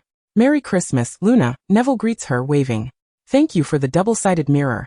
Hannah and I find it exceedingly convenient. Merry Christmas," he adds, producing a crystal ball from seemingly nowhere, which rolls gently across the table to her. "Thank you, Neville." Tina recognizes it as a memory ball, an odd artifact that reminds one of forgotten events without revealing what has been forgotten. Ron stands somewhat awkwardly, his hands rubbing against his sides. "Merry Christmas, Luna." I didn't buy a Christmas gift, I'm sorry." "Do not fret, Ron. Come, see what I have prepared for you." Tina retrieves a beautifully crafted rectangular wooden box from her pocket. Knowing Ron's fondness for chicken legs, she deliberately chooses not to gift him one. Ron leans over the table, eager to inspect the exquisite box, which emits a faint rustling sound from within. "Let us take a look." With anticipation, Ron opens the box to reveal a pristine white mouse. Memories of sharing chocolate bars and cozying up with Peter flood his mind, leaving him with a complex expression as he gazes at the little creature. Though it conjures some unpleasant memories associated with Peter, the mouse is undeniably beautiful. Its fur immaculate and glowing softly. Rest assured, she is female. Even should she be an animagus, you will only ever see a lovely girl in your bed. Not a repugnant, ugly old man, Tina reassures him, sensing his conflicted feelings. However, after her comforting words, Ron's expression grew even more horrified. "A beautiful girl? Oh, Merlin's flowered trousers, Hermione will kill me." Though he uttered these words, his hands betrayed his sincerity as he gently cradled the little white mouse, stroking its soft fur, which felt entirely different from the grotesque touch of Peter. In less than 15 minutes, he had grown quite fond of this pet, repeatedly expressing his gratitude to Tao Wu. Unbeknownst to him, this little mouse had been an unexpected encounter during her venture into the Forbidden Forest to find Hagrid. Wood entered the scene and Tao Wu, with her hands tucked into her pockets, approached him. "Merry Christmas, Oliver." "Merry Christmas." Oliver lightly brushed off the snowflakes from his gloves, leaving only a shallow puddle behind. He surely wasn't considering playing Quidditch in such weather. He clamped his gloves in his mouth, and retrieved a beautifully wrapped piece of chocolate from his pocket, presenting it to Tao Wu as a Christmas gift. "Thank you." Tao Wu accepted the chocolate, retracting her hand into her pocket, only to pull out a glimmering heart-shaped stone, placing it in Oliver's palm. "I obtained this unique stone in Asgard. I gift you this one-of-a-kind token of luck. Merry Christmas, Oliver." "Oh, thank you, Luna. With this, I believe I shall achieve great victories in Quidditch." Oliver held the stone in his palm with a look of reverence before stowing it away in his pocket, his heart evidently consumed by thoughts of Quidditch. Yet, if he truly sought repeated victories, perhaps seeking out Harry would yield better results. After Oliver departed, she lingered by the door, soon spotting Newt, who appeared somewhat disheveled, snowflakes adorning his eyelashes, sparkling gently under the bright lights. "Merry Christmas, Newt." Tao Wu's sudden appearance startled him, yet he beamed with delight. "Merry Christmas, Luna. I believe you will appreciate this." He set down the suitcase in his hand and unveiled his blue coat. From the large inner pocket, a pink niffler head peeked out, tilting its head and gazing at Tao Wu with its glistening black eyes, so utterly adorable. "Is this a gift for me?" Tao Wu could hardly believe her eyes. A niffler. A pink niffler. Worth a fortune. Of course, she had no intention of selling this delightful creature. "Yes, it was born just last month. I named it Phoebe. If you dislike the name, you may change it." Newt gently placed the niffler into her embrace. "So fluffy and warm. Of course not. I adore the name you chose. As Tao Wu's fingers brushed against something in her pocket, a wave of guilt washed over her as she glanced at Newt, then hesitantly withdrew a crystalline heart-shaped stone. Merry Christmas, Newt. I obtained this unique stone in Asgard, and I gift you this one-of-a-kind token of luck. Newt smiled softly, accepting the stone, his gray-green eyes twinkling with gentle light. Anything from you, I cherish, Luna. Chapter 68. The largest stone wholesale dealer in Hogwarts. Asgard. Does such a place exist? Despite Newt's extensive travels around the world, he could not recall such a location. Nevertheless, if she said it existed, then so it must. He gently patted Tao Wu's head, choosing not to enter the Great Hall, instead heading upstairs to Dumbledore's office. Tao Wu exchanged a glance with Phoebe in her arms, and couldn't help but smile broadly, lifting the adorable Niffler to rest atop her head. Once it grew up, she could take it on a heist at Gringotts. From a distance, she spotted Harry approaching, his wizarding robes somewhat tattered, as if he had just emerged from a fierce battle. Harry! Tao Wu waved energetically. Upon hearing her call, Harry looked up, a radiant smile blossoming on his face as he jogged toward her. What happened to your robes? Tao Wu scrutinized his ragged attire. Harry rubbed his nose sheepishly. I was just practicing the cheering charm in the room of requirement when a biting cabbage suddenly leaped at me. Matured? Tao Wu's eyes widened as she placed her hands on Harry's shoulders, turning him to face away from her. Did it bite you on the backside? Harry looked bewildered. Why does your tone sound somewhat excited? Feeling the intensity of Tao Wu's gaze on his back, Harry's pale face flushed crimson, and he quickly turned around. No. It was only interested in my robes, persistently gnawing at my clothing. Tao Wu pouted and cast a repairing charm, instantly revitalizing his tattered robes. Thank you. By the way, Luna, Merry Christmas. Harry pulled out 2 vibrantly colored illustrated books from his bag, the covers featuring 2 boys in gold and red hues, instantly capturing Tao Wu's attention. Seeing her reaction, Harry's eyes narrowed in satisfaction. He knew he had chosen well. This was a rare find he had acquired for a hefty sum from the owner of the Leaky Cauldron. Thank you, I love it. Tao Wu once again reached into her pocket, producing a fiery red heart-shaped stone that emitted a soft glow. I obtained this unique stone in Asgard. I gift you this one-of-a-kind token of luck. Merry Christmas, Harry. One of a kind. Harry's face radiated uncontainable joy as he accepted the stone. I'm off to find Ron. By the way, your new pet is lovely, far prettier than Ron's new rat. With that, Harry dashed off, clutching the stone as he went to join Ron, who was playing with the little white mouse. Tao Wu thought to herself, what can I say? Ron's rat is a gift from me. Just as Harry departed, Cedric appeared at the entrance of the Great Hall, quickly spotting Tao Wu standing there. Good evening, Luna. His voice was warm and clear, his gaze shifting from her face to her head. Phoebe, sensing the boy's gentle gaze, stretched out a tiny pink paw from atop Tao Wu's head and waved at Cedric. Is this your new pet? Just as beautiful as you. Thank you. Hearing his praise, both Tao Wu and Phoebe beamed with delight. Merry Christmas, I made this chocolate myself. Cedric produced a large piece of chocolate wrapped in brown paper, tied with a fiery red ribbon, adorned with 2 delicate silver bells that chimed sweetly with movement.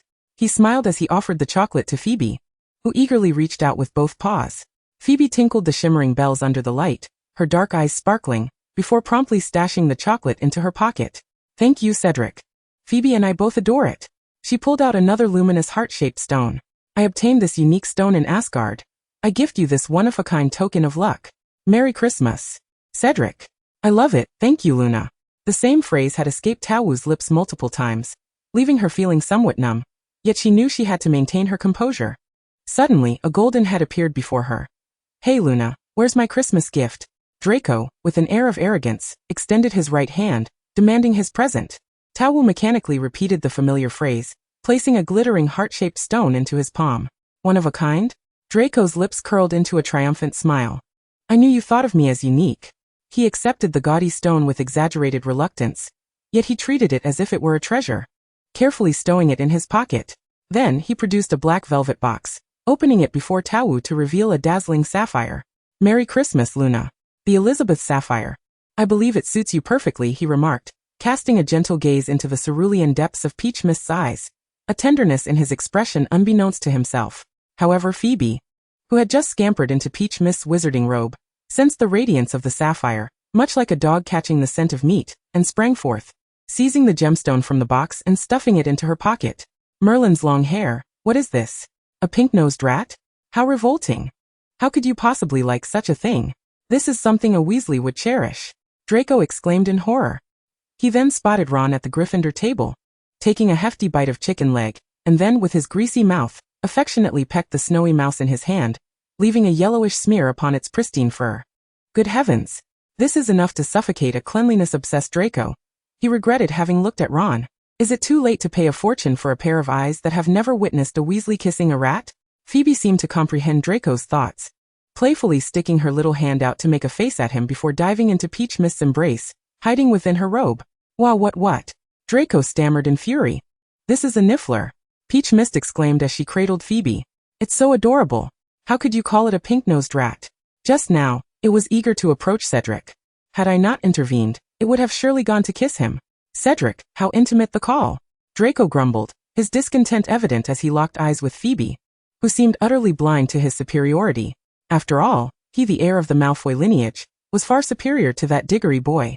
Chapter 69. The Mysterious Visitor on Christmas Eve. As Theodore approached the entrance of the Great Hall, he spotted a silver-haired girl seated on the stone steps, her hands cradling her face as she leaned on her knees, seemingly awaiting someone. Who could it be? Was it Diggory, Potter, or perhaps Draco? Good evening, Luna. Are you waiting for someone? Theodore inquired as he stepped closer, inclining his head to offer a polite yet slightly distant smile. Peach Mist looked up at him. The boy was as serene as the first snow of a winter morning, his black eyes glimmering like polished obsidian, exuding a cool, captivating light. Though they weren't particularly acquainted, he had stood up for her during the last incident involving Filch's wrongful accusation, and he was quite handsome as well. She felt her pocket, where 2 stones remained, sufficient. Yes. I'm waiting for you.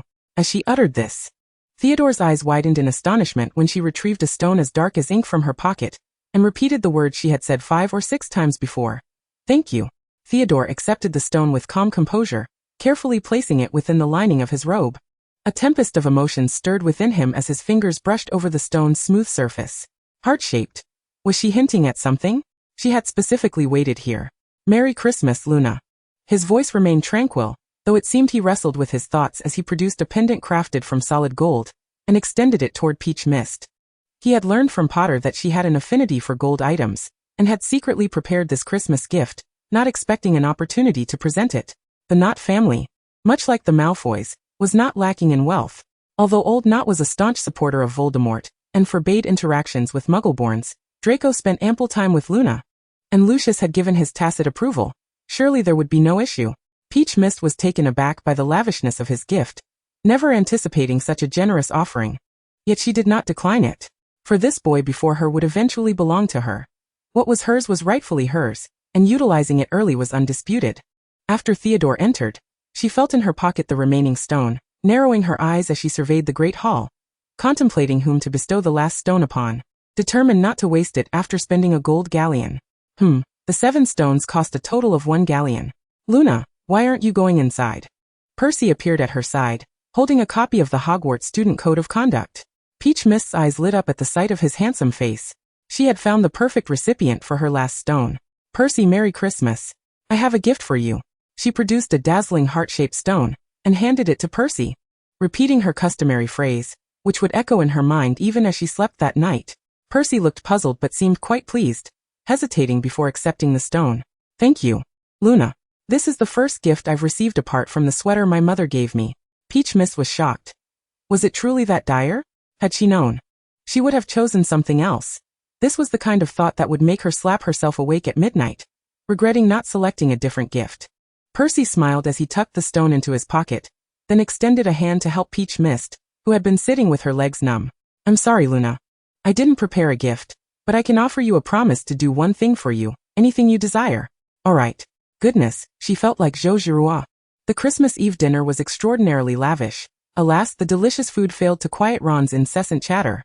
Look, this is the new pet Luna gave me. Isn't it beautiful? I've named him Ruby, Ron proclaimed, proudly displaying the lovely white mouse before the surrounding Gryffindors. Hermione raised an eyebrow and nodded. Absolutely, it's quite lovely. Luna has far better taste than you.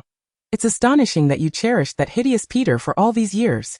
Ron's previously smug expression froze instantly. Please, Hermione, I beg you. Don't mention him again. I'm starting to feel nauseated.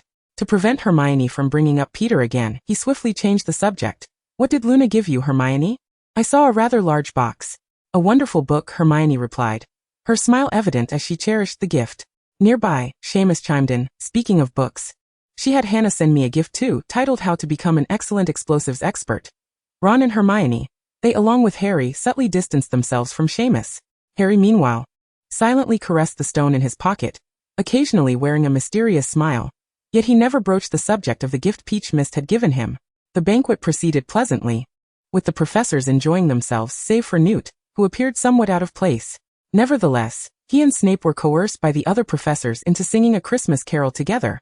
Snape's pitch was so far off that not even 10 blast-ended scrits could pull him back, all while enduring Dumbledore's relentless attempts to stifle laughter by pinching his thigh. Who pinches someone else's thigh to stifle laughter, for heaven's sake? He had long since had enough of this old fool, who took every opportunity to torment him. Given the chance, he would certainly see to it that Dumbledore ended up in Azkaban. After the festivities concluded, Peach Mist returned to the dormitory, her diary obediently remaining in the common room. Yet it mischievously scampered from the bedside table to her bed.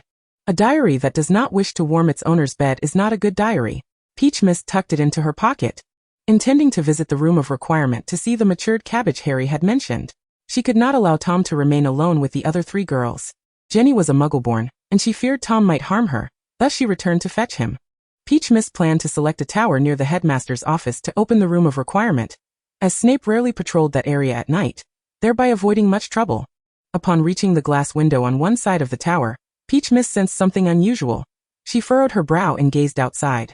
Suddenly, the window shattered.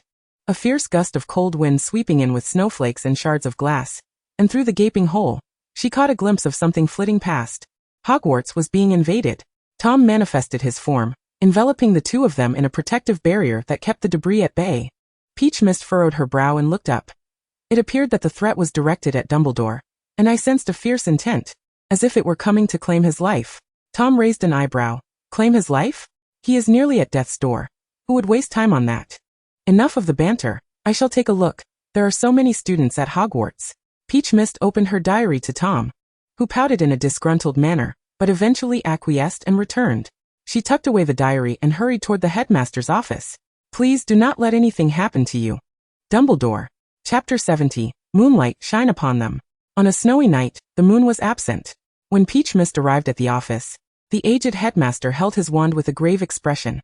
A massive hole had been torn in the window behind him, and a biting wind accompanied by sharp snow swept in through the dark gash. Blood trickled down his arm, suggesting he had sustained injuries while engaged in a fierce struggle against a cohort of wizards clad in black robes. The adversaries were numerous, while Dumbledore stood alone, having been abandoned by Newt after the banquet, and the professors had returned to their quarters. Severus seldom patrolled near the headmaster's office. Fawkes circled low above the office, unable to find an opportunity to heal his master. The office lay in chaos, with spells of various hues flying about erratically. Fawkes' gilded cage lay in ruins, and the Sorting Hat's cabinet had been reduced to a pile of splintered wood. The creature, Ball, clung fiercely to the rear of a menacing wizard, while other wizards bore varying degrees of bite marks on their backsides, their trousers stained with faint traces of blood. It was the keen-eyed Sorting Hat that first spotted Peach Mist before Dumbledore and the Dark Wizards did. It bellowed at the top of its lungs, "Help, you little brat." The room fell silent, dozens of eyes darting toward Peach Mist. "Thank you, Sorting Hat," she retorted. Dumbledore frowned, his tone serious. "Luna, what are you doing here? Have you come to play? Or are you merely here for a stroll? Who are these people, Professor?" Peach Mist tilted her head toward the group of dark wizards. "This is no business for a child. Return to your dormitory at once." Dumbledore's brow creased even further as he addressed the elderly woman at the forefront of the dark wizards. "She is just a child. She bears no involvement in our grievances. Let her go." Although the woman was aged, she retained an exquisite elegance. Her gray-white hair was meticulously arranged atop her head, adorned with a small black top hat, and a black veil obscured her striking, piercing eyes. Her black suit accentuated her graceful figure, making her appear anything but elderly. "That won't do. What if she goes out and informs you? Dumbledore, tonight you shall meet your end here." She cast a cold glance at Peach Mist, and the 2 dark wizards beside her simultaneously raised their wands and unleashed the killing curse. Dumbledore attempted to step forward to protect her, but was held back by the elderly woman. The venerable elder gritted his teeth, for Newt had entrusted him with the care of this girl. Yet, now Peach Mist stood still, and frankly, 2 killing curses held little intrigue. If they could even graze a hair on her head, that would be considered a loss. Suddenly, a figure appeared, pulling her aside and rolling them both out of harm's way. narrowly avoiding the two curses. Newt immediately stood, cradling her in his arms. Then his expression shifted from its usual kindness. You have been at this for so long. Is it truly worth it, Rogier, to persist in attempting to assassinate Dumbledore? Scamander. The woman known as Rogier caressed her wand, her gaze resting upon Newt with a chill. Perfect, I can send you all on your way together. Newt shielded Peach Mist behind him, and she peered from his side at Rogier, the devoted acolyte of Grindelwald, the Black Rose of France. Her beauty had not faded with the passage of time. Peach Mist grasped Newt's coat sleeve, gazing at Rogier, shaking her head emphatically as she spoke deliberately. Miss Rogier, do you truly believe that Grindelwald would mourn for you? Newt. Both Rogier and Dumbledore were taken aback, and Fawkes suddenly let out a long, piercing cry. Diving toward Rogier, she had no time to react, instinctively crossing her arms to shield her head. Her subordinates swiftly responded, hurling various deadly curses at Fawkes. Peach Mist immediately cast a reinforced shield charm for Fawkes, easily deflecting these spells. Dumbledore and Newt retaliated swiftly. Newt's wind spell met Dumbledore's fire-making charm, the ferocious wind elevating the flames even higher, encircling the group of acolytes. Rogier waved her wand, blasting a massive hole in the wall beside Dumbledore, icy winds rushing in, extinguishing the flames in tandem with the acolyte spells. Outside, darkness enveloped everything, leaving only the howling winds as a sound. The adversaries were numerous and formidable, and both Newt and Dumbledore found themselves struggling. However, due to Peach Mist continuously casting shield charms, neither sustained injuries. Upon realizing that the shield charms enveloping them could withstand all curses, the tide turned dramatically. Their urgency dissipated as they disregarded the attacks from the other dark wizards, and focused their combined efforts on Rogier. Rogier, you three are playing dirty, aren't you? First, eliminate that girl. With a surge of hatred, Rogier directed a killing curse at Peach Mist. Luna. Newt had no time to react otherwise. Rolling over and clutching Peach Mist tightly, using his own body to shield her from the lethal assault. Above, his gentle voice offered her comfort. Do not fear, Luna. The curse dissipated just inches from Newt, and Rogier's calm facade cracked as she gazed at Peach Mist in disbelief. She understood well the caliber of Scamander. The issue could only lie with this girl. Peach Mist's ear pressed against Newt's chest, feeling the frantic rhythm of his heartbeat, the sweet scent of grass surrounding her. Looking up, she met his gray-green eyes filled with a gentle resolve to face death. Someone loved her enough to forsake their own life. She clutched Newt's coat tightly, no longer doubting the depth of his love. Slytherin's love was enduring yet painful. Gryffindor's love was fervent and fiery. Ravenclaw's love was rational and clear-headed, while Hufflepuff's love was a lifetime of unwavering loyalty. Rogier had no intention of sparing them, continuing to unleash death curses along with the other acolytes, while Dumbledore wielded his wand to counteract their onslaught. Peach Mist patted Newt's back, rising from his embrace to stand tall. Her wand pointed toward the heavens as a blinding white light pierced the clouds, abruptly halting the snowstorm. The sacred moon broke through the dark clouds, flooding the room with its radiant light. Peach Mist's figure vanished in an instant, a swift streak of white darting past the acolytes, causing them to rise and crash heavily back down. Rogier could hardly believe her eyes. Before she could fully register her astonishment, the girl's silver hair shimmered in front of her, glistening under the moonlight as her wand brimmed with lunar radiance, gleaming with a dazzling cold light, like a sword piercing through the darkness. Moonlight, shine upon them. Chapter 71. The direct girl's pursuit and endless wait. In that moment, as the cold light aimed toward her, Rogier's mind flooded with countless images, ultimately settling on the face of a once magnificent figure in Nurmengard. She closed her eyes, calmly awaiting death, regretting only that she could not fulfill the ambitions of that one. The icy gleam halted at her lashes. She opened her eyes, puzzled, gazing at the girl before her. The girl wore a playful smile. You're rather attractive, so I shall spare you, old woman. Rogier, you need not add that last title. Will you meet your end? Neither Rogier nor even Dumbledore and Newt could conceal their astonishment. How could this be possible? Tao Wu prodded Rogier's shoulder with her wand. You still haven't answered my question. What? Tao Wu mimicked a certain white-haired chicken, feigning elegance while actually exuding madness, her tone equally sardonic. Miss Rogier, do you believe Grindelwald would mourn for you? Newt interjected. Is this never-ending? Under the moonlight, a colossal black carriage, drawn by several thestrals, sped past the gaping hole in the wall. As it darted behind Dumbledore, Rogier shouted to the followers trailing her, run. In an instant, a dozen figures vanished, the thestrals carrying the black carriage whizzing away, leaving behind a diminishing shadow in the moonlight. Dumbledore turned his gaze to Tao Wu, the kindly elder's eyes ablaze with an undeniable fervor. That is ancient magic. Is it not, Luna? It seemed he had glimpsed a new dawn of hope.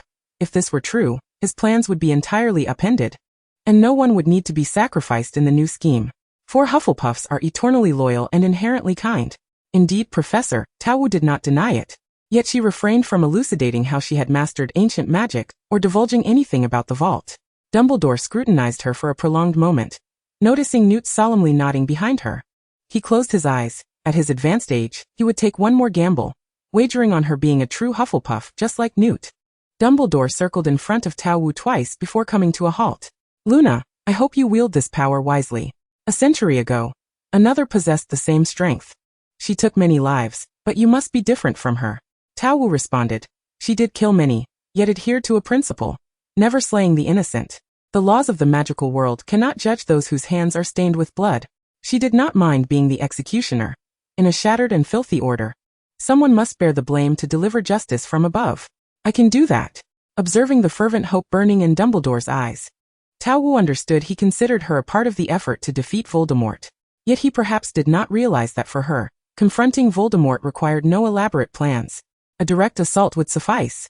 Dumbledore cast a restoration charm in the room, debris flying back to the gaping hole, the walls reverting to their original state, and the office regaining its former appearance. The elder bent down to retrieve the sorting hat that had fallen, its surface marred by several large footprints. He brushed off the imprints with his hand and placed it back on the shelf.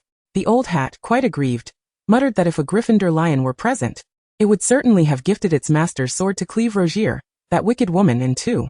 Dumbledore remarked, how embarrassing, in the old hat's eyes. I am no longer a Gryffindor. He picked up a small ball and placed it beside the sorting hat, then regretfully gathered the fallen leaves and set them next to the ball.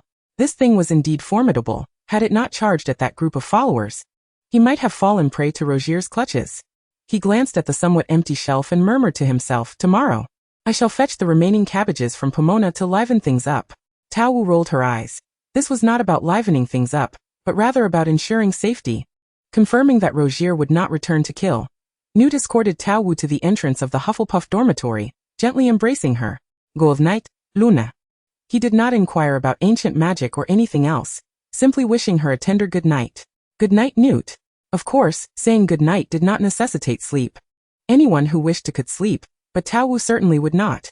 Rogier's carriage had already soared far from Hogwarts, having crossed a vast expanse of water, heading straight towards that desolate land.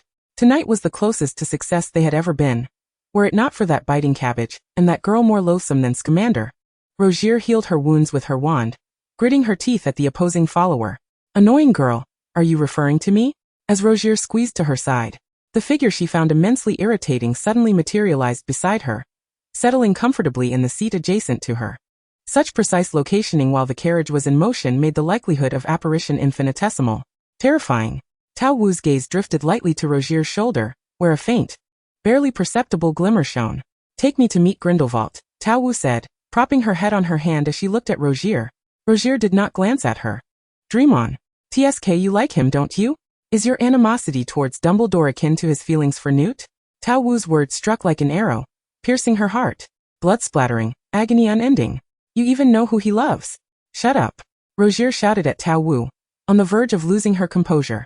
However, Tao Wu remained blissfully unaware of this, chuckling at Rogier's irritated expression, feigning sympathy.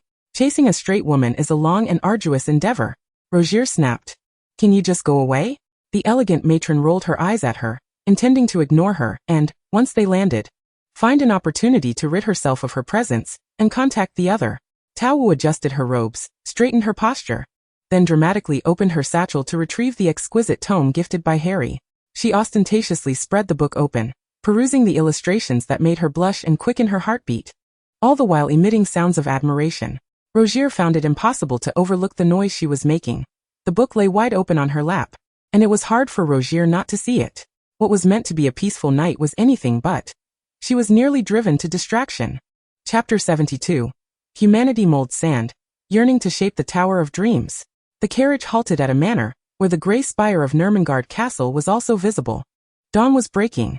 Someone was imprisoned there, causing the hearts of 2 others in the world to be exiled. Rogier brought along 2 followers, intending to head to Nurmengard, while Tao Wu trailed behind with her hands in her pockets.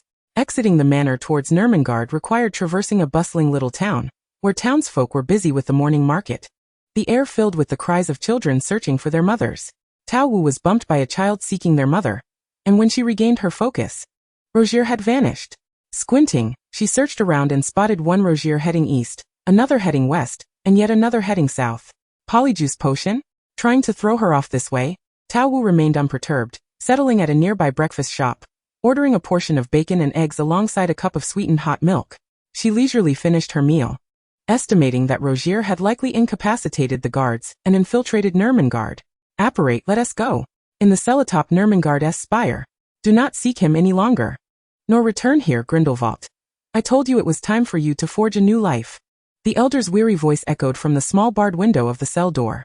Gellert Grindelwald had not finished speaking when the sudden appearance of a girl startled him. Oh dear, how do you keep popping up like that?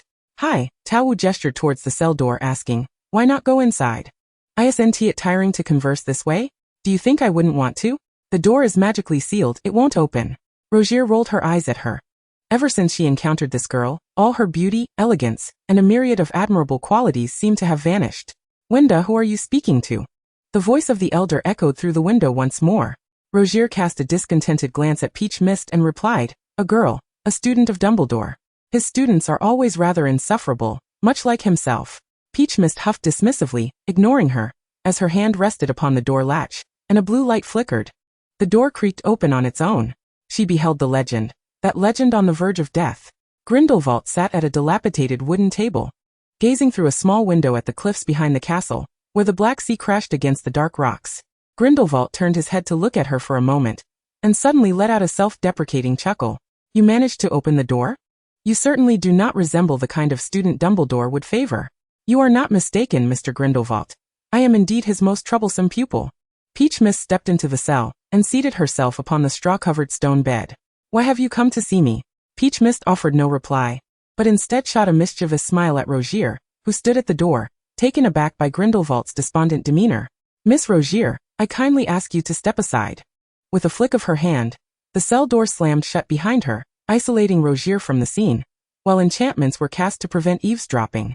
Did you instruct Rogier to kill Dumbledore? What? Grindelwald's expression indicated he was unaware of such a notion. I merely advised her to stop dwelling in the past, and to cease her incessant attempts to persuade me. He regarded Peach Mist for a long moment before hesitantly speaking. So he is unharmed, I mean your headmaster? Peach Mist shrugged. Sustained some injuries. After all, he is aging, and his stamina falters in a fight. He nearly succumbed to that old hag, but fortunately I was there.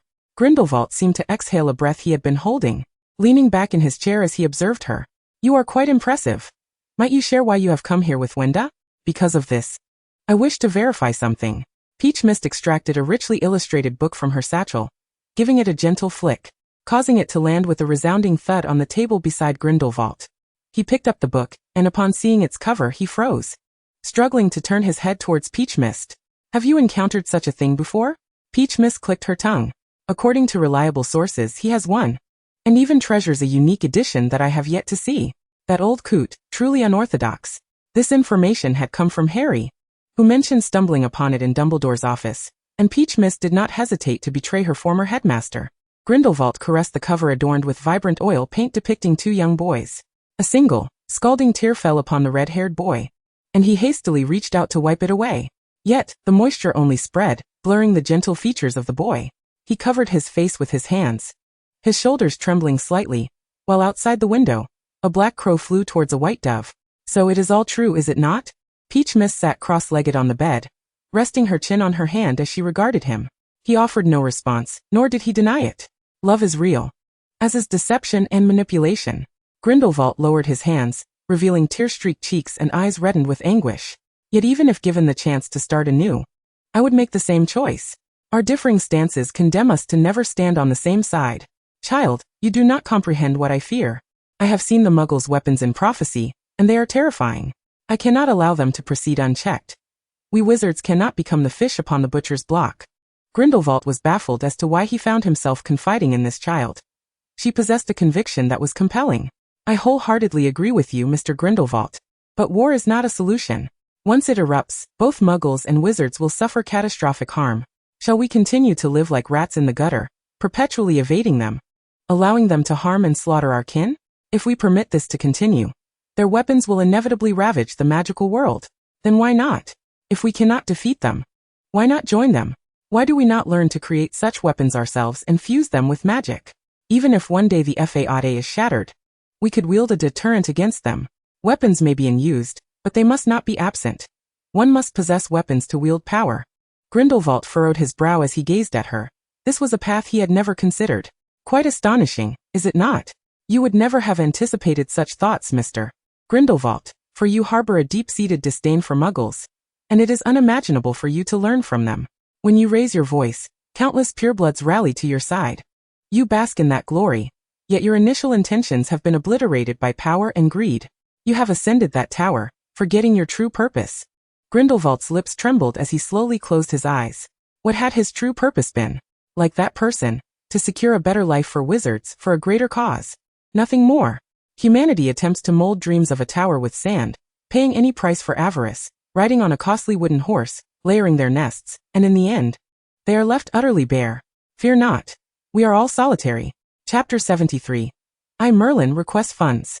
When Peach Mist emerged from the cell, she felt elated. She had reached a degree of understanding with Grindelwald. Now her satchel contained an elder wand, while the beautifully illustrated book remained on that dilapidated wooden table. Upon seeing her exit, Rogier prepared to enter and speak with Grindelwald, but Peach Mist deftly closed the door again. He said he does not wish to see you right now, and to refrain from troubling Dumbledore. Manage your band of saints. He has plans to fulfill. Rogier crossed her arms and cast her gaze sideways at her. On what grounds should I believe this is what he instructed you to relay? By this, Peach Mist replied, producing the elder wand from her bag, and waving it before Rogier's eyes. Rogier's gaze darkened as she focused intently on the ancient wand, compelling her to believe the words of the girl before her. Grindelwald's wand could only appear in another's possession under two circumstances. Either he held immense trust in that individual and relinquished the wand, or he had been slain, and the other had seized it. It was evident that moments ago, he had indeed sat there, shaking his head in a gesture for her to depart. This indicated that Grindelwald trusted the girl. I find it hard to believe you are of the age you appear. After leaving the castle of Newmontgard, Rogier stood poised on the rocks, her sharp eyes fixed on Peach Mist. Ah, you guessed correctly. Peach Mist raised an eyebrow at her, the smile on her beautiful face particularly irksome. Who exactly are you? The black sea crashed against the gray rocks behind Rogier, the white spray blooming magnificently in her wake. Peach Mist shrugged her shoulders. I, Merlin, betrayed by kin, schemed against by friends, traversing millennia to arrive here. Grant me 1,000 galleons to aid in my quest for vengeance, and upon my success, I shall bestow upon you the title of Magical Lord. Rogier rolled her eyes. I await with bated breath to hear what this lunatic will say next. Returning to her dormitory, Peach Mist found the room vacant. As the girls had all gone to class, she tossed her diary and the elder wand onto the bed. Tom emerged to sit at the edge of the bed, his head bowed in thought, long lashes fluttering like raven feathers. He looked particularly innocent and harmless at that moment. Peach Mist could not fathom what he was up to again. Is what Grindelwald said true? He suddenly spoke, turning to face her, confusion evident in his eyes. What is true or false? He said so much. Which part are you referring to? Peach Mist was categorizing the gifts she had received, and did not offer him a glance. Can Muggle weapons truly destroy the world? Peach Mist lifted her gaze from the pile of gifts, casting him a sidelong glance. Indeed, have you not heard? The destructive power of a Muggle nuclear bomb can effortlessly reduce an entire nation to ruins. It is difficult to speculate whether, at a certain point in their technological advancement, they might discover the wizarding world, considering they have already managed to observe the GNZ-11 galaxy, located 32 billion light-years away. Tom opened his mouth, entirely bewildered by concepts of nuclear bombs and galaxies. He simply could not fathom how those Muggles, whom he looked down upon, had become so formidable. You wish to coexist with them, to collaboratively establish order? Tom seemed unable to process the conversation she had just had with Grindelwald. In this regard, Tao Wu held Grindelwald in high esteem. He swiftly grasped her intentions and wholeheartedly endorsed the measure she was about to implement. She glanced at Tom's side and shook her head, noting his excessive beauty yet insufficient intellect. Yes, but the time is not ripe. We shall wait until we possess the standing to negotiate. As she departed the dormitory, Tom remained lost in thought. She gave him a firm kick back into his journal. For should Hannah and the others discover a male seated on her bed, it would spell disaster. Tao Wu was in search of a Ravenclaw third year named Cicely Aberdeen, a Muggle-born witch of exceptional learning aptitude, as Hermione had informed her. Most importantly, her parents were experts in munitions research. She was confident in her ability to persuade that pair of parents, for even the most notorious pyramid schemer in the wizarding world had been swayed by her. However, Cicely's roommate informed her that Cicely had gone to Madame Pomfrey to procure some white fresh, prompting Tao Wu to hasten towards the hospital wing. Within the hospital wing, Sirius had nearly fully recovered, and was expected to leave that day. Harry was boasting to him about the Christmas gift Tao Wu had given him, a stone. Sirius shrugged. I received nothing. She must have forgotten about me. Who would remember a mad old man like you? A sarcastic voice emanated from the furthest bed away from Sirius. Professor Snape, having been injured during a routine patrol after attending a dinner the previous night, had encountered unidentified flying objects and engaged in a skirmish with two dark wizards clad in black suits, reminiscent of a funeral. Having sustained new injuries atop old ones, he found himself once more confined to the hospital wing, compelled to share a room with Sirius. He had overheard Dumbledore mention that the assailants appeared to be fervent followers of Grindelwald, and just when they had yet to clean out the Death Eaters, here came the Saints. Dumbledore, that old man, had even patted his shoulder in a gesture of encouragement, remarking on how he had managed to hold off two elite saints single-handedly, while sustaining only minor injuries. Truly commendable prowess. Shut it, you snotty brat, Sirius retorted, unabashedly invoking Snape's childhood nickname in retaliation. It was said that Professor Snape had been injured while defending against enemies. Surely this year's House Cup should belong to us. Draco pushed open the door to the hospital wing, followed by several familiar faces from Slytherin. He strode toward Snape's bed, his gaze pausing on Harry, his expression shifting dramatically. Potter, where did you get that stone? He rushed towards Harry, snatching the stone from his hand, oblivious to Theodore's changing demeanor behind him. Harry frowned, gripping Draco's shoulder to reclaim the stone. It's a Christmas gift from Luna. Draco broke free from Harry's grasp and produced a nearly identical stone from his pocket. His teeth clenched as he seethed. Did she also tell you it was one of a kind? Harry regarded the stone in Draco's hand, falling silent before nodding reluctantly. Theodore chuckled to himself, his hand rubbing the stone in his pocket. It seemed there was nothing truly unique. He had merely been imagining things. I say, you two should be grateful. At least you have gifts, while I, who confessed my feelings to her, received not even a Christmas greeting. Blaise stepped between them, a look of resignation on his face as he shrugged. Harry shot him a disapproving look, while Draco glared at him, teeth gritted. You confessed to her? Chapter 74 arrived too swiftly, like a whirlwind. He had been met with a harsh rejection. Blaise chuckled lightly, his charming peach blossom eyes glinting as he cast a sidelong glance at the unruffled Theodore. Last night in the dormitory, he had seemingly spotted Theodore with a stone resembling this one. He discerned Draco's distinct feelings for that girl, and coincidentally, she was quite beautiful. He pursued her with a sense of wicked amusement. Now with Theodore in the mix, it was all the more intriguing.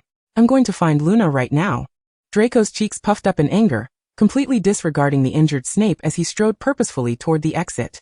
Just as he reached the door, Percy and Cedric entered, supporting a limping Oliver. Madame Pomfrey, Oliver just injured his leg during Quidditch practice. However, it was not Madame Pomfrey who responded, but Harry. She just went out with a Ravenclaw girl, saying she needed to find Professor Sprout for some white fresh to make a white fresh essence. She should be back shortly. Then let us wait a moment. Cedric helped Oliver to a bed, urging him to sit. What are you all doing here? Percy frowned at the gathering crowd, asserting that the hospital wing was meant for healing and rest, not idle chatter.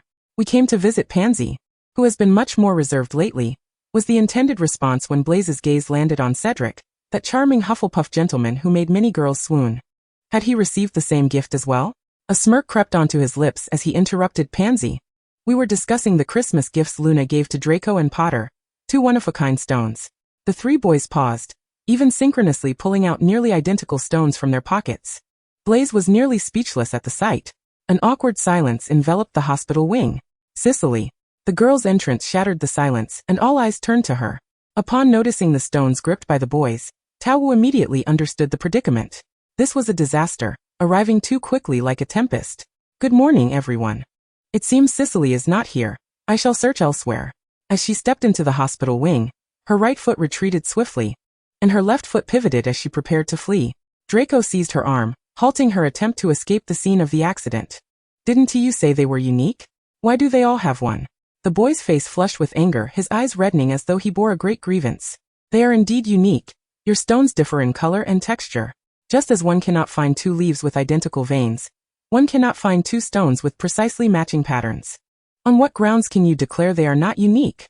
Tao Wu effortlessly wielded her argument, leaving these teenage boys momentarily dumbfounded. They seemed to sense her logic was flawed, but found themselves unable to rebut it. Sirius leaned back against his pillow, his dark eyes calmly observing her. That night, he had witnessed the way she looked at Scamander, the kiss she had bestowed upon his cheek. He had also seen her follow Regulus into that treacherous, perilous realm. So, in her heart, who did she truly cherish? If you dislike it, I can take it back, Tao Wu said, reaching for the stone in Draco's hand. No. If it was given to me, then it's mine. Draco swiftly shielded the stone, tucking it into his pocket. As long as it's from Luna. It's one of a kind. I cherish it. Harry smiled sweetly. After a prolonged silence, Theodore unexpectedly sided with the Gryffindors he often found insufferable. The thought behind the gift is what truly matters. I'm glad you thought of me when you were giving gifts, Cedric said with a gentle smile. Oliver and Percy smiled and nodded at her. Draco exclaimed, You certainly know how to make me look like a fool. What on earth are you all doing here? Harry came to see his godfather, and Cedric and Percy brought Oliver to check on his leg. So, what are you lot up to? Pansy promptly replied, We came to visit Professor Snape, who was injured last night while battling an intruder. And then Blaise mentioned that you sent Draco and Potter 2 unique stones. Mistletoe shot a glance at Blaise, who wore an awkward smile, noting that she would remember this troublemaker and would deal with him in due time. Snape lay in bed, his face darkened, surrounded by their merriment while he had nothing. He was plotting how to rid Hogwarts of Lockhart, that incompetent fool. He simply could not fathom why Dumbledore would appoint such a buffoon to such a crucial position. Have you seen the Ravenclaw, Cicely Aberdeen? I need to speak with her. Mistletoe inquired. She seems to be with Professor Sprout in the herbology classroom. Following Madame Pomfrey, Harry responded. All right, then see you later, everyone. Upon entering the herbology classroom, Mistletoe spotted a girl adorned in Ravenclaw robes, her flaxen curls playing with a biting cabbage using her wand. Are you Cicely Aberdeen? Mistletoe asked as she pushed open the glass door. That's me, Cicely replied, retracting her wand. Her brown eyes scrutinized Mistletoe. Silver hair, blue eyes. A yellow scarf adorned with the Hufflepuff crest. You are Luna. Mistletoe nodded. Cicely's eyes sparkled with a slightly mad glimmer as she exclaimed, I know you. They say you're quite formidable. Come duel with me, Luna. Mistletoe was taken aback. Huh? When did Hogwarts gain another eccentric? Fine, we can practice at the dueling club later. I actually need to discuss another matter with you. Would you mind stepping out with me? Not a problem. Professor Sprout and Madame Pomfrey have gone to Professor Snape's office to extract some essence of white willow. Let me leave them a note. Thus, Mistletoe watched as Cicely penned an outrageous letter for the 2 unfortunate professors. This girl's mental state was not only a rarity at Hogwarts, but could even rival those from Azkaban. Let us go, Mistletoe said, hands tucked in her pockets, leaning against the glass door, gazing at Cicely. Cicely smiled back, lifting her flaxen curls and twisting them atop her head. She then inserted her laurel wand into her hair to secure it. Together, they pushed open the glass door and stepped into the sunlight, as they had done countless times before, fighting side by side. Chapter 75. Let him witness the allure of uranium. 235 Fission. There is but a fine line between genius and madness. Cicely was precisely this type of person, Mistletoe knew, for they were kindred spirits. Cicely's wand, made of laurel wood with a phoenix feather core, was a configuration befitting a true powerhouse. Atop the highest tower of Hogwarts Castle, they stood side by side before the massive clock, gazing down upon the vast whiteness of the world below. What do you think of this world? Mistletoe asked, tilting her head slightly, posing a peculiarly enigmatic question to Cicely. Not much. It's a complete mess, rotting and stinking. I feel the same way, Mistletoe replied. And as Cicely turned to meet her teasing gaze, they both burst into laughter. It's another day of world weariness. Mistletoe extended her right hand towards her. Would you be interested in joining me in causing some chaos, turning everything upside down? Cicely's lips curled into a smile as she placed her hand in Mistletoe's palm. It would be my utmost honor. Mistletoe stepped forward, a chill wind slicing through the temporal seams, tousling her silver hair. She turned her back to the clock, facing Cicely. I want to procure some weaponry. Cicely's light golden eyes gleamed with radiant excitement as she extracted a shiny black metal object from her pocket and handed it to Mistletoe. This was procured from the States. I prefer mortars over this. What do you teach at the orphanage, a terrorist training center? How old are you to be dealing with arms? The headmaster reminisced about the World War decades ago, where a missile had left a large crater in their backyard. Mistletoe took the handgun Cicely offered, expertly disengaging the safety, chambering a bullet, and aiming it at a spider perched on the opposite wall. Bang! The bullet flew forth, striking the spider with precision, sending shards flying and green ichor splattering. Mistletoe re-engaged the safety, returning the Desert Eagle to the astonished Cicely's pocket. The biggest flaw of this gun is its excessive recoil. It numbs the hand. She then turned and strolled towards the stairwell, glancing back with a smile. But you were right. It truly is a terrorist training base. The last child brought back from there by Dumbledore was named Voldemort. Cicely widened her eyes, shaking her head in disbelief, then hurried to catch up with her. Merlin's black stockings. I dare say that hideous creature is no match for you. Merlin doesn't wear black stockings. How do you know he is ugly? Mistletoe replied as she descended the stairs. Cicely shrugged. How do you know he doesn't wear black stockings? You haven't checked under his trousers. Professor Flitwick told me that indulging in dark magic makes one look like Voldemort, a bald, noseless creature resembling a catfish. That's unacceptable. I rely on my beauty. Aren't you afraid to say Voldemort's name directly? Afraid of what? My parents work in munitions engineering. If he were alive, I'd certainly show him the allure of uranium. 235 fission. Mistletoe remarked, you're quite rebellious. To be honest, I initially intended to remain in the Muggle world, following in my parents' footsteps, researching in that field. However, when I accidentally exposed my magic at the age of 8, I almost got captured as a monster. There are witch-hunting organizations lurking everywhere.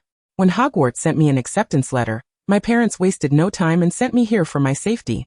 Cicely bounded down the stairs, turning to face Mistletoe above. Honestly, I believe that as Muggle technology continues to advance, they will eventually discover the existence of the wizarding world. So, why not take the initiative and confront them directly? The condition being, we possess commensurate, if not overwhelming, firepower. Mistletoe slowly descended the steps until she reached Cicely's side. Cicely grinned. I will convince my parents. You leave the rest to me. After parting ways with Cicely, Mistletoe reached the base of the stairs when she suddenly remembered she had forgotten to remind her to ask Madame Pomfrey for the white willow essence. It seemed she had seen Cicely head straight back to the Ravenclaw dormitory. Oh well, worst comes to worst, I'll be scolded by the 2 professors tomorrow. After all, it's Cicely who will be reprimanded, not me. She continued her descent, her thoughts lingering on the cold sensation of the Desert Eagle.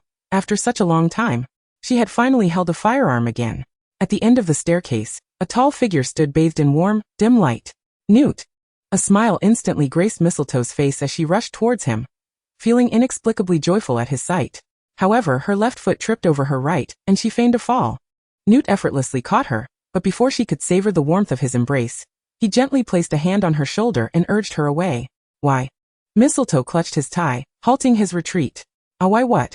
Newt inquired, carefully tugging at his tie with his fingers, discovering that she had no intention of releasing her grip. Mistletoe stood on her tiptoes to gaze at him. Why don't you hug me? She tilted her head, a puzzled expression adorning her face. Have I guessed incorrectly? Do you not like me? Newt sighed, feeling a sense of helplessness. She was so astute that she had already anticipated the future. Luna, you are not mistaken. Yet you are still in school. I should neither indulge in nor permit such indiscretions. I can wait. I have already waited countless years. And I am indifferent to the passage of time. Newt leaned down, his gray-green eyes meeting her cerulean gaze, his tone gentle and soothing. Peach Mist pressed her lips together, retrieving a bottle of H-potion from her pocket and shaking it at Newt. Would this suffice? Newt replied, thank you, I appreciate the gesture. But it is truly not permissible. Luna, even if I were to consume this elixir, it would not change the situation. It is simply not allowed. He felt a slight ache in his head. Very well. Peach Mist nodded, somewhat disheartened, and returned the potion to her pocket. But she truly is an adult. How vexing. Just as her fingers grazed the edge of her pocket, Newt's elegant right hand intercepted hers, seizing the bottle of H-potion. This is confiscated. To prevent you from dwelling on it. He did not finish his sentence, his cheeks flushing a rosy hue, reminiscent of Phoebe, utterly endearing. Look at you blushing. Just like Phoebe. Peach Mist exclaimed as she pulled a crumpled Phoebe from her robe and presented it to Newt. Enough, Luna. Do not provoke me further.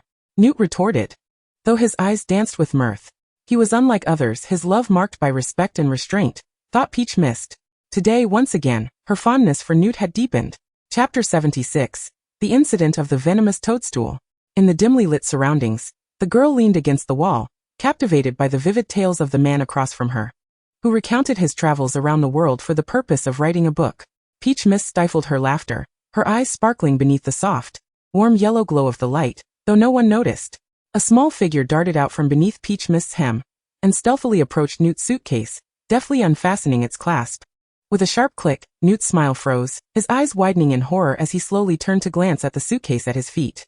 With a sudden pop, the suitcase burst open, revealing a massive gray-black creature that charged down the corridor towards the stairs, leaving deep impressions in the stone floor and causing the walls to tremble. A pink bundle was launched into the air, tracing a parabolic arc down the hallway, accompanied by the clinking of falling galleons. Peach Mist hurriedly rushed to rescue the airborne Phoebe. "When did you steal so many galleons?" Peach Mist exclaimed, cradling the dizzy Phoebe, her mouth agape at the sight of scattered coins. Newt hastily closed the suitcase and, glancing at the glimmering galleons on the floor, awkwardly rubbed his nose. "These are all mine. I placed them on Phoebe." "Huh?" Peach Mist gazed at him in confusion. "Did you forget to retrieve them from Little Sniffles? Did you not say you liked money last time? I placed all the galleons on Phoebe. Did you not notice?" Newt magically gathered the coins and returned them to Phoebe's pocket space. Peach Mist watched him, her hands covering her mouth, nearly bursting into a gopher's squeal. He was simply too kind. "A venomous toadstool has escaped. I must quickly retrieve it, or it will cause great trouble," Newt declared, grabbing the suitcase and sprinting in the direction the creature had fled. "I'll come too," Peach Mist exclaimed, stuffing Phoebe into the hood of her wizard robe and darting after him. Draco felt irritable, his expression a complex mixture as he stared at the dazzling golden stone in his hand. Those Potters, Diggory's, Woods, and Weasleys were utterly insufferable. "I say, mate, be content. I have nothing at all. I truly do not know how to win her heart." Blaze chuckled beside him, provoking Draco further. Pansy, Daphne, along with the ever-brilliant Goyle and Crab, followed closely behind as they made their way to herbology class. "Do not bother her." Draco shot a glare at his friend. Teeth gritted in warning, then quickened his pace, creating a significant distance between them. As he passed the basement exit, he felt a violent tremor beneath his feet. Turning in confusion, a colossal creature with a horn was barreling toward him, and his expression changed drastically. Before he could react, he was launched into the air. He soared high, only to come crashing down, the impact reverberating through his tailbone, contorting his handsome features into a grimace, like an undercooked twist of dough, pale and feeble. Meanwhile, the creature that caused the ruckus vanished down the corridor without a backward glance. Blaze, who had followed closely, bit his lip to stifle his laughter, realizing he had no sorrowful memories left to recall. "Merlin, what was that?" "Draco, are you alright?" Pansy and Daphne, recovering from their initial shock, rushed to his side. "What the? Draco, what happened? Did you fall again?" Peach Mist and Newt emerged from the basement, spotting Draco sitting on the ground, his face ashen. He was too pained to speak, his eyes shimmering with unshed tears as he looked at Peach Mist, resembling a puppy pleading for its master's affection. "He was knocked over by a creature that resembled a hippo or a rhino," Pansy answered, crouching beside Draco. "We must retrieve that creature. With so many students and professors around, it could easily cause an accident," Newt remarked, frowning as he followed the large footprints on the ground. "Parkinson, please escort him to the hospital wing with Greengrass. I must go help catch that beast. It is all Phoebe's fault." Peach Mist's gaze lingered on Pansy for a moment before she hurried after Newt. Draco feeling wronged. On the grassy expanse outside the castle, Ron walked ahead, with Ginny and Hermione trailing behind, engaged in lively conversation as they made their way to the library for a study session. Ron felt pressured. Hermione had insisted that his potion skills were so abysmal that even Neville would shake his head, let alone Snape. As Ron continued to mutter complaints about Hermione, the ground trembled, and Ginny quickly pulled Hermione back several paces.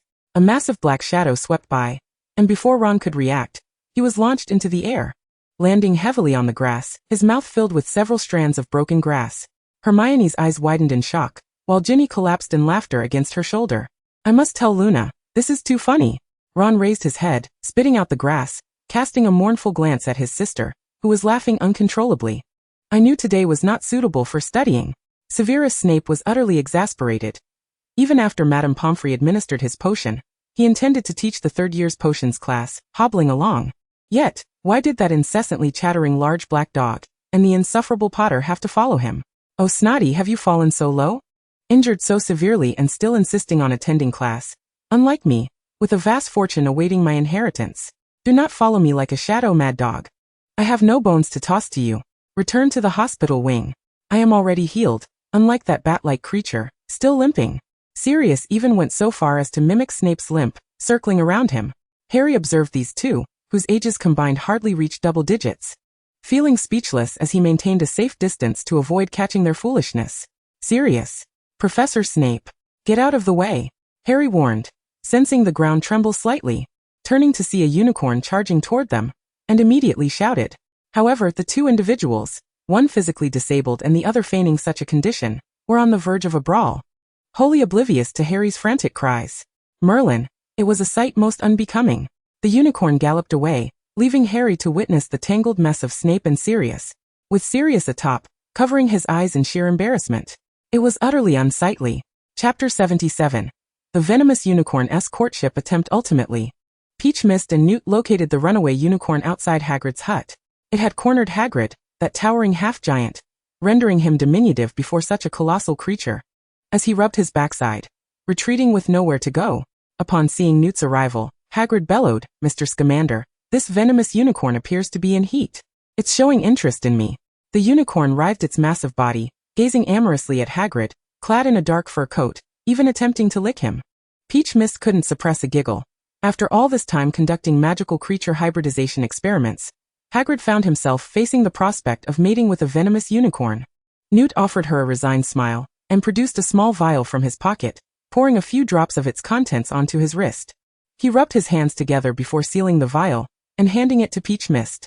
When she attempted to open it to sniff, Newt quickly grasped her hand, staving off her curiosity. "That's venomous unicorn musk. You mustn't inhale it. Jacob nearly lost his life the last time it was spilled." "All right, I shall heed your warning," Peach Mist replied, tucking the vial away. Newt then opened the box, laying it flat on the ground, positioning himself before it, bending down and raising his rear. Peach Mist rubbed her hands together in excitement. Was this the famed scene of the venomous unicorn dance? She had thought she wouldn't have the opportunity to witness such a spectacle. Her gaze fell upon Newt's slender yet muscular waist. It was indeed trim, and his rear was quite pert.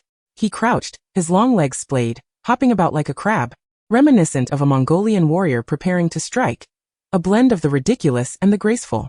The musk wafted from his wrist, captivating the attention of the gigantic beast, which stomped its foot and rolled over, the venomous unicorn following suit, with Hagrid tumbling along as well.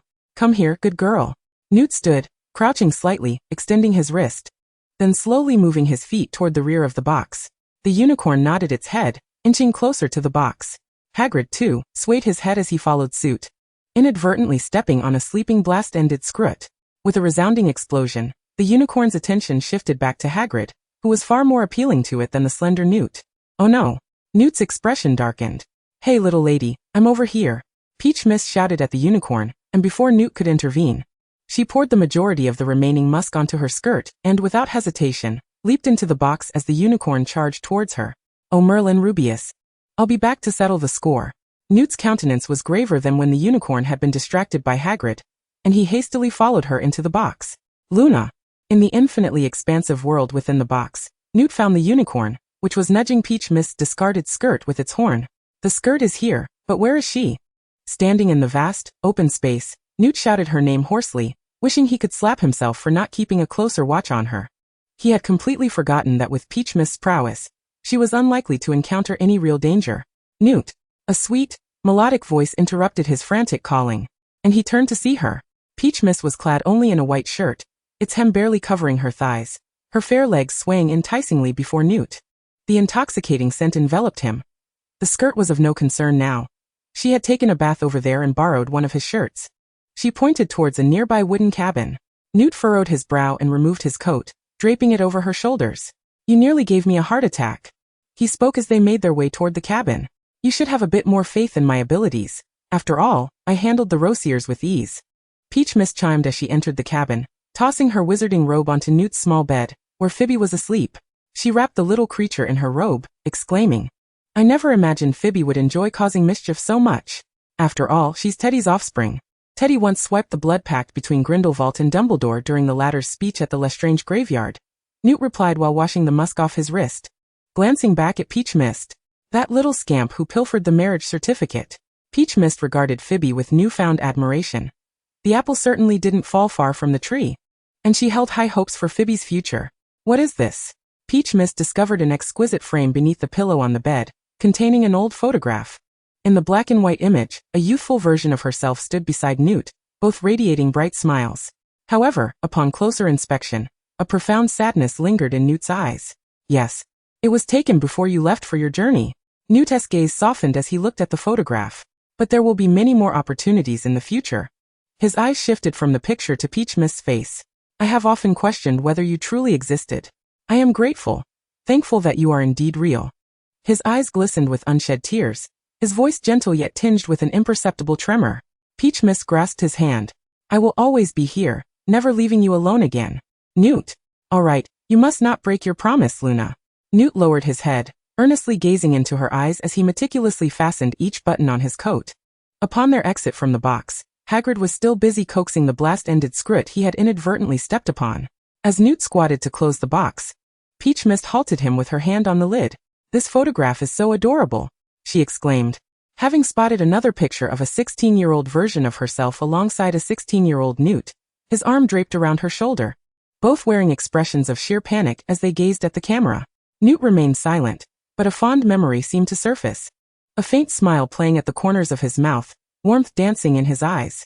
Could you possibly give it to me? Peach Mist's eyes sparkled with anticipation as she gazed at Newt, convinced he would be unable to refuse her. Newt pressed his lips together, smiling at her. Then took her hand, swiftly closing the box while she was caught off guard. No, not even if you ask. Why not? Peach Mist huffed, chasing after him with persistent inquiries. Newt remained silent, his gentle gaze resting upon her, brushing his lips with his fingertips, unable to suppress the smile tugging at his lips. She will find out. That moment, steeped in the tenderest and most beautiful memories, would shine brightly in the river of time, even after many years had passed. A melodious and lively tune drifted from afar, and his steps grew lighter. Chapter 78. Making a home in the hospital wing. The hospital wing, in addition to the return of Snape and Sirius, also welcomed the formidable duo of Draco and Ron, much to the chagrin of Madame Pomfrey, who vented her frustrations for a good half-hour. Draco had been brought in by Blaise, Goyle, and Crabbe, suffering from a fractured coccyx. Ron was escorted by Hermione and Ginny, nursing a broken leg. The entanglement of Snape and Sirius truly posed a monumental challenge for Harry. He was unable to carry both at once. While Sirius was his godfather, Snape was in greater need of assistance, and both appeared incapacitated. Yet, nothing could thwart the resolve of the chosen one. He drew forth his wand and, with a simple incantation, uttered, Wingardium Leviosa. Severus Snape and Sirius Black floated on either side of Harry, suspended in the air like two dark, floating refuse bags, as he made his way into the infirmary amidst the curious gazes of passing students. Sirius found this experience quite enchanting and couldn't he help but marvel at the cleverness of his godson. However, Snape felt the students' stares pierce him like the Cruciatus curse, leading him to contemplate his own social demise. He occasionally found himself admiring the audacity of the black dog. Potter, put me down. I can make my own way to the infirmary, Snape grumbled through gritted teeth, enduring the discomfort as Harry continued to ignore his pleas. Sirius, on the other hand, relished the spectacle, unfazed by their onlookers, and observed Snape's reddening face. Oh, esteemed Professor Snape of Potions, do you wish to crawl to the infirmary like a slug? It truly suits your character. Mad dog, you appear as though you're a floating black coffin. How did that foolish creature not step on you and put an end to your ridiculous existence? Snape retorted, unyielding. Harry had already removed the earmuffs he had taken from Professor Sprout, effectively silencing their childish bickering. He could not hear Draco and Ron's astonished cries as he deposited Snape and Sirius onto two vacant hospital beds. Professor Snape, are you planning to make a home here in the infirmary with Mr. Black? Madame Pomfrey remarked, her irritation palpable, as the pair was notorious for their daily quarrels. I am dying. I'm on the verge of death. Draco wailed from his bed, calling out to Goyle, go fetch Luna and tell her I'm perishing. Harry, having removed his earmuffs, grew impatient at the sound of his lamentations. Ron rolled his eyes and shouted at Draco, stop whining. When Luna sees you're not dead, she might just lose her temper and end up killing you for lying to her. Draco, Newt just returned to the castle only to be whisked away by Dumbledore. He is likely about to receive another lecture on the breeding of magical creatures. Peach Blossom intended to visit the infirmary to check on the results of the venomous horned beast, hoping to find something to assist Madame Pomfrey. She first changed into a dress, neatly folded Newt's shirt, and stored it away in her wardrobe, while still donning his long brown overcoat that reached her ankles. Tom sat on her bed, observing her in Newt's coat, repeatedly exclaiming how unflattering it was. Peach Blossom reached out to pinch his neck, only to be caught around the waist, flipped onto the bed, and nearly kissed on the neck. But she kicked him away, saying, go play elsewhere. I need to check on the unfortunate souls in the infirmary. With that, she straightened her clothes and headed for the door. Tom, infuriated, picked up the nearby diary and threw it at her retreating figure, but she elegantly dodged it, causing it to land with a splash in the puddle of water Vivian had accidentally spilled on the floor earlier that morning. Tom hurriedly retrieved the diary, distressed. Oh Luna. You arrived just in time. I'm nearly going mad. Could you please attend to the Weasley and Malfoy wounds? Madame Pomfrey's expression softened into a semblance of a smile upon seeing her, as Peach Blossom often assisted her under Professor Sprout's guidance. As soon as Draco spotted Luna, he began to groan in agony, sounding as if he were about to expire. Yet he was indeed in considerable pain. His already pale complexion had turned even more ashen, his lips devoid of color, and beads of sweat dotted his forehead. Peach Blossom, originally walking toward Ron with the medicine, redirected her path to Draco's bedside. Luna, I'm in so much pain. The boy's once neatly styled light golden hair was now disheveled, strands clinging to his forehead, his gray-blue eyes glistening with tears as they beseeched her. Peach Blossom opened the paper bag containing the healing powder, just as Harry approached, his expression dark as he snatched the powder from her hands. Luna, I'll tend to Malfoy's wounds. You go help Ron instead. Draco, sprawled on the bed, grasped Peach Blossom's wrist, pleading, I don't want Potter. I want you to treat me. Harry took a deep breath, his gaze heavy as he fixed it on Draco. You've injured your coccyx. Do you expect a girl to tend to your backside? Peach Blossom. Is that so stimulating? Draco reluctantly released her wrist, not yet audacious enough to reveal his posterior to a girl he liked. In contrast, Ron's situation was far more dismal. He had only Harry for company, and Harry had come with Sirius. Ron neither cried nor complained, but, while she treated his wounds, he vented about Ginny and Hermione, the two heartless girls who had left him alone in the infirmary, while they went off to the library to study. Peach Blossom examined him and realized his injuries were quite severe. His shin had 2 fractures, one of which was even misaligned. Aside from his pale complexion, he exhibited no further expressions. Quite impressive that you endure such pain without uttering a sound. Ron smiled at her. It's fine. I fear they feel guilty. Especially since Ginny's first instinct was to grab Hermione and flee. Peach Blossom. It serves you right for having a sister and a girlfriend. By the way, Luna, your outfit looks like it belongs to a man. How come you're wearing men's clothing? Ron inquired, eyeing her somewhat mismatched coat. With a sudden rustle, the curtain separating Ron and Draco's beds was yanked open. Harry's gaze darkened as he scrutinized her attire, while Draco's expression soured further, his eyes fixed intently on her. Even Sirius, across the way, cast a murderous glare. Snape's mood inexplicably lifted, though he chose not to show it.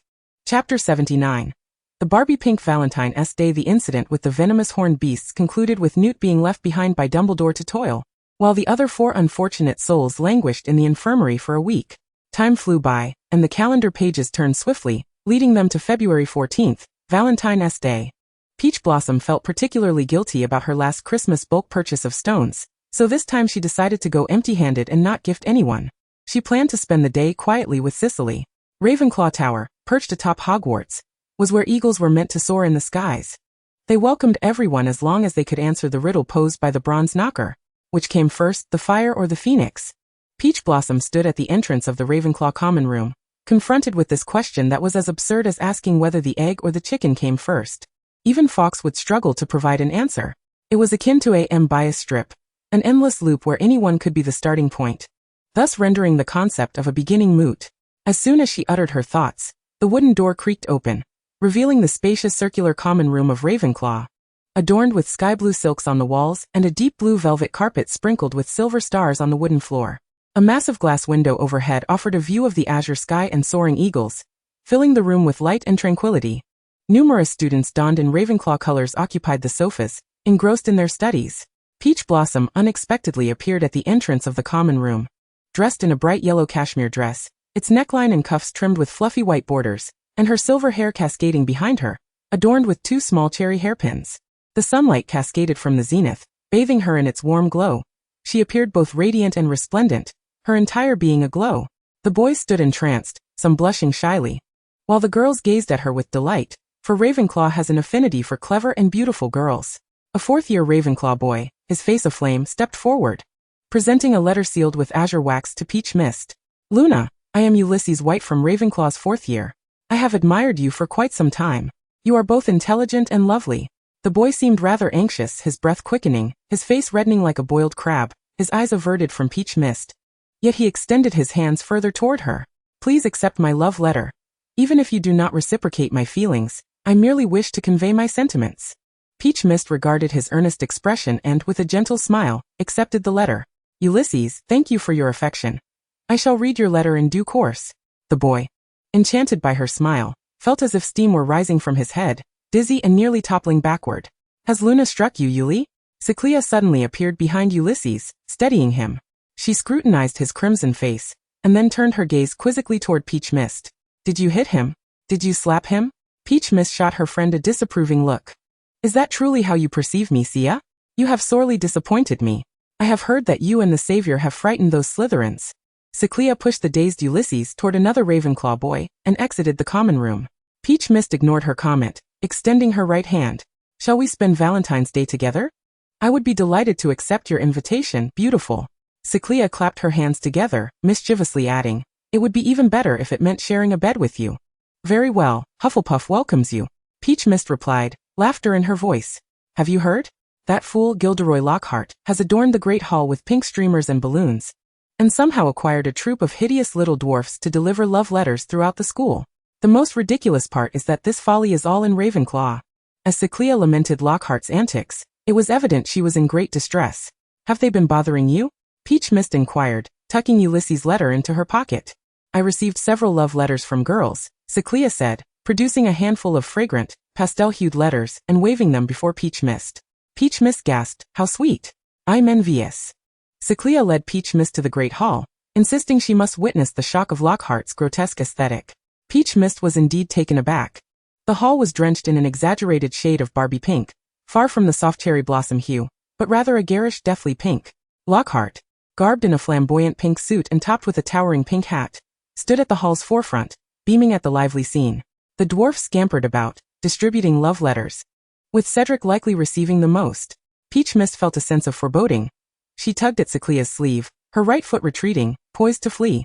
The dwarfs, clutching envelopes, rushed towards her in unison.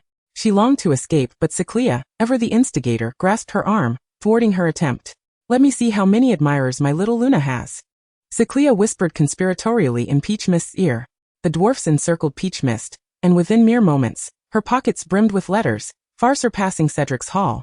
Ceclia leaned against her shoulder, counting the letters. 52.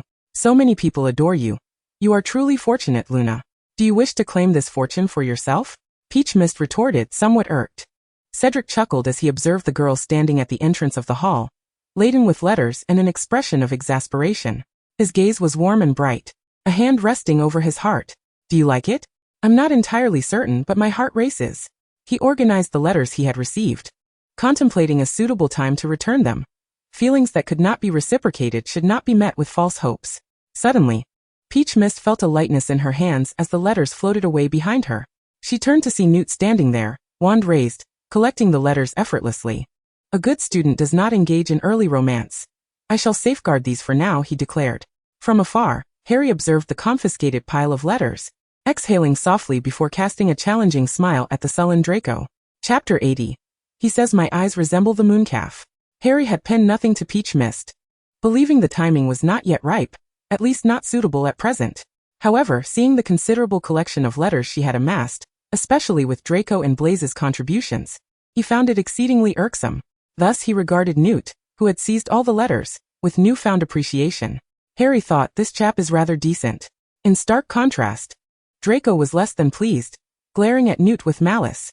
He had spent 3 days in the library researching numerous extracurricular books, crafting 3 entire pages on gilded stationery, intending to present them personally to Peach Mist. Instead, Lockhart's mindless dwarfs had snatched them away, forcing them into her hands, and she had barely had time to open them before Scamander confiscated them. Curse that Lockhart. Curse Scamander. Oh, Professor Scamander, how can you do this? Accepting the fervent affections of boys is Luna's right.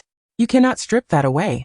Lockhart, ever eager to assert his presence, strode forward, his pink ensemble billowing behind him like a giant pink bow. Newt had no desire to engage with him. Professor Lockhart, you might do well to first address your disastrous taste in aesthetics. Luna is still quite young. Romance is too early for her. And I shall take responsibility for these letters. Oh, you cannot say that, Professor Scamander. Age is hardly a significant issue, Mr. Longbottom and Miss Abbott from the same year are already betrothed. Lockhart, arms akimbo, seized the stack of letters from Newt and thrust them back into the startled Peach Mist's embrace. Newt caught the desperate look from Peach Mist and, with a resigned smile, used his wand to gently push Lockhart aside, reclaiming the letters from her hands. He opened his case and tossed them all inside. Well, you have just extinguished the beautiful sentiments between young people, Professor Scamander. It's no wonder you've remained solitary for so long, Lockhart remarked, oblivious to the offense of his words. Newt's smile vanished, his lips pressed together, the stray hair obscuring his eyes, his clenched fists turning pale. Peach Mist's expression darkened. Mind your own business, Professor Lockhart. I willingly accept Professor Scamander's guardianship. Take care of yourself. At least don't be a defense against the dark arts professor, who cannot even handle house elves. Very well. Lockhart retreated, miffed. Cecilia exchanged knowing glances between Peach Mist and Newt, a cryptic smile gracing her lips. I must take a trip to Paris. The Ministry has just informed me of a Muggleborn, Newt announced, retrieving a pair of two-way mirrors from his pocket and handing one to Peach Mist. If you encounter any insurmountable issues, you can use this to contact me. Must I only reach out when there's an emergency? Peach Mist deftly took the mirror and swiftly tucked it into her pocket, then turned her gaze towards Newt. What if I miss you? She inquired. Newt assumed she was jesting, but when he looked down, he found her transparent blue eyes earnestly fixed upon him, causing his heart to flutter and a sweet sensation to unfurl within him. Of course, as long as you think of me, I shall always be here, he replied softly, gently ruffling her hair. So Luna, farewell. He picked up his suitcase and turned to leave. Peach Mist watched his retreating figure fade away, a bittersweet ache blossoming within her heart. She couldn't quite fathom why she despised his parting words so much. Clutching her heart, she murmured, come back soon. Luna. I truly didn't expect so many people to adore you, Ron exclaimed, a chicken leg dangling from his mouth as he tugged at Harry's arm and approached. Peach Mist looked at his mouth in astonishment, pondering how he managed to speak while holding the chicken leg. Troubled? Harry smiled at her. Peach Mist returned his smile in understanding. Indeed, suddenly 12 little dwarves came running towards me. I was utterly bewildered. Thanks to Professor Scamander, Harry chuckled. Cecilia regarded Harry with a complex expression, wondering how he could utter a word of gratitude towards Scamander. Luna. Ginny, following closely behind Ron, approached with a sweet smile. Wrapping her arms around Peach Mist, Ron handed Hermione a note this morning. Do you know what he wrote? He praised her fluffy hair for resembling Harry's instant noodles. Ginny's tone dripped with disdain for her brother. Ron huffed, raising his fist in mock threat towards Ginny, who stood defiantly, showing no fear. Peach Mist glanced towards the Gryffindor table, where Hermione's face was flushed, her gaze fixed on the untouched chocolate cake before her. Merlin. He actually compared his beloved's hair to instant noodles. Truly he is a Weasley, Cecilia remarked. I cannot fathom why Hermione hasn't smacked him yet. Ah, that's nothing. Newt once said my eyes resembled a mooncalf. Peach Mist whispered back to Cecilia. Step aside, Weasley. Draco forcefully shoved Ron, who stood in front of Peach Mist, aside.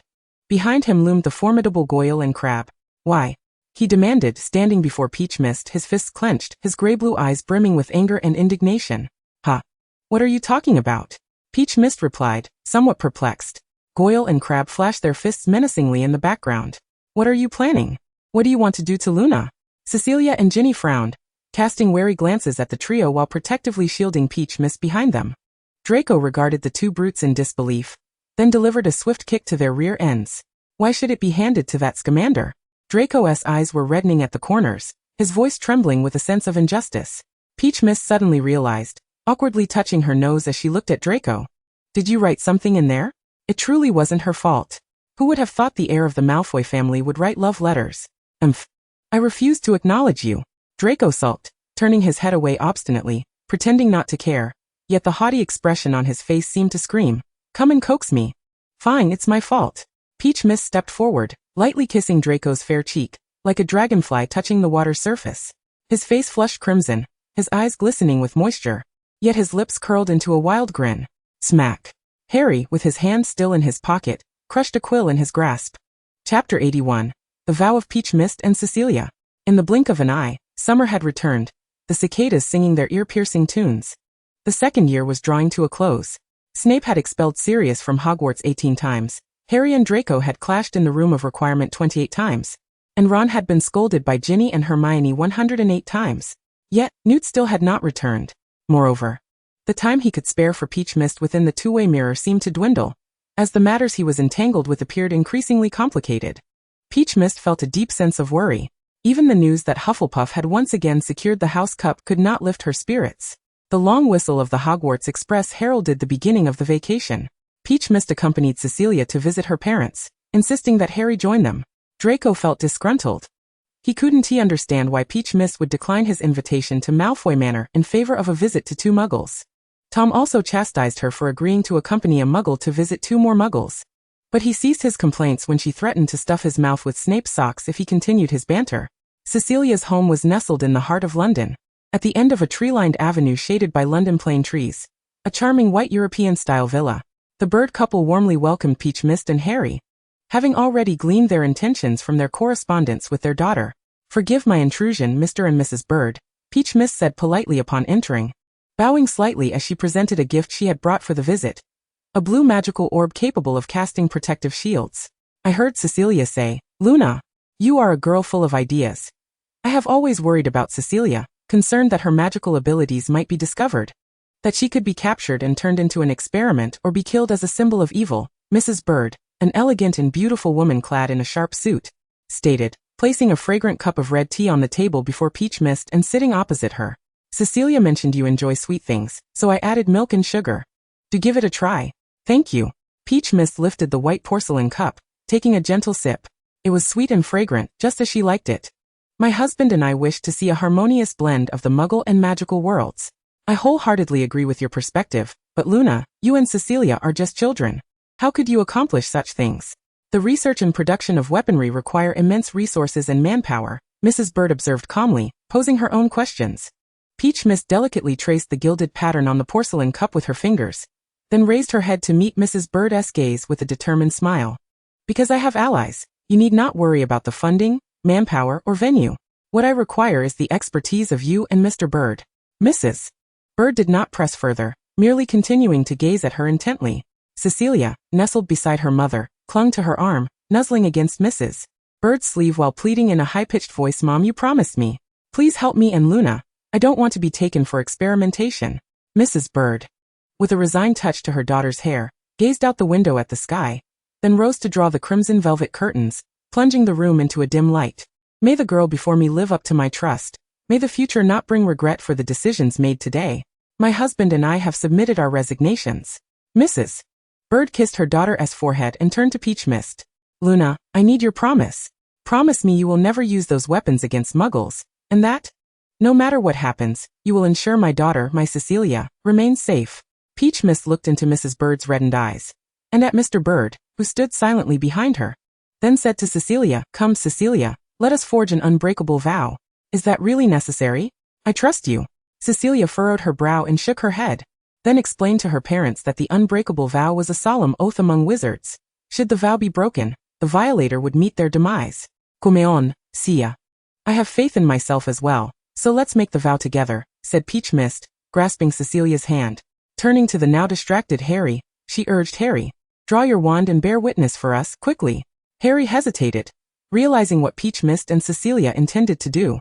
However, the magnitude of the experiment weighed heavily on him. He was reluctant to place all the risks solely on Peach Mist's shoulders. "Perhaps I should join you and Bird in this vow," he offered, unwilling to let her face any danger alone. Peach Mist sighed. "Harry, don't be foolish. Hurry, time is of the essence. Mrs. Bird's request is but a trivial matter." Under Peach Mist's unwavering gaze, Harry finally mustered the courage to draw his wand and directed it toward the girl's clasped hands. Luna, vow never to willingly use the weapons devised against Muggles, to forever protect Cecilia, and to ensure that she suffers no harm for the duration of my life." A brilliant red flame erupted from the tip of the wand, entwining around their joined hands like strands of molten metal, binding the fates of the 2 girls together. Mrs. Bird gazed at Peach Mist's resolute countenance, gently wiping away a tear from the corner of her eye, while her peripheral vision caught sight of shadows stirring behind the curtains. "They've arrived. We must leave this place at once." Mrs. Bird exchanged a knowing glance with her husband. "What?" Cecilia looked at her mother, puzzled. The Birds were core researchers at the Institute, which had been developing weapons against supernatural beings, as reports of unusual occurrences in Paris had surfaced, indicating the presence of such entities. They had immediately thought of their daughter. On this very day of Cecilia's break, they had stealthily escaped from the Institute, taking along their own research findings. They could not allow the weapons they had created to be aimed at their own child. The figures outside were likely sent to retrieve them, Peach Mist surmised, noticing the firearms in their hands, presumably intending to shoot if they could not bring them back. The portkey, to Godric's Hollow, Peach Mist declared, producing a box containing a woolen sock and gesturing for everyone to touch it. The world spun, and the portkey activated. Suddenly, the bird family's villa erupted in flames, a conflagration consuming the opulent residents. Never underestimate a parent's love for their child. Chapter 82, The Secret Endeavor. The bird couple commenced their research and manufacturing at the Institute on Fenwick Island, while simultaneously, a news article in the Daily Prophet stirred turmoil within the wizarding community. On July 2nd, the notorious dark wizard Gellert Grindelwald escaped from Nurmengard prison under mysterious circumstances, suspected to have fled to his former residence in Paris. Panic ensued, prompting Ron and Hermione to write to remind Harry and Peach Mist to remain vigilant. Unbeknownst to them, the very architect of the chaos in the magical world was seated across from them, elegantly sipping coffee upon the sofa. Compared to 6 months prior, Grindelwald appeared entirely transformed. He looked revitalized, his long white hair shorn to a neat cut, his remaining locks slicked back with gel, his eyes now gleaming with clarity and sharpness. Enveloped in a black cloak that draped over his aged yet upright figure, he stirred his coffee with a metallic spoon, tapping the cup lightly, producing a crisp sound before savoring a sip of the rich brew. Elegance never goes out of style. Cecilia leaned over the back of the sofa, secretly observing the elder before her. I heard he despises muggles. My parents should be safe, right? She whispered to Peach Mist. Rest assured, after decades in prison, his views have shifted, Peach Mist replied, reassuringly grasping her hand. The hearth beside them blazed brightly, warming the room, while Phoebe lay sprawled on a woolen blanket by the fireplace, blissfully asleep with her belly exposed. No matter how many times I see it, I still detest that thing, Grindelwald remarked, eyeing Phoebe. Then endure it, Peach Mist retorted, sliding the elder wand across the table towards him. It's time to return this to you. Grindelwald picked up his wand from the table and turned to Peach Mist. Is everything arranged? Yes, Sia's father has invited a few other wizard researchers as well. I appreciate your loyal disciples. They have resolved our staffing shortages, Peach Mist stated, moving to the floor-to-ceiling window to gaze at the institute nestled in the icy expanse. And they won't even require salaries. That last part is the crux, isn't it? He replied, stepping beside her to gaze out at the frozen world. Having transcended life and death, having crossed the bounds of time, he emerged from the prison of his own heart, driven by his ideals. For the sake of wizards and for a greater cause. This remote icy expanse concealed their grand machinations and secret endeavors. Peach Mist began to immerse herself in the laboratory alongside the bird couple, poring over formulas that invoked a wave of familiarity from her past life. For this was the very field she had studied. In her absence, only Grindelwald, Harry, and Cecilia remained in the room. I've heard Sia say that you are Professor Dumbledore's favorite student, Potter? Grindelwald inquired, glancing at the boy who was reviewing spells. His tone revealed no discernible emotion. Yet it was undoubtedly menacing. Harry calmly placed a bookmark on the page he had been reading, closed the book, and offered a slight smile to the imposing elder before him. Indeed, for Professor Dumbledore remarked that I bear a resemblance to you.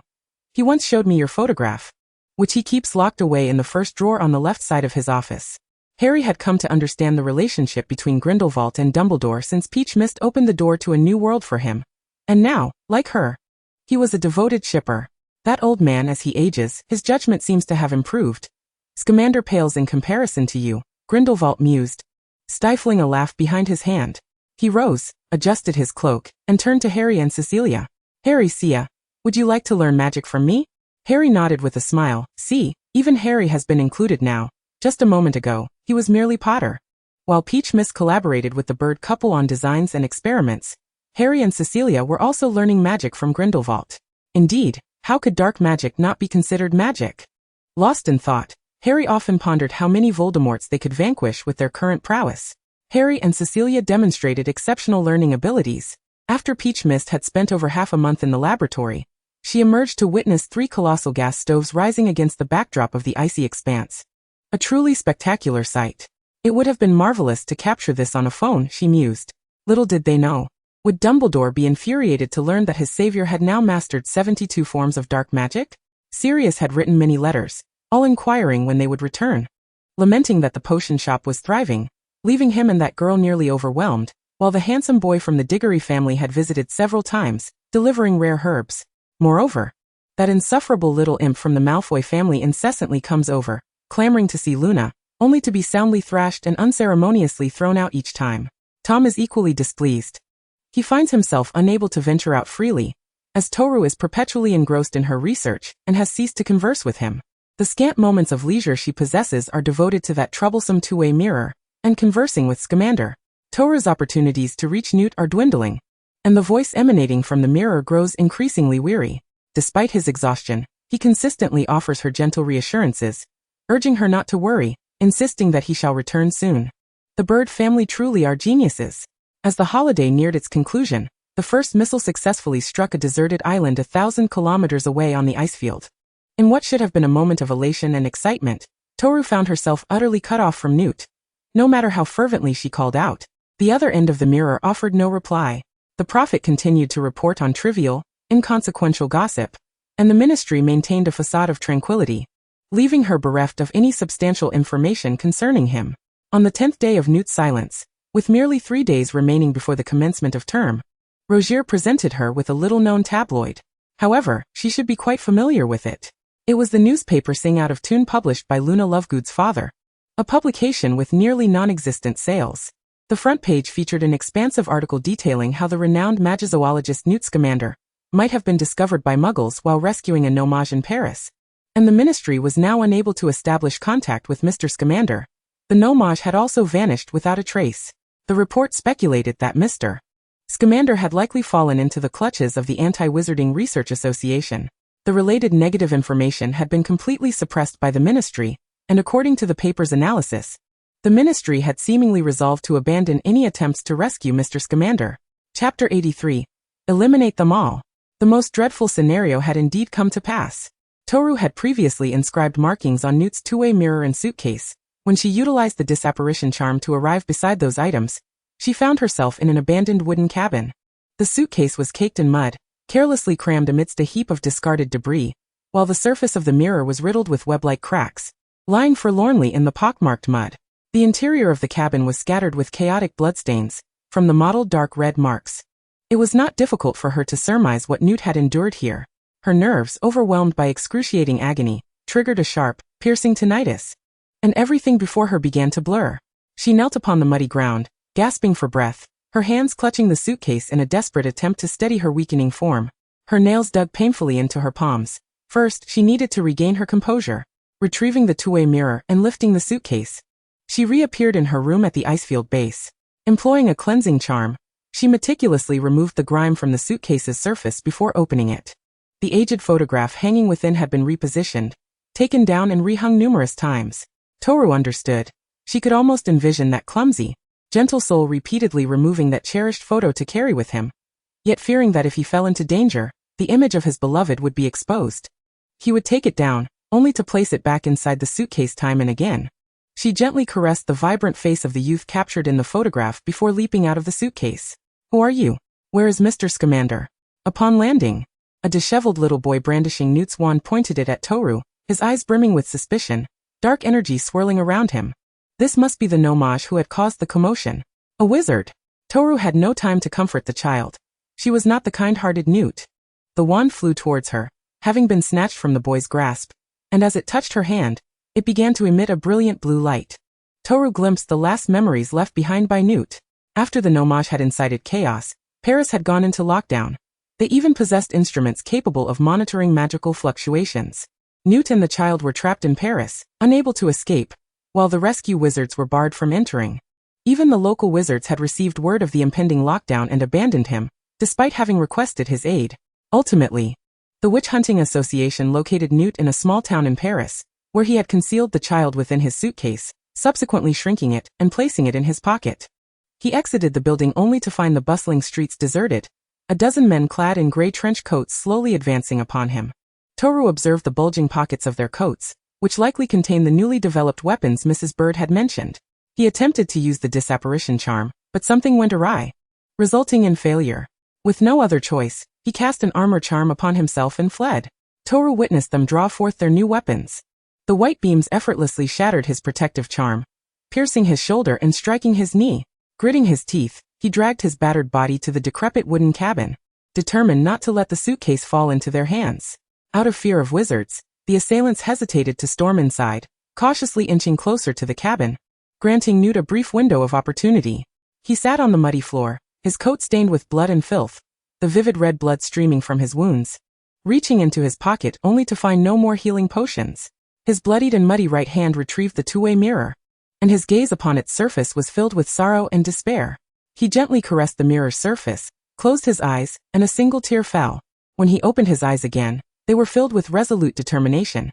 He cast the mirror aside, and his wand emitted a red light, striking the mirror and shattering his final connection. Toru's mouth opened in shock. The tears were indeed salter than she had anticipated. How could she not comprehend that he had severed all ties to his own survival, shattering the mirror to prevent it from falling into the enemy's hands, thereby using it to lure her into their trap? They were true witch hunters, armed with instruments capable of subduing wizards. He could not allow her to be in the slightest danger. Newt restored the suitcase to its original form, tossed his wand inside, and rubbed the muddy surface repeatedly against the ground before discarding the filthy suitcase into the pile of refuse, perfectly blending it into the debris. The beasts, upon breaking into the wooden cabin, fired several rounds at him, even though he had never once attacked them. Toru watched helplessly as they dragged the incapacitated Newt away. She stood in a dislocated timeline, unable to protect him. In truth, he could have hidden in the suitcase, but if he had done so, they would undoubtedly have noticed the unusual case. Thus, in the end, he chose to sacrifice himself, drawing the attention of the muggles away from the suitcase that contained numerous lives, hiding it from view. He was indeed a true Hufflepuff. A complete fool. You are the child saved by Newt. I cannot attend to you now. There is water and food here, and it is quite safe. You should stay here for the time being. Toru regarded the boy, whose hand clutching Newt's wand trembled incessantly. The boy recognized that she was not an enemy and obediently nodded, watching her leave the suitcase. In the dim room, the flickering firelight from the hearth was the sole source of illumination.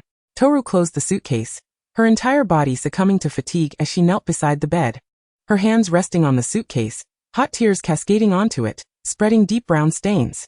Little Phoebe opened her eyes, bewilderedly gazing at her master, who was engulfed in sorrow. It scampered over and leapt onto Toru's shoulder, wrapping its tiny paws around her neck, using its fluffy little face to wipe away her tears. Peach Mist tightly embraced Phoebe, her heartache manifesting in tears, marking the first genuine weeping since her arrival in this realm. Tom stood silently behind her, his expression somber. He detested witnessing her in such anguish. She mourned for that soft-hearted fool, while he took a seat beside her, drawing her into his embrace. With deft fingers, he retrieved her wand from her pocket, caressing it thoughtfully. His gaze was icy and menacing, devoid of any pretense, as he leaned closer, his lips brushing against Peach Mist's ear, his youthful voice laced with scorn and malice. Luna, take me to Paris. Those oblivious muggles dare treat wizards in such a manner. Allow me to assist you, let us eradicate them all. Chapter 84. The Finest Muggle Friend. Although the school year had yet to commence, Peach Mist arrived at Hogwarts ahead of time, determined to rescue Newt. Yet she was utterly oblivious as to where those muggles had taken him. Initially, she planned for herself and Tom to make their presence known in Paris, hoping the witch hunters would capture them, but she soon reconsidered, realizing that those brutes might resort to gunfire without hesitation. It would be wiser to consult the remarkable Dumbledore, who possessed extensive knowledge. However, the situation had deteriorated alarmingly. The Ministry of Magic was monitoring Dumbledore, even imposing travel restrictions to prevent him from aiding in Paris. They were gripped by fear, terrified of muggles. I apologize, Luna, but perhaps this is Newt's own choice. He has rejected our willingness to enter peril on his behalf. Dumbledore sat in his office, the Daily Prophet on his desk still bearing the news of Grindelwald's escape from long ago. Professor, you have encountered ancient magic. I can save him. Peach Mist argued passionately. Dumbledore shook his head. In the last letter I received from Newt, he informed me that they had developed instruments capable of detecting magical fluctuations, as well as weapons that could shatter armor charms and all protective defenses. The most alarming revelation was that Newt discovered, under certain circumstances, magic would be rendered ineffective. They had even devised methods to disrupt magical abilities. Dumbledore's gaze met Peach Mist's, filled with sorrow and resignation. He expressed hope that you would focus on your studies and refrain from seeking him out. He cannot return. Peach Mist lowered her eyes to the newspaper on his desk, remaining silent, as Dumbledore's wand pointed toward her without a sound. Without raising her eyelids, she grasped the wand. Are you attempting to obliviate me? Did he instruct you to do this? Dumbledore remained silent for a long moment before speaking slowly. This is the best course of action. I disagree. Peach Mist's grip on the wand tightened, her other hand gently tapping the newspaper where Grindelwald's visage appeared. You are the last person who should falter, Professor. Have you forgotten your original ideals, along with this man? To bring a brighter future for wizards is not merely a slogan, is it? I will not abandon Newt. If you are unwilling to assist me, then I shall not hesitate to emulate this escaped individual and turn Paris upside down. What say you? Nermangard could not contain him, and Azkaban shall not hold me. Peach Mist pushed the newspaper toward Dumbledore, turning to leave, wagering that he would call out to her, Luna.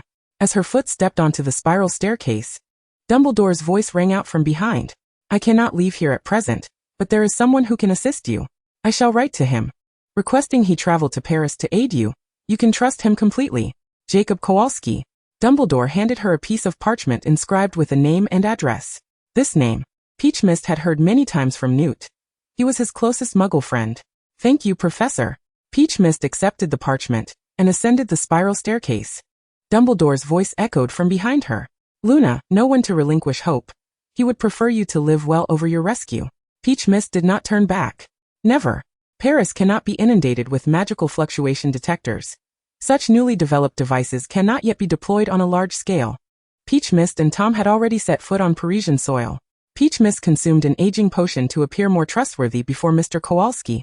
After all, who would dare send a child into such perilous circumstances? Except for Dumbledore, who had previously been quite adamant in his guidance. She encountered Newt's old friend Mr. Kowalski in a resplendent mansion. The portly Muggle gentleman struggled to be contained by his overcoat. Peach Mist had just learned he was a renowned businessman in Europe, affluent beyond measure. Yet he lacked the cunning typical of a businessman like Lucius, his countenance radiating warmth. However, that kindly face flushed crimson with indignation as Jacob ushered them into a soundproof room, locking the door. Mr. Kowalski, Professor Dumbledore said we could seek your assistance. Is it just the two of you young folks? Queenie was right. The Ministry of Magic is a quagmire. Queenie is my wife, and like you she is a witch. Your wife speaks the truth, sir. We need to ascertain where they have taken Newt. Do you have any means to discover this? The witch hunting leaders had previously contacted me, hoping for my sponsorship. After all, every endeavor requires financial backing, and no one knows my wife and children are witches. They rarely make appearances. I was cautious and did not outright refuse. I merely stated I would consider it. Jacob approached the door, then turned back to glance at Peach Mist, feeling an odd familiarity with her. But there was no time for contemplation. He opened the door and spoke to the secretary waiting outside. Please contact Mr. Jones. I have reached a decision regarding the matter he presented last time. Peach Mist and Tom exchanged a knowing glance behind him, their resolve steely. The witch hunting organization operated in a semi-official capacity. Perhaps official funding was indeed lacking, making them desperate. Upon receiving Jacob's message, they immediately sent someone in response. Jacob took Peach Mist and Tom in a car to a CAF where he had arranged to meet Mr. Jones. In the CAF's most inconspicuous corner, Peach Mist recognized the leader of the witch hunting organization immediately. This was the man responsible for the injuries Newt had sustained on his shoulder and knee during his pursuit. Peach Mist's expression darkened, her hand brushing against the cold metal object in her pocket. Do not worry, all debts will be repaid. Thank you, Mr. Kowalski, for taking the time to meet with me amidst your busy schedule. Upon seeing Jacob, Jones quickly rose, extending his right hand in a gesture of respect. It's no trouble. Upon returning home, my wife encouraged me to support your endeavor. Jacob pulled Peach Mist and Tom closer, addressing Jones. Allow me to introduce my son's two children. They greatly admire you and share your disdain for those peculiar individuals, longing to join your organization. Your children? Jones glanced between Jacob, Peach Mist, and Tom, his expression a mix of surprise and disbelief. Such disparities were somewhat outrageous. Indeed, they take after my wife in appearance, and thankfully not after me. Jacob gazed at Jones, his demeanor shifting from genial to one exuding an air of authority. Mr. Jones, I am willing to pledge 100 million. However, you must demonstrate your sincerity and the capabilities of your organization. Chapter 85. The Witch Hunter's Base. Jones hesitated. Jacob, unhurried, withdrew a check from his pocket, and Peach Mist immediately produced a pen from hers. The pen hovered above the pristine paper as he looked at Jones. 100 million is no trifling sum. I must ensure my donation is allocated towards research for weaponry to capture those aberrations. It appears, Mr. Jones, that you are not in need of my meager contribution. Luna. Tom, my dear children, let us depart. Upon concluding his words, he grasped the check and prepared to rise. When Peach Mist promptly stepped forward to support his arm. Very well, grandfather. I had hoped to contribute funds to the organization and follow Mr. Jones in his noble endeavors. Never mind, Luna. Perhaps Mr. Jones has little regard for this 100 million pounds. Tom moved closer, taking hold of Peach Mist's other hand. Jacob cast a curious glance at Tom. If this were a performance, it was the handsome young man who ought to assist his grandfather, rather than take the girl's hand. Observing Jacob rising with the aid of the girl's arm, while gripping the gold-headed cane with his other hand, Mr. Jones could no longer remain seated. Mr. Kowalski, we are truly in dire need of these funds. I would be delighted to show you around our base. He stood, casting a glance at Peach Mist and Tom. Of course, Miss Kowalski and young master. Your desire to join our organization brings me great honor. The automobile traversed the concrete jungle of Paris, arriving at the desolate outskirts, where the witch hunters' research base was established within a massive abandoned factory. It occasionally emitted deep, resonant roars, resembling a gray concrete monster standing amidst the ruins. This place is peculiar, Tom remarked, scrutinizing the structure before him, leaning close to Peach Mist's ear to whisper. Peach Mist frowned and shook her head, signaling him to reserve his comments for later. Mr. Jones unlocked the grand door with his fingerprint, ushering the three of them inside. Contrary to Peach Mist's prior cinematic expectations of a futuristic, white, technologically advanced base, it bore a Syrian aesthetic, gray cement floors, gray walls, and an array of bizarre instruments, with faint traces of blood visible here and there. Sir, look here, this is the magical energy fluctuation detector.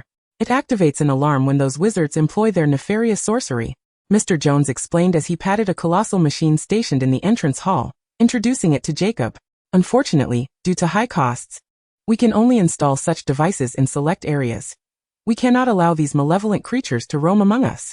What a remarkable invention. If it were feasible, grandfather, we ought to acquire one for our doorstep. Safety first. Peach Mist feigned a lively demeanor, hands clasped behind her back, leaning forward. Miss Kowalski's suggestion is indeed astute. Individuals of your stature must remain vigilant against those wicked beings. Mr. Jones concurred with Peach Mist's comment while continuing to lead them deeper inside.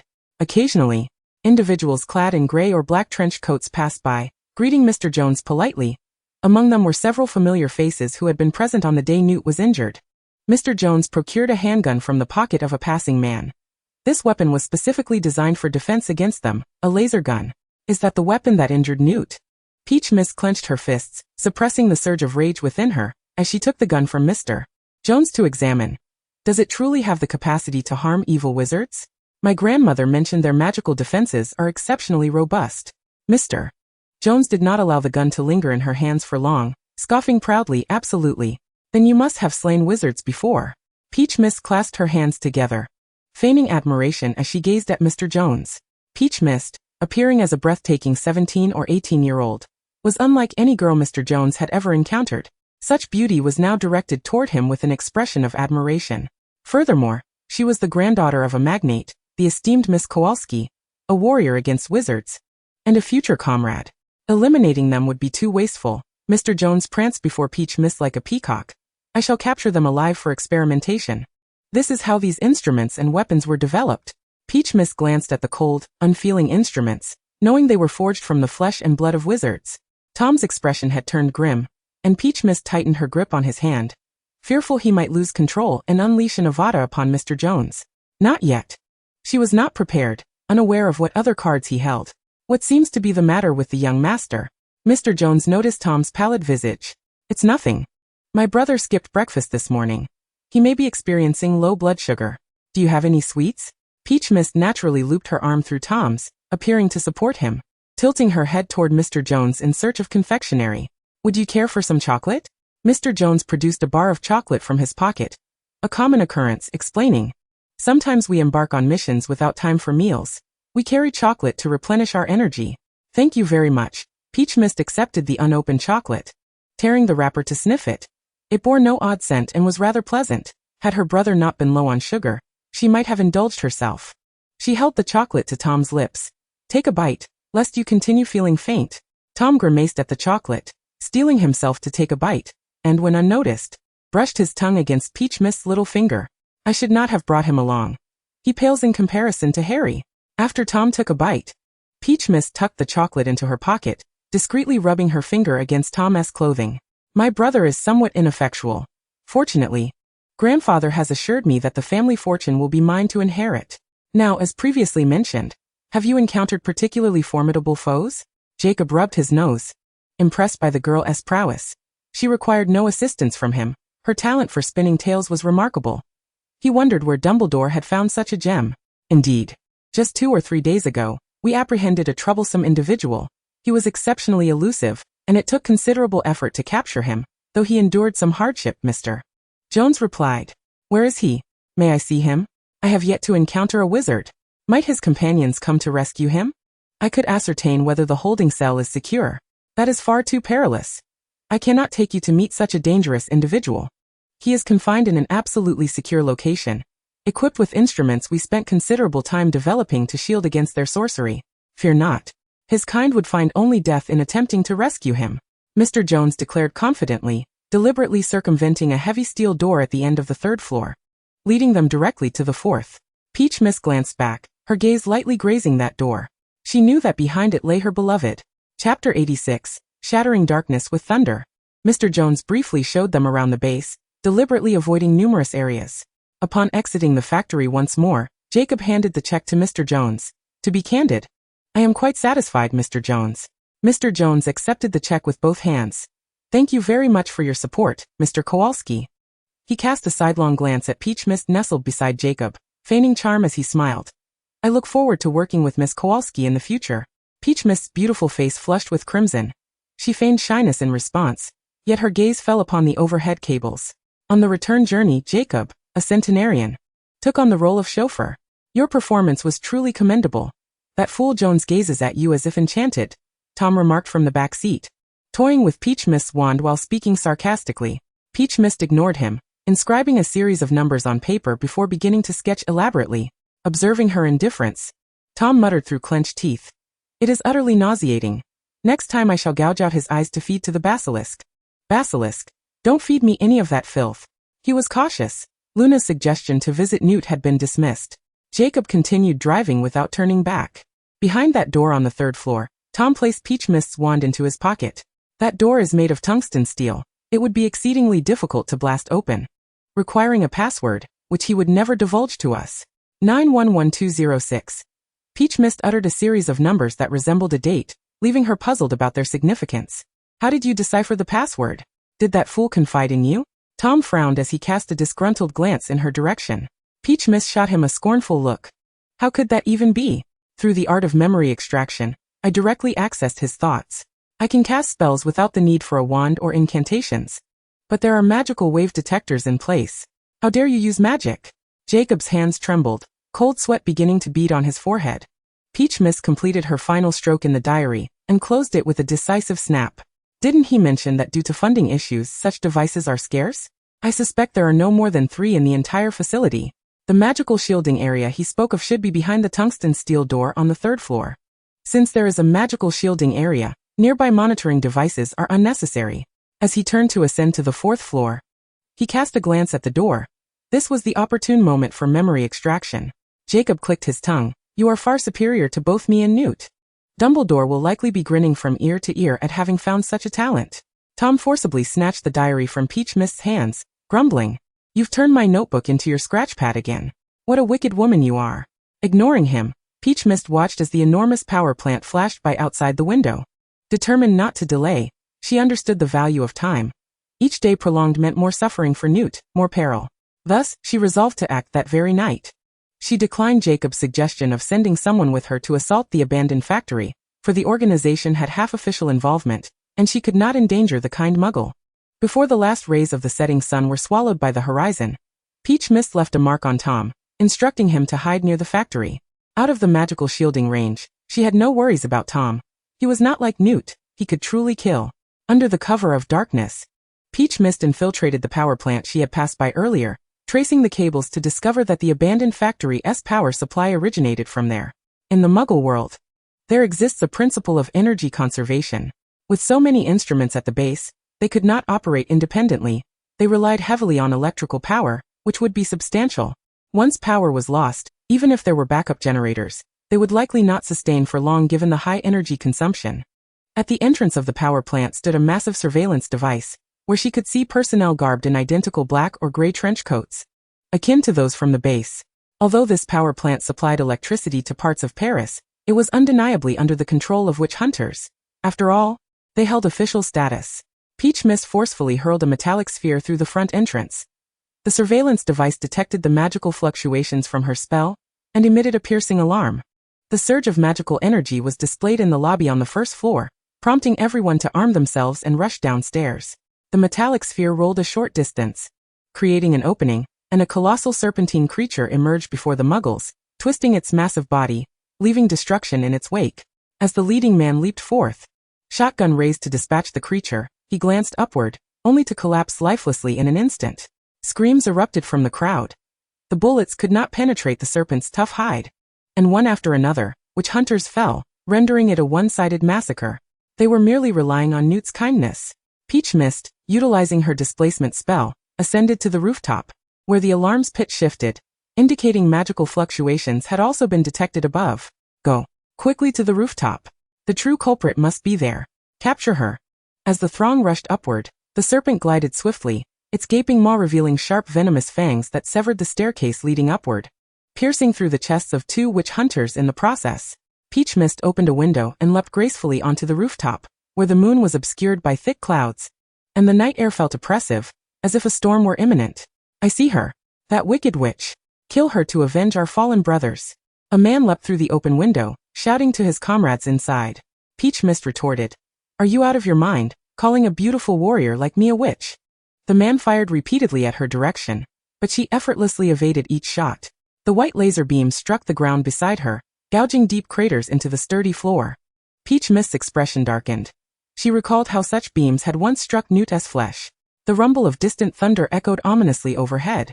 More and more witch hunters ascended to the rooftop, their weapons trained on Peach Mist, riddling the rooftop floor with bullet holes. A smirk curled on her lips as she summoned azure arcs of electricity in her hands, the crackling sound harmonizing with the thunder above. Let us confront this witch, someone shouted, and the witch hunters surged toward Peach Mist, weapons raised. The brilliant blue light erupted from her hands, enveloping her entire being. As she lifted her right hand toward the heavens, in an instant, the world was illuminated as if it were midday, and a titanic thunderstorm rolled in from the sky, with hundreds of violet-white lightning bolts cascading down, illuminating the area for miles around. Let the thunder shatter the darkness. Chapter 87. Breaching the base. The tempestuous winds brought by the storm uprooted the entire rooftop, the sharp electric crackling sending tremors through the earth as Peach Mist leapt down to the lower floors.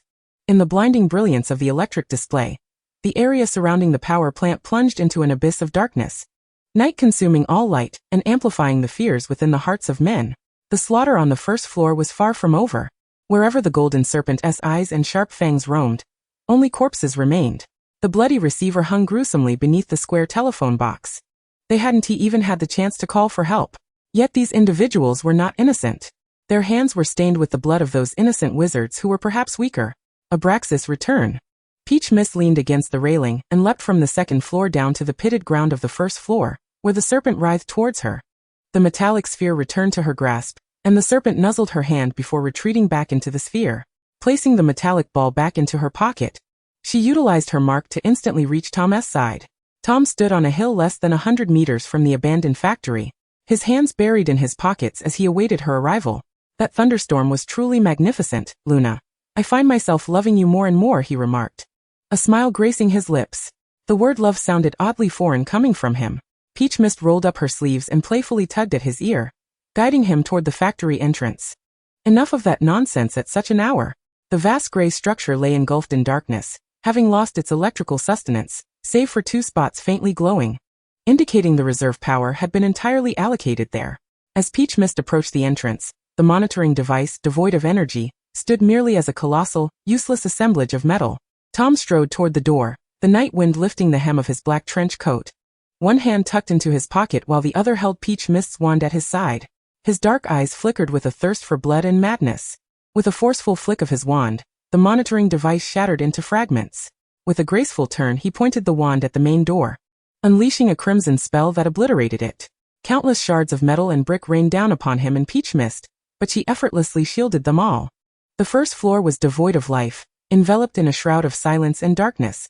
with a staircase at the far end leading down to the basement and up to the upper levels, where a flickering light beckoned. They hurried through the long corridor of the first floor, arriving at the foot of the stairs. Tom paused, his brow furrowing as he gazed at the stone door of the basement, a faint light seeping through the crack, suggesting the presence of something within that stirred an unsettling feeling in him. Luna, this doesn't feel right. Tom spoke to Peach Mist, his gaze fixed on the door. An unusual expression of fear etched upon his face. Stop overthinking it, Tom. The light could very well be from their armory. Peach Mist, eager to rescue Newt, paid little heed to the basement, yanking Tom's arm and urging him to ascend the stairs. The third floor was illuminated, guarded by a dozen witch hunters armed with guns outside the tungsten steel door. After a blinding green light flickered for several seconds, Peach Mist stood before the door's keypad, while the green glow from Tom's wand still lingered in the air. With a disdainful kick, he sent the corpse blocking the entrance sprawling aside. Watching as Peach Mist entered the codes one by one, the door creaked open, revealing a vast laboratory filled with an array of instruments. On a white table lay a row of test tubes filled with crimson liquid, while the right wall displayed a long line of slightly yellowed skulls hanging from a cord. Someone has intruded. Level 1 defense. An evil wizard has breached our sanctum. A researcher, engrossed in his experiments, spotted them and immediately activated the alarm on the wall. Tom's handsome features twisted in contemplation as he beheld the skulls, his wand poised to send them all to hell. Yet the anticipated green light failed to manifest. A magical shield. As Tom struggled to comprehend the situation, Peach Mist swiftly seized a test tube rack from the table, vaulted onto the workstation, and in a flash, confronted several researchers, the metal frame crashing down upon their heads, blood splattering as a few bodies crumpled to the ground. Tom, observing the bloodied researchers, fell into a deep reflection. What had just transpired? Meanwhile, Peach Mist rummaged through a pile of materials on the table, discovering the laboratory's circuit diagram and a list. This Dark Lord should be here to claim you, Tom remarked, approaching Peach Mist and nudging the half-conscious witch hunter researcher at her feet. Ignoring him, Peach Mist tucked the list into her pocket and pressed deeper into the lab, where Jones awaited with a cadre of witch hunters, weapons drawn. At last, Peach Mist laid eyes on Newt. He was confined behind a massive glass pane, various electrodes and tubes affixed to his body, his complexion so pale it frightened her. Had it not been for the faint rise and fall of his chest, she might have doubted he was still alive. Peach Mist felt her anger surge to a breaking point. She was on the verge of losing control. Now, I never expected this, Luna. You are indeed a witch. Jones approached Peach Mist, his face brimming with excitement, his gaze towards her unsettlingly vile. Here, you cannot wield dark sorcery, but fear not, Luna, you are unlike them. Just seek to please me. As Jones stepped closer, he reached out to caress her cheek. Tom, clutching his wand, moved forward, intending to drive the wooden stick into his temple, shattering his depraved mind. Peach Mist did not flinch. Quicker than Tom, she drew a black handgun from her pocket and, as Jones's hand neared her face unawares, pulled the trigger, the bullet piercing his shoulder blade. Jones staggered back, clutching the gushing wound, disbelief etched on his face. Never had he encountered a witch armed with a gun. Seeing their leader falter, the witch hunters behind Jones opened fire towards Peach Mist. She swiftly shoved Tom aside and executed a slide behind a table. Recalling the circuit diagram, she realized that above them lay the main power switch. Severing the power would transform this place into a slaughterhouse for Tom. Kill that man. Leave the one who shot for me.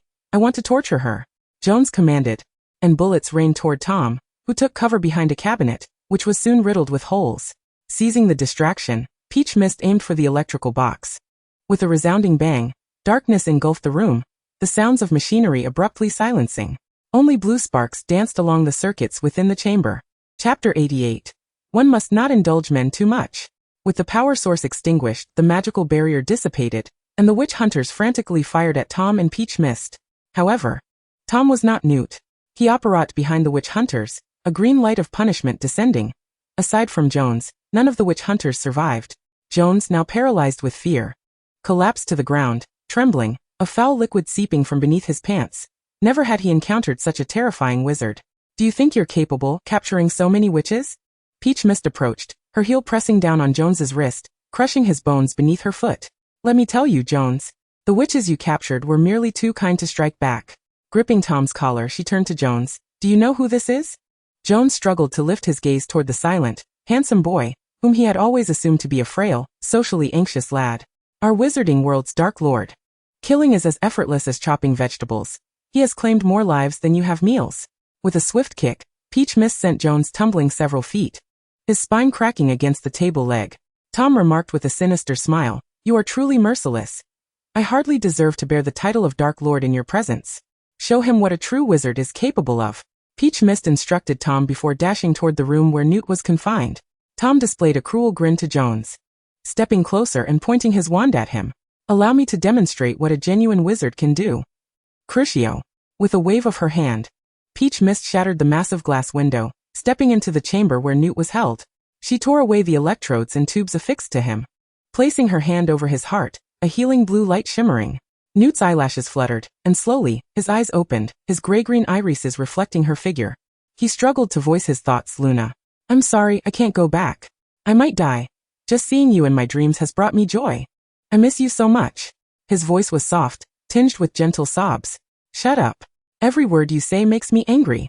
Peach Mist roughly tore away his clothes to examine his wounds. In the mere months apart, he had withered to skin and bones. Even his once beautiful abs had vanished. As the healing light touched his wounds, the sensation of renewal stirred Newt from his daze. "Luna?"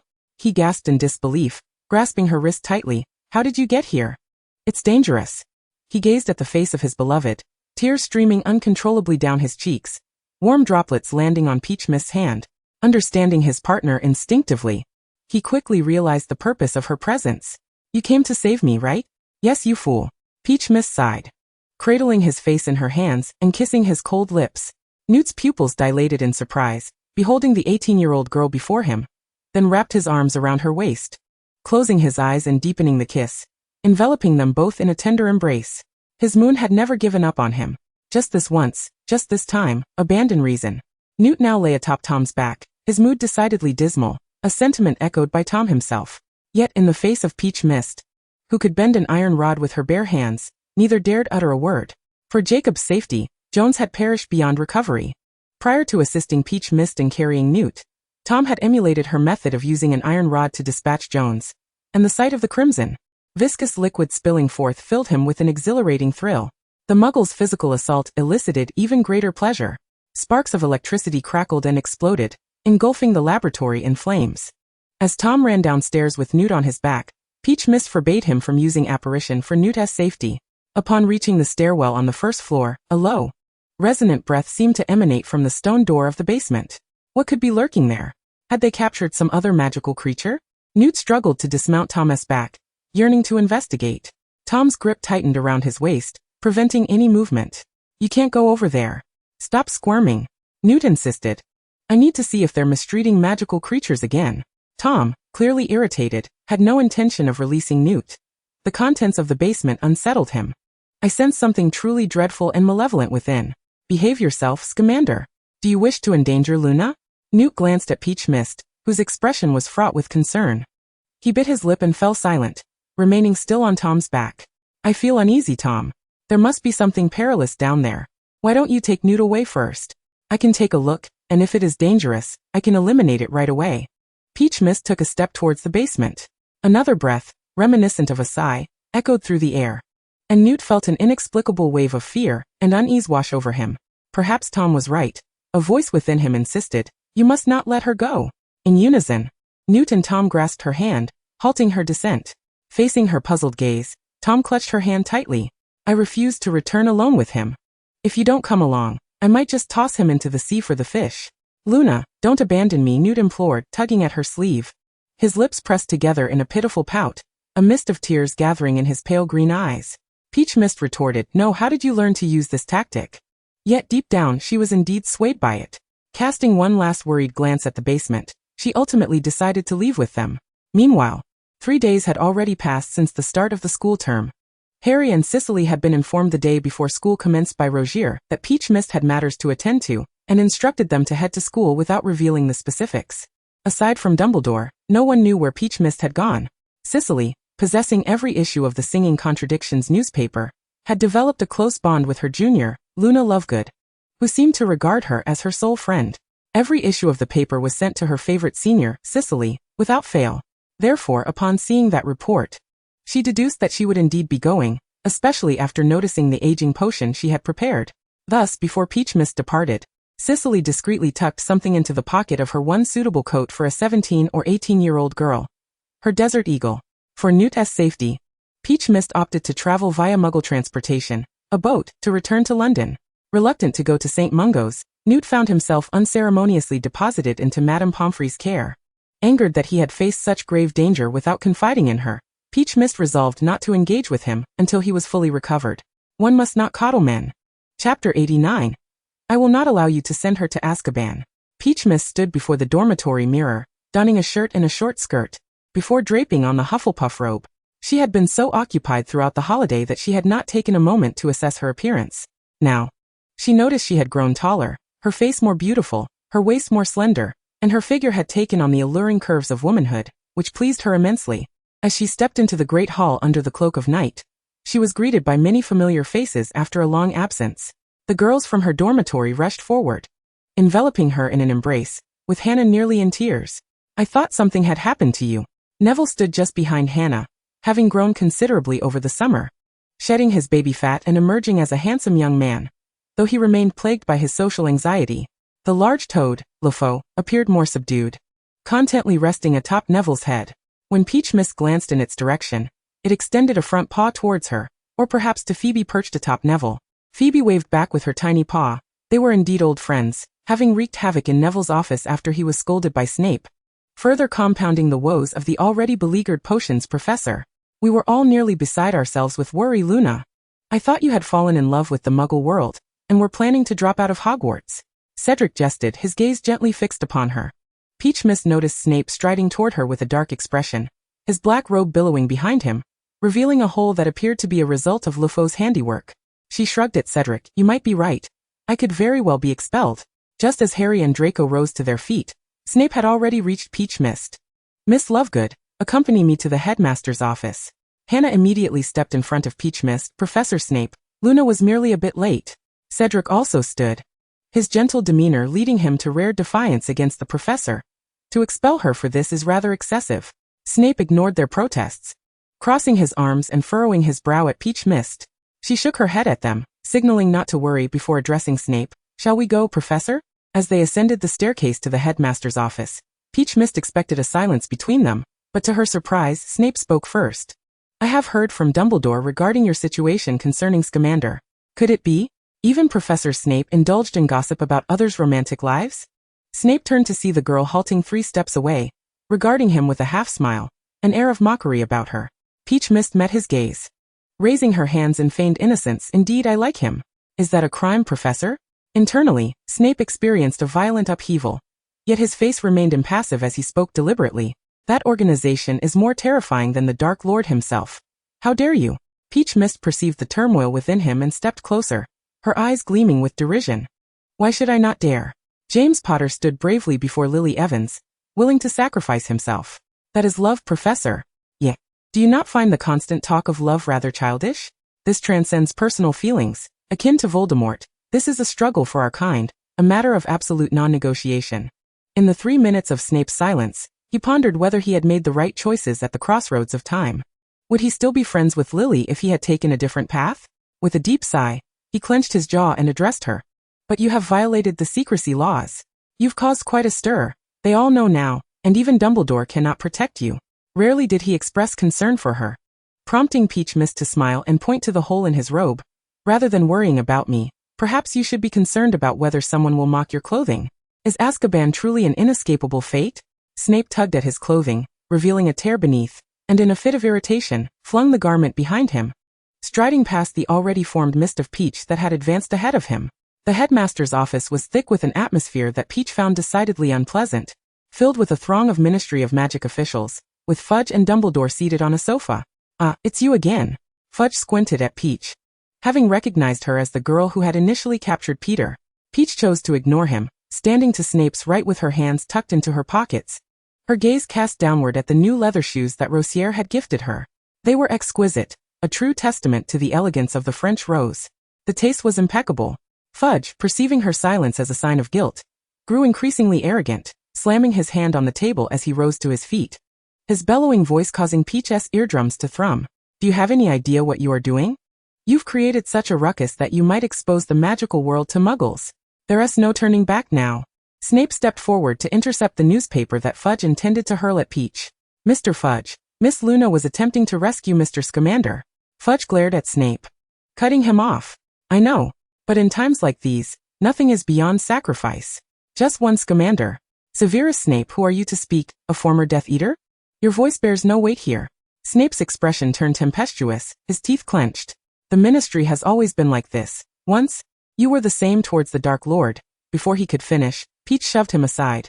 And in the eyes of the startled onlookers, she kicked the coffee table in front of Fudge with such force that it toppled over, shards of glass slicing through Fudge's skin, crimson blood cascading down his face, rendering the Minister of Magic a grotesque sight.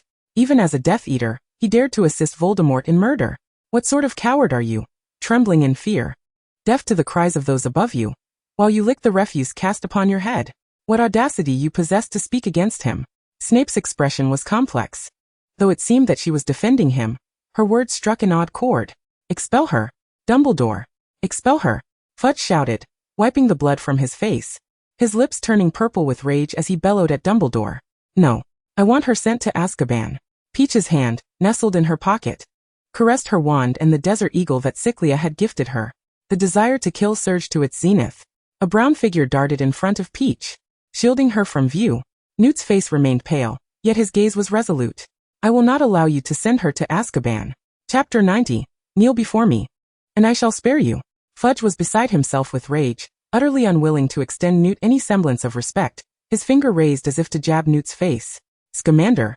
This is all your fault. If it weren't for you, wouldn't he have sought out those muggles? Even if she were imprisoned in Azkaban and killed by those muggles, it would all be your doing. His words caused Newt's frail body to tremble, his disheveled hair obscuring the guilt and desolation in his eyes.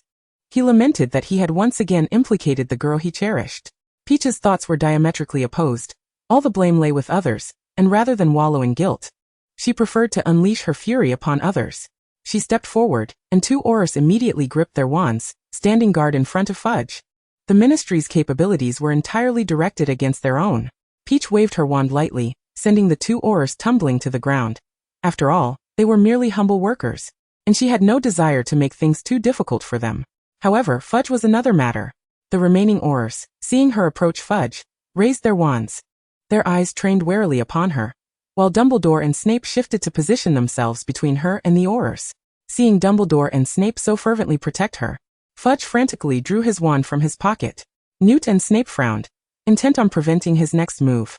But Peach raised her foot and stomped down hard on Fudge's hand, where he had just drawn his wand, accompanied by a sharp crack as both his wand and the bones in his hand shattered. She retrieved the list she had brought back from the Witch Hunter base, gripping Fudge's neck with one hand, forcing his eyes to meet the list held in her other hand. The Death List. It contained the life histories of hundreds of wizards, alongside detailed research data and vivid descriptions of their demises, halting only at Newt's page. Look at how many wizards they have slain. What then? Is the purpose of the Ministry of Magic? A mere tool to consolidate your power and status? Have you ever protected a wizard? Do you only brandish your wands at your own kind? Peach cast Fudge aside. He collapsed into the sofa like a heap of rotting flesh. With a fierce resolve, she slammed the thick stack of documents against his oily visage. The stark white pages, inscribed with cruel text, fluttered like snowflakes throughout the office, scattering everywhere. An Auror, unable to restrain himself, picked one up to glance at it. A few resolute-looking men felt their eyes well with tears, incredulous as they read the stark, emotionless descriptions that chilled them to the bone. They are so ruthless. This girl named Linda, I remember her, she lived next door to me, a particularly kind and exceptional girl. I heard she went abroad for studies and then vanished, only to fall into their clutches. This man, I know him too. He was a friend of my uncle's, so kind that he couldn't bear to squash a spider. The Aurors whispered amongst themselves, beginning to question the meaning of their incessant patience and concealment. Their gazes towards Fudge tinged with discontent. Fudge, his face flushed and streaked with blood, struggled to rise, arguing vehemently, what can be done? They possess weapons capable of shattering all protections, magical detection devices, even magical shielding fields. No wizard can contend with them. The Ministry's secrecy laws are meant to protect wizards, are they not? Sacrificing a few for the sake of many is simply the means to ensure a better life for the greater whole. Fudge held his head high, addressing Peach, Dumbledore, Newt, Snape, and especially the Aurors whose resolve was beginning to waver, defending himself and the Ministry. Peach found it utterly laughable. She tapped her wand against her forehead. No one can contend with them? Has your mind been clogged with grease, Minister Fudge? Was it not I who rescued Mr. Scamander from their grasp? She gently caressed her wand, casting a sinister smile at Fudge. You wish to imprison me in Azkaban? I am eager to see how. If you are so terrified of my defeated foe, you intend to confine me there. Fudge, gazing into her ominous smile, felt a chill run down his spine. What a beautiful girl, yet so terrifying. Dumbledore, listening to their exchange, turned his attention to the drawer of the desk in the inner office, where a photograph from his youth in Godric's Hollow lay. Perhaps Gale's perspective was not entirely unfounded. They had both veered towards two opposing extremes, killing muggles and protecting them. Excessive correction and excessive kindness. Yet he had forgotten that in the end, it was Gale who lost sight of his original intentions, his soul tainted by power. From the initial fight for the liberation of wizards, it had devolved into slaughter for Grindelwald's honor and status. He gradually stepped closer to Peach, addressing Fudge and the other Aurors in a gentle tone. I believe Luna has done nothing wrong. Not only did she rescue Newt, but she also destroyed a magical detection device. Peach immediately interjected, it was 3. Dumbledore replied, all right, you are impressive. He stroked the bow tie on his beard, looking towards Peach. But I heard Newt say that you destroyed a device to infiltrate their base. Before entering the base, I visited the power plant to cut off the electricity supply. There was a monitoring device there, another at the entrance of the base, and a third near the docks. Finding them quite displeasing, I effortlessly rendered one obsolete. As for the monitoring device at the docks, Tao Wu dismantled it with her bare hands, removing critical components as easily as one would extract a battery from an electric vehicle. Not only did I destroy the monitoring equipment, but I also rendered a plethora of laser guns, designed to thwart intrusions, utterly inoperative. The base's magical shield was obliterated under my influence as well. Tao Wu recounted her heroic deeds with a casualness akin to discussing indulging in slices of cake the previous day, as if demolishing these weapons, which instilled profound fear in wizards, were as mundane as quenching one's thirst. The office fell into a hushed silence, the Aurors' expressions shifting from shock to admiration. Here was an ungraduated student, boldly infiltrating enemy territory, rescuing a renowned magizoologist, while systematically dismantling the adversary's arsenal. They even entertained the notion that she could easily snap Voldemort's neck with her bare hands. Fudge, perched awkwardly on the sofa, rubbed his palms together anxiously, knowing that word of this incident would paint him as the villain in the wizarding community, while the girl would undoubtedly be heralded as a hero. None of this, however, was of paramount importance. What truly concerned him was her persistent, malevolent gaze fixed upon him. Surely she wouldn't resort to silencing him permanently here. What manner of student had Dumbledore nurtured? Thankfully, Luna played a crucial role. The base had been dismantled, granting a temporary respite from the blood-stained hands of the wizards. In a twist of fate, it could be viewed as a blessing in disguise. Dumbledore interjected, glancing between Tao Wu and Fudge, and continued speaking. Mr. Fudge, perhaps you should return to attend to matters. They are unlikely to uncover the magical realm so easily. Luna too. You should swiftly escort Newt back to the infirmary, allowing him to rest before tomorrow's first lesson in potions with Snape. The path was laid before him, and Fudge hastily complied, nodding in Dumbledore's direction. With the assistance of an oar, he rose and made his way toward the fireplace. May I take my leave now? Tao Wu waved her wand, unleashing a crimson spell that struck mere millimeters from Fudge's toe, creating a gaping hole beneath him through which the lower floor was visible. What more do you desire? Fudge was on the brink of despair. I shall petition for a second-class order of Merlin on your behalf. No need, Tao Wu replied, twirling her wand as she approached Fudge. Bow to me, and I shall let you go. With a sharp retort, the true deity emerged. Chapter 91. Do not call me the Valkyrie. In the end, under Dumbledore's intervention, Fudge merely bowed in apology to Tao Wu and Newt. This was the utmost concession Tao Wu was willing to grant. Dumbledore's reputation must be preserved. The malaise afflicting the Ministry of Magic could not be remedied overnight, compounded by the fact that most wizards in the magical world were woefully mediocre, unable to even cast the most basic of protective spells. Competing against the Muggles, who possessed advanced technology and outnumbered them significantly, was indeed a formidable challenge. Thus, decades ago, when Grindelwald glimpsed the future of technology and prophecy, he harbored murderous intent towards the Muggles. Once the gathering dispersed, Dumbledore sank into his office chair, opening a drawer as moonlight streamed through the window, casting a gentle glow upon an old photograph. He closed his eyes. Perhaps we have all erred. While he wallowed in melancholy, another elderly gentleman wielded an AK on the icy plains, playfully accompanied by a bespectacled woman in a black suit. Tao Wu hastily distanced herself from Newt and Snape, still simmering with anger, unwilling to engage with him. Luna, I was wrong. I truly understand my mistake. Newt hurriedly pursued her, grasping the hem of her wizarding robe.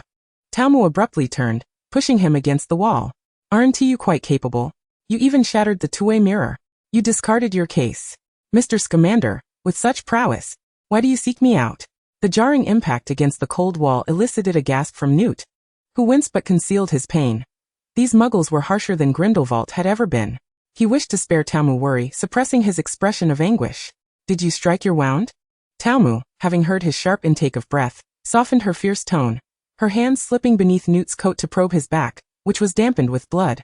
Why is it so fragile like paper? A mere push and it splits open. From the top of the staircase, Snape observed them with a look of incredulity, suspecting he had unwittingly become a participant in their embrace. Tao Wu withdrew her hand. The once pale skin now stained a deep crimson from the blood. As she regarded Newt's pallid face and pitiful expression, releasing a resigned sigh. Let us go. We must return to the infirmary quickly. I will tend to your wounds. Snape had been trailing behind, having received a discreet instruction from Dumbledore to ensure Tao Wu returned to her dormitory, preventing her from sneaking out to dispose of Fudge. Tao Wu helped Newt lay down on the infirmary bed, while Snape expertly opened the cabinet, selecting several vials of potions and placing them upon the bedside table. Newt's pale complexion was tinged with a faint blush as he removed his shirt, revealing a blood-soaked back riddled with deep, intersecting lacerations that appeared grotesque under the stark white light. Despite the application of copious amounts of healing potion, the wounds still bled profusely. Tao Wu's expression darkened considerably, regretting her earlier shove. They used blades coated with specialized potions. It's not your fault, Luna. Newt, sensing her self-reproach, lifted his gaze and pressed his cheek against her hand, offering gentle comfort. The soft white light from above enveloped them, and his gray-green eyes gazed at her with a tenderness akin to tranquil spring waters. With a final sigh, Tao Wu applied the potions Snape had provided. You may relish your fortune. You've encountered a soft-hearted deity like me. Indeed, indeed. Tao Wu's words rang true. After applying the potions, Tao Wu continued to fuss over him, completely forgetting her earlier boast to remain cold until he fully recovered. She and Snape walked side by side beneath the dim light, a rare moment of harmony between them. Today, I witnessed you standing before Dumbledore on my behalf. Although I harbor no fondness for you, I still thank you, Professor Snape. Tao Wu broke the silence that hung between them. Snape cast a sidelong glance at her. I do not require your affection. I merely hope you will stir up less trouble.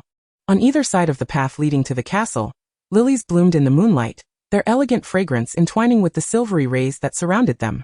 Snape halted, his gaze fixated upon a pristine white lily, lost in a melancholic reverie. Lily, if only I could be like her. The atmosphere shifted as Tao Wu, with her keen ears, caught his quiet murmurs and interrupted, frowning. Such hypotheses are futile, Professor. The moment you uttered the prophecy, your fate to save her was sealed, for unlike me, you stand no chance against Voldemort. Do I need you to enlighten me? Snape retorted sharply. How do you know about Lily and me? He inquired, having longed to pose this question since their last encounter with Burns. Tao Wu shrugged playfully, a mischievous smile spreading across her face. It was Dumbledore who spoke of the prophecy.